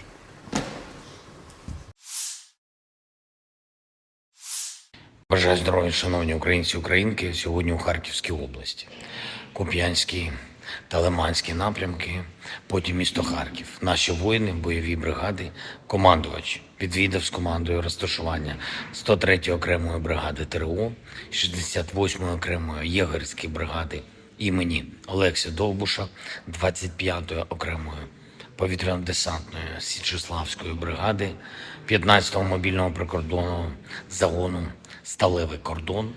Мав сьогодні можливість поспілкуватися з воїнами і також із інших наших бригад, як і завжди, спілкування з комбатами, конкретні потреби підрозділів і про зброю та забезпечення, і про комплектування бригад. Є речі, які мають бути зроблені, зокрема, щоб наші бригади мали більше мотивації, більше бойових можливостей. Мав честь також нагородити воїнів, які відзначились, особливо солдатів, сержантів, офіцерів, різні підрозділи, різний бойовий шлях, але однаково сильні українці. Пишаюся усіма. Надзвичайно приємно було нагородити наших бойових медиків. Дякую всім за захист України, за впевненість в Україні. Дякую за ваші шеврони та коїни. Буду берегти. Провів сьогодні окремі тривалі наради з усіма, хто відповідає за оборону та соціально-економічну ситуацію в Харкові. В Харкові, в області, багато питань, які важливі для регіону. Особливо перед зимою, особливо з огляду на постійний російський терор проти Харкова, проти області та намагання окупанта посилити штурми наших позицій. Заслухав доповідь генерала Сирського, також очільника обласної служби безпеки України, Національної поліції, ґрунтовні доповіді щодо захисту Харківського регіону. Обговорили з відповідними посадовцями, це і голова області, і голова міста, міністр енергетики, голова Укренерго, голова Нафтогазу і інші. Обговорили захист від російських обстрілів, енергозабезпечення міст і сіл Харківщини, захист енергооб'єктів, відновлення будинків, соціальної сфери, гуманітарне розмінування. Надзвичайно важливо, що Харків, попри все, не просто тримається, а допомагає тримати міцним увесь наш схід. Горде і світле місто, яке завжди буде містом сили для України і для всієї Європи. На нарадах були і доручення щодо підготовки до опалювального сезону, і щодо відбудови, і щодо фізичного захисту енергооб'єктів від російських ударів. Все треба виконати, по деяких речах значно прискоритись. Завтра я очікую детального звіту по проєктах відновлення від урядовців, окремі доручення військовим. І цими тижнями ми будемо дуже активно працювати з партнерами, аби зброї та снарядів, зокрема ППО – це головне. У наших воїнів повинно бути більше. І дякую всім, хто допомагає Україні. Слава усім, хто захищає нашу державу, державу і людей. Слава Україні! Angkatan Bersenjata Ukraina melaporkan tanggal 3 Oktober Rusia total kehilangan 279.440 tentara di Ukraina sejak awal invasi skala penuh 2022. Jumlah ini termasuk 360 korban yang diderita pasukan Rusia dalam 24 jam terakhir. Rusia kehilangan 15 tank dan lapis baja, 8 kendaraan infanteri, 40 unit artileri dan 20 drone dalam sehari terakhir.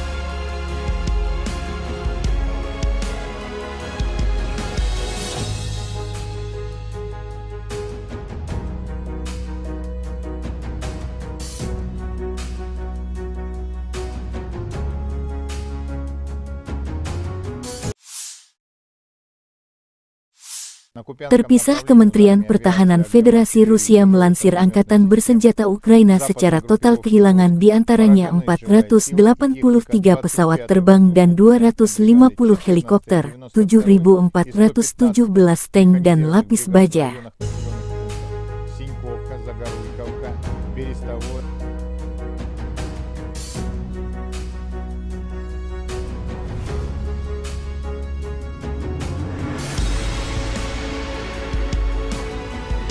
Download Tribun X sekarang, menghadirkan lokal menjadi Indonesia.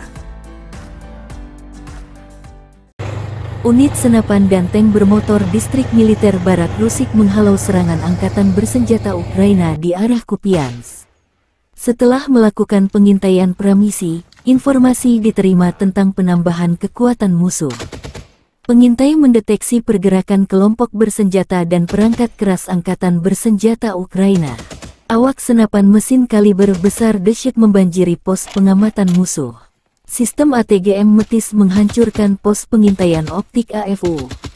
Peluncur granat mesin otomatis AGS-17 pelamnya 30 mm menyerang dan membuat bingung para musuh. Awak tank T-72B menyerang benteng musuh dengan tembakan sebagai serangan penutup. Tindakan terkoordinasi dari unit senapan dan tank bermotor berhasil menghalau serangan musuh, demikian keterangan video Kementerian Pertahanan Rusia.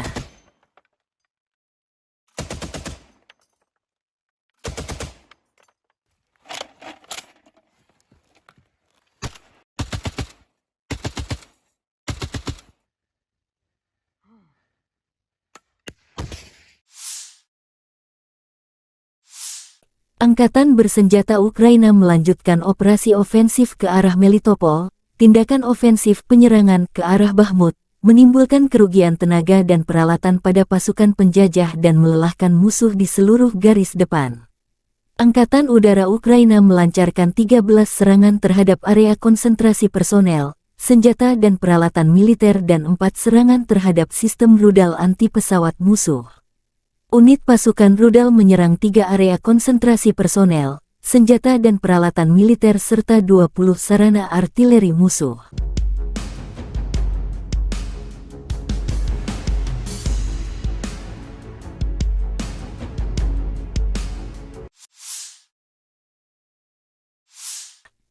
Pasukan terjun payung Tula Rusia melenyapkan tenaga musuh ke arah Soledar. Serangan roket MLRS dari pasukan terjun payung yang berbasis di Tula memusnahkan sekelompok infanteri Angkatan Bersenjata Ukraina. Selama pengintaian udara, area dengan kelompok besar tenaga musuh diidentifikasi. Kru Grad MLRS, setelah menerima tugas tersebut, segera bergerak ke area tersebut dan menggempur posisi musuh dengan proyektil pembakar terarah 122 mm. Peluru ini menghancurkan posisi tersembunyi AFU.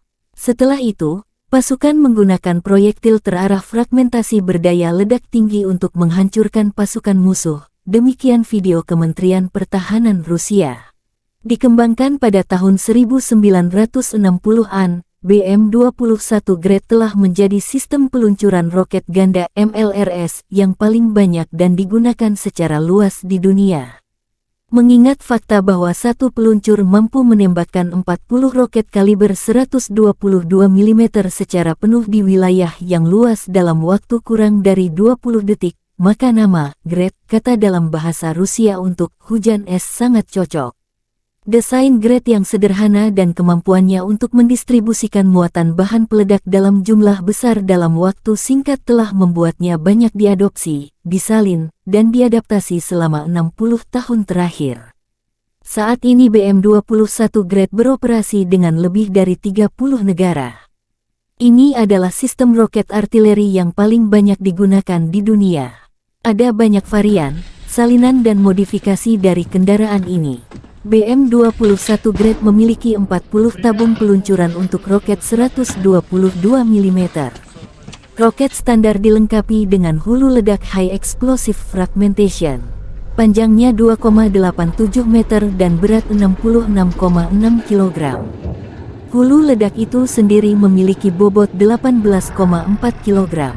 Sistem roket artileri ini juga menembakkan roket yang dilengkapi dengan hulu ledak pembakar, kimia, asap, penerangan atau klaster. Hulu ledak klaster berisi submunisi anti-tank atau anti-personil. Sejumlah hulu ledak khusus lainnya dikembangkan untuk sistem ini. Salvo penuh BM-21 grade meliputi area seluas 0,8-1 hektar. Senjata ini sangat efektif terhadap target area, seperti konsentrasi pasukan dan kendaraan, lapangan terbang, dan sebagainya. Dibutuhkan 2 menit untuk mempersiapkan kendaraan peluncur grade untuk meninggalkan posisi tembaknya. Waktu pemindahan singkat memungkinkan untuk menghindari kebakaran kontra baterai. Sistem BM-21 sering digunakan untuk serangan tipe shoot and scoot.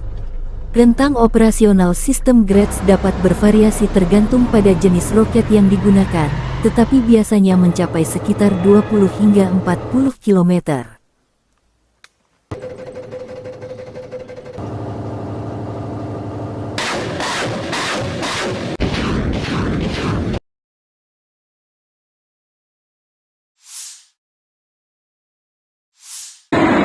Kurang lebih 26 kontak senjata terjadi dalam 24 jam terakhir. Militer Rusia kembali melancarkan serangan terhadap Ukraina, menggunakan rudal jelajah Iskander-K dan 31 UAV tipe Shahed. Rudal jelajah Iskander-K dan 29 Shahed musuh dihancurkan oleh pertahanan anti pesawat. Sayangnya, akibat serangan teroris Rusia, terdapat korban jiwa dan luka di kalangan warga sipil.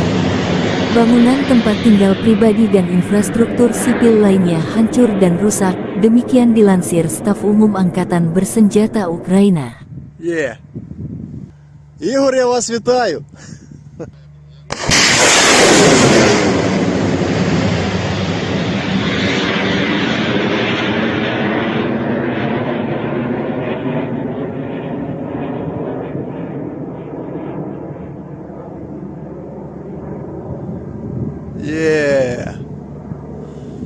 Давай ще третю.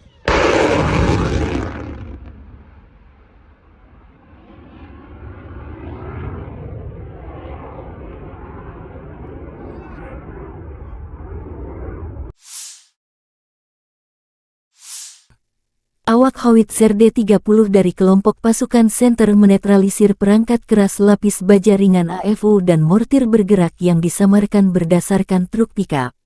Personil militer Rusia menggunakan proyektil fragmentasi HE-122 mm untuk menyerang target yang diidentifikasi oleh operator drone. Akurasi senjata yang tinggi memungkinkan untuk menghancurkan kendaraan musuh yang terdeteksi dan secara efektif menghancurkan benteng nasionalis Ukraina, demikian videonya Kementerian Pertahanan Rusia. Howitzer D-30 dikembangkan di Uni Soviet akhir tahun 1950-an. Howitzer ini mulai digunakan oleh Angkatan Darat Soviet pada tahun 1960. Pada saat diperkenalkan, howitzer ini memiliki sejumlah fitur canggih. Itu diproduksi dalam jumlah besar dan diekspor ke Sekutu Soviet. Setelah runtuhnya Uni Soviet, sejumlah besar howitzer D-30 diserahkan kepada negara-negara penerusnya. Saat ini howitzer lapangan ini beroperasi di setidaknya 50 negara di seluruh dunia. D-30 digunakan dalam perang yang tak terhitung jumlahnya. Sekarang sistem artileri ini telah berusia lebih dari 60 tahun. Invasi Rusia ke Ukraina menjadi palagan meriam derek ini banyak digunakan baik Rusia dan kubu Ukraina. Meski tergolong jadul, D-30 terbukti menjadi howitzer yang sederhana, andal, dan serbaguna. D-30 memiliki desain yang tidak biasa dengan gerbong 3 jalur dengan pelat tengah. Kereta ini memungkinkan lintasan 360 derajat dan menembak pada sudut ketinggian manapun. Ia memiliki persenjataan 122 mm. Howitzer ini menggunakan amunisi terpisah dengan peluru dan muatan. D-30 menggunakan amunisi yang sama dengan howitzer M30 Soviet era Perang Dunia II. Ia menggunakan bahan peledak tinggi HE, fragmentasi bahan peledak tinggi, HE-FRAG anti-tank dengan bahan peledak tinggi, hit pembakar, asap, dan cangkang penerangan. Jarak tembak maksimum adalah 15,3 km. D-30 juga kompatibel dengan peluru berpemandu laser 122 mm Kitolov Rusia. Howitzer ini memiliki awak 5 orang. Howitzer ini dapat dipindahkan dan dipindahkan dengan cepat. Diperlukan waktu sekitar 1,5–2,5 menit untuk mempersiapkan sistem artileri ini untuk menembak. D-30 biasanya ditarik oleh truk 6x6, yang juga membawa awak dan amunisi. Di beberapa unit kapal pengangkut lapis baja MT-LB digunakan sebagai traktor artileri. Howitzer ini dapat dijatuhkan dari udara menggunakan platform parasut khusus.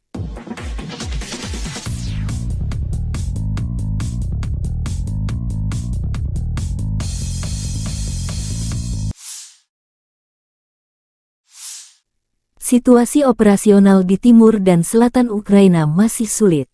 Di arah Liman, pasukan pertahanan Ukraina berhasil menghalau sekitar 10 serangan musuh di daerah Makivka di wilayah Luhansk. Ke arah Bakhmut, musuh gagal memulihkan posisi yang hilang di wilayah Andriivka di wilayah Donetsk. Di arah Avdiivka, pasukan pertahanan berhasil menghalau semua serangan musuh di wilayah Pervomaisky di wilayah Donetsk. Di arah Mariinsky, pada siang hari, pasukan pertahanan berhasil menangkis 10 serangan di distrik Mariinka di wilayah Donetsk dan 1 serangan musuh di distrik Krasnohorivka di wilayah Donetsk.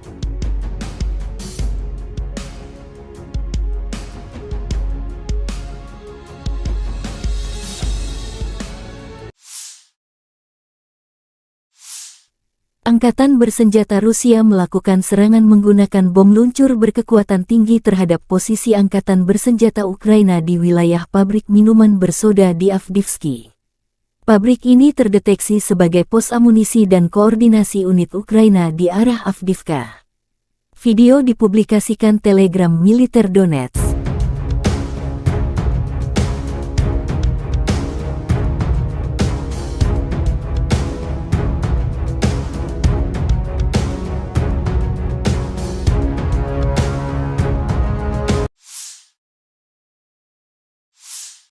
Уважаемые коллеги, добрый вечер. Мы поговорим сегодня о вопросах, связанных с развитием Севера. Это касается и Северного морского пути, шельфа континентального, и некоторых других вопросов. Начнет нашу сегодняшнюю встречу, дискуссию министр природных ресурсов Козлов Алексей Александрович. Пожалуйста, Алексей Александрович.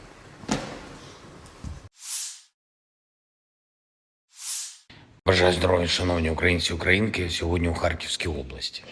Куп'янський та Лиманський напрямки, потім місто Харків. Наші воїни, бойові бригади, командувач відвідав з командою розташування 103-ї окремої бригади ТРО, 68-ї окремої єгерської бригади імені Олекси Довбуша, 25-ї окремої повітряно-десантної Січеславської бригади, 15-го мобільного прикордонного загону «Сталевий кордон».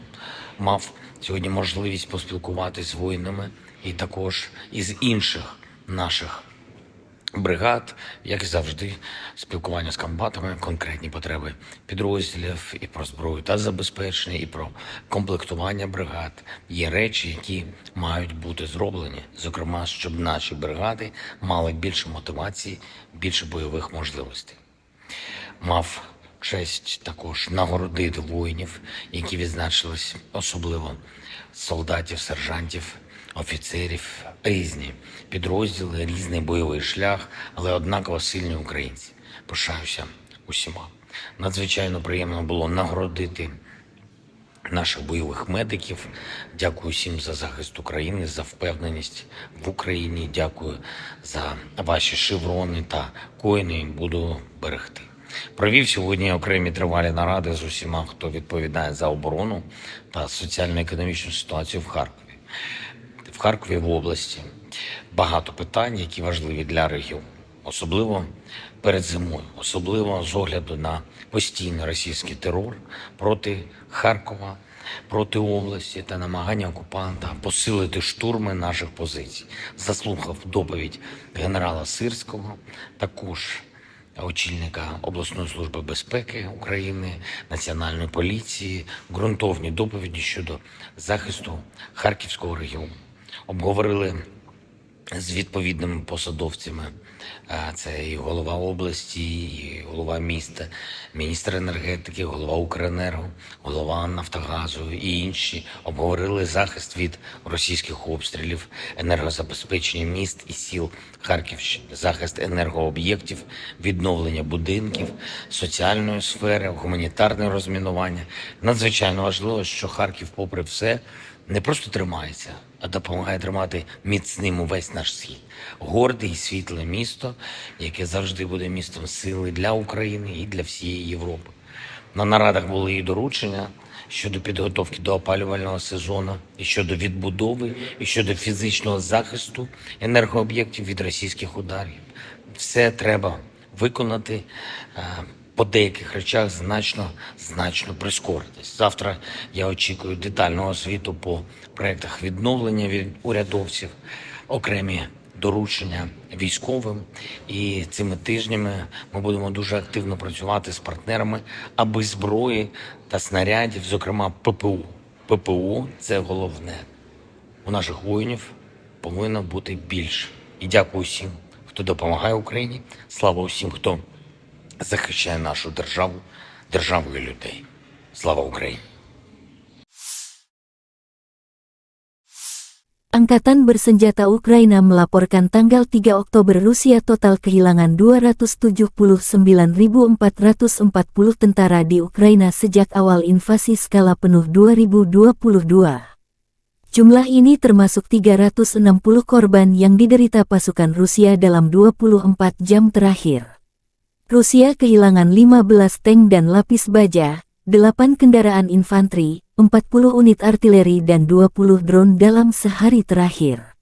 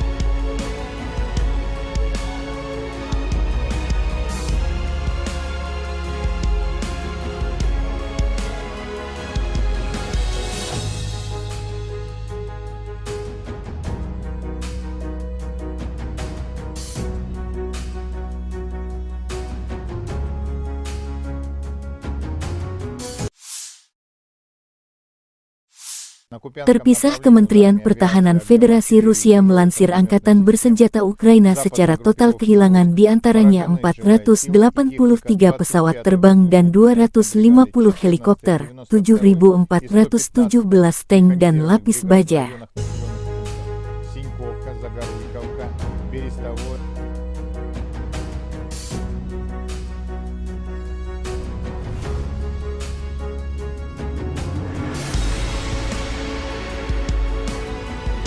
Download Tribun X sekarang, menghadirkan lokal menjadi Indonesia. Unit senapan dan tank bermotor distrik militer Barat Rusik menghalau serangan Angkatan Bersenjata Ukraina di arah Kupiansk. Setelah melakukan pengintaian pramisi, informasi diterima tentang penambahan kekuatan musuh. Pengintai mendeteksi pergerakan kelompok bersenjata dan perangkat keras Angkatan Bersenjata Ukraina. Awak senapan mesin kaliber besar dahsyat membanjiri pos pengamatan musuh. Sistem ATGM Metis menghancurkan pos pengintaian optik AFU. Peluncur granat mesin otomatis AGS-17 pelamnya 30 mm menyerang dan membuat bingung para musuh. Awak tank T-72B menyerang benteng musuh dengan tembakan sebagai serangan penutup. Tindakan terkoordinasi dari unit senapan dan tank bermotor berhasil menghalau serangan musuh, demikian keterangan video Kementerian Pertahanan Rusia.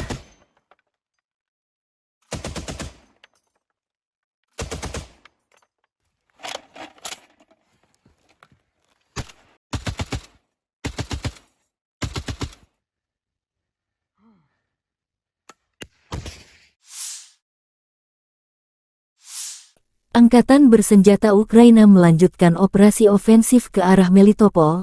Tindakan ofensif penyerangan ke arah Bakhmut menimbulkan kerugian tenaga dan peralatan pada pasukan penjajah dan melelahkan musuh di seluruh garis depan. Angkatan Udara Ukraina melancarkan 13 serangan terhadap area konsentrasi personel, senjata dan peralatan militer dan 4 serangan terhadap sistem rudal anti-pesawat musuh. Unit pasukan rudal menyerang 3 area konsentrasi personel, senjata dan peralatan militer serta 20 sarana artileri musuh.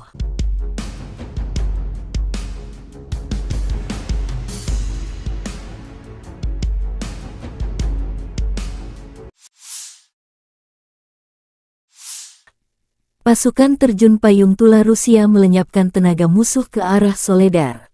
Serangan roket MLRS dari pasukan terjun payung yang berbasis di Tula memusnahkan sekelompok infanteri angkatan bersenjata Ukraina.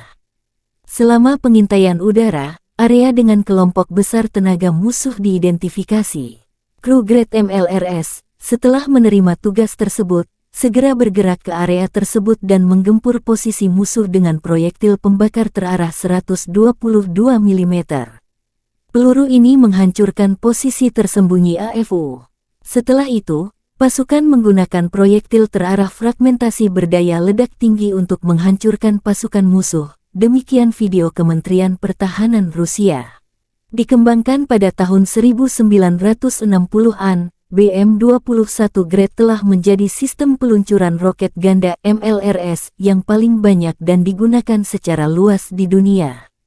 Mengingat fakta bahwa satu peluncur mampu menembakkan 40 roket kaliber 122 mm secara penuh di wilayah yang luas dalam waktu kurang dari 20 detik, maka nama Grad, kata dalam bahasa Rusia untuk hujan es, sangat cocok.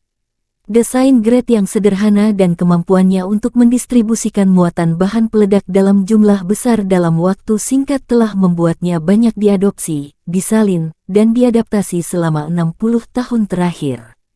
Saat ini BM-21 Grad beroperasi dengan lebih dari 30 negara. Ini adalah sistem roket artileri yang paling banyak digunakan di dunia. Ada banyak varian, salinan dan modifikasi dari kendaraan ini. BM-21 Grad memiliki 40 tabung peluncuran untuk roket 122 mm. Roket standar dilengkapi dengan hulu ledak High Explosive Fragmentation. Panjangnya 2,87 meter dan berat 66,6 kg. Hulu ledak itu sendiri memiliki bobot 18,4 kg. Sistem roket artileri ini juga menembakkan roket yang dilengkapi dengan hulu ledak pembakar, kimia, asap, penerangan atau klaster. Hulu ledak klaster berisi submunisi anti-tank atau anti-personil. Sejumlah hulu ledak khusus lainnya dikembangkan untuk sistem ini. Salvo penuh BM-21 Grad meliputi area seluas 0,8-1 hektar. Senjata ini sangat efektif terhadap target area, seperti konsentrasi pasukan dan kendaraan, lapangan terbang, dan sebagainya. Dibutuhkan 2 menit untuk mempersiapkan kendaraan peluncur Grad untuk meninggalkan posisi tembaknya. Waktu pemindahan singkat memungkinkan untuk menghindari kebakaran kontra baterai. Sistem BM-21 sering digunakan untuk serangan tipe shoot and scoot. Rentang operasional sistem Grad dapat bervariasi tergantung pada jenis roket yang digunakan, tetapi biasanya mencapai sekitar 20 hingga 40 km.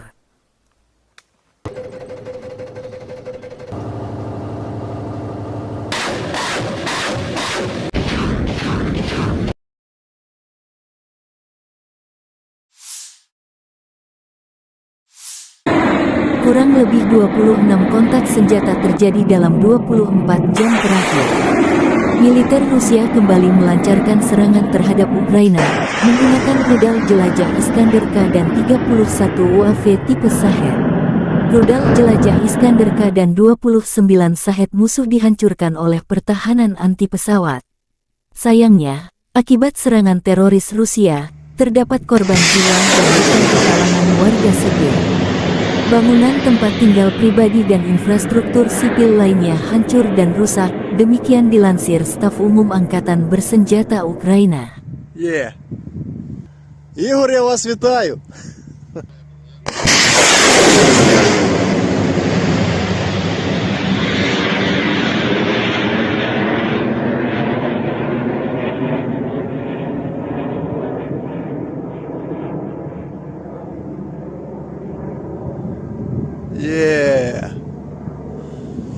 Давай еще третью.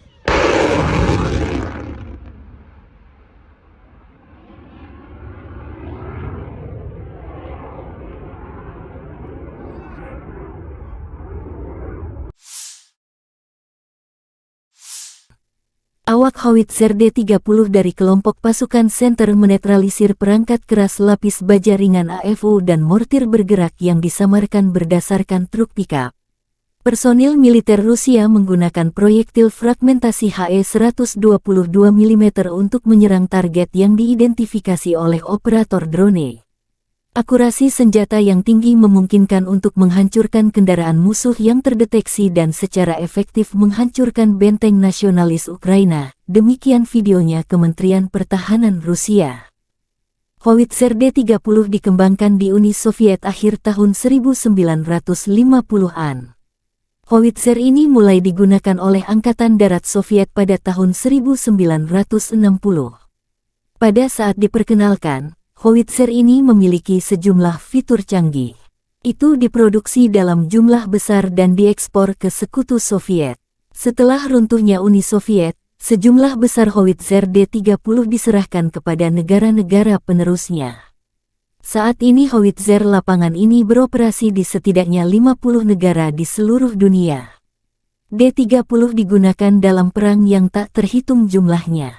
Sekarang sistem artileri ini telah berusia lebih dari 60 tahun. Invasi Rusia ke Ukraina menjadi palagan meriam derek ini banyak digunakan baik Rusia dan kubu Ukraina. Meski tergolong jadul, D-30 terbukti menjadi howitzer yang sederhana, andal, dan serbaguna. D-30 memiliki desain yang tidak biasa dengan gerbong 3 jalur dengan pelat tengah. Kereta ini memungkinkan lintasan 360 derajat dan menembak pada sudut ketinggian manapun.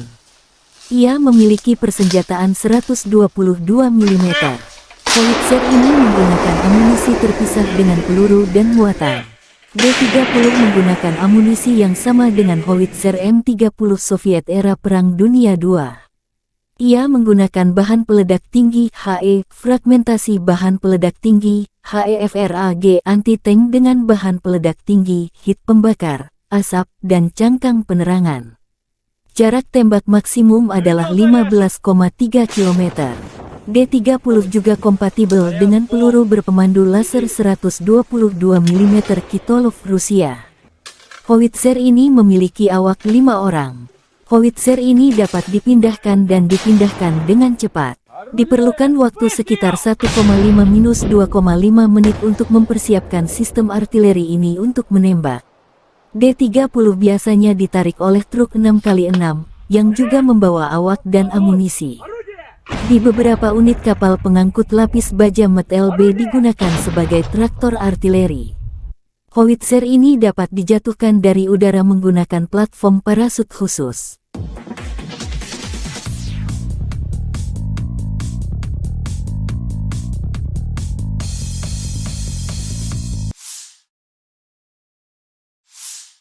Situasi operasional di timur dan selatan Ukraina masih sulit.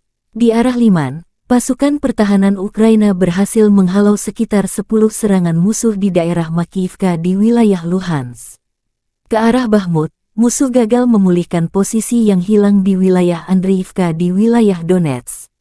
Di arah Avdiivka, pasukan pertahanan berhasil menghalau semua serangan musuh di wilayah Pervomaisky di wilayah Donetsk.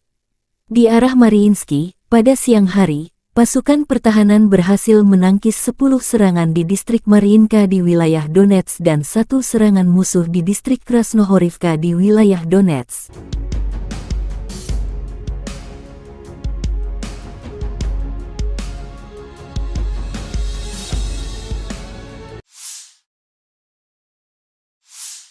Angkatan bersenjata Rusia melakukan serangan menggunakan bom luncur berkekuatan tinggi terhadap posisi angkatan bersenjata Ukraina di wilayah pabrik minuman bersoda di Avdiivka. Pabrik ini terdeteksi sebagai pos amunisi dan koordinasi unit Ukraina di arah Avdiivka. Video dipublikasikan Telegram militer Donetsk.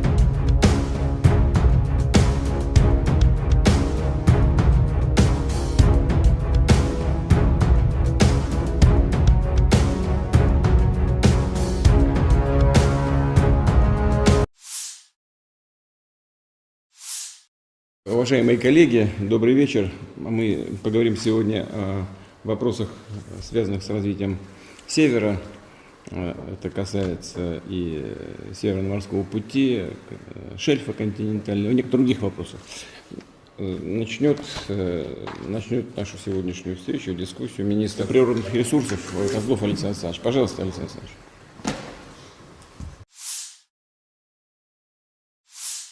Бажаю здоров'я, шановні українці і українки, сьогодні у Харківській області. Куп'янський та Лиманський напрямки, потім місто Харків. Наші воїни, бойові бригади, командувач відвідав з командою розташування 103-ї окремої бригади ТРО, 68-ї окремої єгерської бригади імені Олекси Довбуша, 25-ї окремої повітряно-десантної Січеславської бригади, 15-го мобільного прикордонного загону «Сталевий кордон». Мав сьогодні можливість поспілкуватися з воїнами і також із інших наших бригад, як і завжди, спілкування з комбатами, конкретні потреби підрозділів і про зброю та забезпечення, і про комплектування бригад. Є речі, які мають бути зроблені, зокрема, щоб наші бригади мали більше мотивації, більше бойових можливостей. Мав честь також нагородити воїнів, які відзначились, особливо солдатів, сержантів, офіцерів, різні підрозділи, різний бойовий шлях, але однаково сильні українці. Пишаюся усіма. Надзвичайно приємно було нагородити наших бойових медиків. Дякую всім за захист України, за впевненість в Україні. Дякую за ваші шеврони та коїни. Буду берегти. Провів сьогодні окремі тривалі наради з усіма, хто відповідає за оборону та соціально-економічну ситуацію в Харкові. В Харкові, в області, багато питань, які важливі для регіону. Особливо перед зимою, особливо з огляду на постійний російський терор проти Харкова, проти області та намагання окупанта посилити штурми наших позицій. Заслухав доповідь генерала Сирського, також очільника обласної служби безпеки України, Національної поліції, ґрунтовні доповіді щодо захисту Харківського регіону. Обговорили з відповідними посадовцями, це і голова області, і голова міста, міністр енергетики, голова Укренерго, голова Нафтогазу і інші. Обговорили захист від російських обстрілів, енергозабезпечення міст і сіл Харківщини, захист енергооб'єктів, відновлення будинків, соціальної сфери, гуманітарне розмінування. Надзвичайно важливо, що Харків, попри все, не просто тримається, а допомагає тримати міцним увесь наш схід. Горде і світле місто, яке завжди буде містом сили для України і для всієї Європи. На нарадах були і доручення щодо підготовки до опалювального сезону, і щодо відбудови, і щодо фізичного захисту енергооб'єктів від російських ударів. Все треба виконати, по деяких речах значно прискоритись. Завтра я очікую детального звіту по проєктах відновлення від урядовців, окремі доручення військовим. І цими тижнями ми будемо дуже активно працювати з партнерами, аби зброї та снарядів, зокрема ППО – це головне. У наших воїнів повинно бути більше. І дякую всім, хто допомагає Україні. Слава усім, хто захищає нашу державу, державу і людей. Слава Україні! Angkatan Bersenjata Ukraina melaporkan tanggal 3 Oktober Rusia total kehilangan 279.440 tentara di Ukraina sejak awal invasi skala penuh 2022. Jumlah ini termasuk 360 korban yang diderita pasukan Rusia dalam 24 jam terakhir. Rusia kehilangan 15 tank dan lapis baja, 8 kendaraan infanteri, 40 unit artileri dan 20 drone dalam sehari terakhir.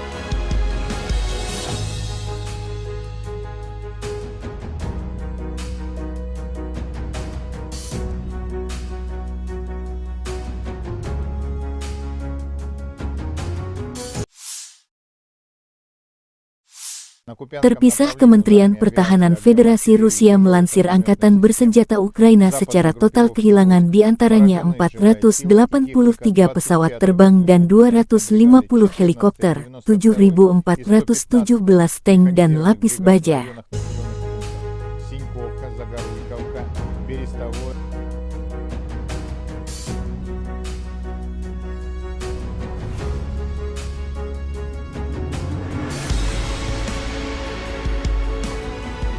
Download Tribun X sekarang, menghadirkan lokal menjadi Indonesia. Unit senapan dan tank bermotor Distrik Militer Barat Rusik menghalau serangan Angkatan Bersenjata Ukraina di arah Kupiansk. Setelah melakukan pengintaian pramisi, informasi diterima tentang penambahan kekuatan musuh. Pengintai mendeteksi pergerakan kelompok bersenjata dan perangkat keras Angkatan Bersenjata Ukraina. Awak senapan mesin kaliber besar dahsyat membanjiri pos pengamatan musuh. Sistem ATGM Metis menghancurkan pos pengintaian optik AFU. Peluncur granat mesin otomatis AGS-17 pelamnya 30 mm menyerang dan membuat bingung para musuh. Awak tank T-72B menyerang benteng musuh dengan tembakan sebagai serangan penutup. Tindakan terkoordinasi dari unit senapan dan tank bermotor berhasil menghalau serangan musuh, demikian keterangan video Kementerian Pertahanan Rusia.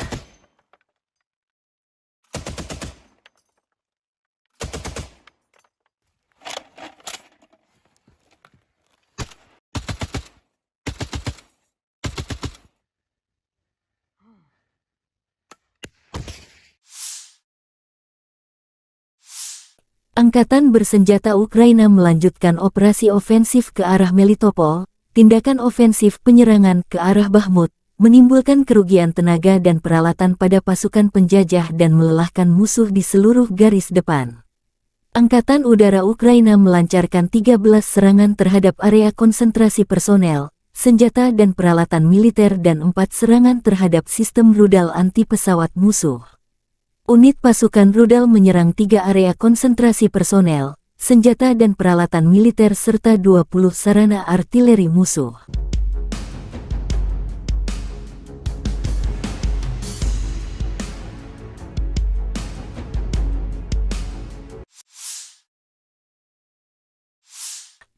Pasukan terjun payung Tula Rusia melenyapkan tenaga musuh ke arah Soledar.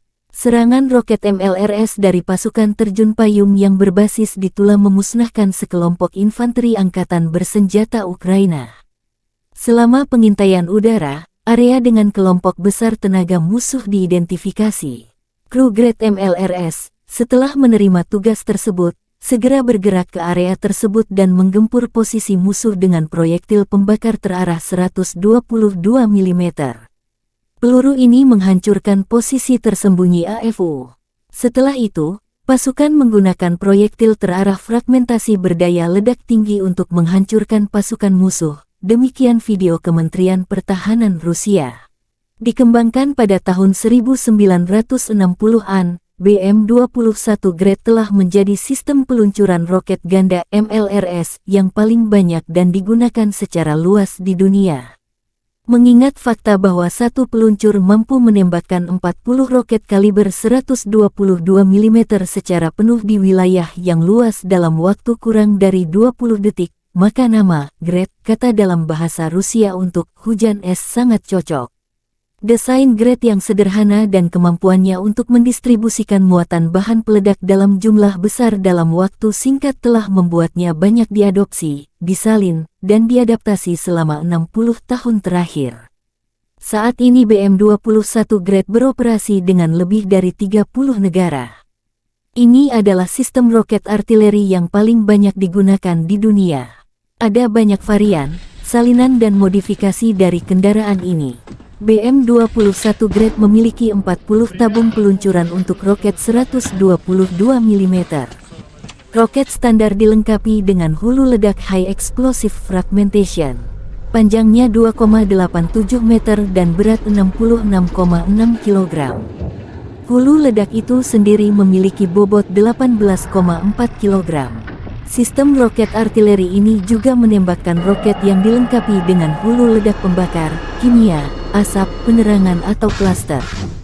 Hulu ledak klaster berisi submunisi anti-tank atau anti-personil. Sejumlah hulu ledak khusus lainnya dikembangkan untuk sistem ini. Salvo penuh BM-21 Grade meliputi area seluas 0,8-1 hektar.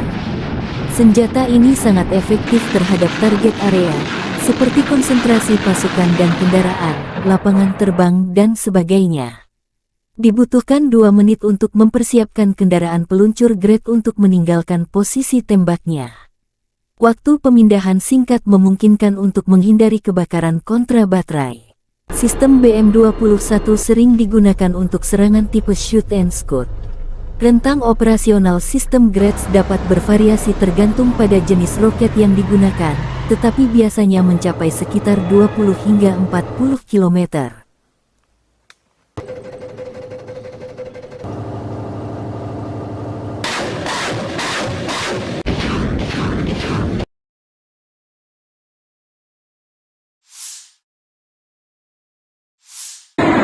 Kurang lebih 26 kontak senjata terjadi dalam 24 jam terakhir. Militer Rusia kembali melancarkan serangan terhadap Ukraina menggunakan rudal jelajah Iskander-K dan 31 UAV tipe Shahed. Rudal jelajah Iskander-K dan 29 Shahed musuh dihancurkan oleh pertahanan anti pesawat. Sayangnya, akibat serangan teroris Rusia, terdapat korban jiwa dan luka di kalangan warga sipil. Bangunan tempat tinggal pribadi dan infrastruktur sipil lainnya hancur dan rusak, demikian dilansir Staf Umum Angkatan Bersenjata Ukraina. Yeah. Ігор, я вас вітаю.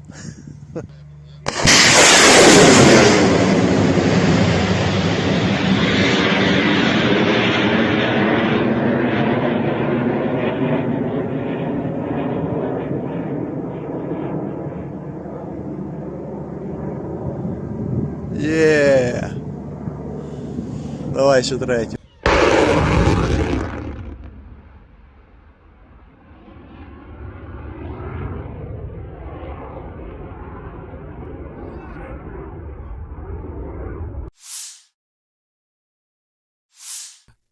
Awak Howitzer D-30 dari kelompok pasukan Center menetralisir perangkat keras lapis baja ringan AFU dan mortir bergerak yang disamarkan berdasarkan truk pickup.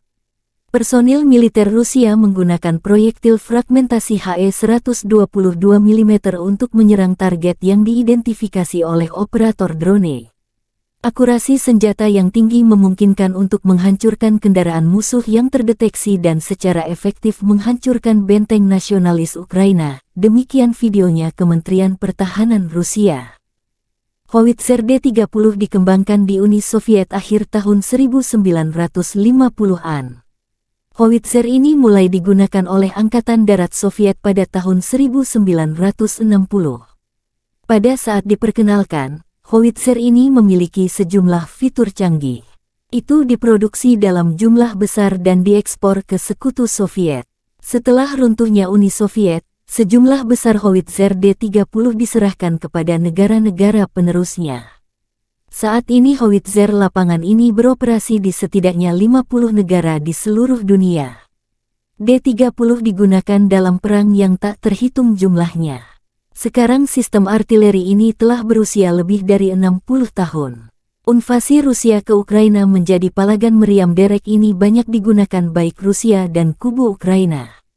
Meski tergolong jadul, D-30 terbukti menjadi howitzer yang sederhana, andal, dan serbaguna. D-30 memiliki desain yang tidak biasa dengan gerbong 3 jalur dengan pelat tengah. Kereta ini memungkinkan lintasan 360 derajat dan menembak pada sudut ketinggian manapun. Ia memiliki persenjataan 122 mm. Howitzer ini menggunakan amunisi terpisah dengan peluru dan muatan. D-30 menggunakan amunisi yang sama dengan howitzer M30 Soviet era Perang Dunia II. Ia menggunakan bahan peledak tinggi HE, fragmentasi bahan peledak tinggi HEFRAG anti-tank dengan bahan peledak tinggi, hit pembakar, asap, dan cangkang penerangan. Jarak tembak maksimum adalah 15,3 km. D30 juga kompatibel dengan peluru berpemandu laser 122 mm Kitolov Rusia. Howitzer ini memiliki awak 5 orang. Howitzer ini dapat dipindahkan dan dipindahkan dengan cepat. Diperlukan waktu sekitar 1,5–2,5 menit untuk mempersiapkan sistem artileri ini untuk menembak. D30 biasanya ditarik oleh truk 6x6, yang juga membawa awak dan amunisi. Di beberapa unit kapal pengangkut lapis baja Met LB digunakan sebagai traktor artileri. Howitzer ini dapat dijatuhkan dari udara menggunakan platform parasut khusus.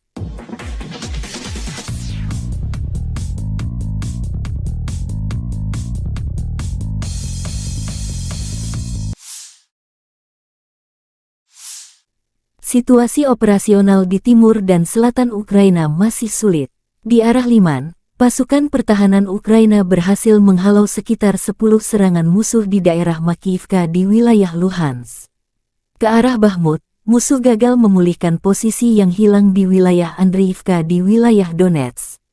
Di arah Avdiivka, pasukan pertahanan berhasil menghalau semua serangan musuh di wilayah Pervomaisky di wilayah Donetsk. Di arah Mariinsky, pada siang hari, pasukan pertahanan berhasil menangkis 10 serangan di distrik Mariinka di wilayah Donetsk dan 1 serangan musuh di distrik Krasnohorivka di wilayah Donetsk.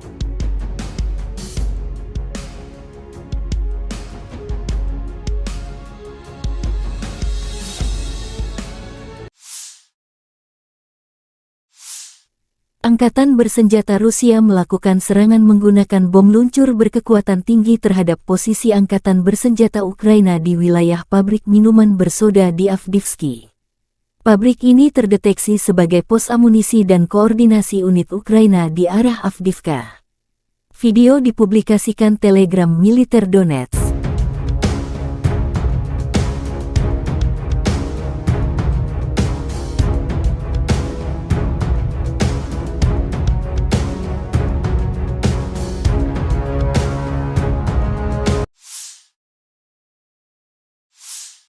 Уважаемые коллеги, добрый вечер. Мы поговорим сегодня о вопросах, связанных с развитием Севера. Это касается и Северного морского пути, шельфа континентального, и некоторых других вопросов. Начнет нашу сегодняшнюю встречу, дискуссию министр природных ресурсов Козлов Александр Александрович. Пожалуйста, Александр Александрович.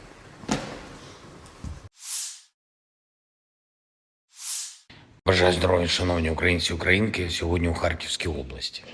Куп'янський та Лиманський напрямки, потім місто Харків. Наші воїни, бойові бригади, командувач відвідав з командою розташування 103-ї окремої бригади ТРО, 68-ї окремої єгерської бригади імені Олекси Довбуша, 25-ї окремої повітряно-десантної Січеславської бригади, 15-го мобільного прикордонного загону «Сталевий кордон».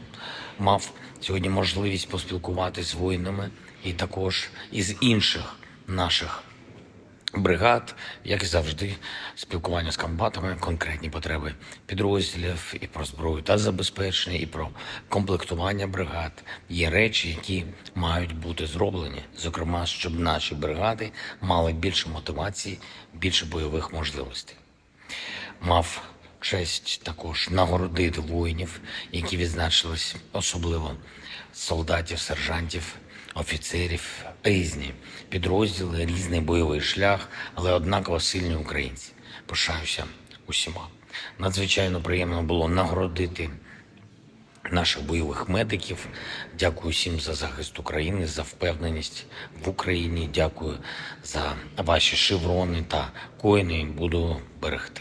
Провів сьогодні окремі тривалі наради з усіма, хто відповідає за оборону та соціально-економічну ситуацію в Харкові. В Харкові, в області, багато питань, які важливі для регіону. Особливо перед зимою, особливо з огляду на постійний російський терор проти Харкова, проти області та намагання окупанта посилити штурми наших позицій.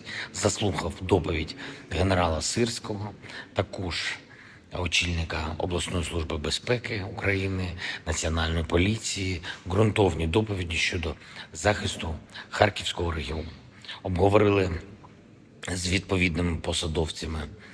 Це і голова області, і голова міста, міністр енергетики, голова Укренерго, голова Нафтогазу і інші обговорили захист від російських обстрілів, енергозабезпечення міст і сіл Харківщини, захист енергооб'єктів, відновлення будинків, соціальної сфери, гуманітарне розмінування. Надзвичайно важливо, що Харків, попри все, не просто тримається, а допомагає тримати міцним увесь наш схід. Горде і світле місто, яке завжди буде містом сили для України і для всієї Європи. На нарадах були і доручення щодо підготовки до опалювального сезону, і щодо відбудови, і щодо фізичного захисту енергооб'єктів від російських ударів. Все треба виконати. По деяких речах значно прискоритись. Завтра я очікую детального звіту по проєктах відновлення від урядовців, окремі доручення військовим. І цими тижнями ми будемо дуже активно працювати з партнерами, аби зброї та снарядів, зокрема ППУ. ППУ – це головне. У наших воїнів повинно бути більше. І дякую всім, хто допомагає Україні. Слава усім, хто захищає нашу державу, державу і людей. Слава Україні!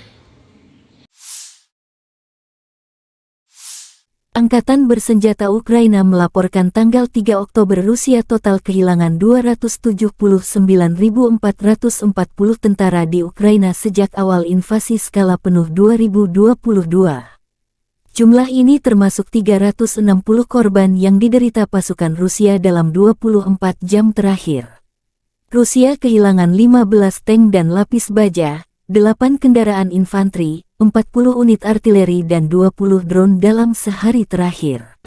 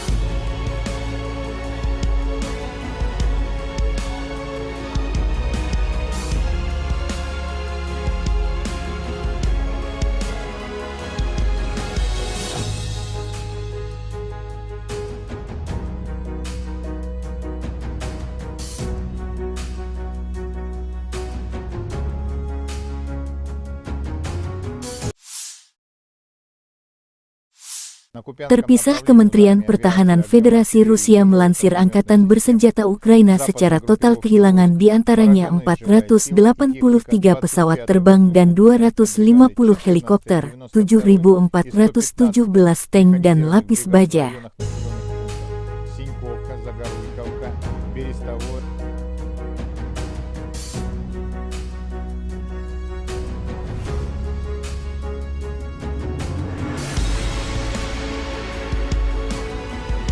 Download Tribun X sekarang, menghadirkan lokal menjadi Indonesia.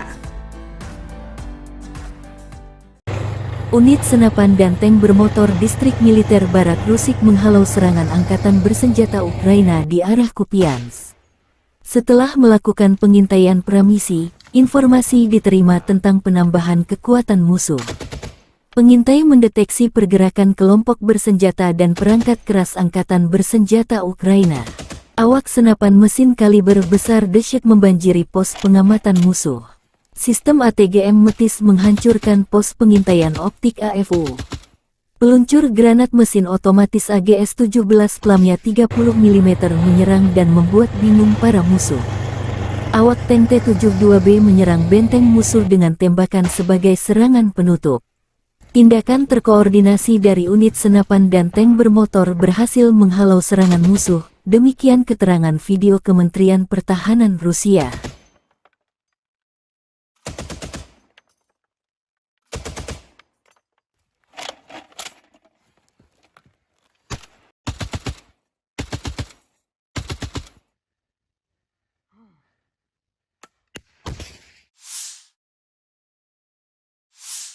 Angkatan bersenjata Ukraina melanjutkan operasi ofensif ke arah Melitopol. Tindakan ofensif penyerangan ke arah Bakhmut menimbulkan kerugian tenaga dan peralatan pada pasukan penjajah dan melelahkan musuh di seluruh garis depan.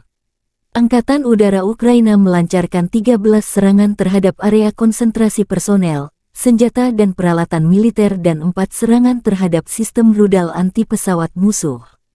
Unit pasukan rudal menyerang 3 area konsentrasi personel, senjata dan peralatan militer serta 20 sarana artileri musuh.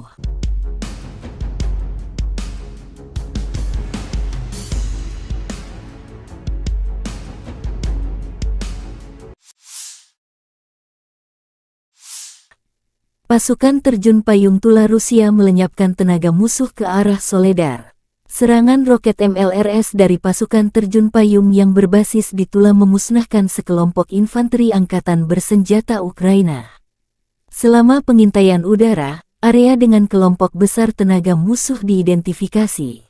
Kru Grad MLRS, setelah menerima tugas tersebut, segera bergerak ke area tersebut dan menggempur posisi musuh dengan proyektil pembakar terarah 122 mm. Peluru ini menghancurkan posisi tersembunyi AFU. Setelah itu, pasukan menggunakan proyektil terarah fragmentasi berdaya ledak tinggi untuk menghancurkan pasukan musuh. Demikian video Kementerian Pertahanan Rusia. Dikembangkan pada tahun 1960-an, BM-21 Grad telah menjadi sistem peluncuran roket ganda MLRS yang paling banyak dan digunakan secara luas di dunia. Mengingat fakta bahwa satu peluncur mampu menembakkan 40 roket kaliber 122 mm secara penuh di wilayah yang luas dalam waktu kurang dari 20 detik, maka nama Grad, kata dalam bahasa Rusia untuk hujan es, sangat cocok. Desain Grad yang sederhana dan kemampuannya untuk mendistribusikan muatan bahan peledak dalam jumlah besar dalam waktu singkat telah membuatnya banyak diadopsi, disalin, dan diadaptasi selama 60 tahun terakhir. Saat ini BM-21 Grad beroperasi dengan lebih dari 30 negara. Ini adalah sistem roket artileri yang paling banyak digunakan di dunia. Ada banyak varian, salinan dan modifikasi dari kendaraan ini. BM-21 Grad memiliki 40 tabung peluncuran untuk roket 122 mm. Roket standar dilengkapi dengan hulu ledak High Explosive Fragmentation. Panjangnya 2,87 meter dan berat 66,6 kg. Hulu ledak itu sendiri memiliki bobot 18,4 kg. Sistem roket artileri ini juga menembakkan roket yang dilengkapi dengan hulu ledak pembakar, kimia, asap, penerangan atau klaster. Hulu ledak klaster berisi submunisi anti-tank atau anti-personil. Sejumlah hulu ledak khusus lainnya dikembangkan untuk sistem ini. Salvo penuh BM-21 Grad meliputi area seluas 0,8-1 hektar. Senjata ini sangat efektif terhadap target area, seperti konsentrasi pasukan dan kendaraan, lapangan terbang, dan sebagainya. Dibutuhkan 2 menit untuk mempersiapkan kendaraan peluncur Grad untuk meninggalkan posisi tembaknya. Waktu pemindahan singkat memungkinkan untuk menghindari kebakaran kontra baterai. Sistem BM-21 sering digunakan untuk serangan tipe shoot and scoot. Rentang operasional sistem Grads dapat bervariasi tergantung pada jenis roket yang digunakan, tetapi biasanya mencapai sekitar 20 hingga 40 km.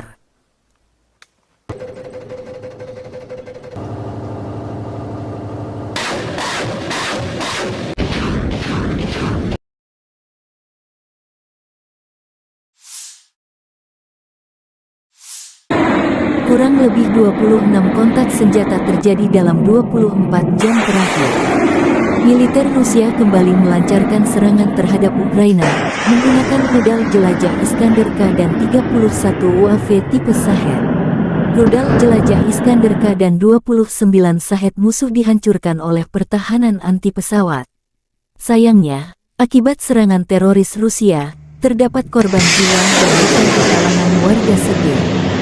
Bangunan tempat tinggal pribadi dan infrastruktur sipil lainnya hancur dan rusak, demikian dilansir Staf Umum Angkatan Bersenjata Ukraina.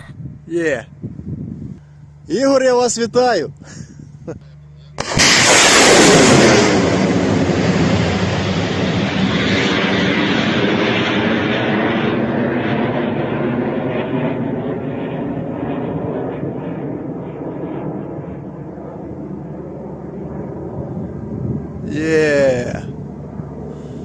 Давай еще третий.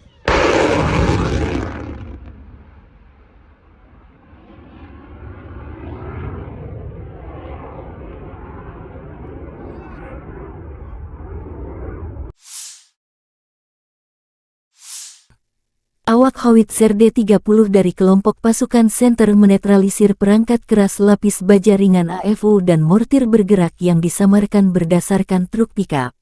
Personil militer Rusia menggunakan proyektil fragmentasi HE-122 mm untuk menyerang target yang diidentifikasi oleh operator drone. Akurasi senjata yang tinggi memungkinkan untuk menghancurkan kendaraan musuh yang terdeteksi dan secara efektif menghancurkan benteng nasionalis Ukraina. Demikian videonya Kementerian Pertahanan Rusia. Howitzer D-30 dikembangkan di Uni Soviet akhir tahun 1950-an. Howitzer ini mulai digunakan oleh Angkatan Darat Soviet pada tahun 1960. Pada saat diperkenalkan, howitzer ini memiliki sejumlah fitur canggih. Itu diproduksi dalam jumlah besar dan diekspor ke Sekutu Soviet. Setelah runtuhnya Uni Soviet, sejumlah besar howitzer D-30 diserahkan kepada negara-negara penerusnya. Saat ini howitzer lapangan ini beroperasi di setidaknya 50 negara di seluruh dunia. D-30 digunakan dalam perang yang tak terhitung jumlahnya. Sekarang sistem artileri ini telah berusia lebih dari 60 tahun. Invasi Rusia ke Ukraina menjadi palagan meriam derek ini banyak digunakan baik Rusia dan kubu Ukraina. Meski tergolong jadul, D-30 terbukti menjadi howitzer yang sederhana, andal, dan serbaguna. D-30 memiliki desain yang tidak biasa dengan gerbong 3 jalur dengan pelat tengah. Kereta ini memungkinkan lintasan 360 derajat dan menembak pada sudut ketinggian manapun. Ia memiliki persenjataan 122 mm. Howitzer ini menggunakan amunisi terpisah dengan peluru dan muatan. D-30 menggunakan amunisi yang sama dengan howitzer M30 Soviet era Perang Dunia II. Ia menggunakan bahan peledak tinggi HE, fragmentasi bahan peledak tinggi, HEFRAG anti-tank dengan bahan peledak tinggi, hit pembakar, asap, dan cangkang penerangan. Jarak tembak maksimum adalah 15,3 km. D-30 juga kompatibel dengan peluru berpemandu laser 122 mm Kitolov Rusia. Howitzer ini memiliki awak 5 orang. Howitzer ini dapat dipindahkan dan dipindahkan dengan cepat. Diperlukan waktu sekitar 1,5–2,5 menit untuk mempersiapkan sistem artileri ini untuk menembak. D-30 biasanya ditarik oleh truk 6x6, yang juga membawa awak dan amunisi. Di beberapa unit kapal pengangkut lapis baja MT-LB digunakan sebagai traktor artileri. Howitzer ini dapat dijatuhkan dari udara menggunakan platform parasut khusus.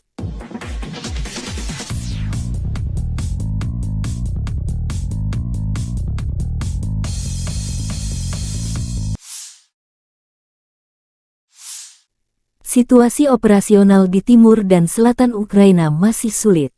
Di arah Liman, pasukan pertahanan Ukraina berhasil menghalau sekitar 10 serangan musuh di daerah Makivka di wilayah Luhansk. Ke arah Bakhmut, musuh gagal memulihkan posisi yang hilang di wilayah Andriivka di wilayah Donetsk. Di arah Avdiivka, pasukan pertahanan berhasil menghalau semua serangan musuh di wilayah Pervomaisky di wilayah Donetsk.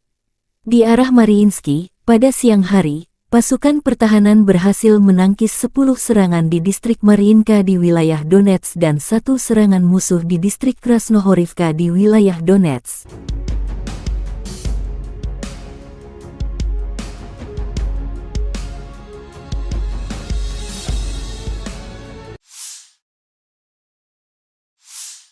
Angkatan bersenjata Rusia melakukan serangan menggunakan bom luncur berkekuatan tinggi terhadap posisi angkatan bersenjata Ukraina di wilayah pabrik minuman bersoda di Avdiivka. Pabrik ini terdeteksi sebagai pos amunisi dan koordinasi unit Ukraina di arah Avdiivka. Video dipublikasikan Telegram Militer Donetsk.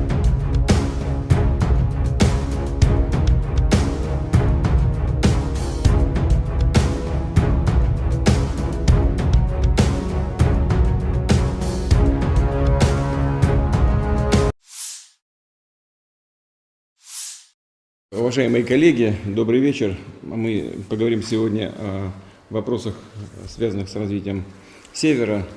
Это касается и Северно-морского пути, шельфа континентального, и некоторых других вопросов. Начнет нашу сегодняшнюю встречу, дискуссию министр природных ресурсов Козлов Алексей Александрович. Пожалуйста, Алексей Александрович.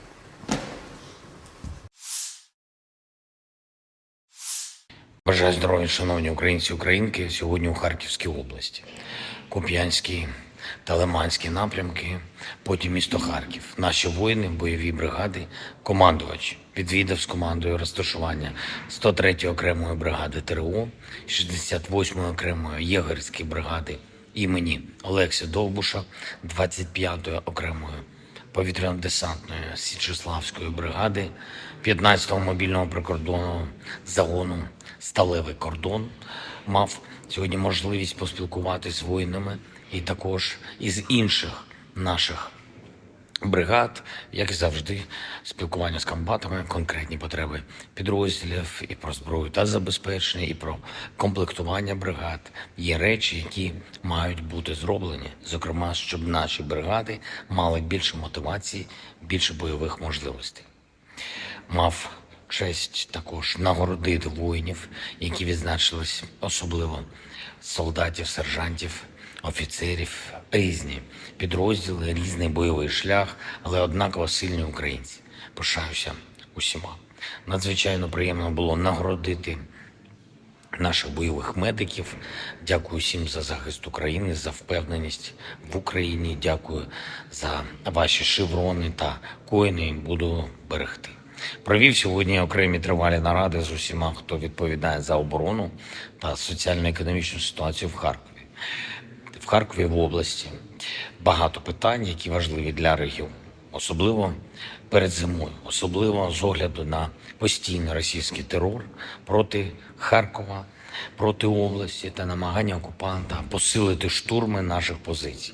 Заслухав доповідь генерала Сирського, також очільника обласної служби безпеки України, Національної поліції, ґрунтовні доповіді щодо захисту Харківського регіону. Обговорили з відповідними посадовцями, це і голова області, і голова міста, міністр енергетики, голова Укренерго, голова Нафтогазу і інші. Обговорили захист від російських обстрілів, енергозабезпечення міст і сіл Харківщини, захист енергооб'єктів, відновлення будинків, соціальної сфери, гуманітарне розмінування. Надзвичайно важливо, що Харків, попри все, не просто тримається, а допомагає тримати міцним увесь наш схід. Горде і світле місто, яке завжди буде містом сили для України і для всієї Європи. На нарадах були і доручення щодо підготовки до опалювального сезону, і щодо відбудови, і щодо фізичного захисту енергооб'єктів від російських ударів. Все треба виконати, по деяких речах значно прискоритись. Завтра я очікую детального звіту по проєктах відновлення від урядовців, окремі доручення військовим. І цими тижнями ми будемо дуже активно працювати з партнерами, аби зброї та снарядів, зокрема ППО. ППО – це головне. У наших воїнів повинно бути більше. І дякую всім, хто допомагає Україні. Слава усім, хто захищає нашу державу, державу і людей. Слава Україні! Angkatan Bersenjata Ukraina melaporkan tanggal 3 Oktober Rusia total kehilangan 279.440 tentara di Ukraina sejak awal invasi skala penuh 2022. Jumlah ini termasuk 360 korban yang diderita pasukan Rusia dalam 24 jam terakhir. Rusia kehilangan 15 tank dan lapis baja, 8 kendaraan infanteri, 40 unit artileri dan 20 drone dalam sehari terakhir.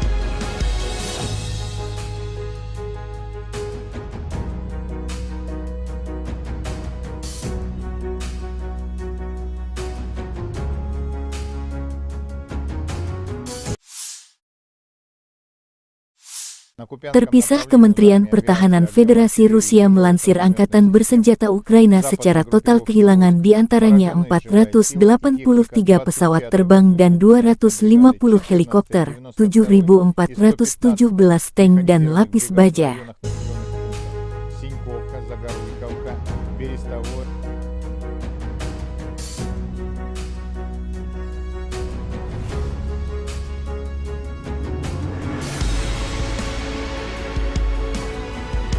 Download Tribun X sekarang, menghadirkan lokal menjadi Indonesia. Unit senapan dan tank bermotor Distrik Militer Barat Rusik menghalau serangan Angkatan Bersenjata Ukraina di arah Kupiansk. Setelah melakukan pengintaian pramisi, informasi diterima tentang penambahan kekuatan musuh. Pengintai mendeteksi pergerakan kelompok bersenjata dan perangkat keras Angkatan Bersenjata Ukraina. Awak senapan mesin kaliber besar dahsyat membanjiri pos pengamatan musuh. Sistem ATGM Metis menghancurkan pos pengintaian optik AFU. Peluncur granat mesin otomatis AGS-17 plamnya 30 mm menyerang dan membuat bingung para musuh. Awak tank T-72B menyerang benteng musuh dengan tembakan sebagai serangan penutup. Tindakan terkoordinasi dari unit senapan dan tank bermotor berhasil menghalau serangan musuh, demikian keterangan video Kementerian Pertahanan Rusia.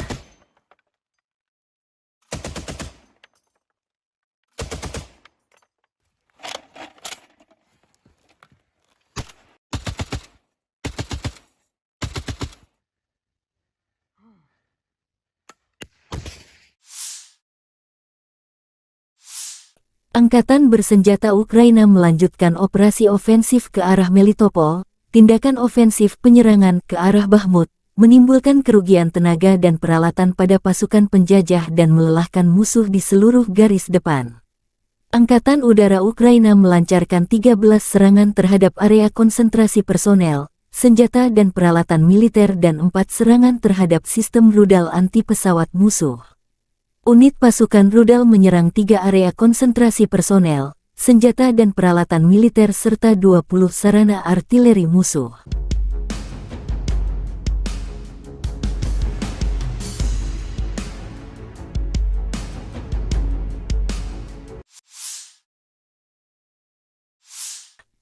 Pasukan terjun payung Tula Rusia melenyapkan tenaga musuh ke arah Soledar. Serangan roket MLRS dari pasukan terjun payung yang berbasis di Tula memusnahkan sekelompok infanteri Angkatan Bersenjata Ukraina. Selama pengintaian udara, area dengan kelompok besar tenaga musuh diidentifikasi.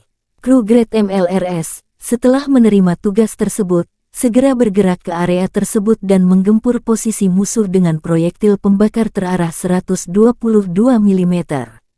Peluru ini menghancurkan posisi tersembunyi AFU. Setelah itu, pasukan menggunakan proyektil terarah fragmentasi berdaya ledak tinggi untuk menghancurkan pasukan musuh. Demikian video Kementerian Pertahanan Rusia.